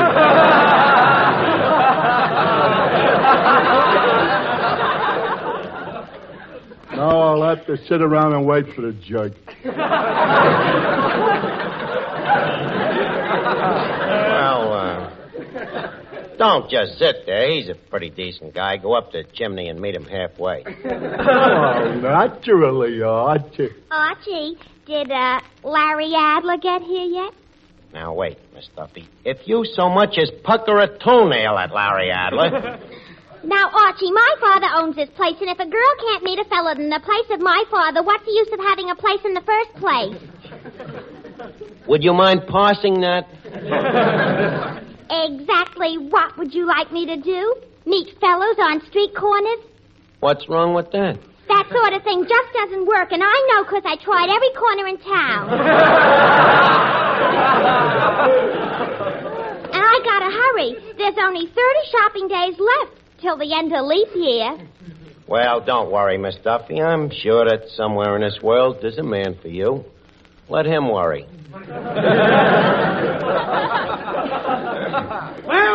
Well. Greetings, everyone. How are you, Archie? Dave Hossinger. What are you doing here, you dirty crook? No, just a moment. I told you not to show your crooked face around here again. You have swindled me 6 times. But wait, Arch. Remember what month this is. Do you think I'd do anything crooked with Christmas so close? Hossinger, if Santa Claus parked his sled near you for 1 minute, you would be the owner of 6 hot reindeers.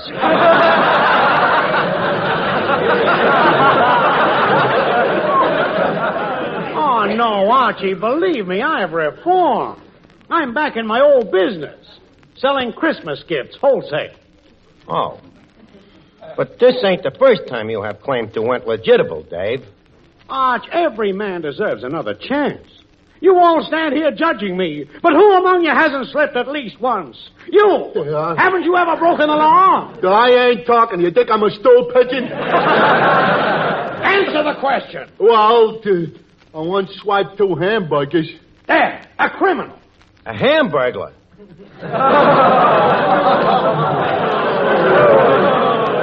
You see, Arch? Well, maybe you're right, Dave. I guess we all got 1 or 2 clay feet. Oh, Archie, you're a big man. Well, Christmas is coming up. I'll give you 1 more chance. Okay, I'll go over and open the keister. And, Archie, it's the greatest line of Christmas gifts you have ever seen. Okay, we'll see. Archie, I still think that I should. Ah, Miss Duffy, please. I got work to do. Bailey, will you listen to Miss Duffy's troubles? What troubles? Leap year troubles. It seems the fellas look before she leaps.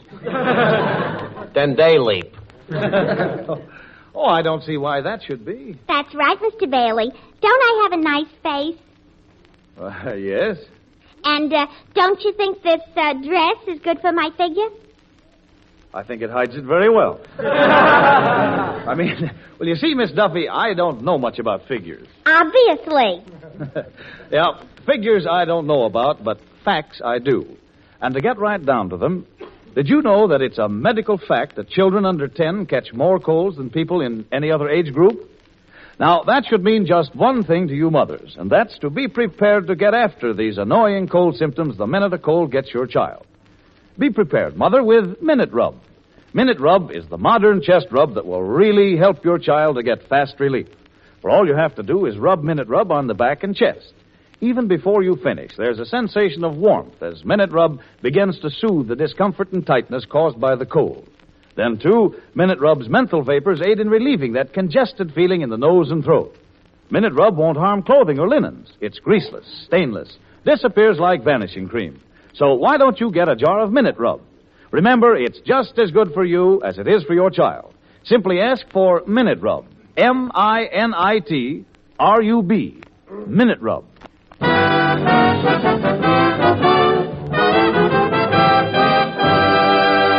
Say, Archie, I got my Christmas gifts laid out all ready for you to look at. I'll be right with you, Dave. Hey, Bob Graham, how about a song? Just a minute, Archie.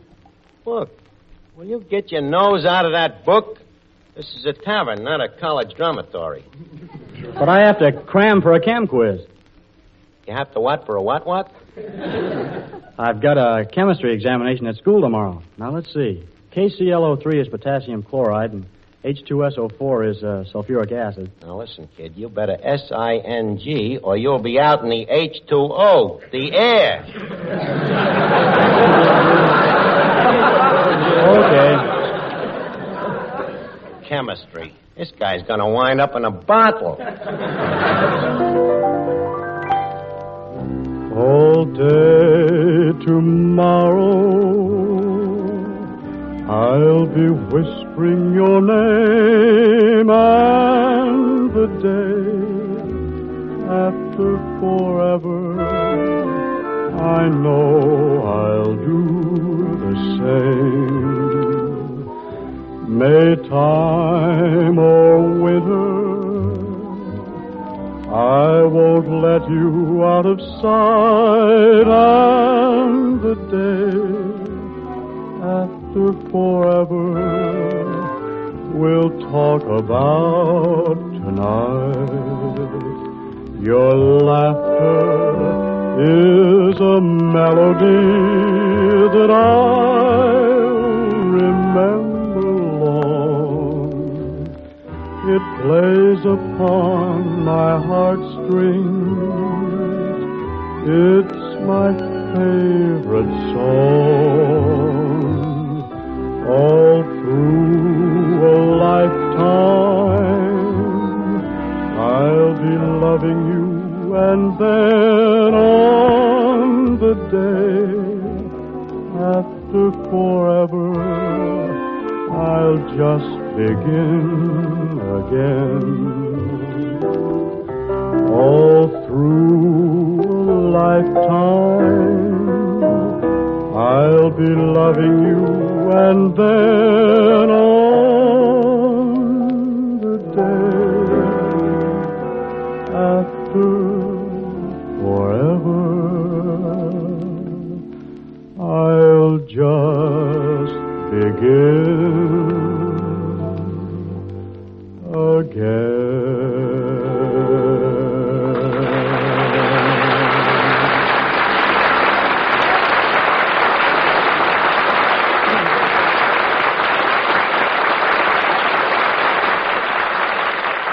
Hey, Eddie, pick Miss Duffy up off the floor. That was great, Bob. Well, Archie, here's the stuff. Now take a look. The finest line of Christmas gifts in the world. Leather goods, jewelry, musical instruments, smoking stuff. Well, Dave, where did you buy it all? Well, I didn't buy it. I got it on consignment. Oh. Hot goods, huh? Well, Boy, hot goods. In that case, we'll get some real bargains, huh, Dave? You suddenly seem to have lost your scruples. My scruples? Well, Dave, I always say it depends on who is getting scrupled.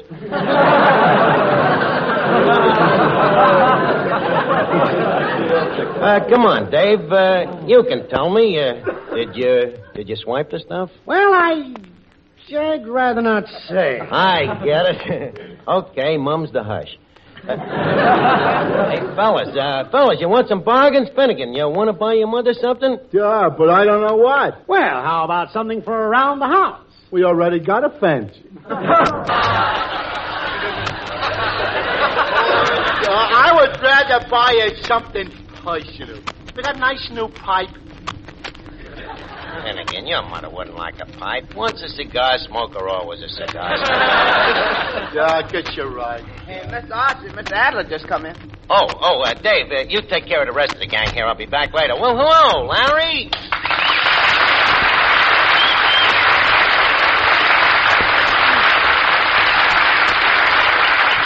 Well, Larry, old man, long see, no time. Glad to see you again, old pal. Oh, thanks, Archie.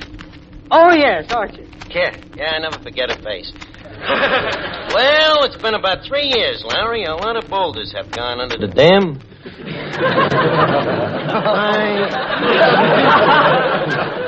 I bet you forgot what this place looked like. No, I remembered. Stayed away, didn't I? Well, Archie, how have you been doing lately? Oh, very well, Larry. I've been promoted, you know. Is that so? Yeah, last time you was here, I was manager of this place. Yeah. Now general manager. And me salary was $15 a week? Yeah, I remember. You were worried about how to invest it. Tell me, what's your salary now? Instead of a salary, I get a drawing account. No. Yeah. How much is the drawing account? Anything I want, up to $15 a week. That's great, really. What do you do with the extra money?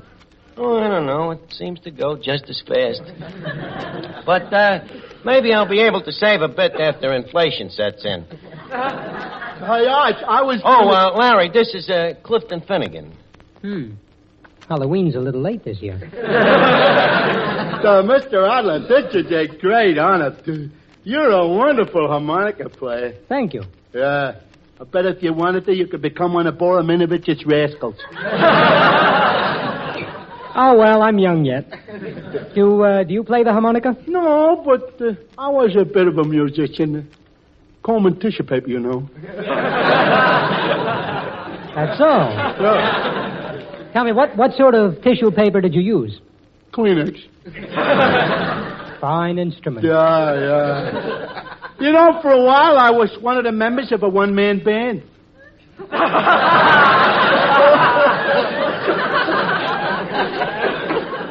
How many members were in this one-man band? 5.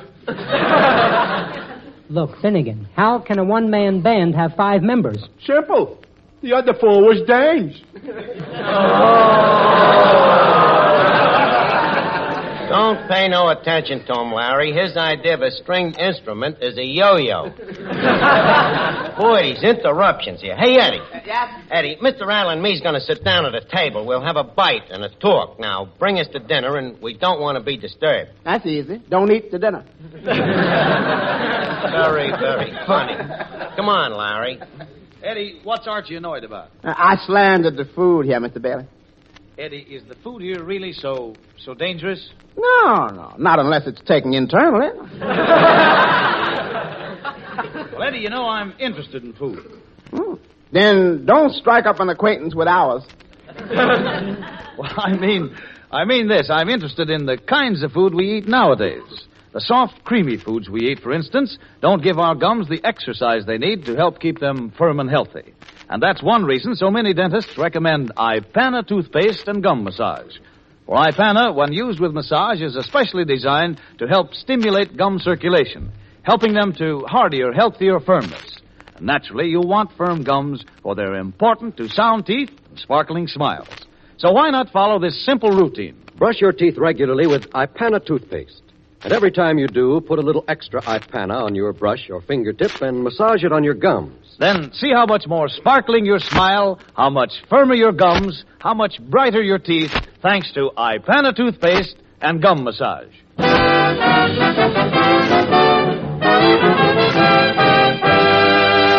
But, Larry, I can't understand. Why won't you work here? I told you, I'm too busy, you can't pay me enough money, and this is a crummy joint. Look, I wasn't born yesterday. What's the real reason? Archie, please. Larry, look, you've been playing too long in them high-class joints. Here you'll be among real people. People who'll appreciate you. To them big shots, you're just a novelty. But you're a real musician to the ignorant bums that come in here. Tell you what, why don't you play a number for the gang here, huh? Well, why should I? Well, I want you to see how they'd love you. You'd get applause, Larry. Applause that'll give you cockles of the heart. Go ahead, stand over by the piano. That's it. I know he'd do it. All these hams is alike.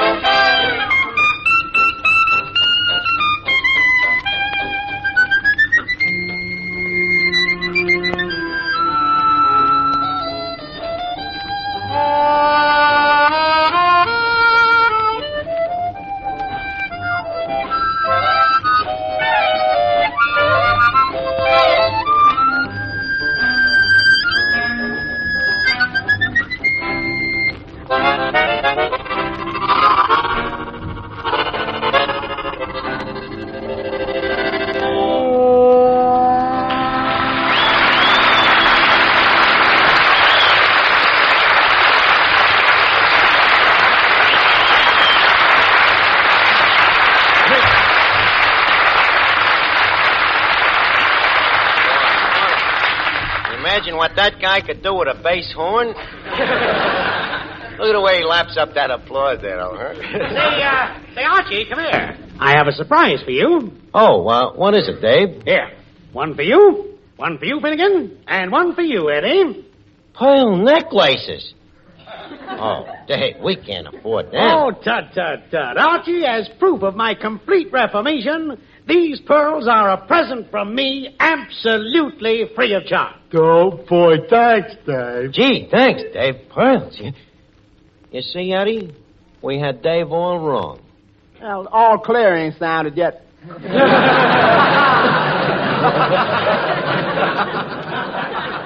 Listen, Eddie, get wise to yourself. These pearls are stolen. They're probably worth the king's transom. And now, Archie, I am going to do something else for you. How much money have you? Let's see. I got $10, Dave. Good. Now, I have with me 100 harmonicas. Dave, you mean you swiped 100? Archie, please. Oh, I'm sorry, Dave. Now, Arch, I can let you have these harmonicas at a dime apiece. But, Dave, what am I going to do with 100 harmonicas? Sell them. You see, this is the finest harmonica made. The Stradivarius harmonic. And if your friend Larry Adler was to play it and say that he liked it, you could sell them at 1,000% profit. Sounds good. Dave, it's a deal. Here's the $10. And here's the harmonica. Okay, now, I'll talk to Adler. Hey, Larry Adler. Yes? Larry, are you happy with that instrument you're playing? Huh? Does your harmonica taste different lately?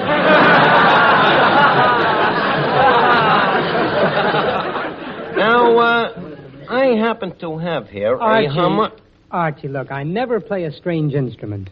But this is a Stradivarius harmonica. That's different. Yeah, it'll help you when you audition for Duffy. Huh? Me? Audition for Duffy? Well, you don't think Duffy's just going to give a job to every crumb harmonica player that walks in here. So you better go ahead. I must be going crazy. Well, Adler, they warned you. You keep playing, you'll blow your brains out. Excuse me.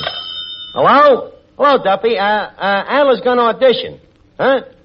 No, Duffy. The harmonica ain't no toy the way he plays it. He makes it sound like a whole Philharmonica. Well, listen, Tom. Okay, Larry, we're all set. Hey, wait a minute. What about my salary? Oh, we can iron that out later. It'll be a mere trifle. Now here's the Stradivarius. Duffy's listening, so let her rip, Larry. Try it.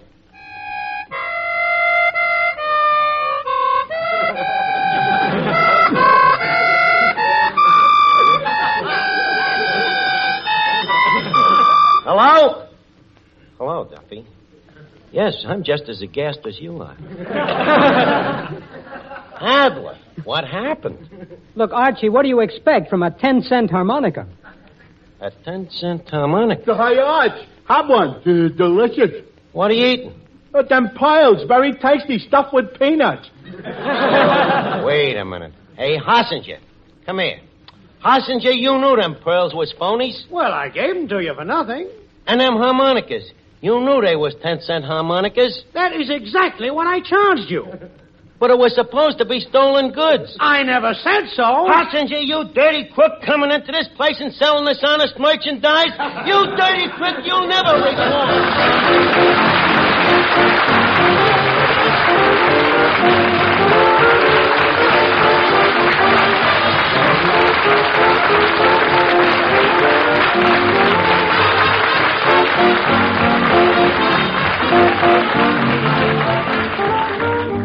Well, it's time to leave Duffy's Tavern for this evening, but let's meet here again next week when our guest will be Charles Laughton.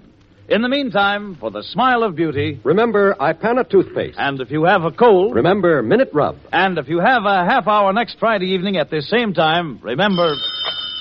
Duffy's Tavern. Hello, Duffy. Next week, Charles Laughton. Well, I don't know. Maybe we'll let him be Santa Claus.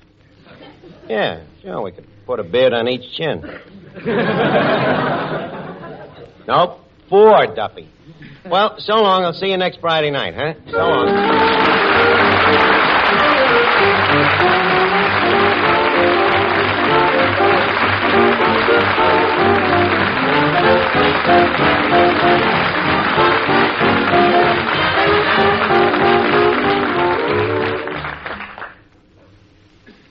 Vitalis is in the war, too? Well, not up in the front lines, of course. Where, then? Wherever this famous hair grooming preparation is wanted by our men in the Army and Navy. The entire supply now goes to servicemen who ask for it. Why can't civilians get Vitalis, too? Wartime shortages. It became a matter of maintaining a limited civilian supply or sending all the Vitalis to the soldiers and sailors who want it. We felt the men in uniform come first. We're sure you'll agree.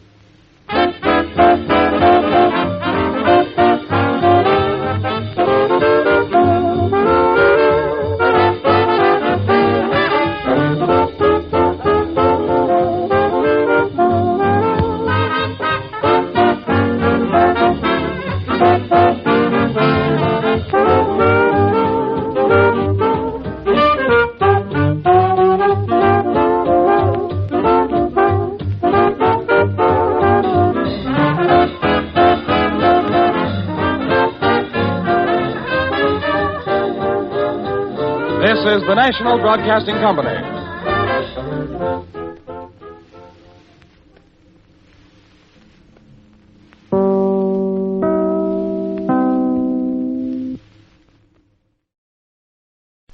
Duffy's Tavern.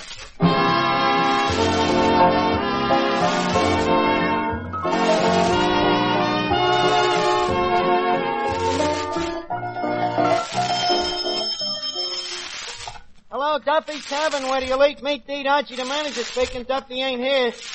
Oh, hello, Duffy. Tonight, Sydney Greenstreet. Yeah, from them spy pictures. Yeah, that's right. Sort of like a Matter Harry. Only this is a much fatter matter. Yeah, you've seen the guy, Duffy. You know, sort of a Herbert Marshall accent, a Peter Lorre personality, and a Torin Bay window. Huh? How's business here tonight? Well, it's a very small crowd. You know, the stores are open till 9 o'clock this week, so the shoplifting crowd ain't arrived yet. Well, I'll call you back later, Duffy. So long.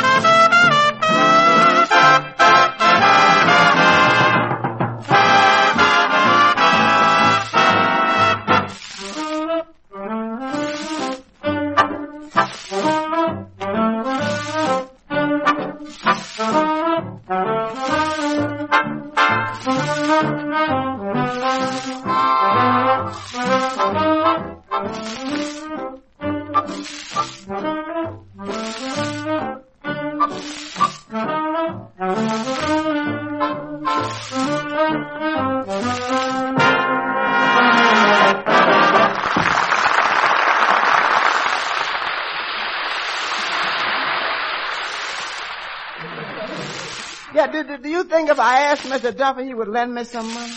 Duffy? Eddie, why not be more practical? Ask Santa Claus. Duffy, asking Duffy for money. Have you blew your premium? Yeah, I guess it is kind of crazy. Yeah, it must be these strange cigarettes. You never know what they sell you these days. Yeah, you don't realize how cheap that Duffy is. You know, with him it's a sickness. Yeah, Duffy's disease. Poor circulation of the bankroll. I can't understand it. What good does his money do him? Huh?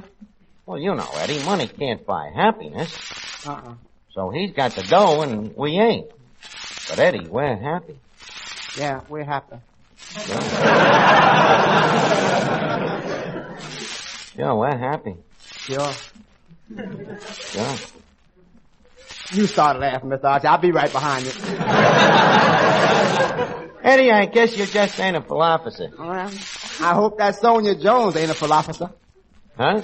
My girlfriend. You know. So you'll break the promise. Mr. Archie, that's a promise that would kill me to break. And so would she. Eddie, you mean she would inflict you physical injury? I thought she was in love with you. You'd be surprised how fast Sonia's tender embrace can turn into a half Nelson. Yeah, huh? Well, why do you take it? Why don't you leave it? I guess it's love. She beats me and wipes up the floor with me, kicks me down the stairs. But then when she takes me in her arms and says, I love you, you brute, I'm a goner. Well, Eddie, I guess we're all immune to flattery at times. What? Oh, hello, Finnegan. What's going on? Well, Eddie here wants to buy a mink coat. I'm trying to talk him out of it. Archie's right, Eddie. Don't get one. A mink coat looks too flashy on a man. No, Finnegan, you see, Eddie is, like the French say, in amour. Where? He's in love. Oh. This dame. Oh, I get it. And she's a gold digger. Well, this one's more of a fur trapper. You see, I promised her a mink coat. Oh, you did? Well, you don't catch me buying presents. Believe me, when a guy spends a lot of dough on dames, they think he's a judge. Well, what do they think you are? But it don't cost me no dough.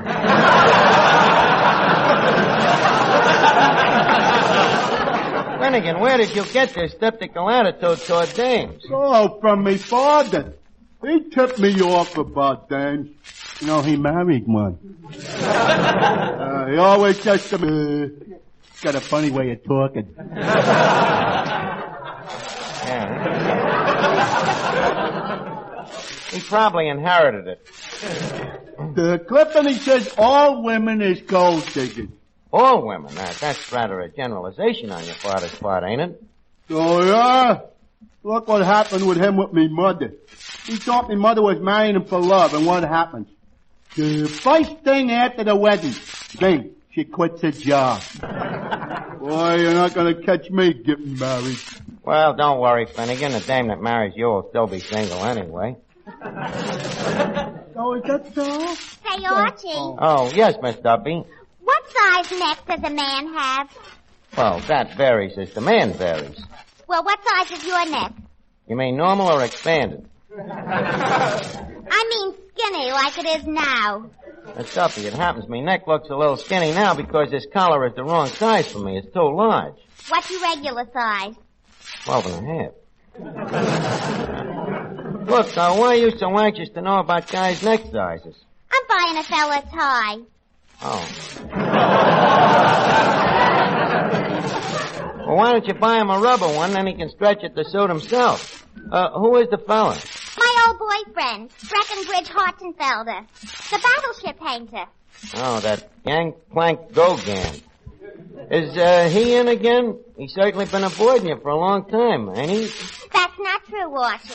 I thought he'd been avoiding me, too. But I forgave him when I found out that he had a perfectly legitimate reason for keeping away. What was the reason? He was engaged to a girl in Brooklyn. Well, that's very legitimate. Then you are taking him back? Yes. Jiminy Christmas. That had nothing to do with it. Oh, my. Oh, me. Eddie, why don't you grab the horn by the dilemmas? Call up Sonia and tell her you can't buy her the coat. Not me. Eddie, where is your spirit? If I tell her I ain't gonna buy the coat, my spirit will be asking where's my body. I've got to raise that money. Hey, look, Arch, why do minks cost so much? Well, mainly because they're so scarce. Well, why are they so scarce? Because of their rarity. Oh, I see. And, Another thing, you know, it costs quite a bit to convoy them from Russia. You know, they come from Murmansk. Yes. Are you sure they all come from Russia? Oh, certainly. You know, they were originally known as mints. Yeah, that's their native habitat. You know, I wish Sonia Jones knew as little about minks as you do. Oh, yeah? I'll prove it to you. I'll leave it to ask Bob Graham here. He's a college guy. Hey, Bob. Yeah? Bob, I say that all minks come from Russia, right? Wrong. Go ahead and sing. What, this guy don't know about botany. He'd fill a hole in the ground. What a difference a day made. 24 little hours brought the sun and the flowers where there used to be rain. My yesterday was blue, dear. Today I'm part of you, dear. My lonely nights are through, dear. Since you said you were mine, what a difference a day made. There's a rainbow before me. Skies above can't be stormy. Since that moment of bliss, that thrilling kiss, it's heaven when you find romance on your menu. What a difference a day made, and the difference is you. It's heaven when you find romance on your menu. What a difference a day made, and the difference is you. When you find romance on your menu, what a difference a day made, and the difference is you.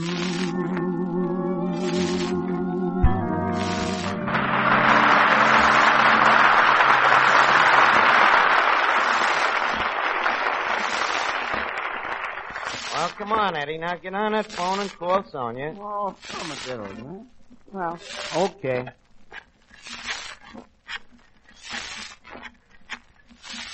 Now, Sonia? Yeah, this is Snookum. Do you still love me? That's fine. Now about that mink coat. I don't see how huh? Masticating.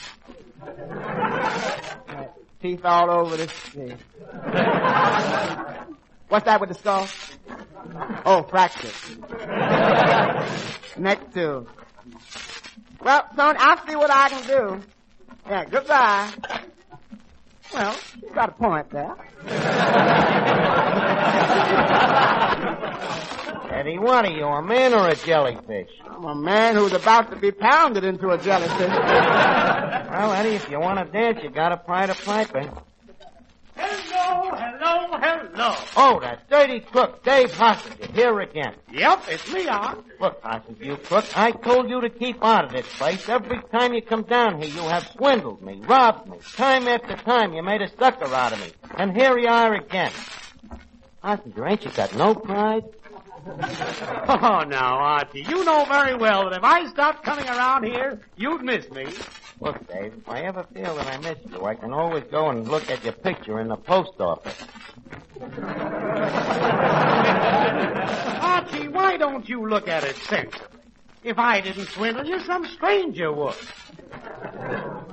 Dave, I don't think that's a valid argument. Oh, you're just sensitive. Now let me open this suitcase, Arch. I have here one of the biggest bargains. Dave! Think you even gonna talk to me first? Oh, I'm sorry. How have you been, Arch? Fine, Dave. Good. Now, as I was saying, I have here a real bargain. Here, take a look at it. Oh, Eddie, look at here, a mink coat. Yep, a genuine mink coat worth $2,000. I know you haven't got $2,000, Eddie, but I'm your friend. Take it for $50. But I ain't got 50. Take it for $25. Just a second, Harsinger. Is this real mink? Well, of course, huh? Then how can you afford to come down from 50 to 25?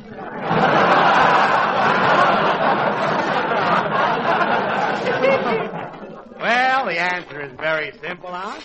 I've got my own mink ranch. And through feeding them specially enriched food, I have produced a species of mink which is today known far and wide in the fur trade as the Harsinger Vitamink. Vitamink, huh? Mm-hmm. And that's why I can sell the coat so cheap, you see. The Vitamink is a giant mink. So long that one mink makes a coat. Well, sounds logical, all right.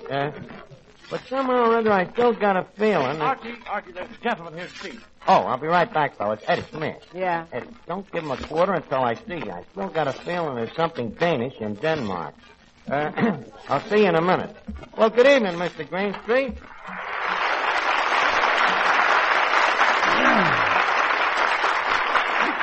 Well, Mr. Greenstreet, as one says to the prodigal guest, welcome to your fatted kid. And furthermore, please feel constrained to accept our behoovle. As a citizen of an allied country, I demand an interpreter. It won't be necessary. Just talk slow and we'll understand you. Here, have a chair. No, not that one. Take this one here. Charlie Laughton used this one last week and it's about on its last legs anyway. By the way, do you know Laughton? Yes. Yeah, you seen him since he was here last week? No, he can't have visitors for 3 more days. What's wrong with him? The doctors are puzzled, but they think it's asphyxiation. Oh, well, he couldn't have got it here. He didn't eat a thing. Well, anyways, I'm glad you rolled in on us. Hello, Mrs. Duffy. Huh? Excuse me, mister. I thought you was Mrs. Duffy wearing slacks. Sidney, this is Clifton Finnegan. How do you do? By George. I wish Peter Lorre could see you. It would scare the pants off him. Oh, hey. I know who you are. I always see you with Peter Lorre and Humphrey Bogart. You're very good, too. You always steal a picture from them. Thank you, sir. Of course, it's easy for you. All you got to do is stand in front of them. Finnegan, please, no remarks about Mr. Greenstreet's obesliness. I'm sorry, Mr. Greenstreet. That's all right. Your suggestion about standing in front of Bogart isn't bad. You don't have to do that. You'll be great even if he stood in front of you. You're a terrific guy. Malted Falcon. In Hollywood, we called it the Maltese Falcon. Maltese? All I hope is you never walk into a Hollywood drugstore and ask for a chocolate Maltese. But you're a great villain, you know, very believable. Say, Archie, I don't have too much time, and Hey, bud. Don't I know you from someplace? Do you? I've seen that face before. You, wanted for anything? Well, they may use me in Forever Amber. Oh, now, look, pal. You don't have to be cagey with me. I know you from someplace. Ever been in Sing Sing? No. You know, I've seen you in connection with some crooked... I mean, I know you're in my business. Was you ever in Alcatraz? No. San Quentin? Mm-hmm. Joliet? Anamora? Leavenworth? See, what do? Go to some small, exclusive place? Well, look, old boy. Dave, please. I'm talking to this gentleman right now. Excuse us, will you? Come here, Sidney. Look, This guy, Hossinger, thinks that you're a real crook. Is that so? Well, it happens quite often, and I consider it rather a tribute to my... Greenstreet, please, don't be such a ham. You see, the point is that this guy Hossinger is offering to sell Eddie the waiter a $2,000 mink coat for $25. Sounds like a philanthropist. Right, crooked as a corkscrew. He's got some kind of a racket with this mink coat, and maybe you can help me find out what it is. What do I do? Well, just go into a little act with me. We're going to indulge in a little skullduggery. It's all right, as long as it isn't my skull that's being duggered. Well, come on, it ain't for me. It's to help Eddie Green, you know. You don't want to see that poor little guy get just out of $25, do you? Oh, all right, as long as it won't be you doing good.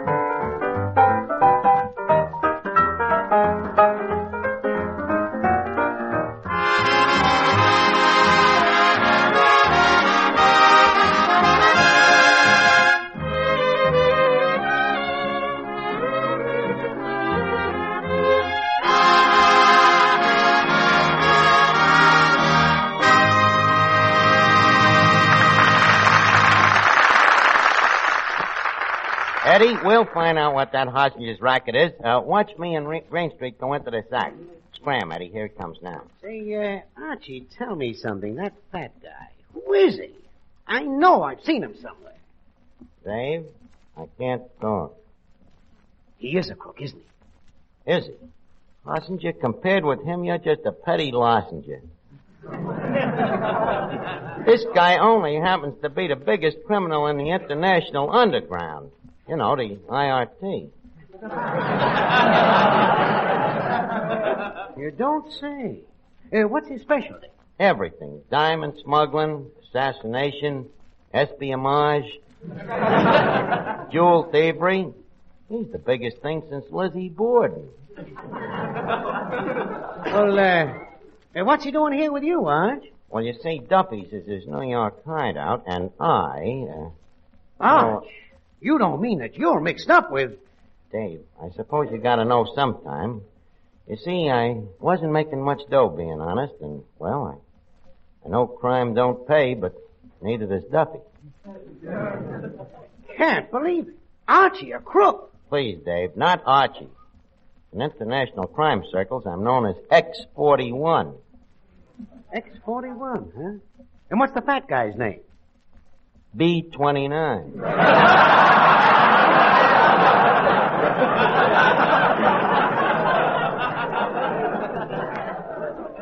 Very brilliant crook. Why don't you listen to us while we talk things over, Dave? Maybe you can learn a thing or two. Oh, B-29, You talking to me? Yeah. Did that cargo of emeralds come in from India? Emeralds? Yeah, the ones that was robbed from the Taj Motel. Oh, yes. Those emeralds, yes. They came in all right. Yeah, huh? Any of them broken? No, the emeralds are perfect. Just turned a little green from the trip. Well, that's natural. By the way, did you get the dough for shooting that guy in Budapest? You know, the Baron? Yes, I got $500. $500 for an arson job? B-29, that job was worth at least $1,000. Just one other thing. Did V16 steal them plans for that 88-inch millimeter? I don't know until I hear from Lisbon. What's that? I don't know until I hear from Lisbon. Lisbon? From who? Lisbon in Portugal. Oh, him. Oh, yes, very...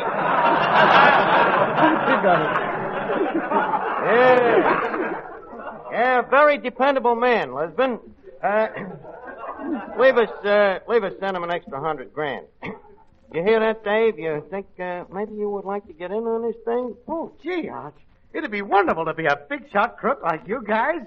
Sure, Dave. You'll get longer sentences and everything. What do you say, B-29? Can we use him? Well, I don't know. Is he an embezzler? Never touches a drop. Say, we might be able to use him in our smuggling department. He's very good with furs.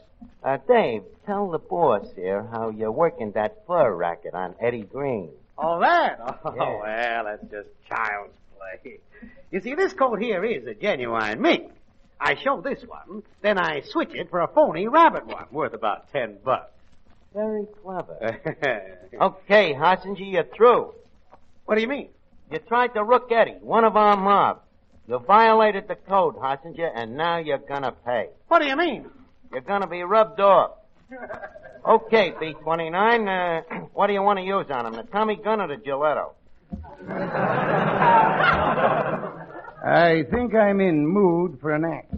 The axe, huh? Hole was the artist. Well, here's the axe. All right, Mr. Hossenger, if you'll please remove your hat. No, you can't do this. You can't kill me like a rat. Up off your knees, Hossenger. Take it like a man. No, I don't want to die. Do anything. Kill me, but I don't want to die. I'll do anything.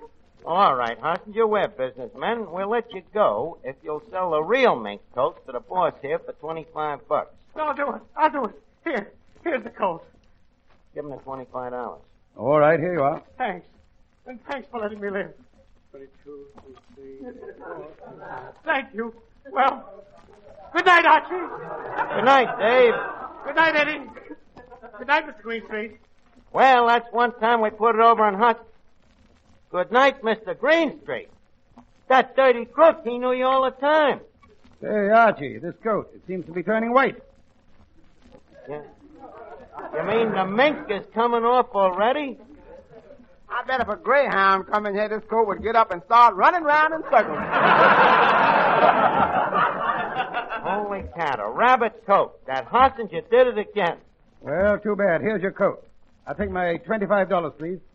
Hey, you $25. B-29, this is X-41 you're talking to. Don't be trying to stick me with no phony coat. But I've laid out $25. You make a mistake, you pay for it. That's the code of the underworld. Mm-hmm. How is it that I'm always so smart in movies?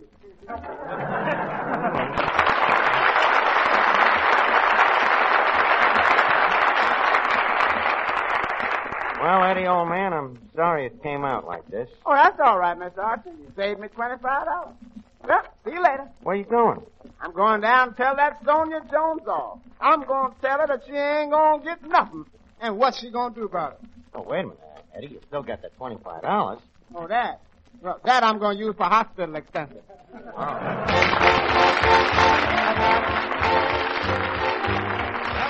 to leave Duffy's Tavern for this evening. Sidney Greenstreet can now be seen in Warner Brothers' new picture, Hollywood Canteen. Let's meet here again next week when our guest will be Monty Woolley.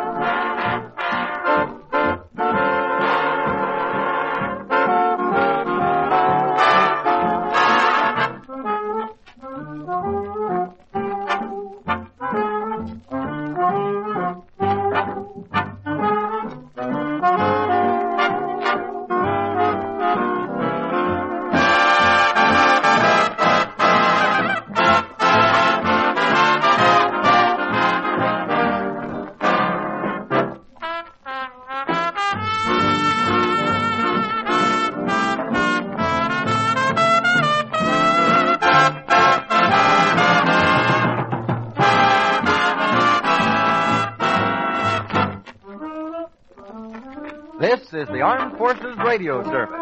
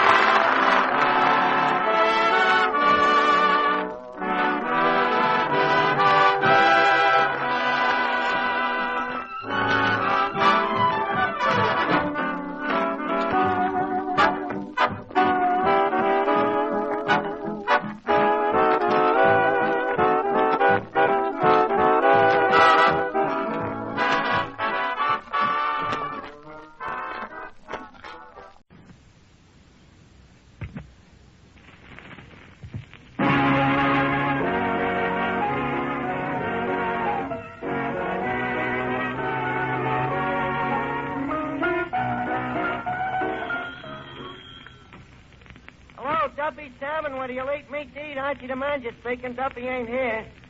Oh, hello, Duffy. Tonight, a real big shot, Duffy. Monty Woolley. And that ain't hay.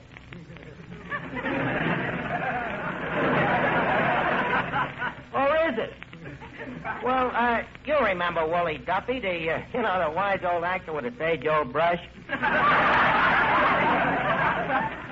Well, look, Duffy, somebody's got to play Santa Claus at the Christmas party, so, as long as Monty's going to be here, the old adagio, a beard in the hand.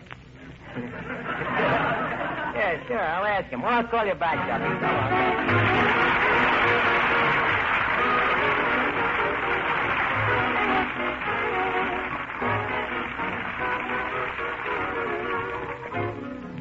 Ladies and gentlemen, welcome to Duffy's Tavern. Come in and meet Finnegan, Eddie the waiter, Miss Duffy, our singer Bob Graham, Beat Reeves and his orchestra, and our special guest tonight, Monty Woolley, and Archie himself, Ed Gardner.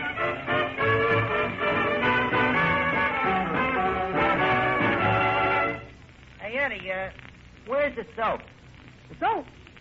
Miss Archie, you got a new girl? No, Eddie, I want to write a poem on a mirror. Poem on the mirror? Certainly, my annual Christmas poem. And, Eddie, if I do say so, it's probably the finest opus I have ever opened. Got that real Christmas flavor. Say, any chance of fella not hearing it? Certainly, Eddie. Listen to this thing. Merry Christmas to you all. Be of bright cheer and joyous.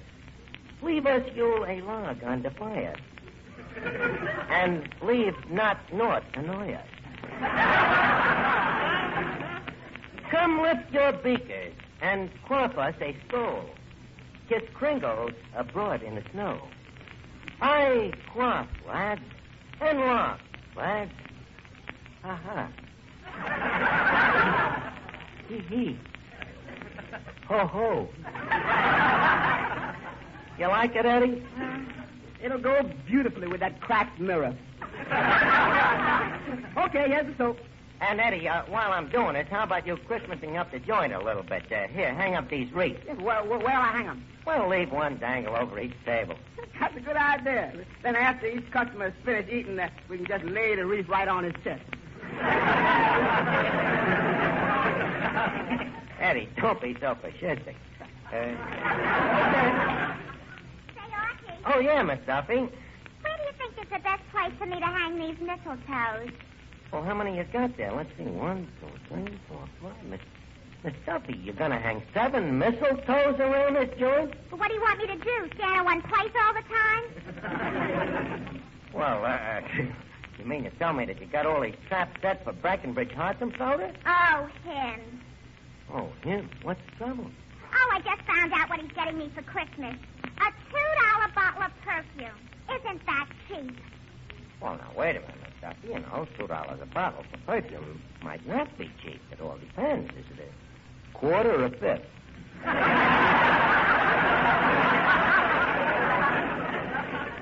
Archie, everybody knows that perfume don't come in quarts or fifths. This is a pint.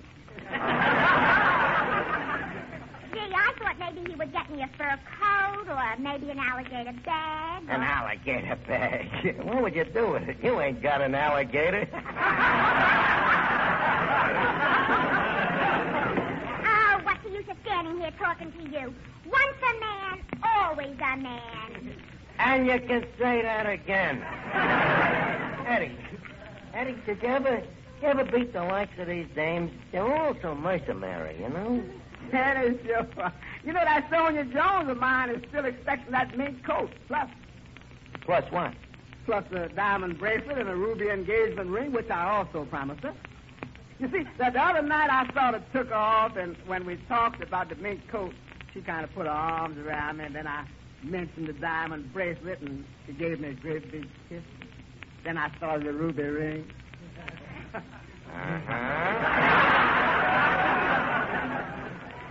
Eddie, are you crazy? Comes Christmas and she'll kill you. Who cares? Live dangerously is my motto. You know, with me, I ain't got no problems. I'm giving every dame I know the same present. A nice, practical gift. And, yes, it's attractive. What is it? Picture me. You see, I had 6 lovely portraits made. Yeah, how much did it set you back? Let's see, there were 3 for $1.25. And there were 6 of them. It came to 6 times 3 1/4. Roughly around $1.50. And that takes care of my list. Say, well, what you going to give for Mr. Duffy?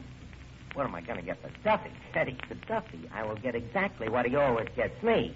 And that is something which you can find in a vacuum which has been cleaned out by a vacuum cleaner. Archie. Oh, hiya, Finnegan. Archie, guess who's here with me tonight? Who? My brother Wilfred. Wilfred? Yeah. Is that the tall, fat, ugly one? No, that's my mother.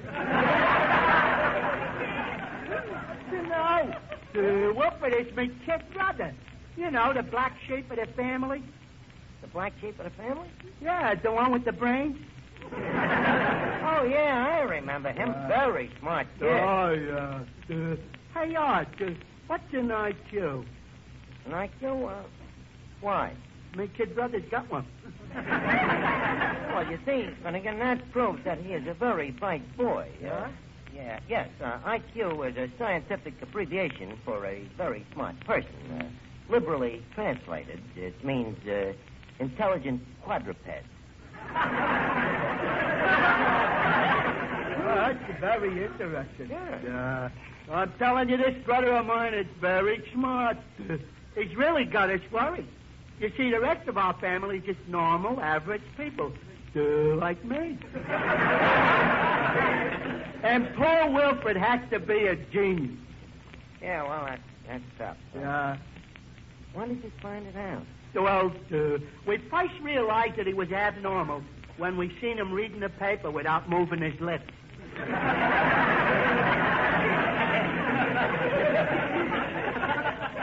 Well, you can't tell. Maybe the kid is a ventriloquist. No, Archie's a good boy. Wait, I'll go bring him over.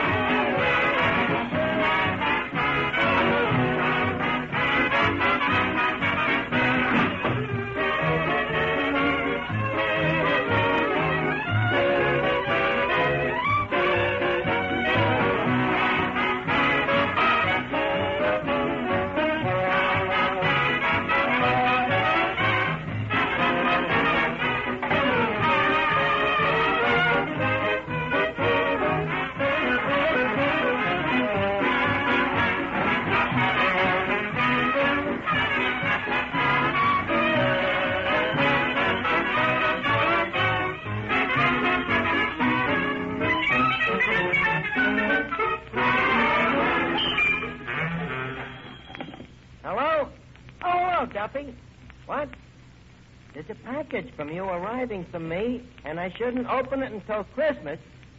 A present for me? Are you sure this is Duffy? Well, Duffy, I'm flabbergasted, you know. Well, gee, thanks. And by the way, did you receive my present yet?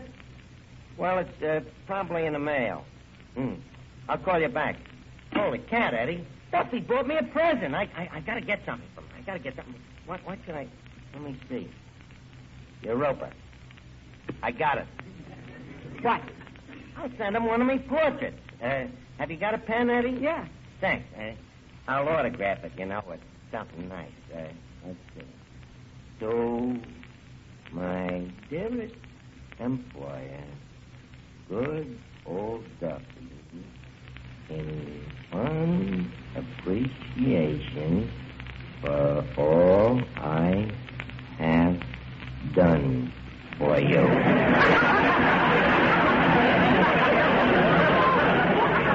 Signed, Archie. Say, Archie. Yeah, Mr. Bailey. Do you think that a picture is enough of a... Listen, Bailey, he's the boss. Naturally, I can't send him as good a present as he's sending me.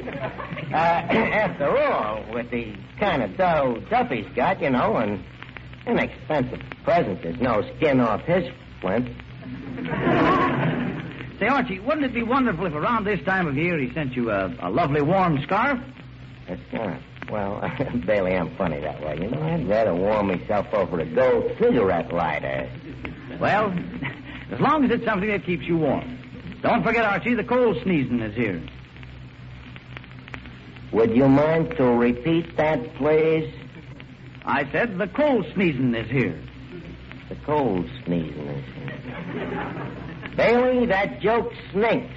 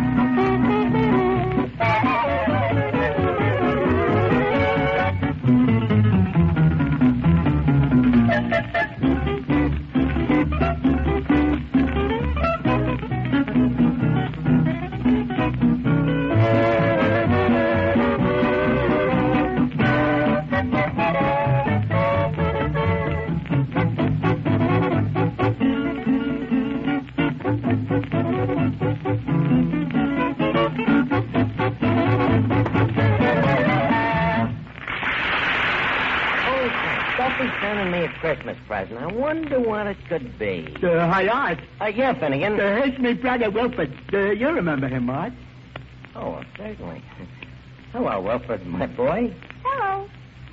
My, you certainly have been growing. Doesn't that strike you as an entirely normal procedure? Well, that's how it goes. Well, how are things in school, Wilfred? Are your teachers learning you a lot of stuff? Archie, they're not learning me. They're teaching me. Oh. Well, that's what they're there for. Well, you're looking fine, Wilfred. Very manly. Are you eating good? Yes, I get sufficient nourishment, thank you.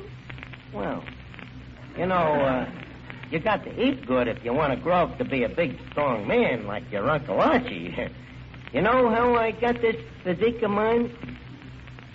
Malnutrition? Yes, sir, and plenty of it. Yep, Wilfred, I always eat lots of bread, potatoes, pancakes. Well, I'm on a diet that precludes carbohydrates. No, but, yeah. What's they? Starches. I'm not permitted to have starches. Well, that's right, Wilfred. Starches ain't good for you. You know, they make your stomach stiff.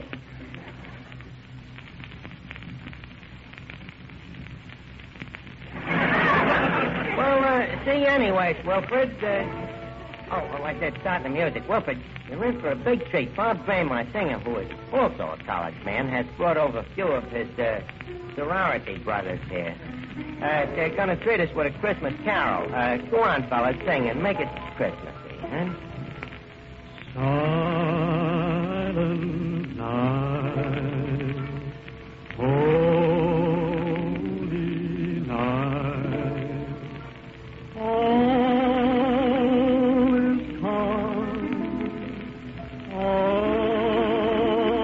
is bright, round yonder virgin mother and child, holy infant, so tender and mild, sleep in heavenly peace, sleep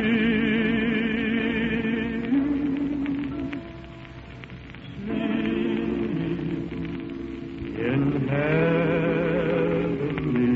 peace, sleep in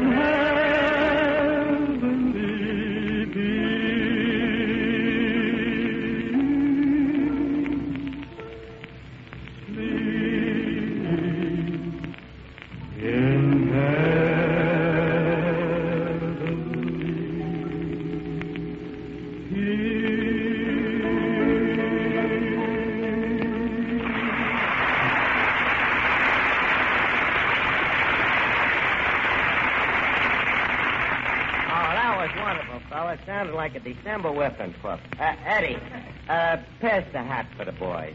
Okay. Hey, Miss Archie, ain't that Mr. Monty Woolley coming in? Oh, yeah. Monty Woolley. Look at the guy, Eddie.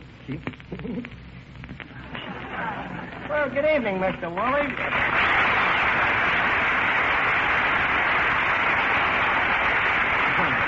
Well, Monty, good to see you again. I trust that you and I can pick up our acquaintance from whence we left off. I'm sure we can. My revulsion is undiminished. Well, thanks, Monty, old boy. Old boy, old boy. This is the first time I have ever heard of contempt breeding familiarity. I wish I knew if he was smiling. Monty, why is it that you take this antagonistic attitude towards me? Well, frankly, I think of you as a possible menace to my future. Me? Oh, Judge. Why? Well, someday when I am too old to play juvenile, yeah, I may want to go back to my old profession, instructor of English. But by the time you're through with it, I may find myself teaching a dead language. Well, you know, it's a lucky thing for you that was a veiled insult. Hey, mister, that's a funny place to wear a grass skirt. Oh, the darn thing always hikes up. Finnegan, please, no remarks, Kay, about the beaver, Kay. Oh, I apologize, mister. I promise I won't tell you about your beard again. After all, I'm yeoman. Sir, you presume. Look, I'm sorry, Monty, but I hope you'll understand. You know, the guy takes a look at that. Finnegan, put down that match. All right, let me do it. I never gave a guy a hot beard. Look, beat it, will you, Finnegan? I'm having enough trouble with this guy. Monty, tell me something. What are you doing Christmas Eve? Well, we have an old custom in our family. I always take Grandma to the fight. Well, that's very sweet, but the fights get out pretty early. Now, here's what I had in mind. How would you like a part here on Christmas Eve? Playing the part of... Playing the part of what? Monty, why don't we have a bite to eat? Eddie, how about some refreshments for Mr. Woolley? Just a moment. I eat here I'd sooner die. No, there is no sooner way.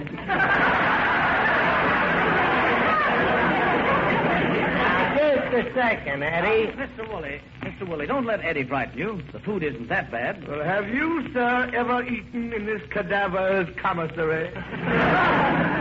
Well, Duffy's is no Ritz. Do tell.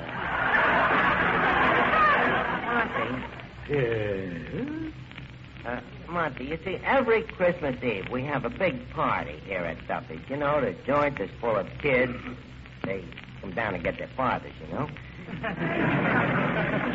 And we have a Christmas tree and wreaths around, and every kid gets a candied pig's foot. And I usually write a Christmas pageant. You can write? Like a whiz. Now, the only thing we yet ain't got set yet. Well, now, what is it? What is it that you yet ain't got set yet? Santa Claus. Now, just a second, you Brooklyn Knoll coward. Now, please, Monty, don't get excited. And, by the way, Brooklyn and Knoll don't go with each other anymore. Look, playing the part of Santa Claus would be so much fun, and look what a challenge it'd be for you as a pedestrian. A challenge? Well, sure. It'd be the toughest role of your career. You playing a sweet guy. And, when you give out them toys to them little kids, think of the thrill you'll get out of it. Yes. I can already feel the patter of tiny feet on my face. Look, Monty. Please, you was a kid once yourself, wasn't you? There's no record of it. Please. Gee, if you could just talk to one of them kids and see what it's like. Wait a minute. Hey, Finnegan, is your kid brother Wilfred still here? Oh, yeah. Good. Wilfred, come here. I want you to meet Santa Claus. Now, listen, you... Look, Monty, what can you lose? Just kid the kid along a little. Did you call me, Archie? Yep, Wilfred. I got a great treat for you. Guess who this is? Wilfred, this is Santa Claus. Well. Not the Santa Claus. That's right, young man. Ho, ho, ho. Well, son, I'll be coming down your chimney Christmas Eve. Well, thank you very much. But we have an oil burner. Say, Mr. Claus, I understand you live up at the North Pole. I do? Oh, yes, I do. You know, of course, that the average temperature of the North Pole is estimated at 70 to 90 degrees below zero Fahrenheit. Well, it does get a bit nippy. But then one can always grab a snort of... Sandy! Snort of... Sandy, of course, only drinks soft drinks, Wilfred. That's right, Wilfred. Very soft. Cotton gin.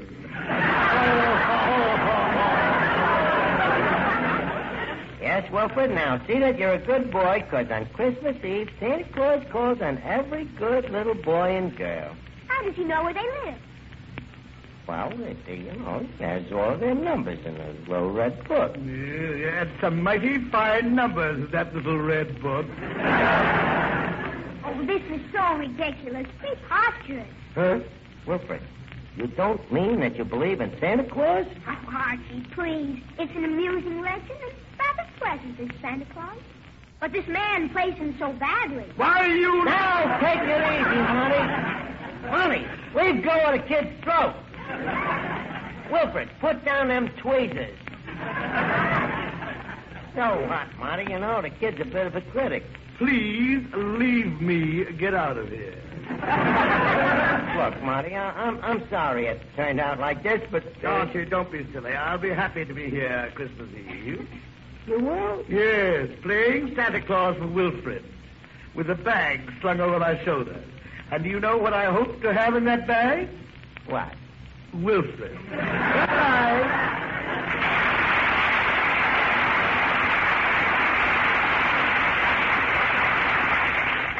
And now, you lousy little genius. Now, Archie, please. You don't actually expect an educated man of 8 to believe in Santa Claus. Don't I? Look, Wilfred, Maybe there ain't no real Santa Claus with no red coat jumping down chimneys. Okay. But there is something that a kid like you should get wise to. Something that kind of makes people do wonderful things for each other at Christmas time, and I like to call it Santa Claus. It's something inside of all of us, kid, that if we're right guys, will turn each one of us into a Santa Claus, see? With every guy loving his fellow guy and working with him to bring goodwill into the world, and peace, and kid, don't tell me that there ain't no that kind of a Santa Claus. That's sounding, Mr. Archie. And, hey, this package just comes for you. Oh, yeah? Let me look. Hey, it's my present from Duffy. Now, Wilfred, here is what I'm talking about. This package says don't open till Christmas, but I want to teach you a lesson. See? So I'll open it. Now, here's a guy named Duffy. You know, he's mean, stingy, cheap, and yet, at Christmas time, he changes and gives me this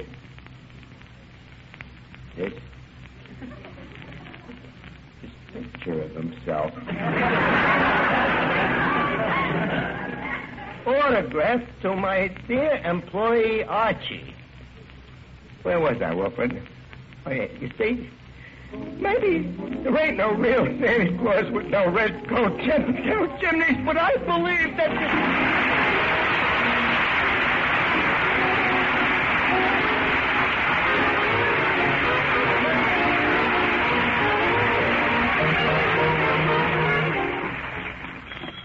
Duffy, Tavern. Oh, hello, Duffy. By the way, Duffy, thanks for that picture. It's just the kind of a thing I wouldn't have bought for myself. So, Merry Christmas to you and Mrs. Duffy and all of our friends. So long, Duffy.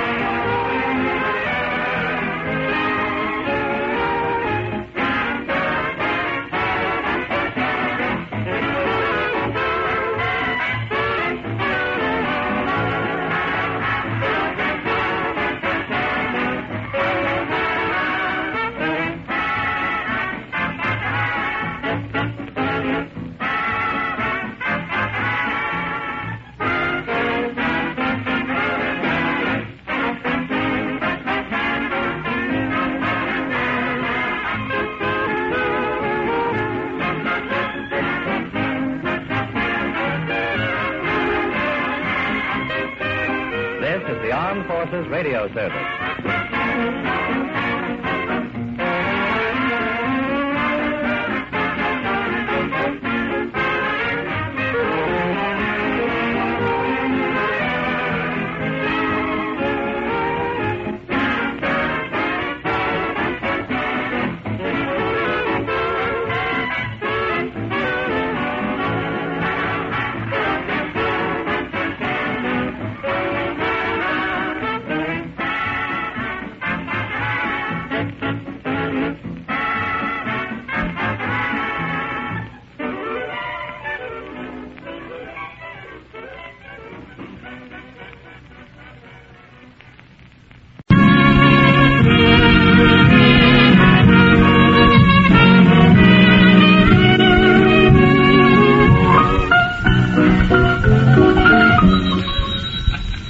Duffy Tavern, where the elite meet to eat. Archie, the manager, speaking. Duffy ain't here.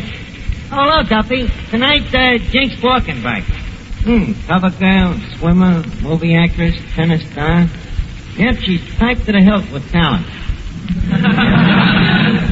And boy, what a hilt. Yeah, lovely face, Duffy. You know, the kind of a girl you'd like to have for a sister. Only if she was, you'd wish she wasn't. Yeah, but tonight I got other things on my mind, Duffy. Huh? Well, look, now that we're closing up the joint, I might just as well tell you that I'm quitting. Huh? Look, For 15 years, you have worked me like I was a dog. You treated me like the dirt on your feet. You bawled me out like I was a thick-headed jerk. You paid me wages that even a moron wouldn't work for. Huh? Well, I got my own reasons for quitting. Now, look, Duffy, please, do not argue. Tears and lamentation will get you nowhere. Well, I gotta go. Huh? I bid you bon voyage, sir.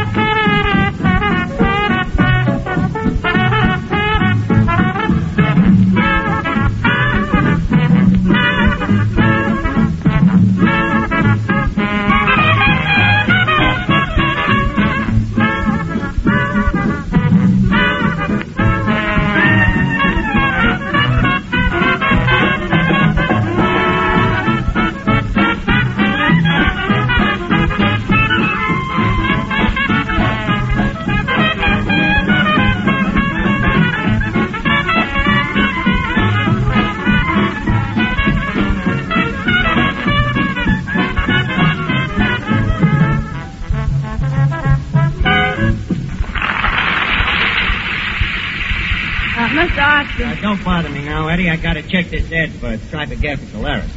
Let's see. Available. High-class Maestro D Hotel. Harvard graduate. Also some high school. Wonderful executive. I wonder if I spell it. Yeah, that looks all right. E-C-K-X.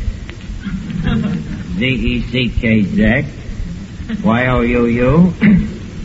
No, I think I got one diphthong too many. Hey, Eddie. Yes? How do you spell executive? Executive? E-X-E-C-U-T-I-V-E. Eddie, leave us not guess, shall we?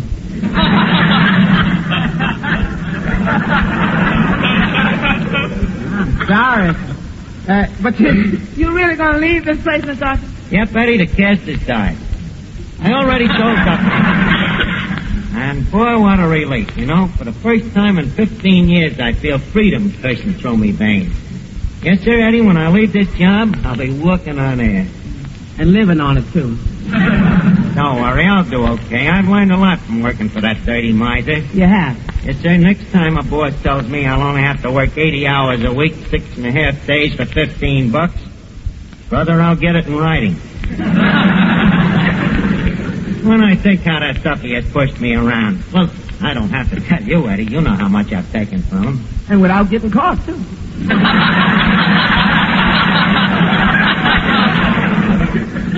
Mr. Archie, how you happen to come to work in this gastronomical Alcatraz in the first place? Oh, I was a dope, Eddie. I let that Duffy soft soap me into it.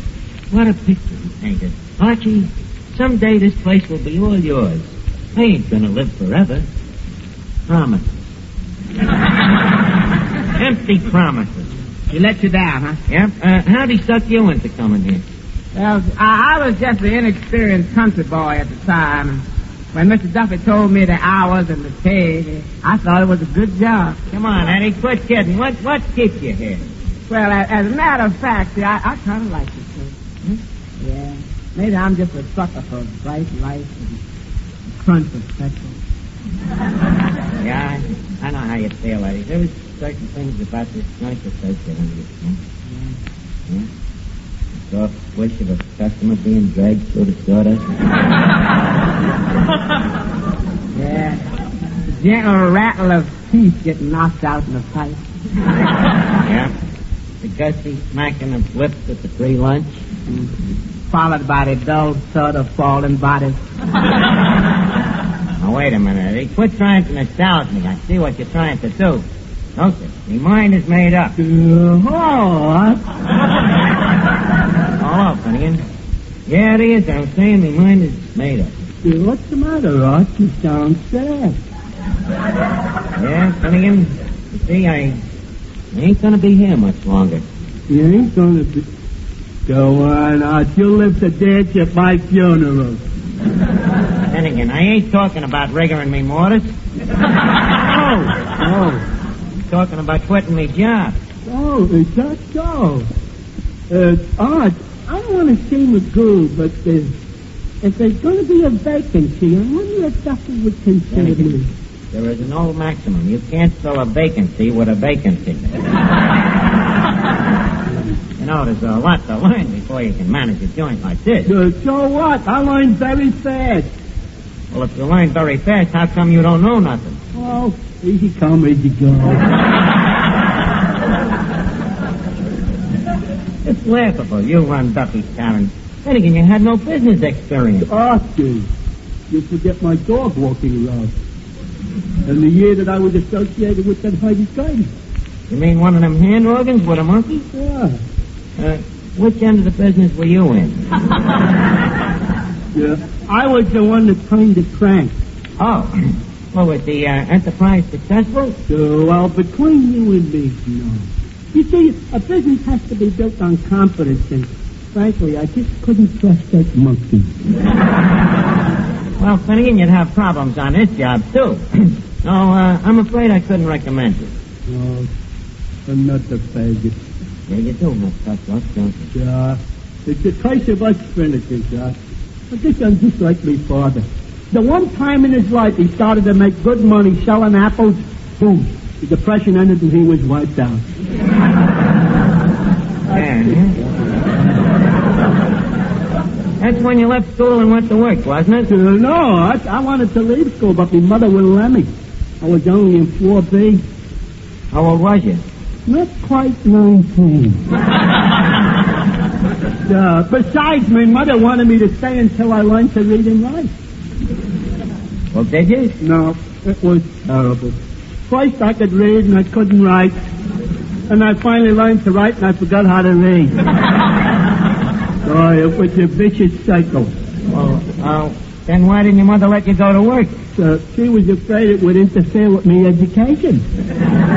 Well, which was your first job, the dog walking or the hurdy-gurdy? Neither one. I started as a panhandler. Then again, you a panhandler? Not for long, Arch. It wasn't for me. Asking strangers for a nickel for a cup of coffee, I got sick of it. Why? It sounds like easy money. Yeah, but who could drink all that coffee?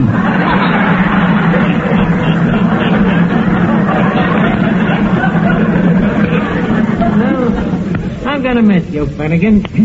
But, on the other hand, it'll be such a pleasure to get away from that big, fat, blubber-headed boss of mine. Archie, you stop talking that way about Papa. What makes you think I'm talking about your father, Miss Duffy? What other big, fat, blubber-headed boss have you got? You mean did I did have? I'm quitting. Maybe you don't know it.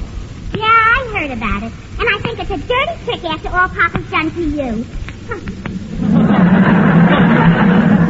What gratitude. Why, Papa made you what you are today. You're worthless, good for nothing. Hey, Meg, look, Miss Duffy. I have worked for your father 15 years, man and beast. And if I had it to do over again, it would be over his dead body. What an ingrate. After Papa picks you up, gives you a swell job, treats you like a son, lends you money whenever you want. 30% interest? Well, he has to protect himself lending money to a fellow with a job like yours.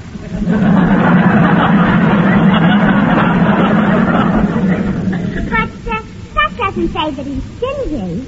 Well, then I'll say it. Getting dough out of that guy is like trying to get blood out of a tourniquet. Look, Archie, you don't know him like I do. You only know Papa as a boy, but I know him as a father. And believe me, people like him don't grow on trees. Nope. They swing from them. Archie, you don't understand him. Just because he's not the flashy type of a boss who likes to show off to his employees by giving them large salaries. He's certainly been good to me. He has, huh? Yeah. Whenever I wanted a few extra dollars, he never stopped me from going out and working for it. You don't understand him. On the surface, he may seem to despise you and hate you. But underneath it all, he's really sincere.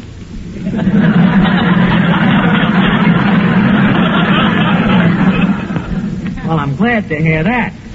Believe me, tonight when you told him that you weren't coming back, he just sat there with a lump in his throat. No kidding? Yeah. He was so shocked he swallowed a pig's foot whole. You did, huh? Really? Gee, maybe I'm... No, sir, I gotta be strong. Now, leave me alone, Miss Duffy. Jinx Falkenburg will be here any minute, and I want to get this ad mailed. Now, let's see. Wonderful executive. Tall, suave, nifty appearance. Will deal with principals only. Hot dog or hamburger stands need not apply. Well, I guess that does it. Hello, Duffy's Tavern. Archie, the future ex-manager speaking. Oh, it's you, huh? Well, I ain't changed my mind one iota. No, sir, I'm still quitting. Well, it's your own fault for treating me the way you do, you thick-headed, ugly, stupid baboon. Well, it's time you realize that I'm your equal.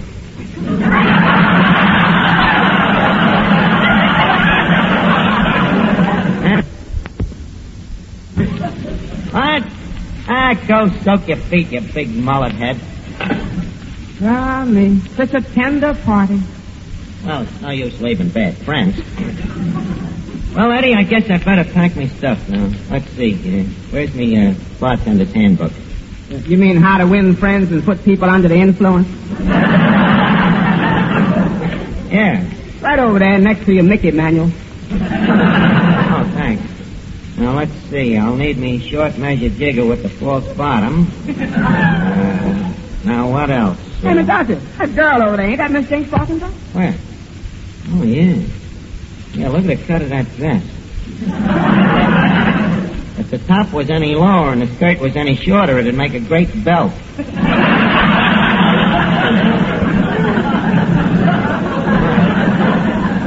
at her. Boy, what an epidermis. Hello, Jinx. Well. Hello, Archie.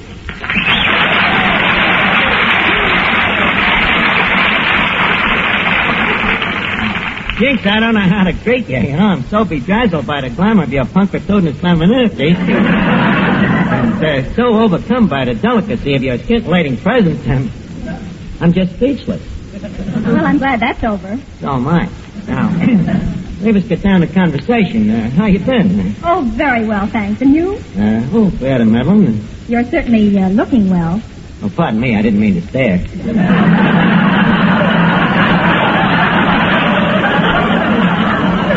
No, Archie. What I meant was that you seem to be in very good condition. Oh, well, I'm like you are. I'm very careful with my body.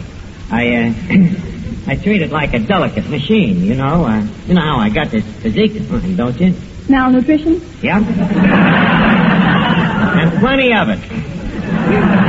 Yes, sir. Lots of fresh air, exercise. What have you been doing for exercise? Oh, I've been working out in the gym. Oh, calisthenics. Well, I got a few blisters. Yeah, I've been doing that weightlifting, you know, flying around on a trapeze, rope climbing, barbells. Cut it out, Eddie. Yep, exercise has done me a lot of good. Had great results from it. You know that magazine, Strength and Health Digest? Certainly. I can tear it in half. But enough about me, Jinx. You look like you're in pretty good shape yourself. What have you been doing for exercise? Oh, I've been doing a lot of walking. Oh, well, if you want to go out with them kind of guys. That's strictly your own business. I just... who's the tomato? Finnegan, please. I wish you would be a little more cool. Jinx, this is Mr. Finnegan. I'm very happy to know you, Finnegan. Oh, this thing's a fast working. Wait a minute. Didn't I see your picture in Photoplay magazine last week? Possibly. In a strapless dress? Yes. With a bare midriff? That's right. And a long neck? Right. I thought the place was familiar.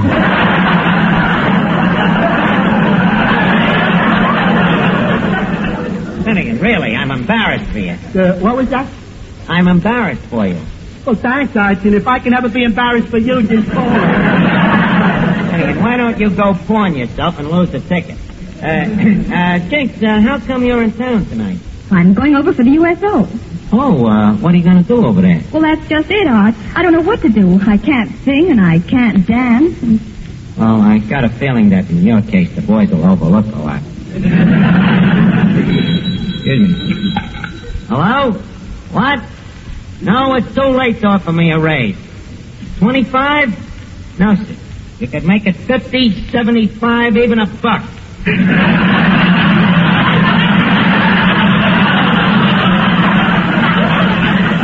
I still quit. And the same to you, sir. Jinx, you say you were going overseas. That's right. Look, how's about hiring me? No. Well, then maybe I could be your... No. Well, you're going to need... No. What else can I do well? Now, look, Jinx, you just said yourself that you can't dance and you can't sing. Why don't you take somebody with you who can? Archie, you mean that you sing and dance? Yes. I not only sing and dance, but I tell great jokes, you know. Does that solve the problem? No, Archie, it's not that simple. What I really need is a whole truth. Jinx, if I can get the truth, can I go with you? Well, It's a deal. Now, wait right here. In a few minutes, I'll have the whole show ready for you to look over. Hey, Eddie, Finnegan, come here a minute. Answer the phone, Eddie, and tell him that I'm still quitting, that he is a jerk, a crumb, and an ignoramus. Hello, Mr. Duffy. The opinions about to be expressed do not necessarily represent those of the speaker. You are a... Oh. Well? You beat us to it and added fathead. The unmedicated girl. Well, when Jinx sees this show we got here, I can bid this crummy joint a fun good riddance. Now, Eddie, you get your song ready, and I'll go over and check with Finnegan, Miss Duffy. Right, Mr. Schubert. Just call me Messrs. I'll be right with you. Oh, Eddie. Yes, Miss Falkenburg. Tell me, what's with Archie and these wild ideas he gets? Well, he suffers from a conflict. What do you mean? He's got a champagne imagination and a beer head. You see, Miss Falkenburg, he quits this job every third day. But this time, I'm afraid he's thinking of quitting. In which case, he would be very unhappy. Because he really loves this place. Well, why don't you talk him out of it? Well, that's what I was hoping you might do. You mean bring him to the senses? Yeah. Of course, it'll be the first time they ever met. Well, I'll see what I can do, Eddie. Well, Jinx, we're all ready to roll. I got a show here that them guys overseas will be nuts about. Just sit down over there and listen to it.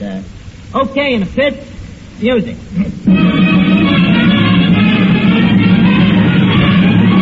Well, folks.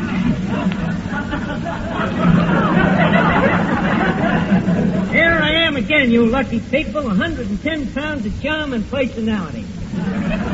Zero Archie. That flap happy pappy with the snappy chatter that chases away them blues. Yeah, man. Yeah, fun. That's the idea, folks. Everybody joins in. Well, sir, a funny thing happened to me on my way down here tonight. I was accosted by a panhandler. He come up to me and Oh, yeah? See the way I handle them hecklers, Jinx? And now, I I bring you direct from the Orange Room at Nedick. That solid singing scat singer of smooth, syncopated swing, Eddie Green. What are you singing, Eddie? Candy. Take it away. Candy, I call my sugar candy, 'cause I'm sweet on candy, and candy's sweet on me. She understands me, my understanding candy. Sweet candy, when I need sympathy. You know what I wish? I wish that there was more of her, so I could love much more of her. Oh, she's taken my complete heart. I'm crazy about my sweetheart. Candy, it's gonna be just dandy. And when I marry Candy, and we're gonna have 1, 2, 3, 4, 5, 6, 7, 8, 9, 10, 11 of the cutest little gums up. When I make her mine, all mine.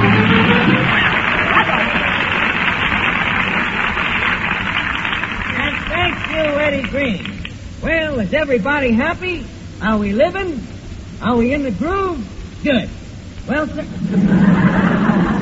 a funny thing happened to me on my way. Please, sir, a simple "you're a bum" would have sufficed.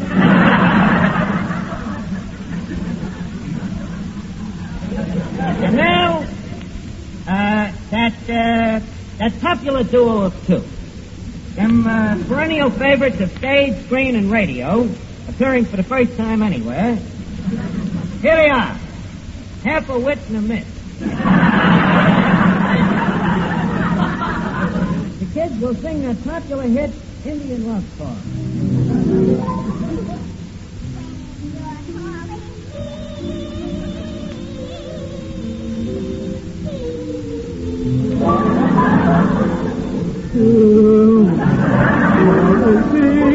And I'm calling to you.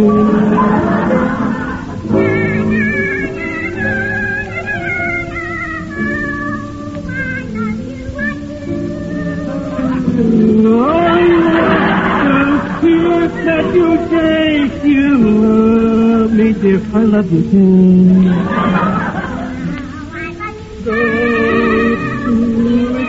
Thank you, half a wit and a miss. And thank you. And thank you, half a wit and a miss.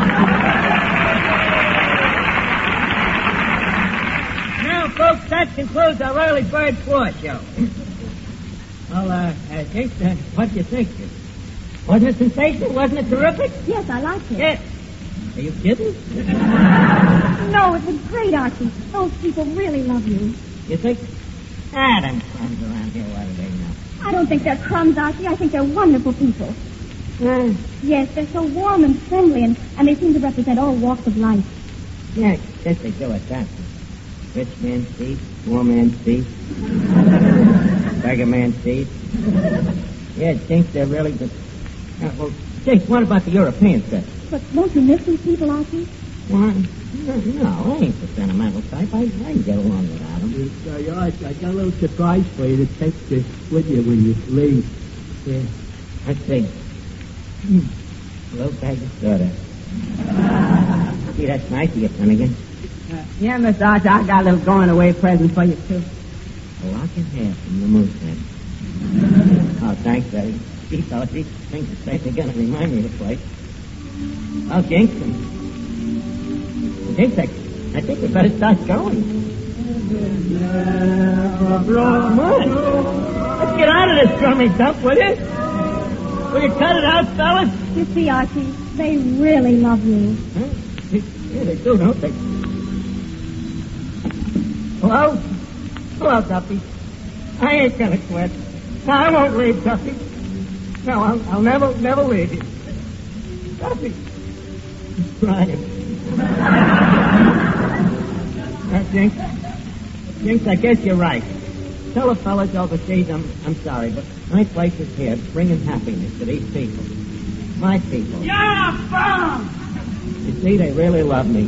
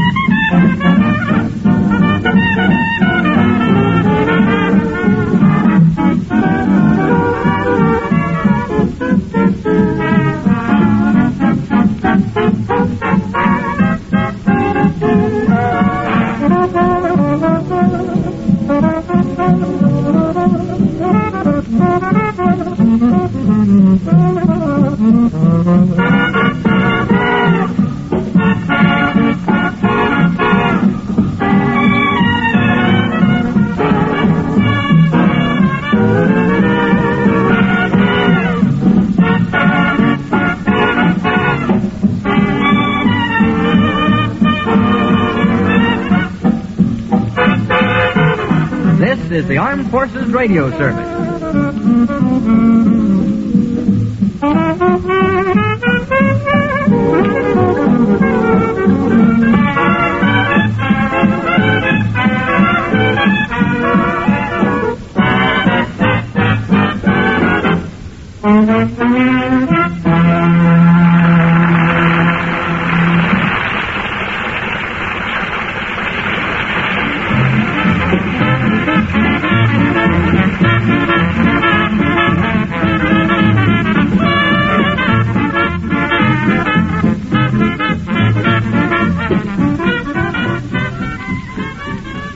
We take you now to Duffy's Tavern.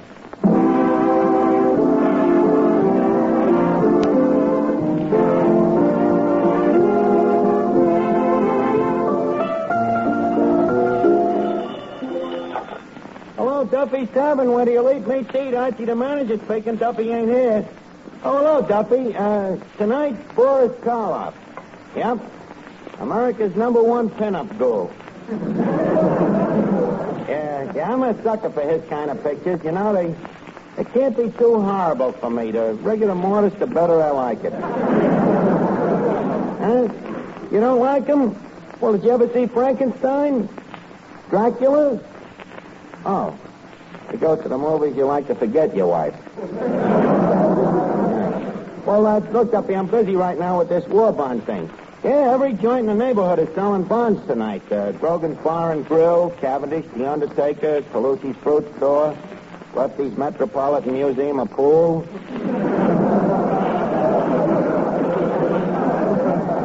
Yeah, the stores all got signs for their customers saying, buy bonds, invest in your future. That is all except Cavendish, The Undertaker. Well, I'll call you back, Duffy. I'm getting a show ready for the rally. Okay, so long.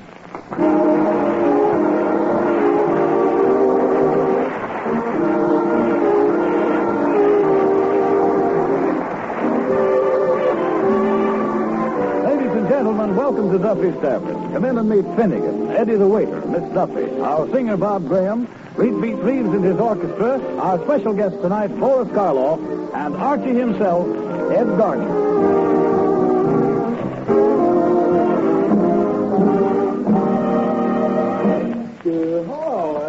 Oh, good evening, Mr. Finnegan. What do you have tonight? Boy, I'm hungry enough to eat a horse. On second thought, maybe I'll just have a hamburger. One hamburger? Right. What you want on it? Just some pickle, lettuce, mustard, relish, and a dash of mayonnaise. How about some ketchup? What, and ruin the flavor of the meat? Hey, where's Archie? Well, he's in the back room working on a new opus. Him and his dame. No, this is a play. See, it's for the barn rally tonight. Oh, another play. Say, Eddie, is Archie any good as a playwright? Well, there could be worse plays than his, but he would have to write them. Boy, Eddie, is this play going to sell? Oh, Finnegan. Hi, Art. Hey, what's this new play of yours? That's a horror play. It might be better than you think. You know what, old man, Steve? You know what is the trouble with your play? What, my Leonard Colic? Your plays is way too smart for the average mentality. Personally, I understand them. But what about all the guys who ain't as smart as me? Oh, him. Look, Finnegan, please stick to your own racket. Don't tell me how to write plays, and I won't tell you how to be stupid. But, Mr. Archie, how can a horror story sell bonds? Eddie, this one has a hidden message. Oh, that's where you're wrong. You should never hide the message. What should I do? Hide the play. Yeah, that's a good one, Eddie. Hey, you see? See, Eddie, you have become the idiot's delight. Well, good evening, boys. Hey, fellas, it's Clancy the cop. Oh, it's just Well, Clancy, I ain't seen hide and a jekyll of you for weeks. Glad to see you. Will you have a little something? Well, it's a cold night. Sort of raw. I am feeling a little chilled. It's a cold night. Clancy, yes or no? Well, if you insist. I just have a little nip. But please note, just a small tumbler full. Okay, Clancy, stay when?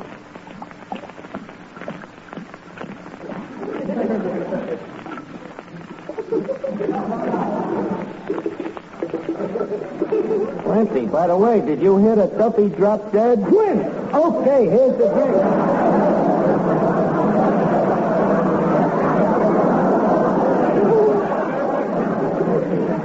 By the way, Clancy, where you been keeping yourself? Well, it's a long story, Archie, my boy. Naturally. Well, you see, they've been teaching us policemen jiu-jitsu. Oh, marvelous science, Archie. With the flick of the wrist, you can break a man's arm. Well, anyways... To make a long story short... One night, I caught a burglar robbing a jewelry store. So I sneak up behind him, grab him, and then, with the flick of me wrist, I broke me arm.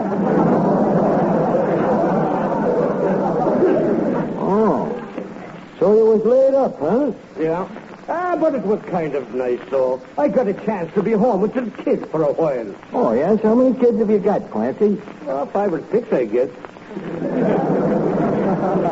But I hardly know them. You see, they're sleeping when I'm working. And you're sleeping when you're working. Certainly. Me children, they're practically strangers. Oh, that's tough. It sure is. Kind of hurts a man when he walks into his house to have his own son holler, "She's at the cop." Well, you got to take the bitter with the sweet, you know. What brings you down here tonight, Clancy? Tonight? Why, I'm down here on official business.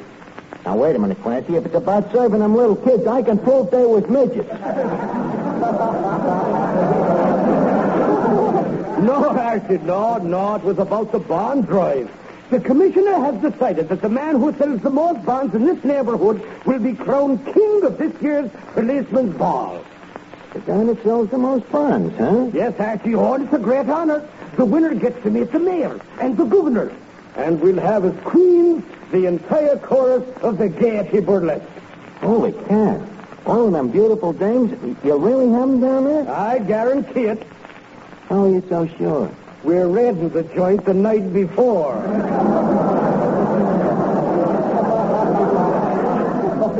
That's queens, huh? Well, Clancy, shake hands with me majesty. If I can get Boris Karloff to act in this play of mine tonight, I'll sell them bonds like wild cake. Good luck to you, Archie. Well, now I've got to go and talk to the rest of the stores in the neighborhood. Hello, Archie. Hello, Miss Duffy. Oh, good evening, Officer Clancy. Well, good evening, Miss Duffy. My, you're getting to look more like your mother every day. Thanks. That's a very pretty compliment. Oh, yes? Well, I haven't seen your mother in a long time. I I'll be back later on. Okay, Clancy. Say, Archie, I got an idea how to help you sell bonds. What, Miss Duffy? I'll open up a booth and tip every man who buys a bond. Miss Duffy, you think it's right to penalize a guy for patriotism? Forget it. We'll do it with me play. Archie, you don't have to be insulting. If I'm willing to give my only 2 lips for my country, to give them in a thrilling kiss. Who'll be thrilled by it? I will. I love it. Yeah, but it's going to be pretty tough on the guy. So what? This is war.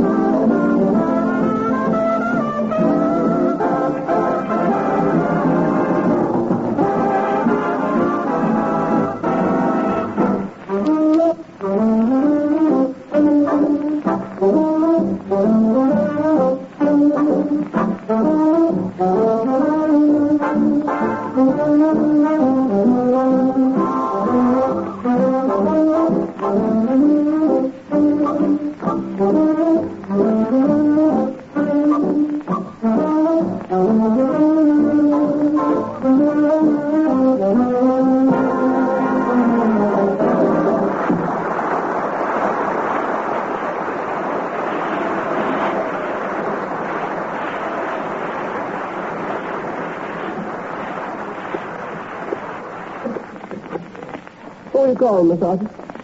My tailor. Got to buy a suit for the policeman's ball. Hello, Stone's Candy Store?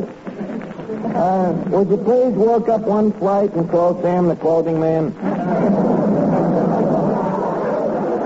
Thank you. You see, if them burlesque dames is going to be there, I got to be dressed to the Queen's taste, you know. Hello, Sam. This is Archie. Archie. From Duffy's Tavern. 38 long, 22 chest, double padding in the shoulders. Fine, how are you? Hey, Sam, I'm thinking of getting a suit. You got a nice double-breasted gray flannel in my size? Yeah, huh? How much? $15. Damn, for that price, I could buy a new one. Well, look, Sam, why is it so dear? You have to have 2 bullet holes rewoven, huh? Well, I'll be down later to look at it. Okay, Sam. Holy cat, $15. That's inflation with one pair of pants. Hey, Archie, what is this inflation? Well, Finnegan, that's one of the main things, you see, that can happen if guys don't buy bonds and keep them. Oh. Hey, Archie, what is this inflation? Well, inflation is, shall we, well, do you know what deflation is? No. Well, inflation is just the opposite.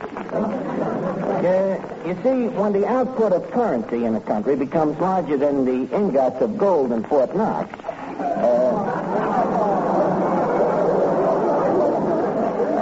this causes circulation, see? Well, that's obvious. Sure Sure. But, now, on the other hand, you see, money is very sensitive to fluctuations because it's so legally tender. Therefore, should any demortization cause the gold standard to fall below the 14-carat mark, then consequently the dollar goes up, see, or rather down, causing prices to soar down. Or is it up? Yeah, but Arch, how could war bonds stop this inflation? Oh, it's simple, Finnegan. You see, war bonds is printed on the same kind of paper that money is. Therefore, when you buy war bonds, you're taking this paper out of circulation. And therefore, the government can't get paper to print the new money with. So, ergo, this reduces the amount of outstanding exchequer, which in turn, ergo, prevents inflation. See how simple it is? Yeah. All I needed was for somebody to put it in my own language. Well, look, fellas, do you mind if I get in on this financial discussion? Hello, Bob. Archie was explaining to me about inflation. Yes, and quite erroneously. Hey, Arch, what does that mean? I don't know, but keep quiet. Maybe he'll throw us a hint. Now, you see, Finnegan, if there's too much money in circulation, it lowers the value of the dollar and so raises prices. That's inflation. Now, just a second, Graham. But, Archie, we studied it at college. Where do you think I landed? At reform school? Well, Archie, when you went to college, did they have economic courses? No, sir. We paid full price for everything. Got your money's worth. Personally, I found Archie's explanation quite satisfactory.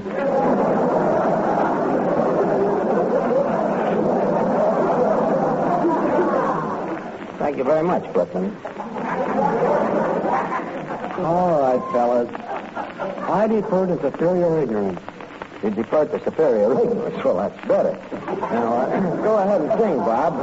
You see the way he backed down, Finnegan? Now, come on over to the table with me, and I'll explain to you how the Englishman pounds sterling.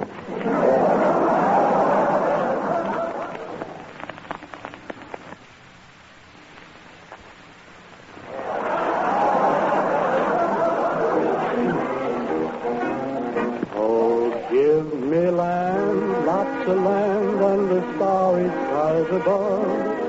Don't fence me in. Let me ride through the wide open country that I love. Don't fence me in. Let me be by myself in the evening breeze. Listen to the murmur of the cottonwood trees. Send me off forever, but I ask you please. Don't you fence me in. Just turn me loose. Let me straddle my old saddle underneath the western sky.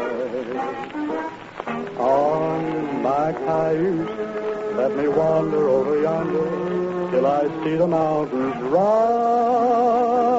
I want to ride to the ridge where the west commences.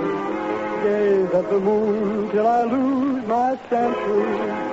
Can't look at hobbles and I can't stand fences. Don't fence me in. I want to ride to the ridge where the west commences. Gaze at the moon till I lose my senses. Can't look at hobbles and I can't stand fences. Don't fence me in, please don't fence me in.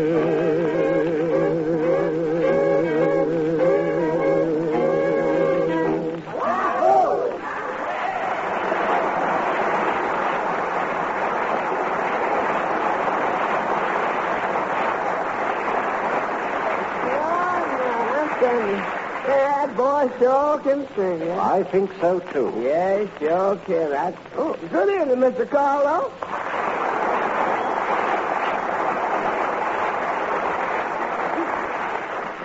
You know, young man, you are refreshing. What? Usually when I walk into a place, they all act scared of me.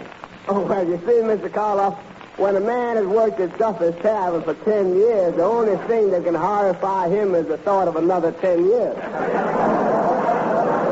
Miss Archie, your company. Where? Oh, good evening. Oh, good evening. Hey, you're Boris Karloff.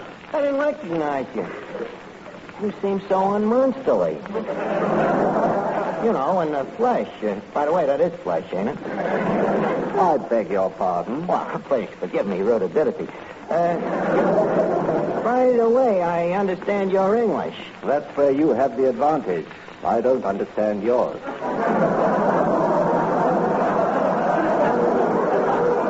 Hey, the guy is witty, too, huh?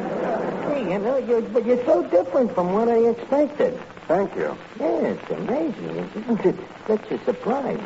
Of course, that still don't make you no Tyrone power.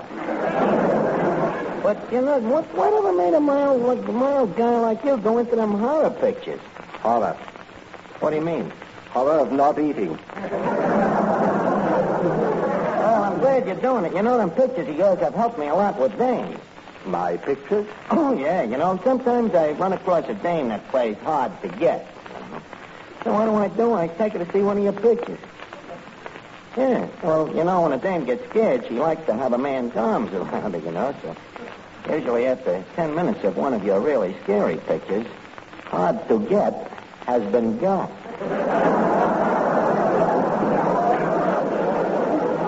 Glad to have been of service. Oh, the pleasure was all mine. Anyway, Boris. Say, Archie, are you... Say, what is that?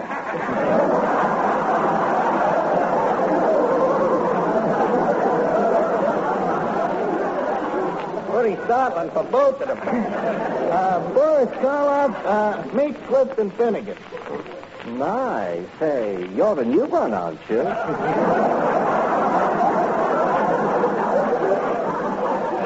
Finnegan, you don't seem excited. This is the famous Boris Karloff in person. Well, to be truthful, Archie, I'm a Bela Lugosi man myself. Please. I wish you'd be more flattering to our guest. Mr. Karloff is much more horrible. This Lugosi is just an upstart, right, Boris? Definitely. I remember him when he didn't have a coffin to coffin. You mean he was broke? Broke? 2 years ago, he walked up to me on Hollywood Boulevard and said, "Say, mister, can you slip me a nickel just for a cup of plasma?" So, I'm sorry, Mr. Karloff. So I don't get such a thrill out of them parts you play. I get a bigger kick out of them vampire birds. Vampire birds? Finnegan, vampires is bad. No crazier than the guys he plays. See it, will you? Oh, wait a minute, Finnegan. I almost forgot. There's a part in me play for you. Here. Go study it. Yeah, okay. You'll have to forgive Finnegan, Boris. His mother was frightened by everything. Say, what's this about a play? Well, you see, we're having a Bond rally here tonight, and I wrote a little horror play for you to act in. Oh, dear. Can't I just make a speech? Look, Boris, you ain't seen this thing. It's a horror play, and yet it contains a message. Oh, an allegory. No gorier than the average. Here, look it over. Just Archie, the crowd is getting impatient. Oh, tell him I'll be with him in a second, Eddie. Repeat, a little music, please, huh?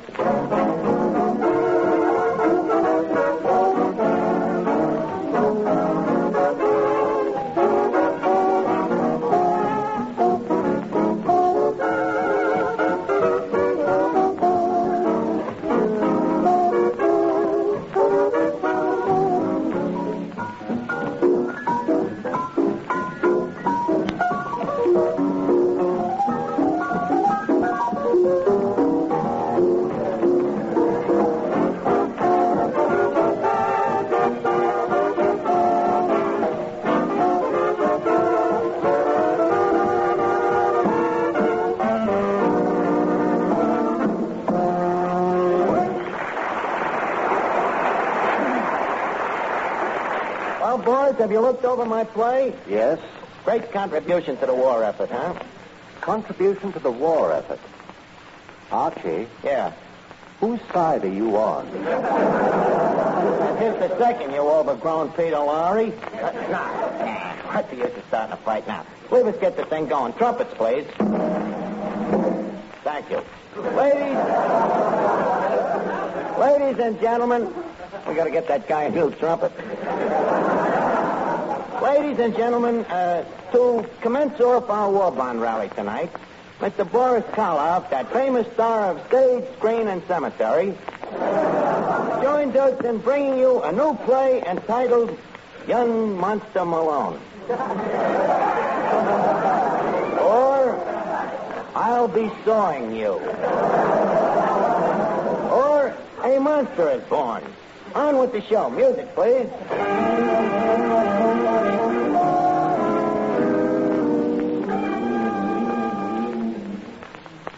I am a mad scientist. My laboratory is hidden away in a lonely castle. This castle is covered all over with moats. Yes, I am mad. The children in my village call me Jerky. But I just laugh and pat them on their little heads. And then I take their heads back to the castle. One miserable night, I was sitting with my associate, a fellow mad scientist. Suddenly, he spoke. Oh, Doctor. Oh, Dr. Frank. Yes, Dr. Stein.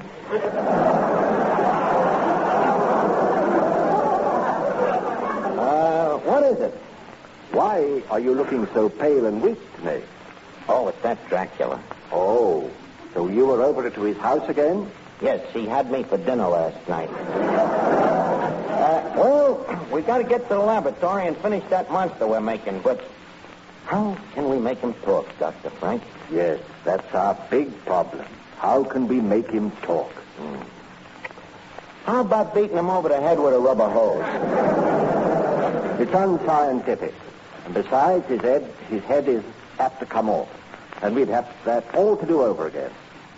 Wait, I know. Where's Jenkins, our mad butler? Jenkins! Jenkins! Yeah, sir? Jenkins, would you mind to go to the stock room and get us some spare parts? What do you have? Well, let's see now. We need a medium-sized jocular vein, a nice full-throated larynx, and, oh, yes, a polka-dot bow tie. Yeah, but, Doctor, you used up the bow ties and the larynx on that crooner we made. Yeah, that's right. We don't want to make another one like that.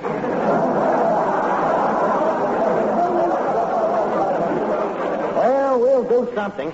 Boy, this will be the grimmest, cruelest, ghastliest monster I ever created. You'll never top this play. Quiet, Jenkins. Well, Stein. Well, Frank? You know, this will be our 31st monster. 31. Imagine. Have you heard from any of our boys? Oh, yes. I got a letter from one of them today. Doing very well in Hollywood. An actor? No, a producer. Well, leave us go to work, Doctor. Shall I put my mask on? I thought you had it on. No, what's the use? He can't see anyway.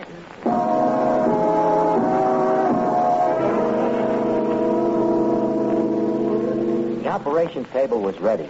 We was about to begin our evil ventures into the supernatural. The room was quiet. I spoke. Are you ready, Doctor? Yes. Have you injected the man with Novacord? Yes, I have. Come, let's get the monster finished. Scalpel. Scalpel. Knife. Knife. Glue. Glue. Thumbtack. Thumbtacks. Now pass me that adenoid. Here you are, Doctor. Now, I'll take care of the inner sanctums. Now the electricity. Yeah. Will it work, Doctor? I hope so. Good luck, Doctor. Good luck, Doctor. Doctor, come. Doctor, look at him. Weird looking, ain't he? Why, he's opening his eyes. He's going to speak.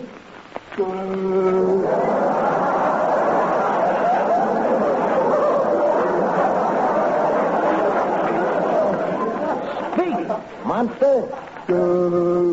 I am inflation.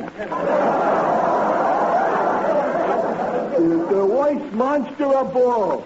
If you waste your money and don't buy bonds, inflation, will destroy all of you.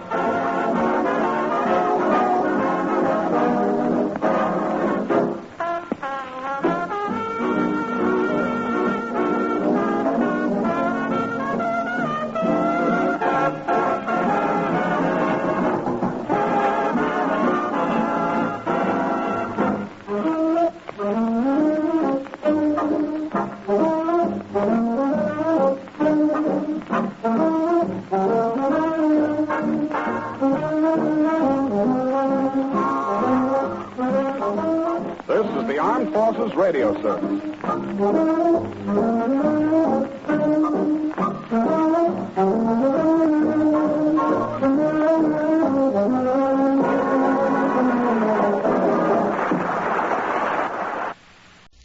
Duffy's Tavern.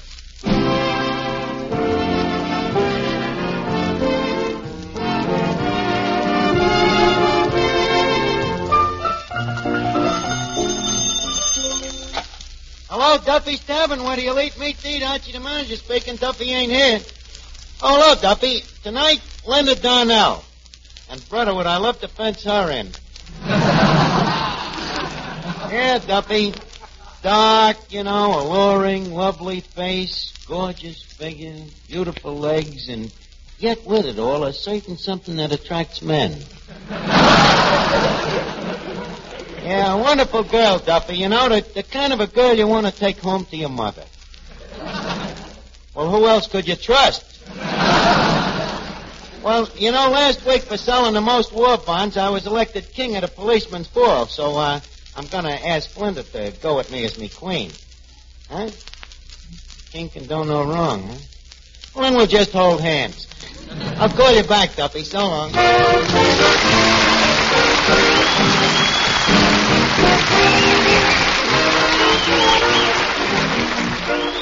Ladies and gentlemen, welcome to Duffy's Tavern. Come in and meet Finnegan, Eddie the waiter, Miss Duffy, our singer Bob Graham, Reet Beat Reeves and his orchestra, our special guest tonight, Linda Darnell, and Archie himself, Ed Gardner. Good evening, Miss Duffy. What's cooking, good looking? Oh, Finnegan, you're such a kidder. Well, a guy can't help it when he's got a natural wit. By the way, did you hear about the fight in Schimmelbacher's bakery? A fight? What happened? 2 rolls got fresh. I'm not surprised. Anything could start a fight in that crazy Schimmelbacher's. I guess I'm too subtle for her. That's what it is. Hey, Miss Duffy, where's Archie tonight? Oh, he's in the back room primping himself up.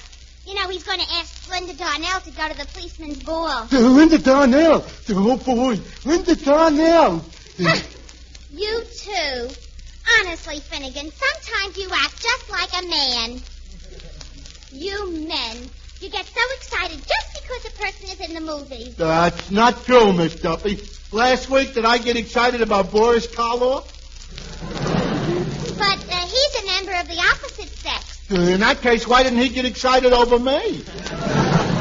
But, Finnegan, what I'm trying to tell you is I beg your pardon, but would you people mind moving your conversation to another table? There's a customer trying to sleep under this one. Hi, Eddie. Did you hear about the fight in Schimmelbacher's bakery? Did them 2 rolls get fresh again? Daddy, please, you're supposed to ask me what happened in Schimmelbacher. Okay, what happened? Did them 2 rolls get fresh again? Pardon me, is this a private hen party or can anybody lay an egg? Hello, Arch. Hey. What are you sniffing at, Finnegan? Gee, you smell pretty. Yeah, well, I just tinctured myself up with a little cologne.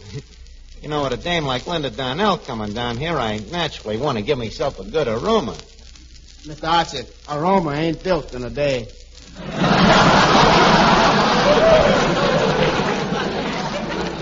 Oh, no?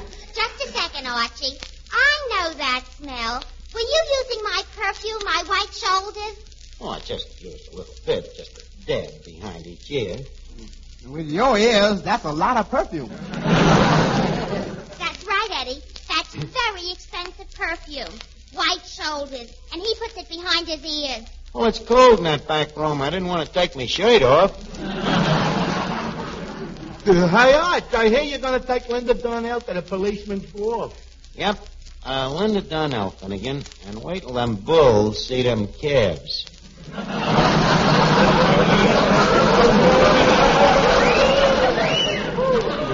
Boy, you certainly are lucky. You know, I love brunettes. You do, huh? Yeah. You can trust them more than blondes. You know, a blonde could be bleached. Well, a brunette could be dyed. So what? We all got to go sometime. Now, that's one thing about Linda Finnegan. She is completely au naturel. You know, her own hair, her own complexion. Her own complexion. Ha, ha, ha. What's the idea to the super silly laugh? I happened to see a picture of that natural beauty endorsing pancake makeup. Where? Right here, in my behind the scenes in Hollywood magazine. Here on the back cover. Let's see. Linda Donnell, gorgeous screen beauty, wears nothing but pancake makeup. Very interesting. Thank goodness I don't have to wear pancake makeup. Naturally, one don't have to wear pancake when one is already battered.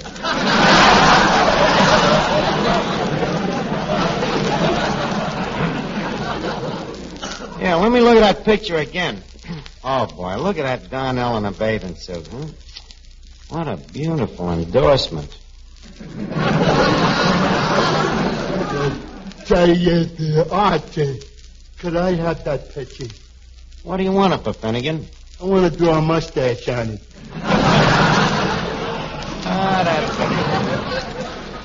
That Finnegan, always the artist. Well, good evening, boys, good evening. Well, Officer Clancy, the shank of the evening to you. Come here, Clancy. Yeah, take a look at this picture. Who is that? This is the dame that I'm taking to the policeman's ball. Well, pack me a nice and call me Shaky. What's her name?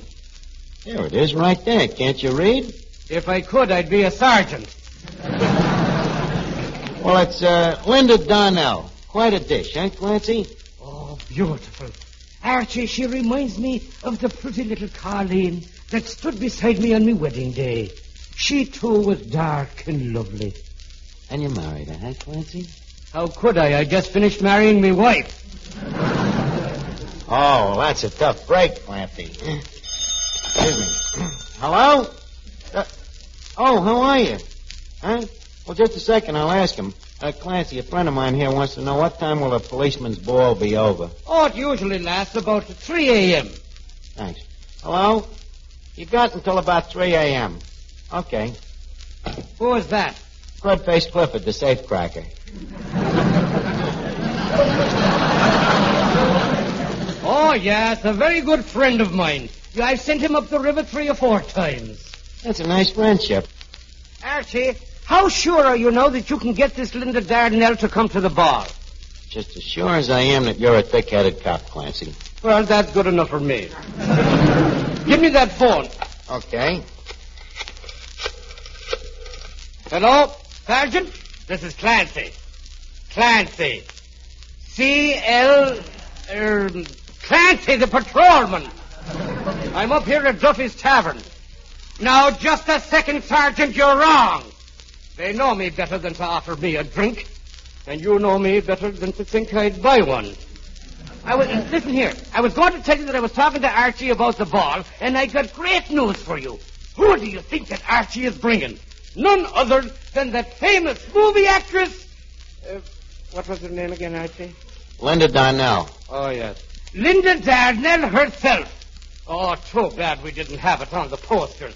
But you can still give it to the newspapers. Well, yes, that'll be fine, Sergeant. Goodbye now. Just a second, Clancy. You think you should let them put it in the newspapers? Well, why not? She'll be there, won't she?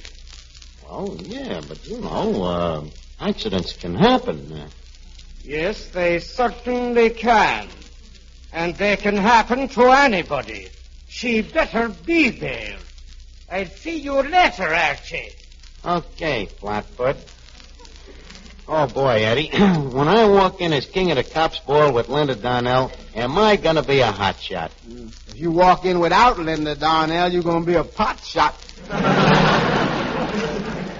Don't be silly, Eddie. She ain't going to turn me down. Okay, you know best, but somehow or other I still hear a little voice inside of me shouting, "Short live the king." Eddie, don't be such a skeptic, will you? You know very well, if there's one thing I'm good at, it's handling dames. Yes, if there's one thing you're good at. Eddie, if you're going to take the words out of my mouth, please take all of them.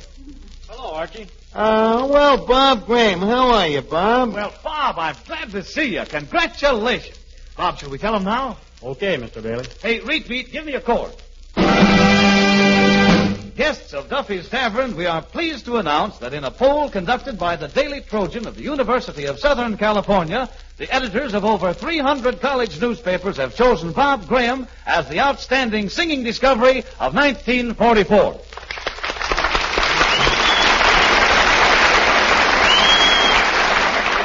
Gee, Bob, I didn't notice. Congratulations. Thanks, Archie. And Arch, you don't know the best part.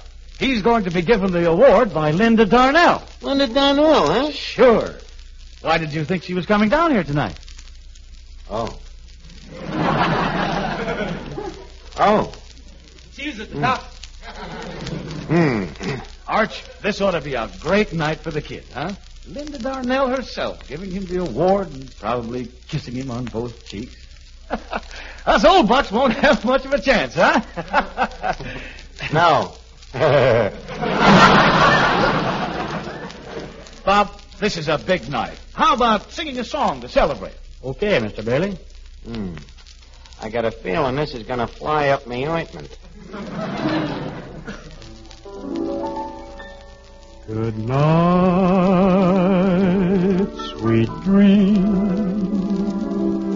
Tomorrow's another day.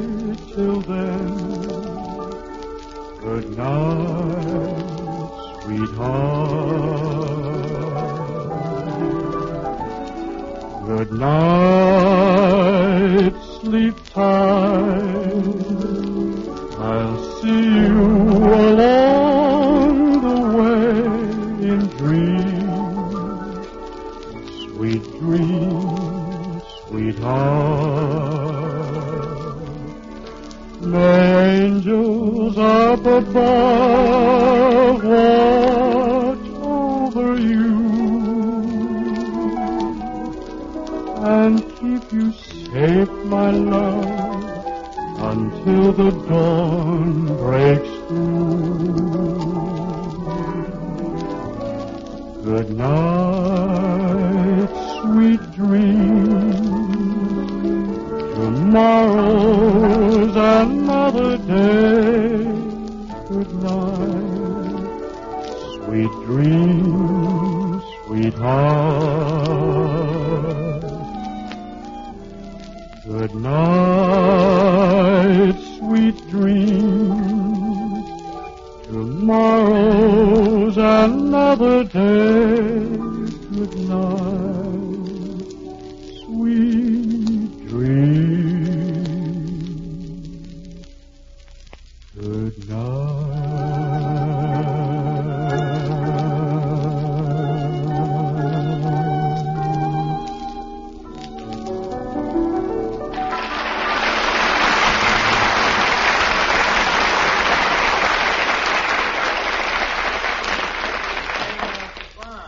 Yeah, Bob, you know, I've been thinking that with Linda Donnell coming down here, maybe you want to do something about that suit of yours. What's the matter with it? Needs pressing, don't it? Look at them shoulders. Come here, maybe I can straighten them out. Oh, my goodness, your sleeve has came off. But don't worry, kid. Go down to Sam the tailor, and he'll make it look like a new suit. Tell him I sent you, huh? Okay, give me the sleeve. Fine thing. He seems upset. I wonder why. Eddie, we are really in a predicament. I hope Bob will be back from the tailor in time for Linda to give him the award. Whatever will we do? Eddie, I'm afraid that somebody will have to impersonate Bob Graham. I see what you mean. But Bob Graham, don't Miss Donnell know that he's just a college boy? So what? I may have a mature face, but it so happens that I have a student body.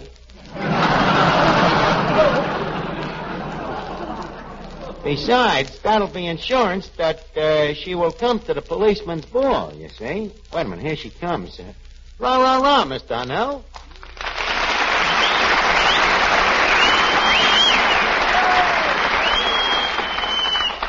Well, good evening, Bonnie Beautiful. I've been expecting you. You have? Oh, but Natch. Well, I'm looking for Bob Graham. Natch. Can you tell me where to find him? Sergeant. Who do you think I am? Are you Bob Graham? I ain't his brother. Father? Miss Darnell, I am not old enough to be my own father yet. Oh, I'm sorry. It's just that I thought you were much younger. Oh, I am. But I was told that you were 19. Ah, that's just newspaper talk. I'm really 21. 21? Well, please forgive me, but you seem a lot older. Well, that's because I was a premature baby. Yeah, you see, they stuck me in an incubator, and some of them jerk interns turned up the heat, and it aged me too quick.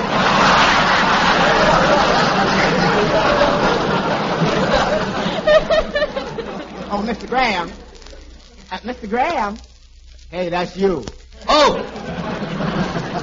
yes, yes. What is it, waiter? Would the lady like something? Good suggestion, waiter. What would you like, Miss Donnell? Some soup, maybe? Well, how is the soup? Yeah, it must be good. It's been held over for 3 weeks.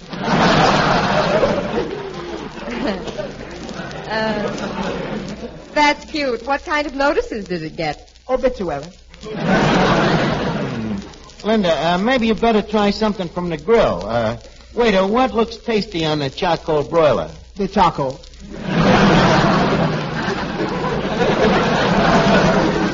Just a second. What kind of talk is this for a waiter? Why, if I was managing this place... Now, wait a minute. Wait. Now, you don't know nothing about managing this place because you is Bob Graham, the singer, right? Right. Well, how do you expect me to know anything about waiting on tables? Me, Duke Ellington.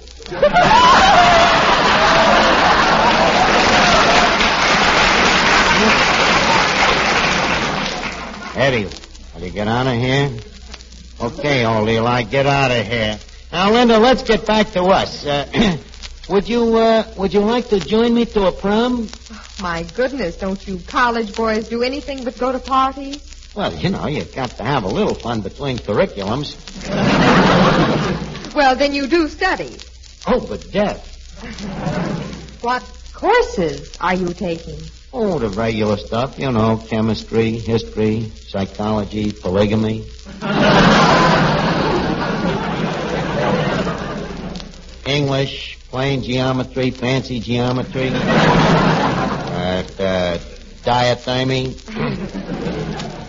Do you also study prevarication? Yeah, I'm great at that. Yeah, it comes easy to me. But, now, what about this prom? Will you go with me? When is it? It's, I'm sorry, I'm awfully busy that night. Linda, why are you acting so hard to get? Why are you acting so hard to take? Look, whoever you are, where's Bob Graham? I want to give him his award. Wait a minute, you don't believe that I'm Bob Graham? Not even a reasonable facsimile? Why, this is tantamount. It's like calling a rose by a spade. All right. If you really are Bob Graham, how about singing a song? Huh? Well, I would, but I got a bad case of lingerie-itis.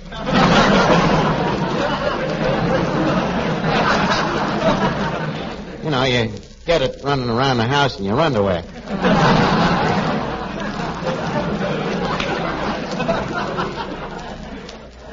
Well, I'll tell you what. Now, you asked me to go to a prom. I'll do it on one condition. What? Sing a song and prove who you are. Mm-hmm. Look, do you mind if I take just a minute to goggle me larynx? I'll be right with you. Hey.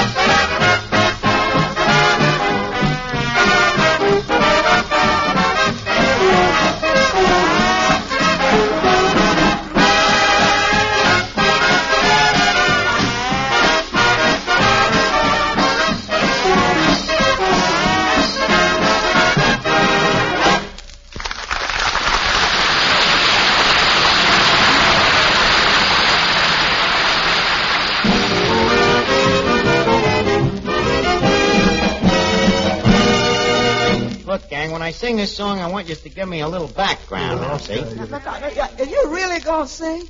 Well, I'm in a spot, Eddie. She won't go to the cop's ball with me unless I can prove I'm Bob Graham. So to prove it, I gotta sing. The hard way, huh? Wait a minute, Eddie. It won't be so bad, Maybe I ain't no Graham. No Graham? You is even crummier than the cracker of the same name. Never mind the wiseacres, will you? You guys just give me a background. Okay, I swear with you. Me. No. That's enough, Finnegan. That's enough, Finnegan.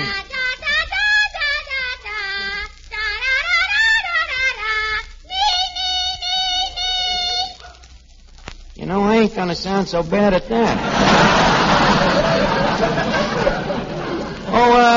Miss Darnell, what song would you like to hear? Well, what song do you know? Well, I have a little number that I wrote myself called Leave Us Face It. What did you write, the lyrics? I wrote both the words and the lyrics. Well, who did the tune? That I don't know. But it's beautiful. Will you hear it? I will do it accompanied by the Duffy mixed-up choir. Jack Bailey, Eddie Green, Finnegan, and Miss Duffy. 2.5 wits and a miss. Let's go, huh? Leave us no longer pretend that you are merely a friend, for it is wrought in a stars above. Though we have tried to act cold, suddenly low and get hold, leave us face it, we're in love. Leave us not blush with no shame if people bandage our name. Choose an old rice or we're dreaming of. Stories like in our two eyes could win a Pulitzer Prize. Leave us facing, we're in love. In some other life we was once man and wife. In an old French chapeau we was mated. Archie, what's going on here? Wait a minute. Bob, when did you get back? Look, kid, come here, quick. Let's get in the back room. Let go of my sleeve. Oh, sorry, but Bob, I don't want that dame there to see you. But that's Linda Darnell. You're nuts. That's a dame from the SPCA. She stops kids from singing. She's out to get you, kid. She says you're too young to sing in public. I'm old enough to sing any place. No more. They raised the age limit on account of Tibbet getting on the hit parade.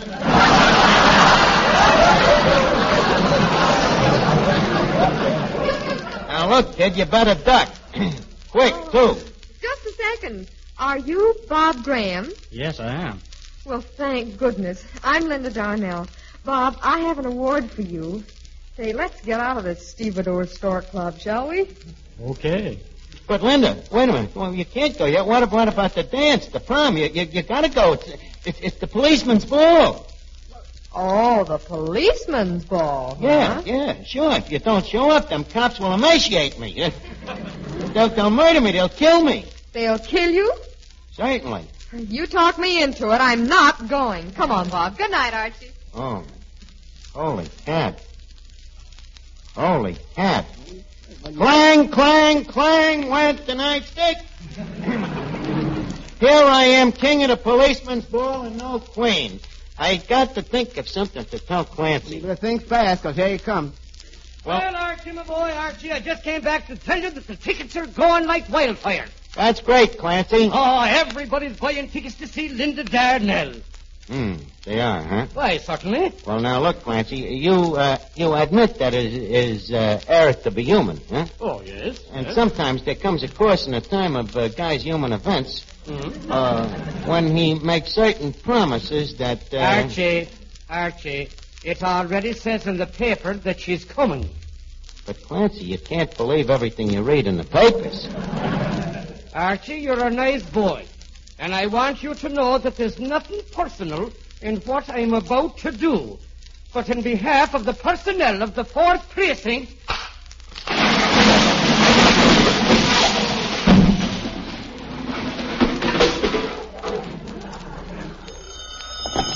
Hello? Mr. Duffy? Flash! The police department has just overthrown the king.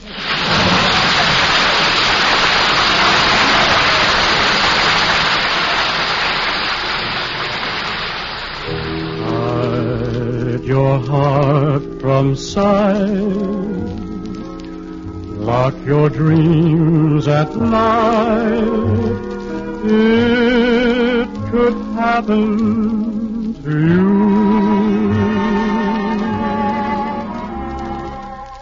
Don't count stars or you might stumble. Someone drops a sigh and down you tumble. Keep an eye on spring. Run when church bells ring. It could happen to you. All I did was wonder how your arms would be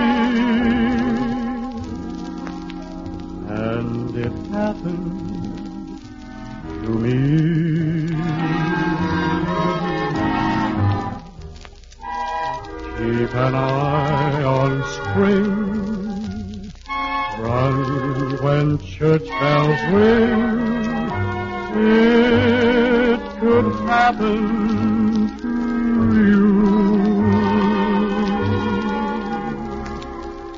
All I did was wonder how your arms would be.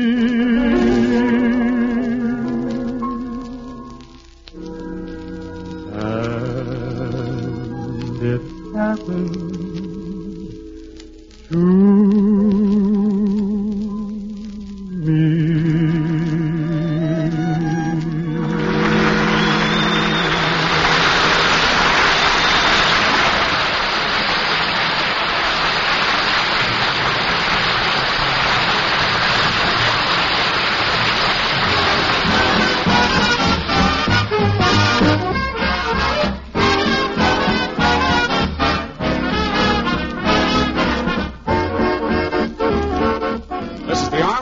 Radio service.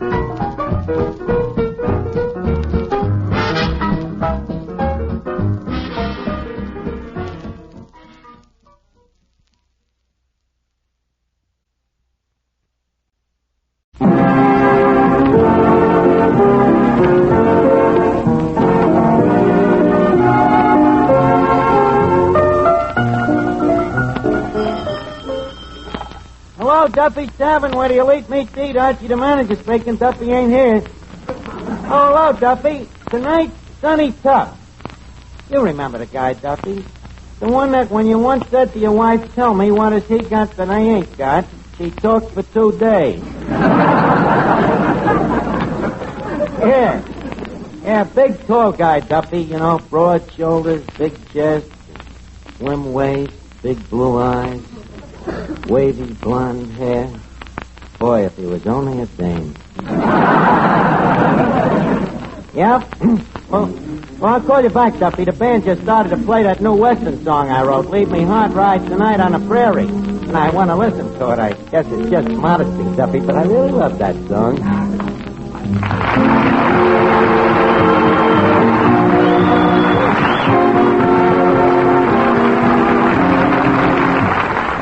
Ladies and gentlemen, welcome to Duffy's Tavern. Come in and meet Finnegan, Eddie the waiter, Miss Duffy, our singer Bob Graham, Beat Reeves and his orchestra, our special guest tonight, Sonny Tufts, and Archie himself, Ed Gardner.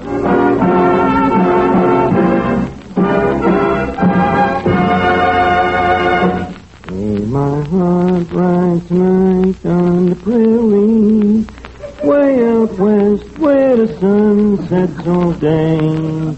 Where the bloom is a baseball on the sagebrush, and the deer and the cantaloupe play. I'm a saying, who threw that? Who threw that? A music lover, no doubt. Tell them crumbs if they don't like my song, they can lump it. The back of my throat to them. I'm a saying bonus noches to the city. It's no place for a lonesome cow's hand. Leave me right. Wait a minute. Now listen, you guys, be careful how you throw them dishes around. Remember, China is our ally. Well, Eddie, I guess all great composers have to suffer like this. That's right, Mr. Archie. And these people are just trying to help you. Well, I guess it's our lot in life, Eddie. Look at Tchaikovsky. All they paid him was $18.12 for a whole overture. And look at Schubert and his symphony. They wouldn't even let him finish it. So I say, leave 'em mock me. After this song of mine gets published, the world will be singing a different tune. Now, that I believe. Anyway, who's going to publish that song? My publisher's the $1 Million Publishing Company. Who's that? They're the people that discovered me. How did they discover you? I answered their ad in the magazine. Here, look at it. Let's see now. It says here, attention songwriters. Have you got a lot of talent and a little money? We will bring it out of you. If your song is a hit, we'll know it. Remember Jada, Always, Swanee, Margie, all big hits, and we knew it. So don't delay. Send your song to the $1 Million Publishing Company and make $1 million tomorrow. Please enclose 15 cents to cover costs. Yeah, so sounds like a very reliable firm, doesn't it? Yes, it does. You sent them your song, of course. Oh, naturally, I wouldn't want to pass up an offer like that. What do you think I am, a sucker? There will be a 3-minute pause while I wrestle with temptation. Well, good luck, sir. Thanks, Eddie. Boy, I hope I hear from him soon. Hard. Hiya, Finnegan. Today I got no song of yours. Great song. Thanks. Keeps running through my head. Well, what's going to stop it? Nothing.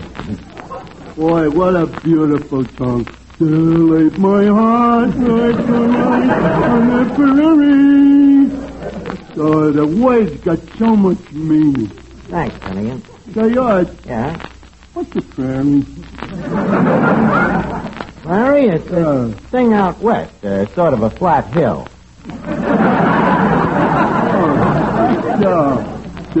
You know, Arch, every day you learn me something new. I always tell everybody that you make me what I am today. Finnegan, if you don't mind, I would rather not be connected with it. Well, take the credit, Arch. You deserve it. Good evening, Archie. Well, Officer Clancy, glad to see you. Come in and take a load off your beat. Hello, Clancy. Well, it's Clifton Finnegan. Been behaving yourself, Clifton? Oh, yeah, Clancy. Are you sure? Look, if it's about writing Clancy's a stinker on that bench, I got an alibi. What's your alibi? I can't write.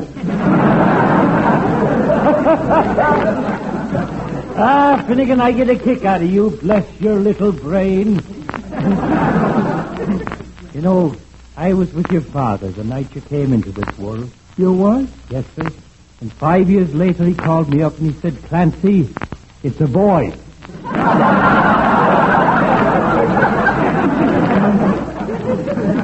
A shot in the dark, if I ever heard one. Say, by the way, what do you have, Clancy? Oh, the usual chartreuse split. Oh. Incidentally, Archie, they tell me you've written a song. A song? Yeah, that's right, Clancy. An Irish song, I hope? Well, what do you call it? Leave me heart ride tonight on the prairie. Oh, it's a beautiful title. Leave me heart ride tonight on Tipperary. No, Clancy, prairie. Wait a minute, not a Western song. Yeah. Shades it, Chauncey Alcott. Don't you know that the only good songs is Irish songs? Just a second. Don't Clancy. take my word for it. Ask any Irishman. Clancy, I ain't saying there's nothing wrong with Irish songs. Mine just happens to be a Western. Well, then the least you can do is to give it a little Irish flavor. All right, I'll call it Take Me Back to My Boots and My Kushla. I'll write another one called The Playboy of the Irish World. That'll make you happy.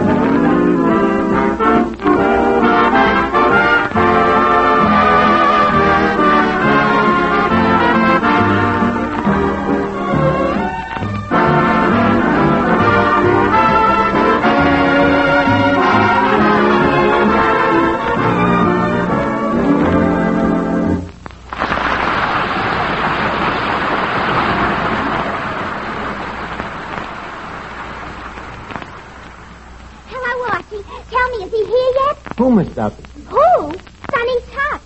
For who else would I spend a whole day in the beauty shop? A whole day in the beauty. What's the matter? Were they out of it? Very funny. Now, please, I got no patience to stand here being stupid. Where's Sonny Tufts? What do you want with Sonny Tufts? I'm going to ask him to the dance. What dance? The 10 Jolly Girls AC St. Valentine's Day track meet and dance. Track meet? Well, you know some of the girls when they see a man. Yes, I do. So, we thought it would look more dignified if we called it a track meet. I see. But Sonny Tufts, look, why don't you ask your boyfriend, Breckenbridge Hartzenfelder, to take you to the dance? Oh, him and me had a fight, so I'm not going with him. Oh, what was the fight about? He wouldn't take me to the dance. But who cares? Oh, if I could walk into that dance with Sonny Tufts, would those girls drop dead? Sonny Tufts take you to the dance, Miss Duffy. You're playing around the helium carpet. He wouldn't take you. Oh, no? Just because he's a movie star? Listen, Archie, many a big movie star goes out with civilian girls. Oh, what a sensation we created at the dance. Oh, I can see it now. Mr. Sonny Tufts, this is Miss Katrinka Yarbut. Mr. Tufts, this is Cheryl Ratino. Sonny Tufts, meet Henrietta Nickelducker. I notice poor Tufts is so shocked he ain't saying a word. Henrietta Nickelducker. Mr. Archie, special delivery letter for you. Oh, boy, let's see, Eddie. Yep, from that publishing firm. Let's see. Dear friend and honored artist, we have received your great song and believe it will join the ranks of the immortals. That means it won't die. 8 to 5. Quiet, Eddie. Can't wait till we publish this great song of the West. Naturally, it should have an attractive, appropriate cover. So please send $25, which covers cost of printing, plus hiring of cowboy, horse, and sunset. Please rush money. Yours in haste, $1 million publishing company. Where am I going to get $25? You ain't actually going to send it. I got it, Eddie. The letter says rush. Yeah, but this is a phony. Now, wait a minute, Eddie. I can recognize phonies. Just talking to a man who can give plenty. Now, let's see. Where can I get that 25? Don't look at me. Hey, there's the cash register. There's money in there. Do tell. Now, look, you ain't going to do nothing jaily, is you? Look, Eddie, what would be wrong if I just took a loan of the dough? That would be like Jesse James taking the loan of a train. But who's going to know about it? 15, 20, 25. Oh, if I had the wings of an angel. Now, listen, Eddie, this ain't stealing. This is just redistribution. Now, take this dough, go down to the post office, and send a money order to the address on this letter. Okay, Mr. Archie. And make it pronto. Adios. San Quentin. Now, go on, get going. Oh, boy, it won't be long now. I should say you won't, Mr. Dirty Crook Archie. Miss Duffy, was you standing there all the time? I certainly was. And you know what'll happen if I tell Papa. He'll put you in jail. Miss Duffy, please don't tell your father. Just give me a little time. Well, Archie, I might forget if If what? if a certain party could persuade a certain party to take a certain party to a certain party. You mean if I don't get Sonny Tufts? Miss Duffy, that's blackball. You can't do this. Take your choice, Archie. Say, Archie. Oh, hello, Bob. What seems to be wrong here? Well, nothing that a few years... Please, Miss Duffy, leave us not discuss my delinquency in front of a juvenile. Leave us talk it over in private. Bob, sing something, will you? Oh, you sure seem worried. Oh, no, it's nothing. Just a little trouble with my song. Seems there's a few bars connected with it that I forgot about. Go ahead and sing. Now, come here, Miss Duffy. Let's talk this over. Sometimes I wonder why I spend the lonely night dreaming of a song. The melody haunts my reverie, and I am once again with you. When our love was new, and each kiss an inspiration. Ah, but that was long ago. Now my consolation is in the stardust of a song. Beside the garden wall, when stars are bright, you are in my arms. The nightingale tells his fairy tale of paradise where roses bloom. Though I dream in vain, in my heart it will remain my stardust melody, the memory of love's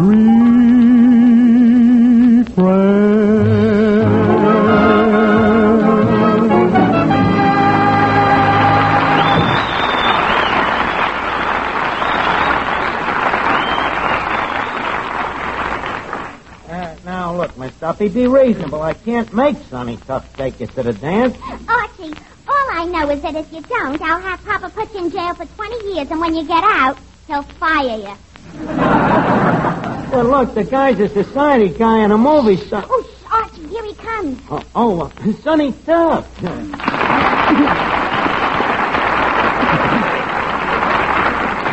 Well, welcome to Duffy, Sonny. Thanks. Say, I always kind of thought that Duffy's was just a little hole in the wall. Yeah, kind of surprised you, huh? Yeah, it's a big hole in the wall. Say, who are you? Me? Permit me. I am Archie, mine host. I manage the place, take care of the customers. Sort of a major domo. Naturally, we don't serve minors. Say, what a big guy you are. How's the air up there?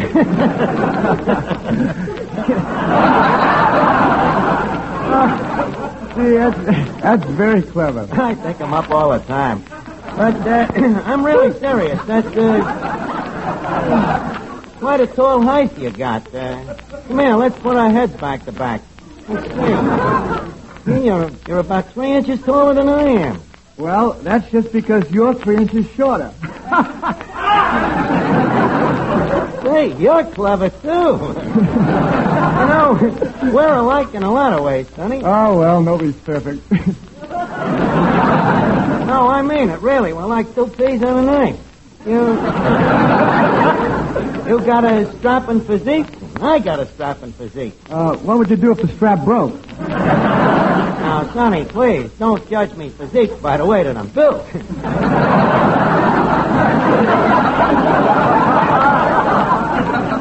deceitful.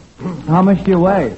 110 pounds? And not an ounce of it fat. All bone, eh? Yeah. Just take a look at his chest. Where? Oh, there, behind the belt buckle. Very droll. Mr. Tufts, in these quips of yours, do I detect a slight tincture of jealousy? No, it's not that. It's just that to me you seem more like the frail type. Frail type is right. The frails love me. Yeah. You know that Betty Hutton you work with? She's coming all the way down here to see me next Friday. Really? You gotta get some rest.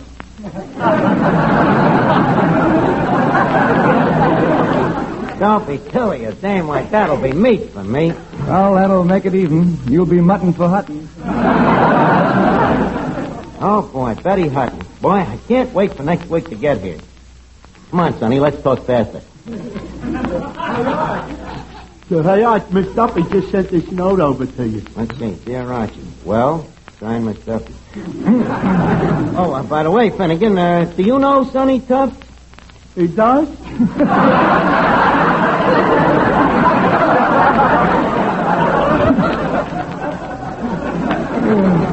Finnegan, this is Sonny Tufts, the movie actor. Oh, how do you do, Mr. Tufts? Say, you look much taller standing up than you do on the screen. Well, you see,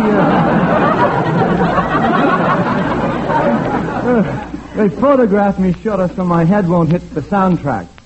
Oh, that's, how do they make you shorter? They put me on a diet, shortening bread. It's a coincidence. Finnegan eats cracked wheat.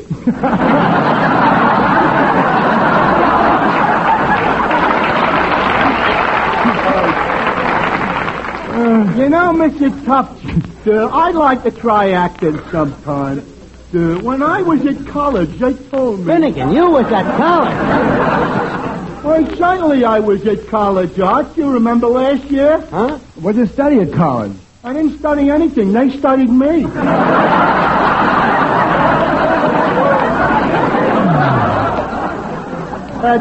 Anyway, Mr. Tufts, Mr. Tufts, I really think that you're very... Look, just call me Sonny. Eh?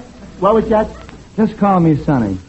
Yeah, that's very nice of you, Sonny. You can call me Daddy. What a charming family. Lovely people. Oh, say, incidentally, Sonny, speaking of beautiful dames, get a load of that beaut over there. Where? Right over there, next to the cash register. Oh, yeah. She's the one without the keys. Yeah. A wonderful dame. Would you like to meet her? Not at all. Good. Outrageous.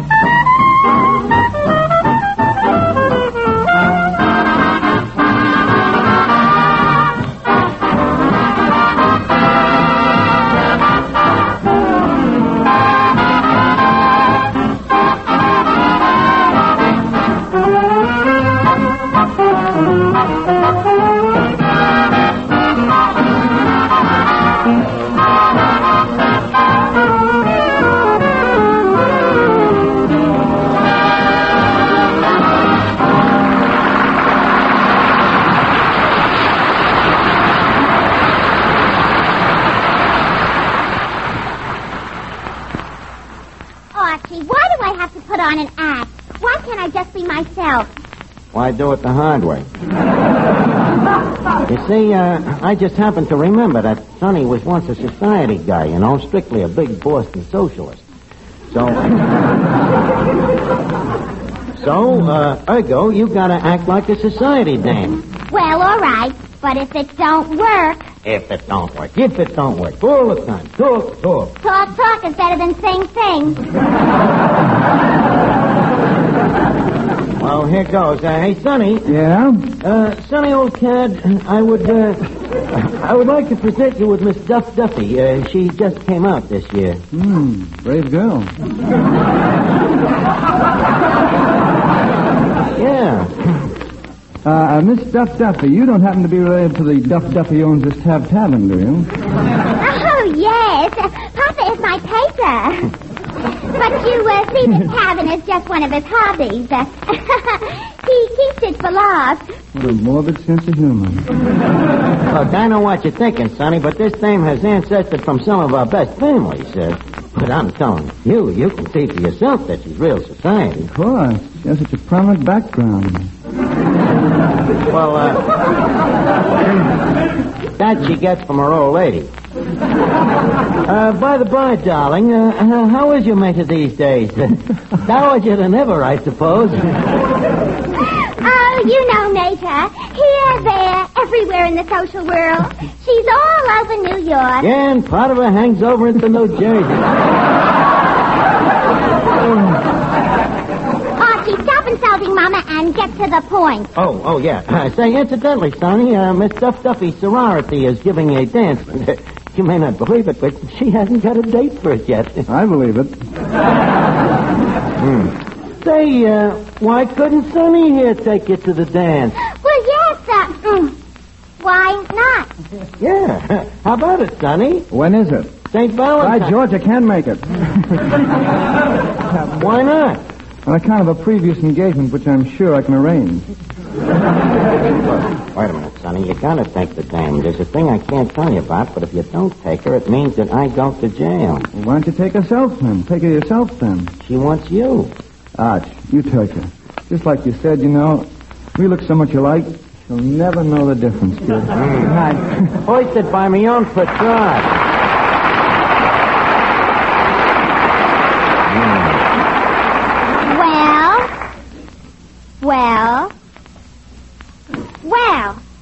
Well, Archie, somebody's going to take me to the dance.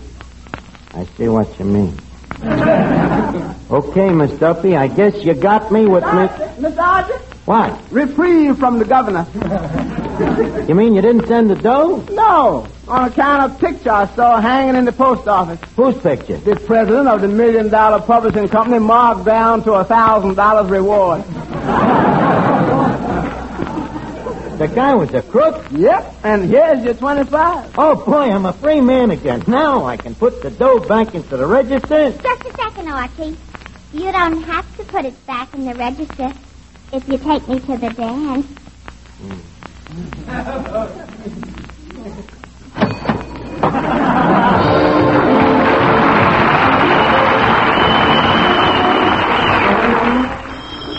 Duffy's Tavern. Hello, Duffy. Yeah, that's right. Next week, Betty Hutton. And you know, Duffy, tonight Sonny Tufts said that I'd be mutton for Hutton, but who cares? I'm a glutton for mutton. See you next Friday, Duffy.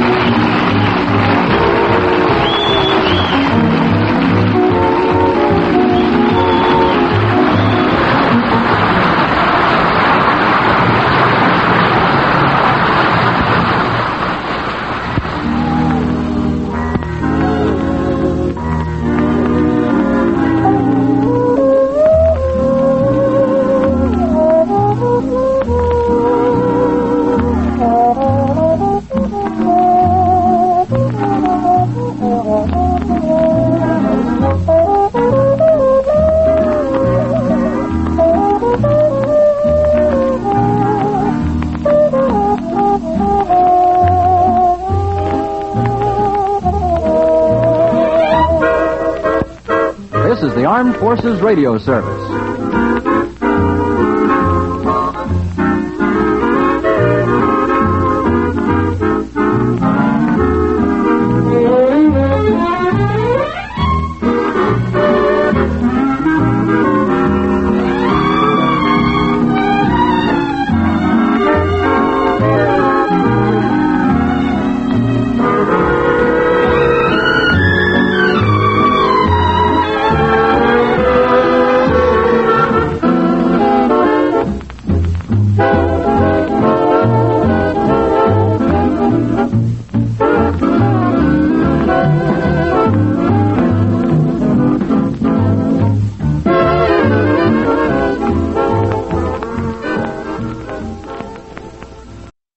Duffy's Tavern.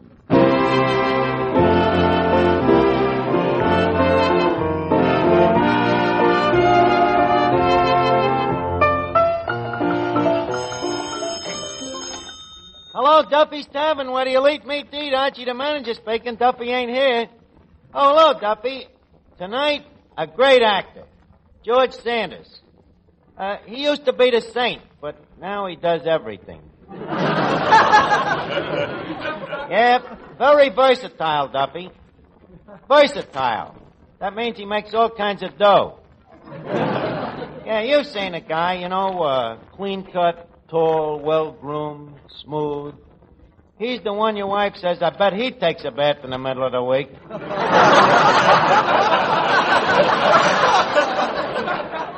What? Well, I've been in the back room looking for that old mystery of mine, the Purple Dragon, to show Sanders. And you ought to see all the junk I found laying around that back room. Old cigar butts, old newspapers, old bottles, and you remember old Callahan?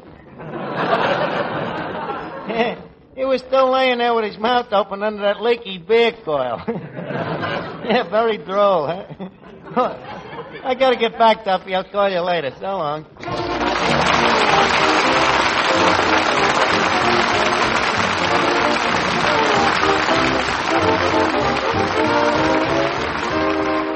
Ladies and gentlemen, welcome to Duffy's Tavern. Come in and meet Finnegan, Eddie the waiter, Miss Duffy, our singer Bob Graham, Reet Beat Reeves and his orchestra, our special guest tonight, George Sanders, and Archie himself, Ed Gardner. Well, good evening, Mr. Finnegan. Hello, Eddie. Where's Archie? He's in the back room wooing the muse. Wooing the... That Archie, he'll make a pass at anything. No, Mr. Finnegan. You see, he's fixing up one of his old mystery plays for the movie. Oh. So couldn't you talk him out of it? No. Today he says to me, Eddie, you remember my mystery play, The Purple Dragon?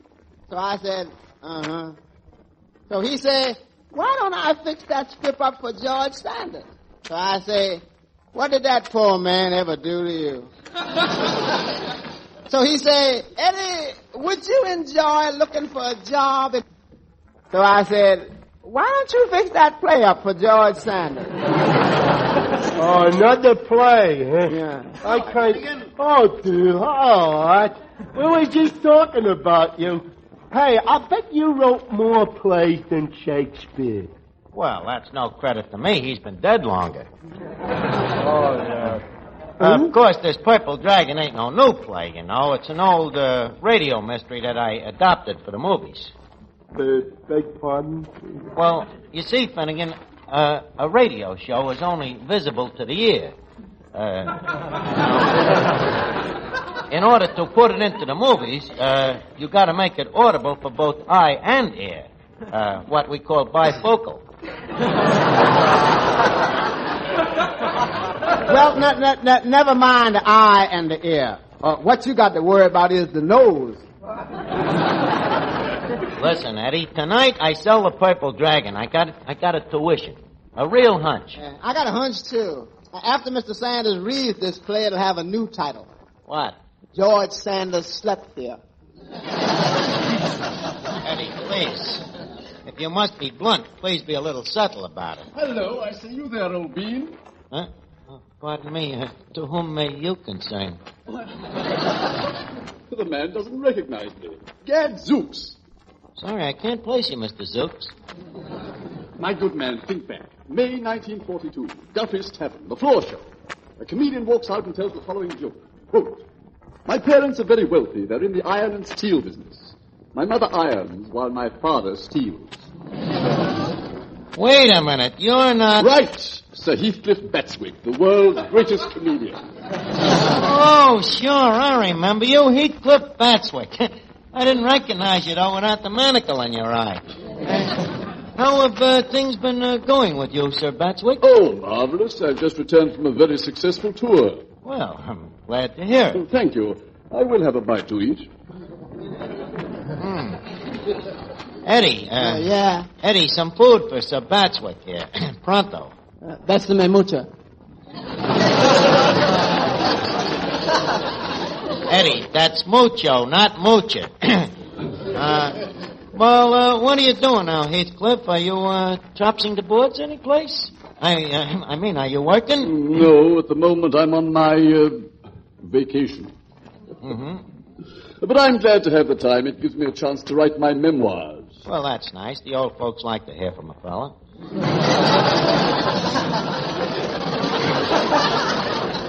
Everybody ought to do it once in a while. No, Archie, these are my memories of the theater. Drury Lane, the Old Vic, command performances. Command performances? Yes, the memories of a man who's played for 20 years on the London stage, and in all that time was struck by only one tomato.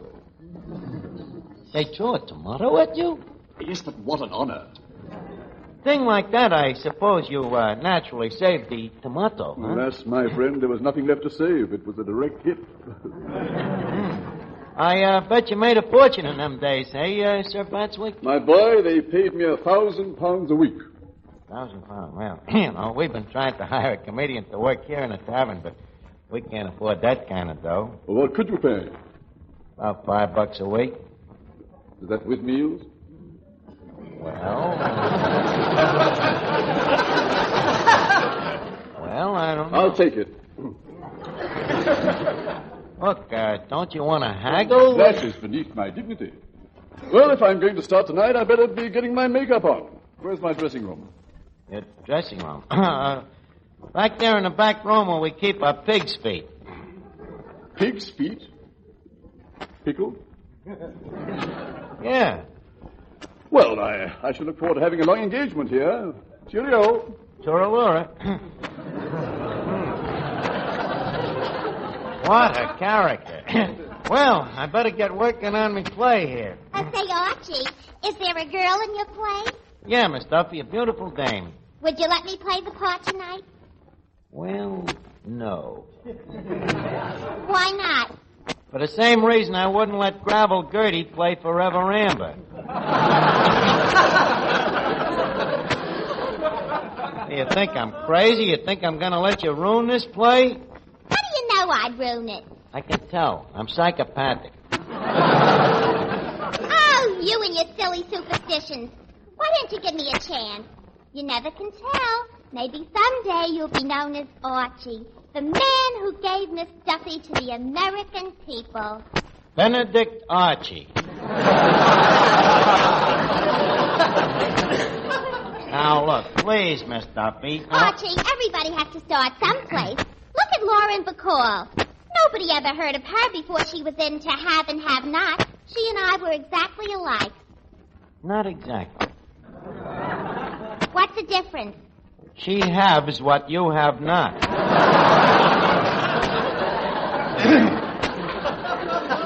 And besides, she's got talent.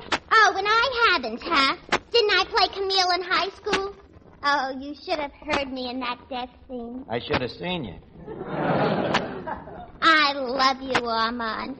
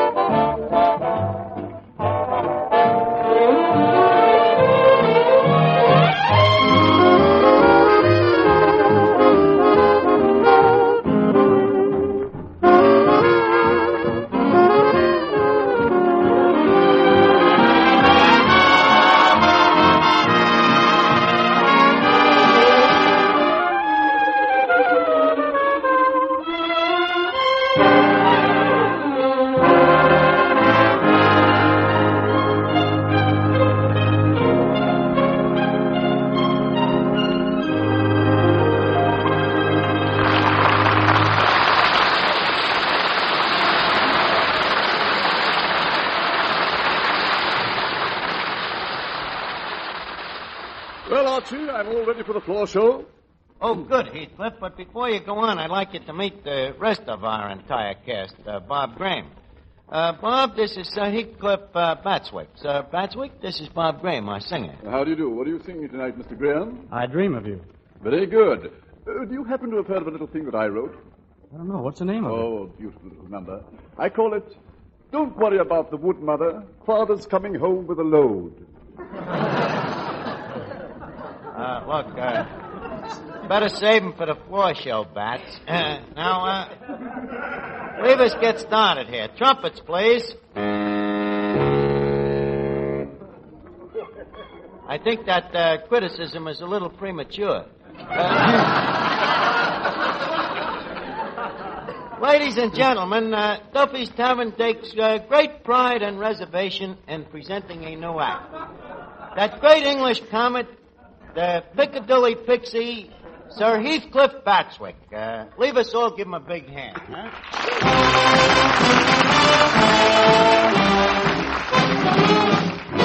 Good evening, ladies and gentlemen, good evening. Pardon my southern accent. I've been drinking out of a Dixie cup.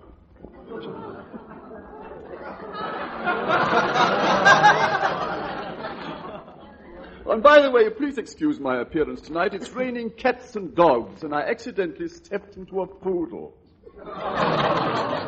Them pig's feet must have rubbed off on him.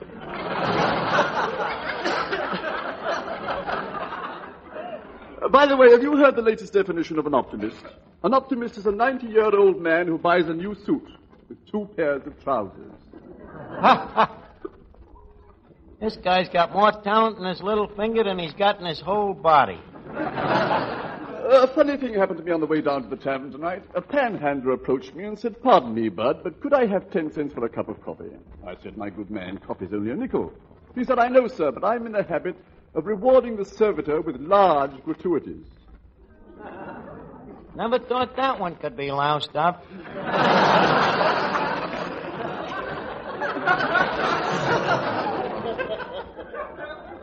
Which reminds me, today at my home we've just received a little bundle from heaven. Yes, sir, a little bundle from heaven. My midget uncle just flew in from Australia. Hello, Duffy. Heathcliff Hawkins, a comic. How do you like him? And thank you, Heathcliff. But I'm not through. How much do you want to bet? However, stick around a minute. Maybe I can use you in a Purple Dragon. Hey, Bob, sing a song quick. I think the crowd is getting a little tense here. I dream of you more than you dream I do. How can I prove to you this love is real? You're mean to me more than you mean to be. You just can't seem to see the way I feel when I am close to you. The world is far away. The words that fill my heart, my lips can't seem to say. I want you so, more than you'll ever know, more than you dream I do. I dream of you. I want you so, more than you'll ever know, more than you dream I do.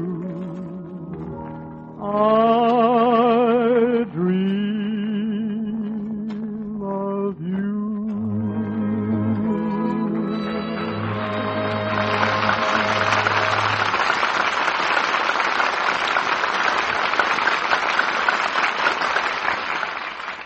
Thanks, Bob. That was great.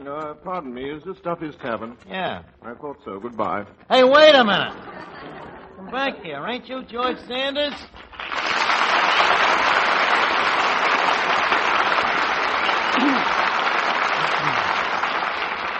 Mr. Sanders, why are you walking out on us? I didn't know this place was such a rat trap. Didn't?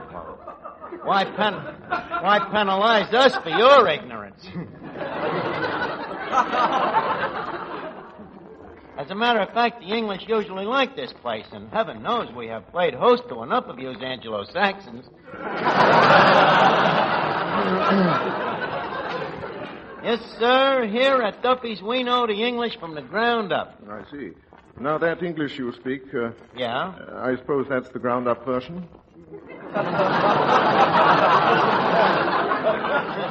Well, of course, me dialect ain't as dialectical as yours, but believe me, when I choose to, I can make myself as hard to understand as any Englishman.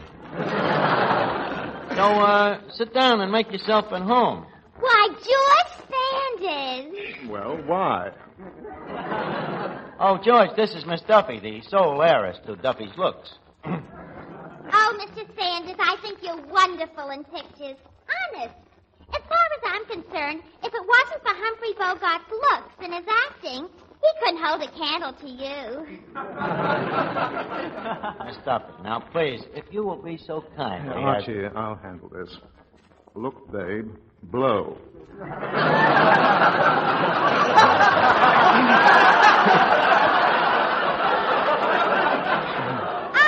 how wonderful. What a technique.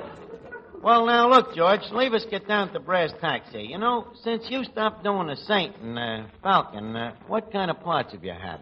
Oh, everything. Villains, heroes, detectives, artists, lovers. See? You're a drifter. You should stick with them mystery characters, and I got a new one for you that's sensational. Better even than the Saint or Sherlock Holmes. Even better than that Bulldog Durham.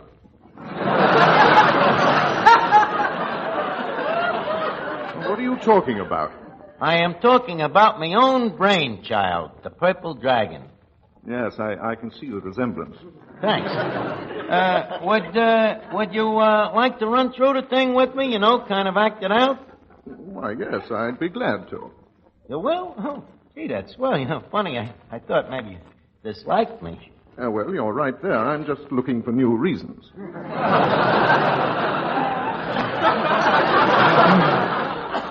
Don't kid me. You're really a sweet guy, I think. I'll be right with you. Hey, Eddie, we're going to act out the Purple Dragon. I'll need Heathcliff, Finnegan, Bailey, and I'll leave it you, Miss Duffy.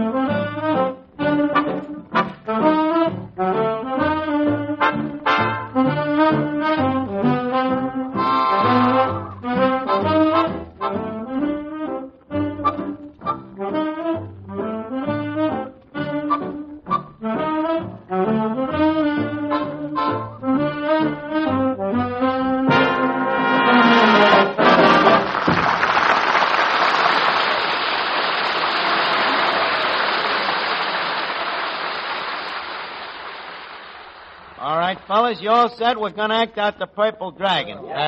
Everybody okay? All right. Let's go. Look, it's a bird. No, it's a plane. No, it's a mongoose. No! It's the Purple Dragon. We take you now to the home of the Purple Dragon, enemy of the underworld and friend of the overworld. Here the dragon dwells with his friend and partner, the famous Green Spider. The Green Spider is sitting in an easy chair. He speaks. I am the Green Spider. Tonight, me and the Purple Dragon are sitting dozing in our luxurious duplex penthouse, 2 pence, when suddenly the serene stillness of the quiet is shattered by a tinkling sound. What was that? Hey, it's a rock with a note on it. Hey, Purple Dragon. Hey, Perp.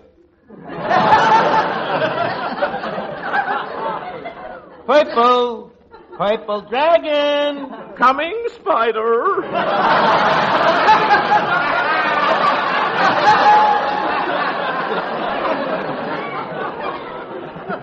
Look, Perp, a mysterious note was just flying through the window. A note? Leave me read it.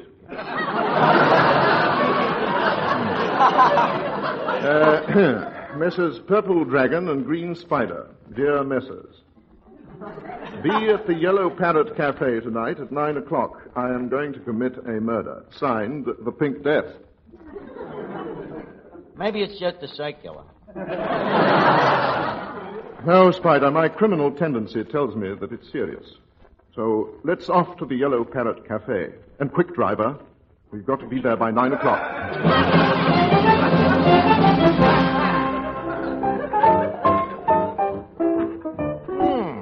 Quite a place, this Yellow Parrot, Perp. They do a great business here, you know. Well, how do you know? I got a tip from the guy in the laundry that does their tablecloths. A stool pigeon named Tattletale Gray. Say, Perp, let's chew that cigarette girl. Beautiful, huh? No cigars, no cigarettes, no cigars, no cigarettes. Hello, honey. Hello. What's your name? Fifi. Well, come here and sit on my lap, Fifi. Sir, I don't do that sort of thing. What a dopey part. Say, Perp, see any murders yet? No, maybe this tip was a phony. No, I have a feeling there will be foul play. You're right there. This is a foul play. Please, quit ab-libbing, Mr. Sanders. Hey, Perp, look, the floor show's starting now. Good evening, folks. We're about to start the 9 o'clock floor show. The show begins with our master of ceremonies, Mr. Happy Bodkin.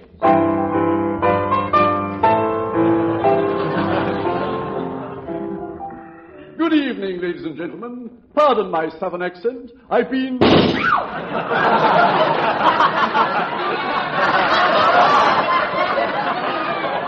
Turn on the lights, quick. Bodkins has been deceased. The Pink Death has struck. I've been drinking out of a Dixie cup. Shut up, you're dead. Now lock the doors. All right, line up, everybody, for questioning. Hey, you, who are you? I'm the officer leader, Cab Green. Is that all right? You hip to that Reese? Slip me some skin, man. All right? Cab, did you see this murder? No, sir. I was latching on and jiving on down with some blues on the old Reed hot box. Is that all right? Reed? Man. His author's jive is crummier than his English. Quiet, Eddie. Reed. Now, tell me, Perp, what was the rigor mortis shot with? A 32? No, 44. 44, eh? Last year's gun.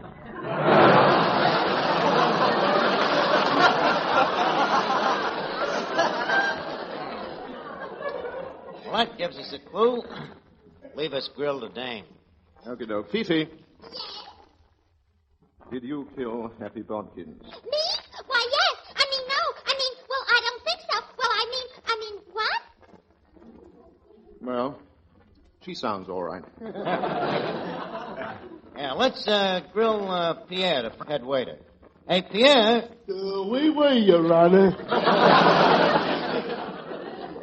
Burke, look at him. If that ain't a guilty face, what's the good of it? When you were the baby, what was the color of your complexion? Pink. Right there's our man. Pierre is the Pink Death. Of course he is. I knew it all the time. You did? Amazing.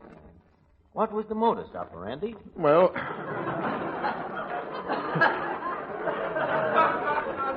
you see, here's how it happened. There was a revolver concealed in the coat in the check room, which is directly opposite the stage. There's an electric eye in the kitchen door, which is connected by short wave to the revolver in the coat in the check room. Now, at 9 o'clock, Pierre arranged for the waiter to come through the kitchen door at the exact moment when Happy Bodkins started his act. This touched off the gun in the check room and fired the bullet, killing Bodkins. How did you know all this? It was obvious. Amazing. The case of the Pink Death is solved. Well, I thought that was a pretty good little whodunit. What do you think, George? How'd you like it? Archie, take a tip. If you show anyone else this whodunit, Yeah. Don't tell them you done it. Goodbye.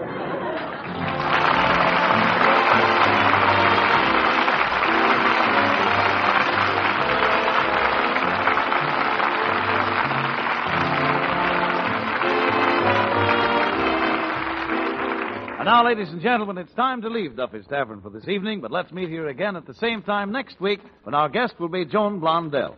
George Sanders will soon be starred in the title role of Uncle Harry for Universal Pictures. And if you have a half hour next Friday evening at the same time, remember...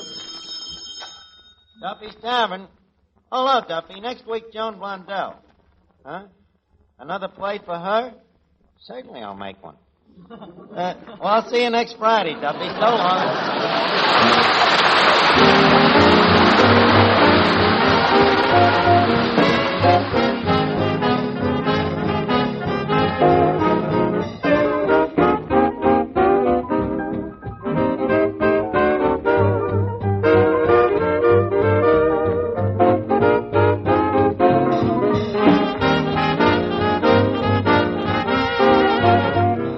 This is the Armed Forces Radio Service.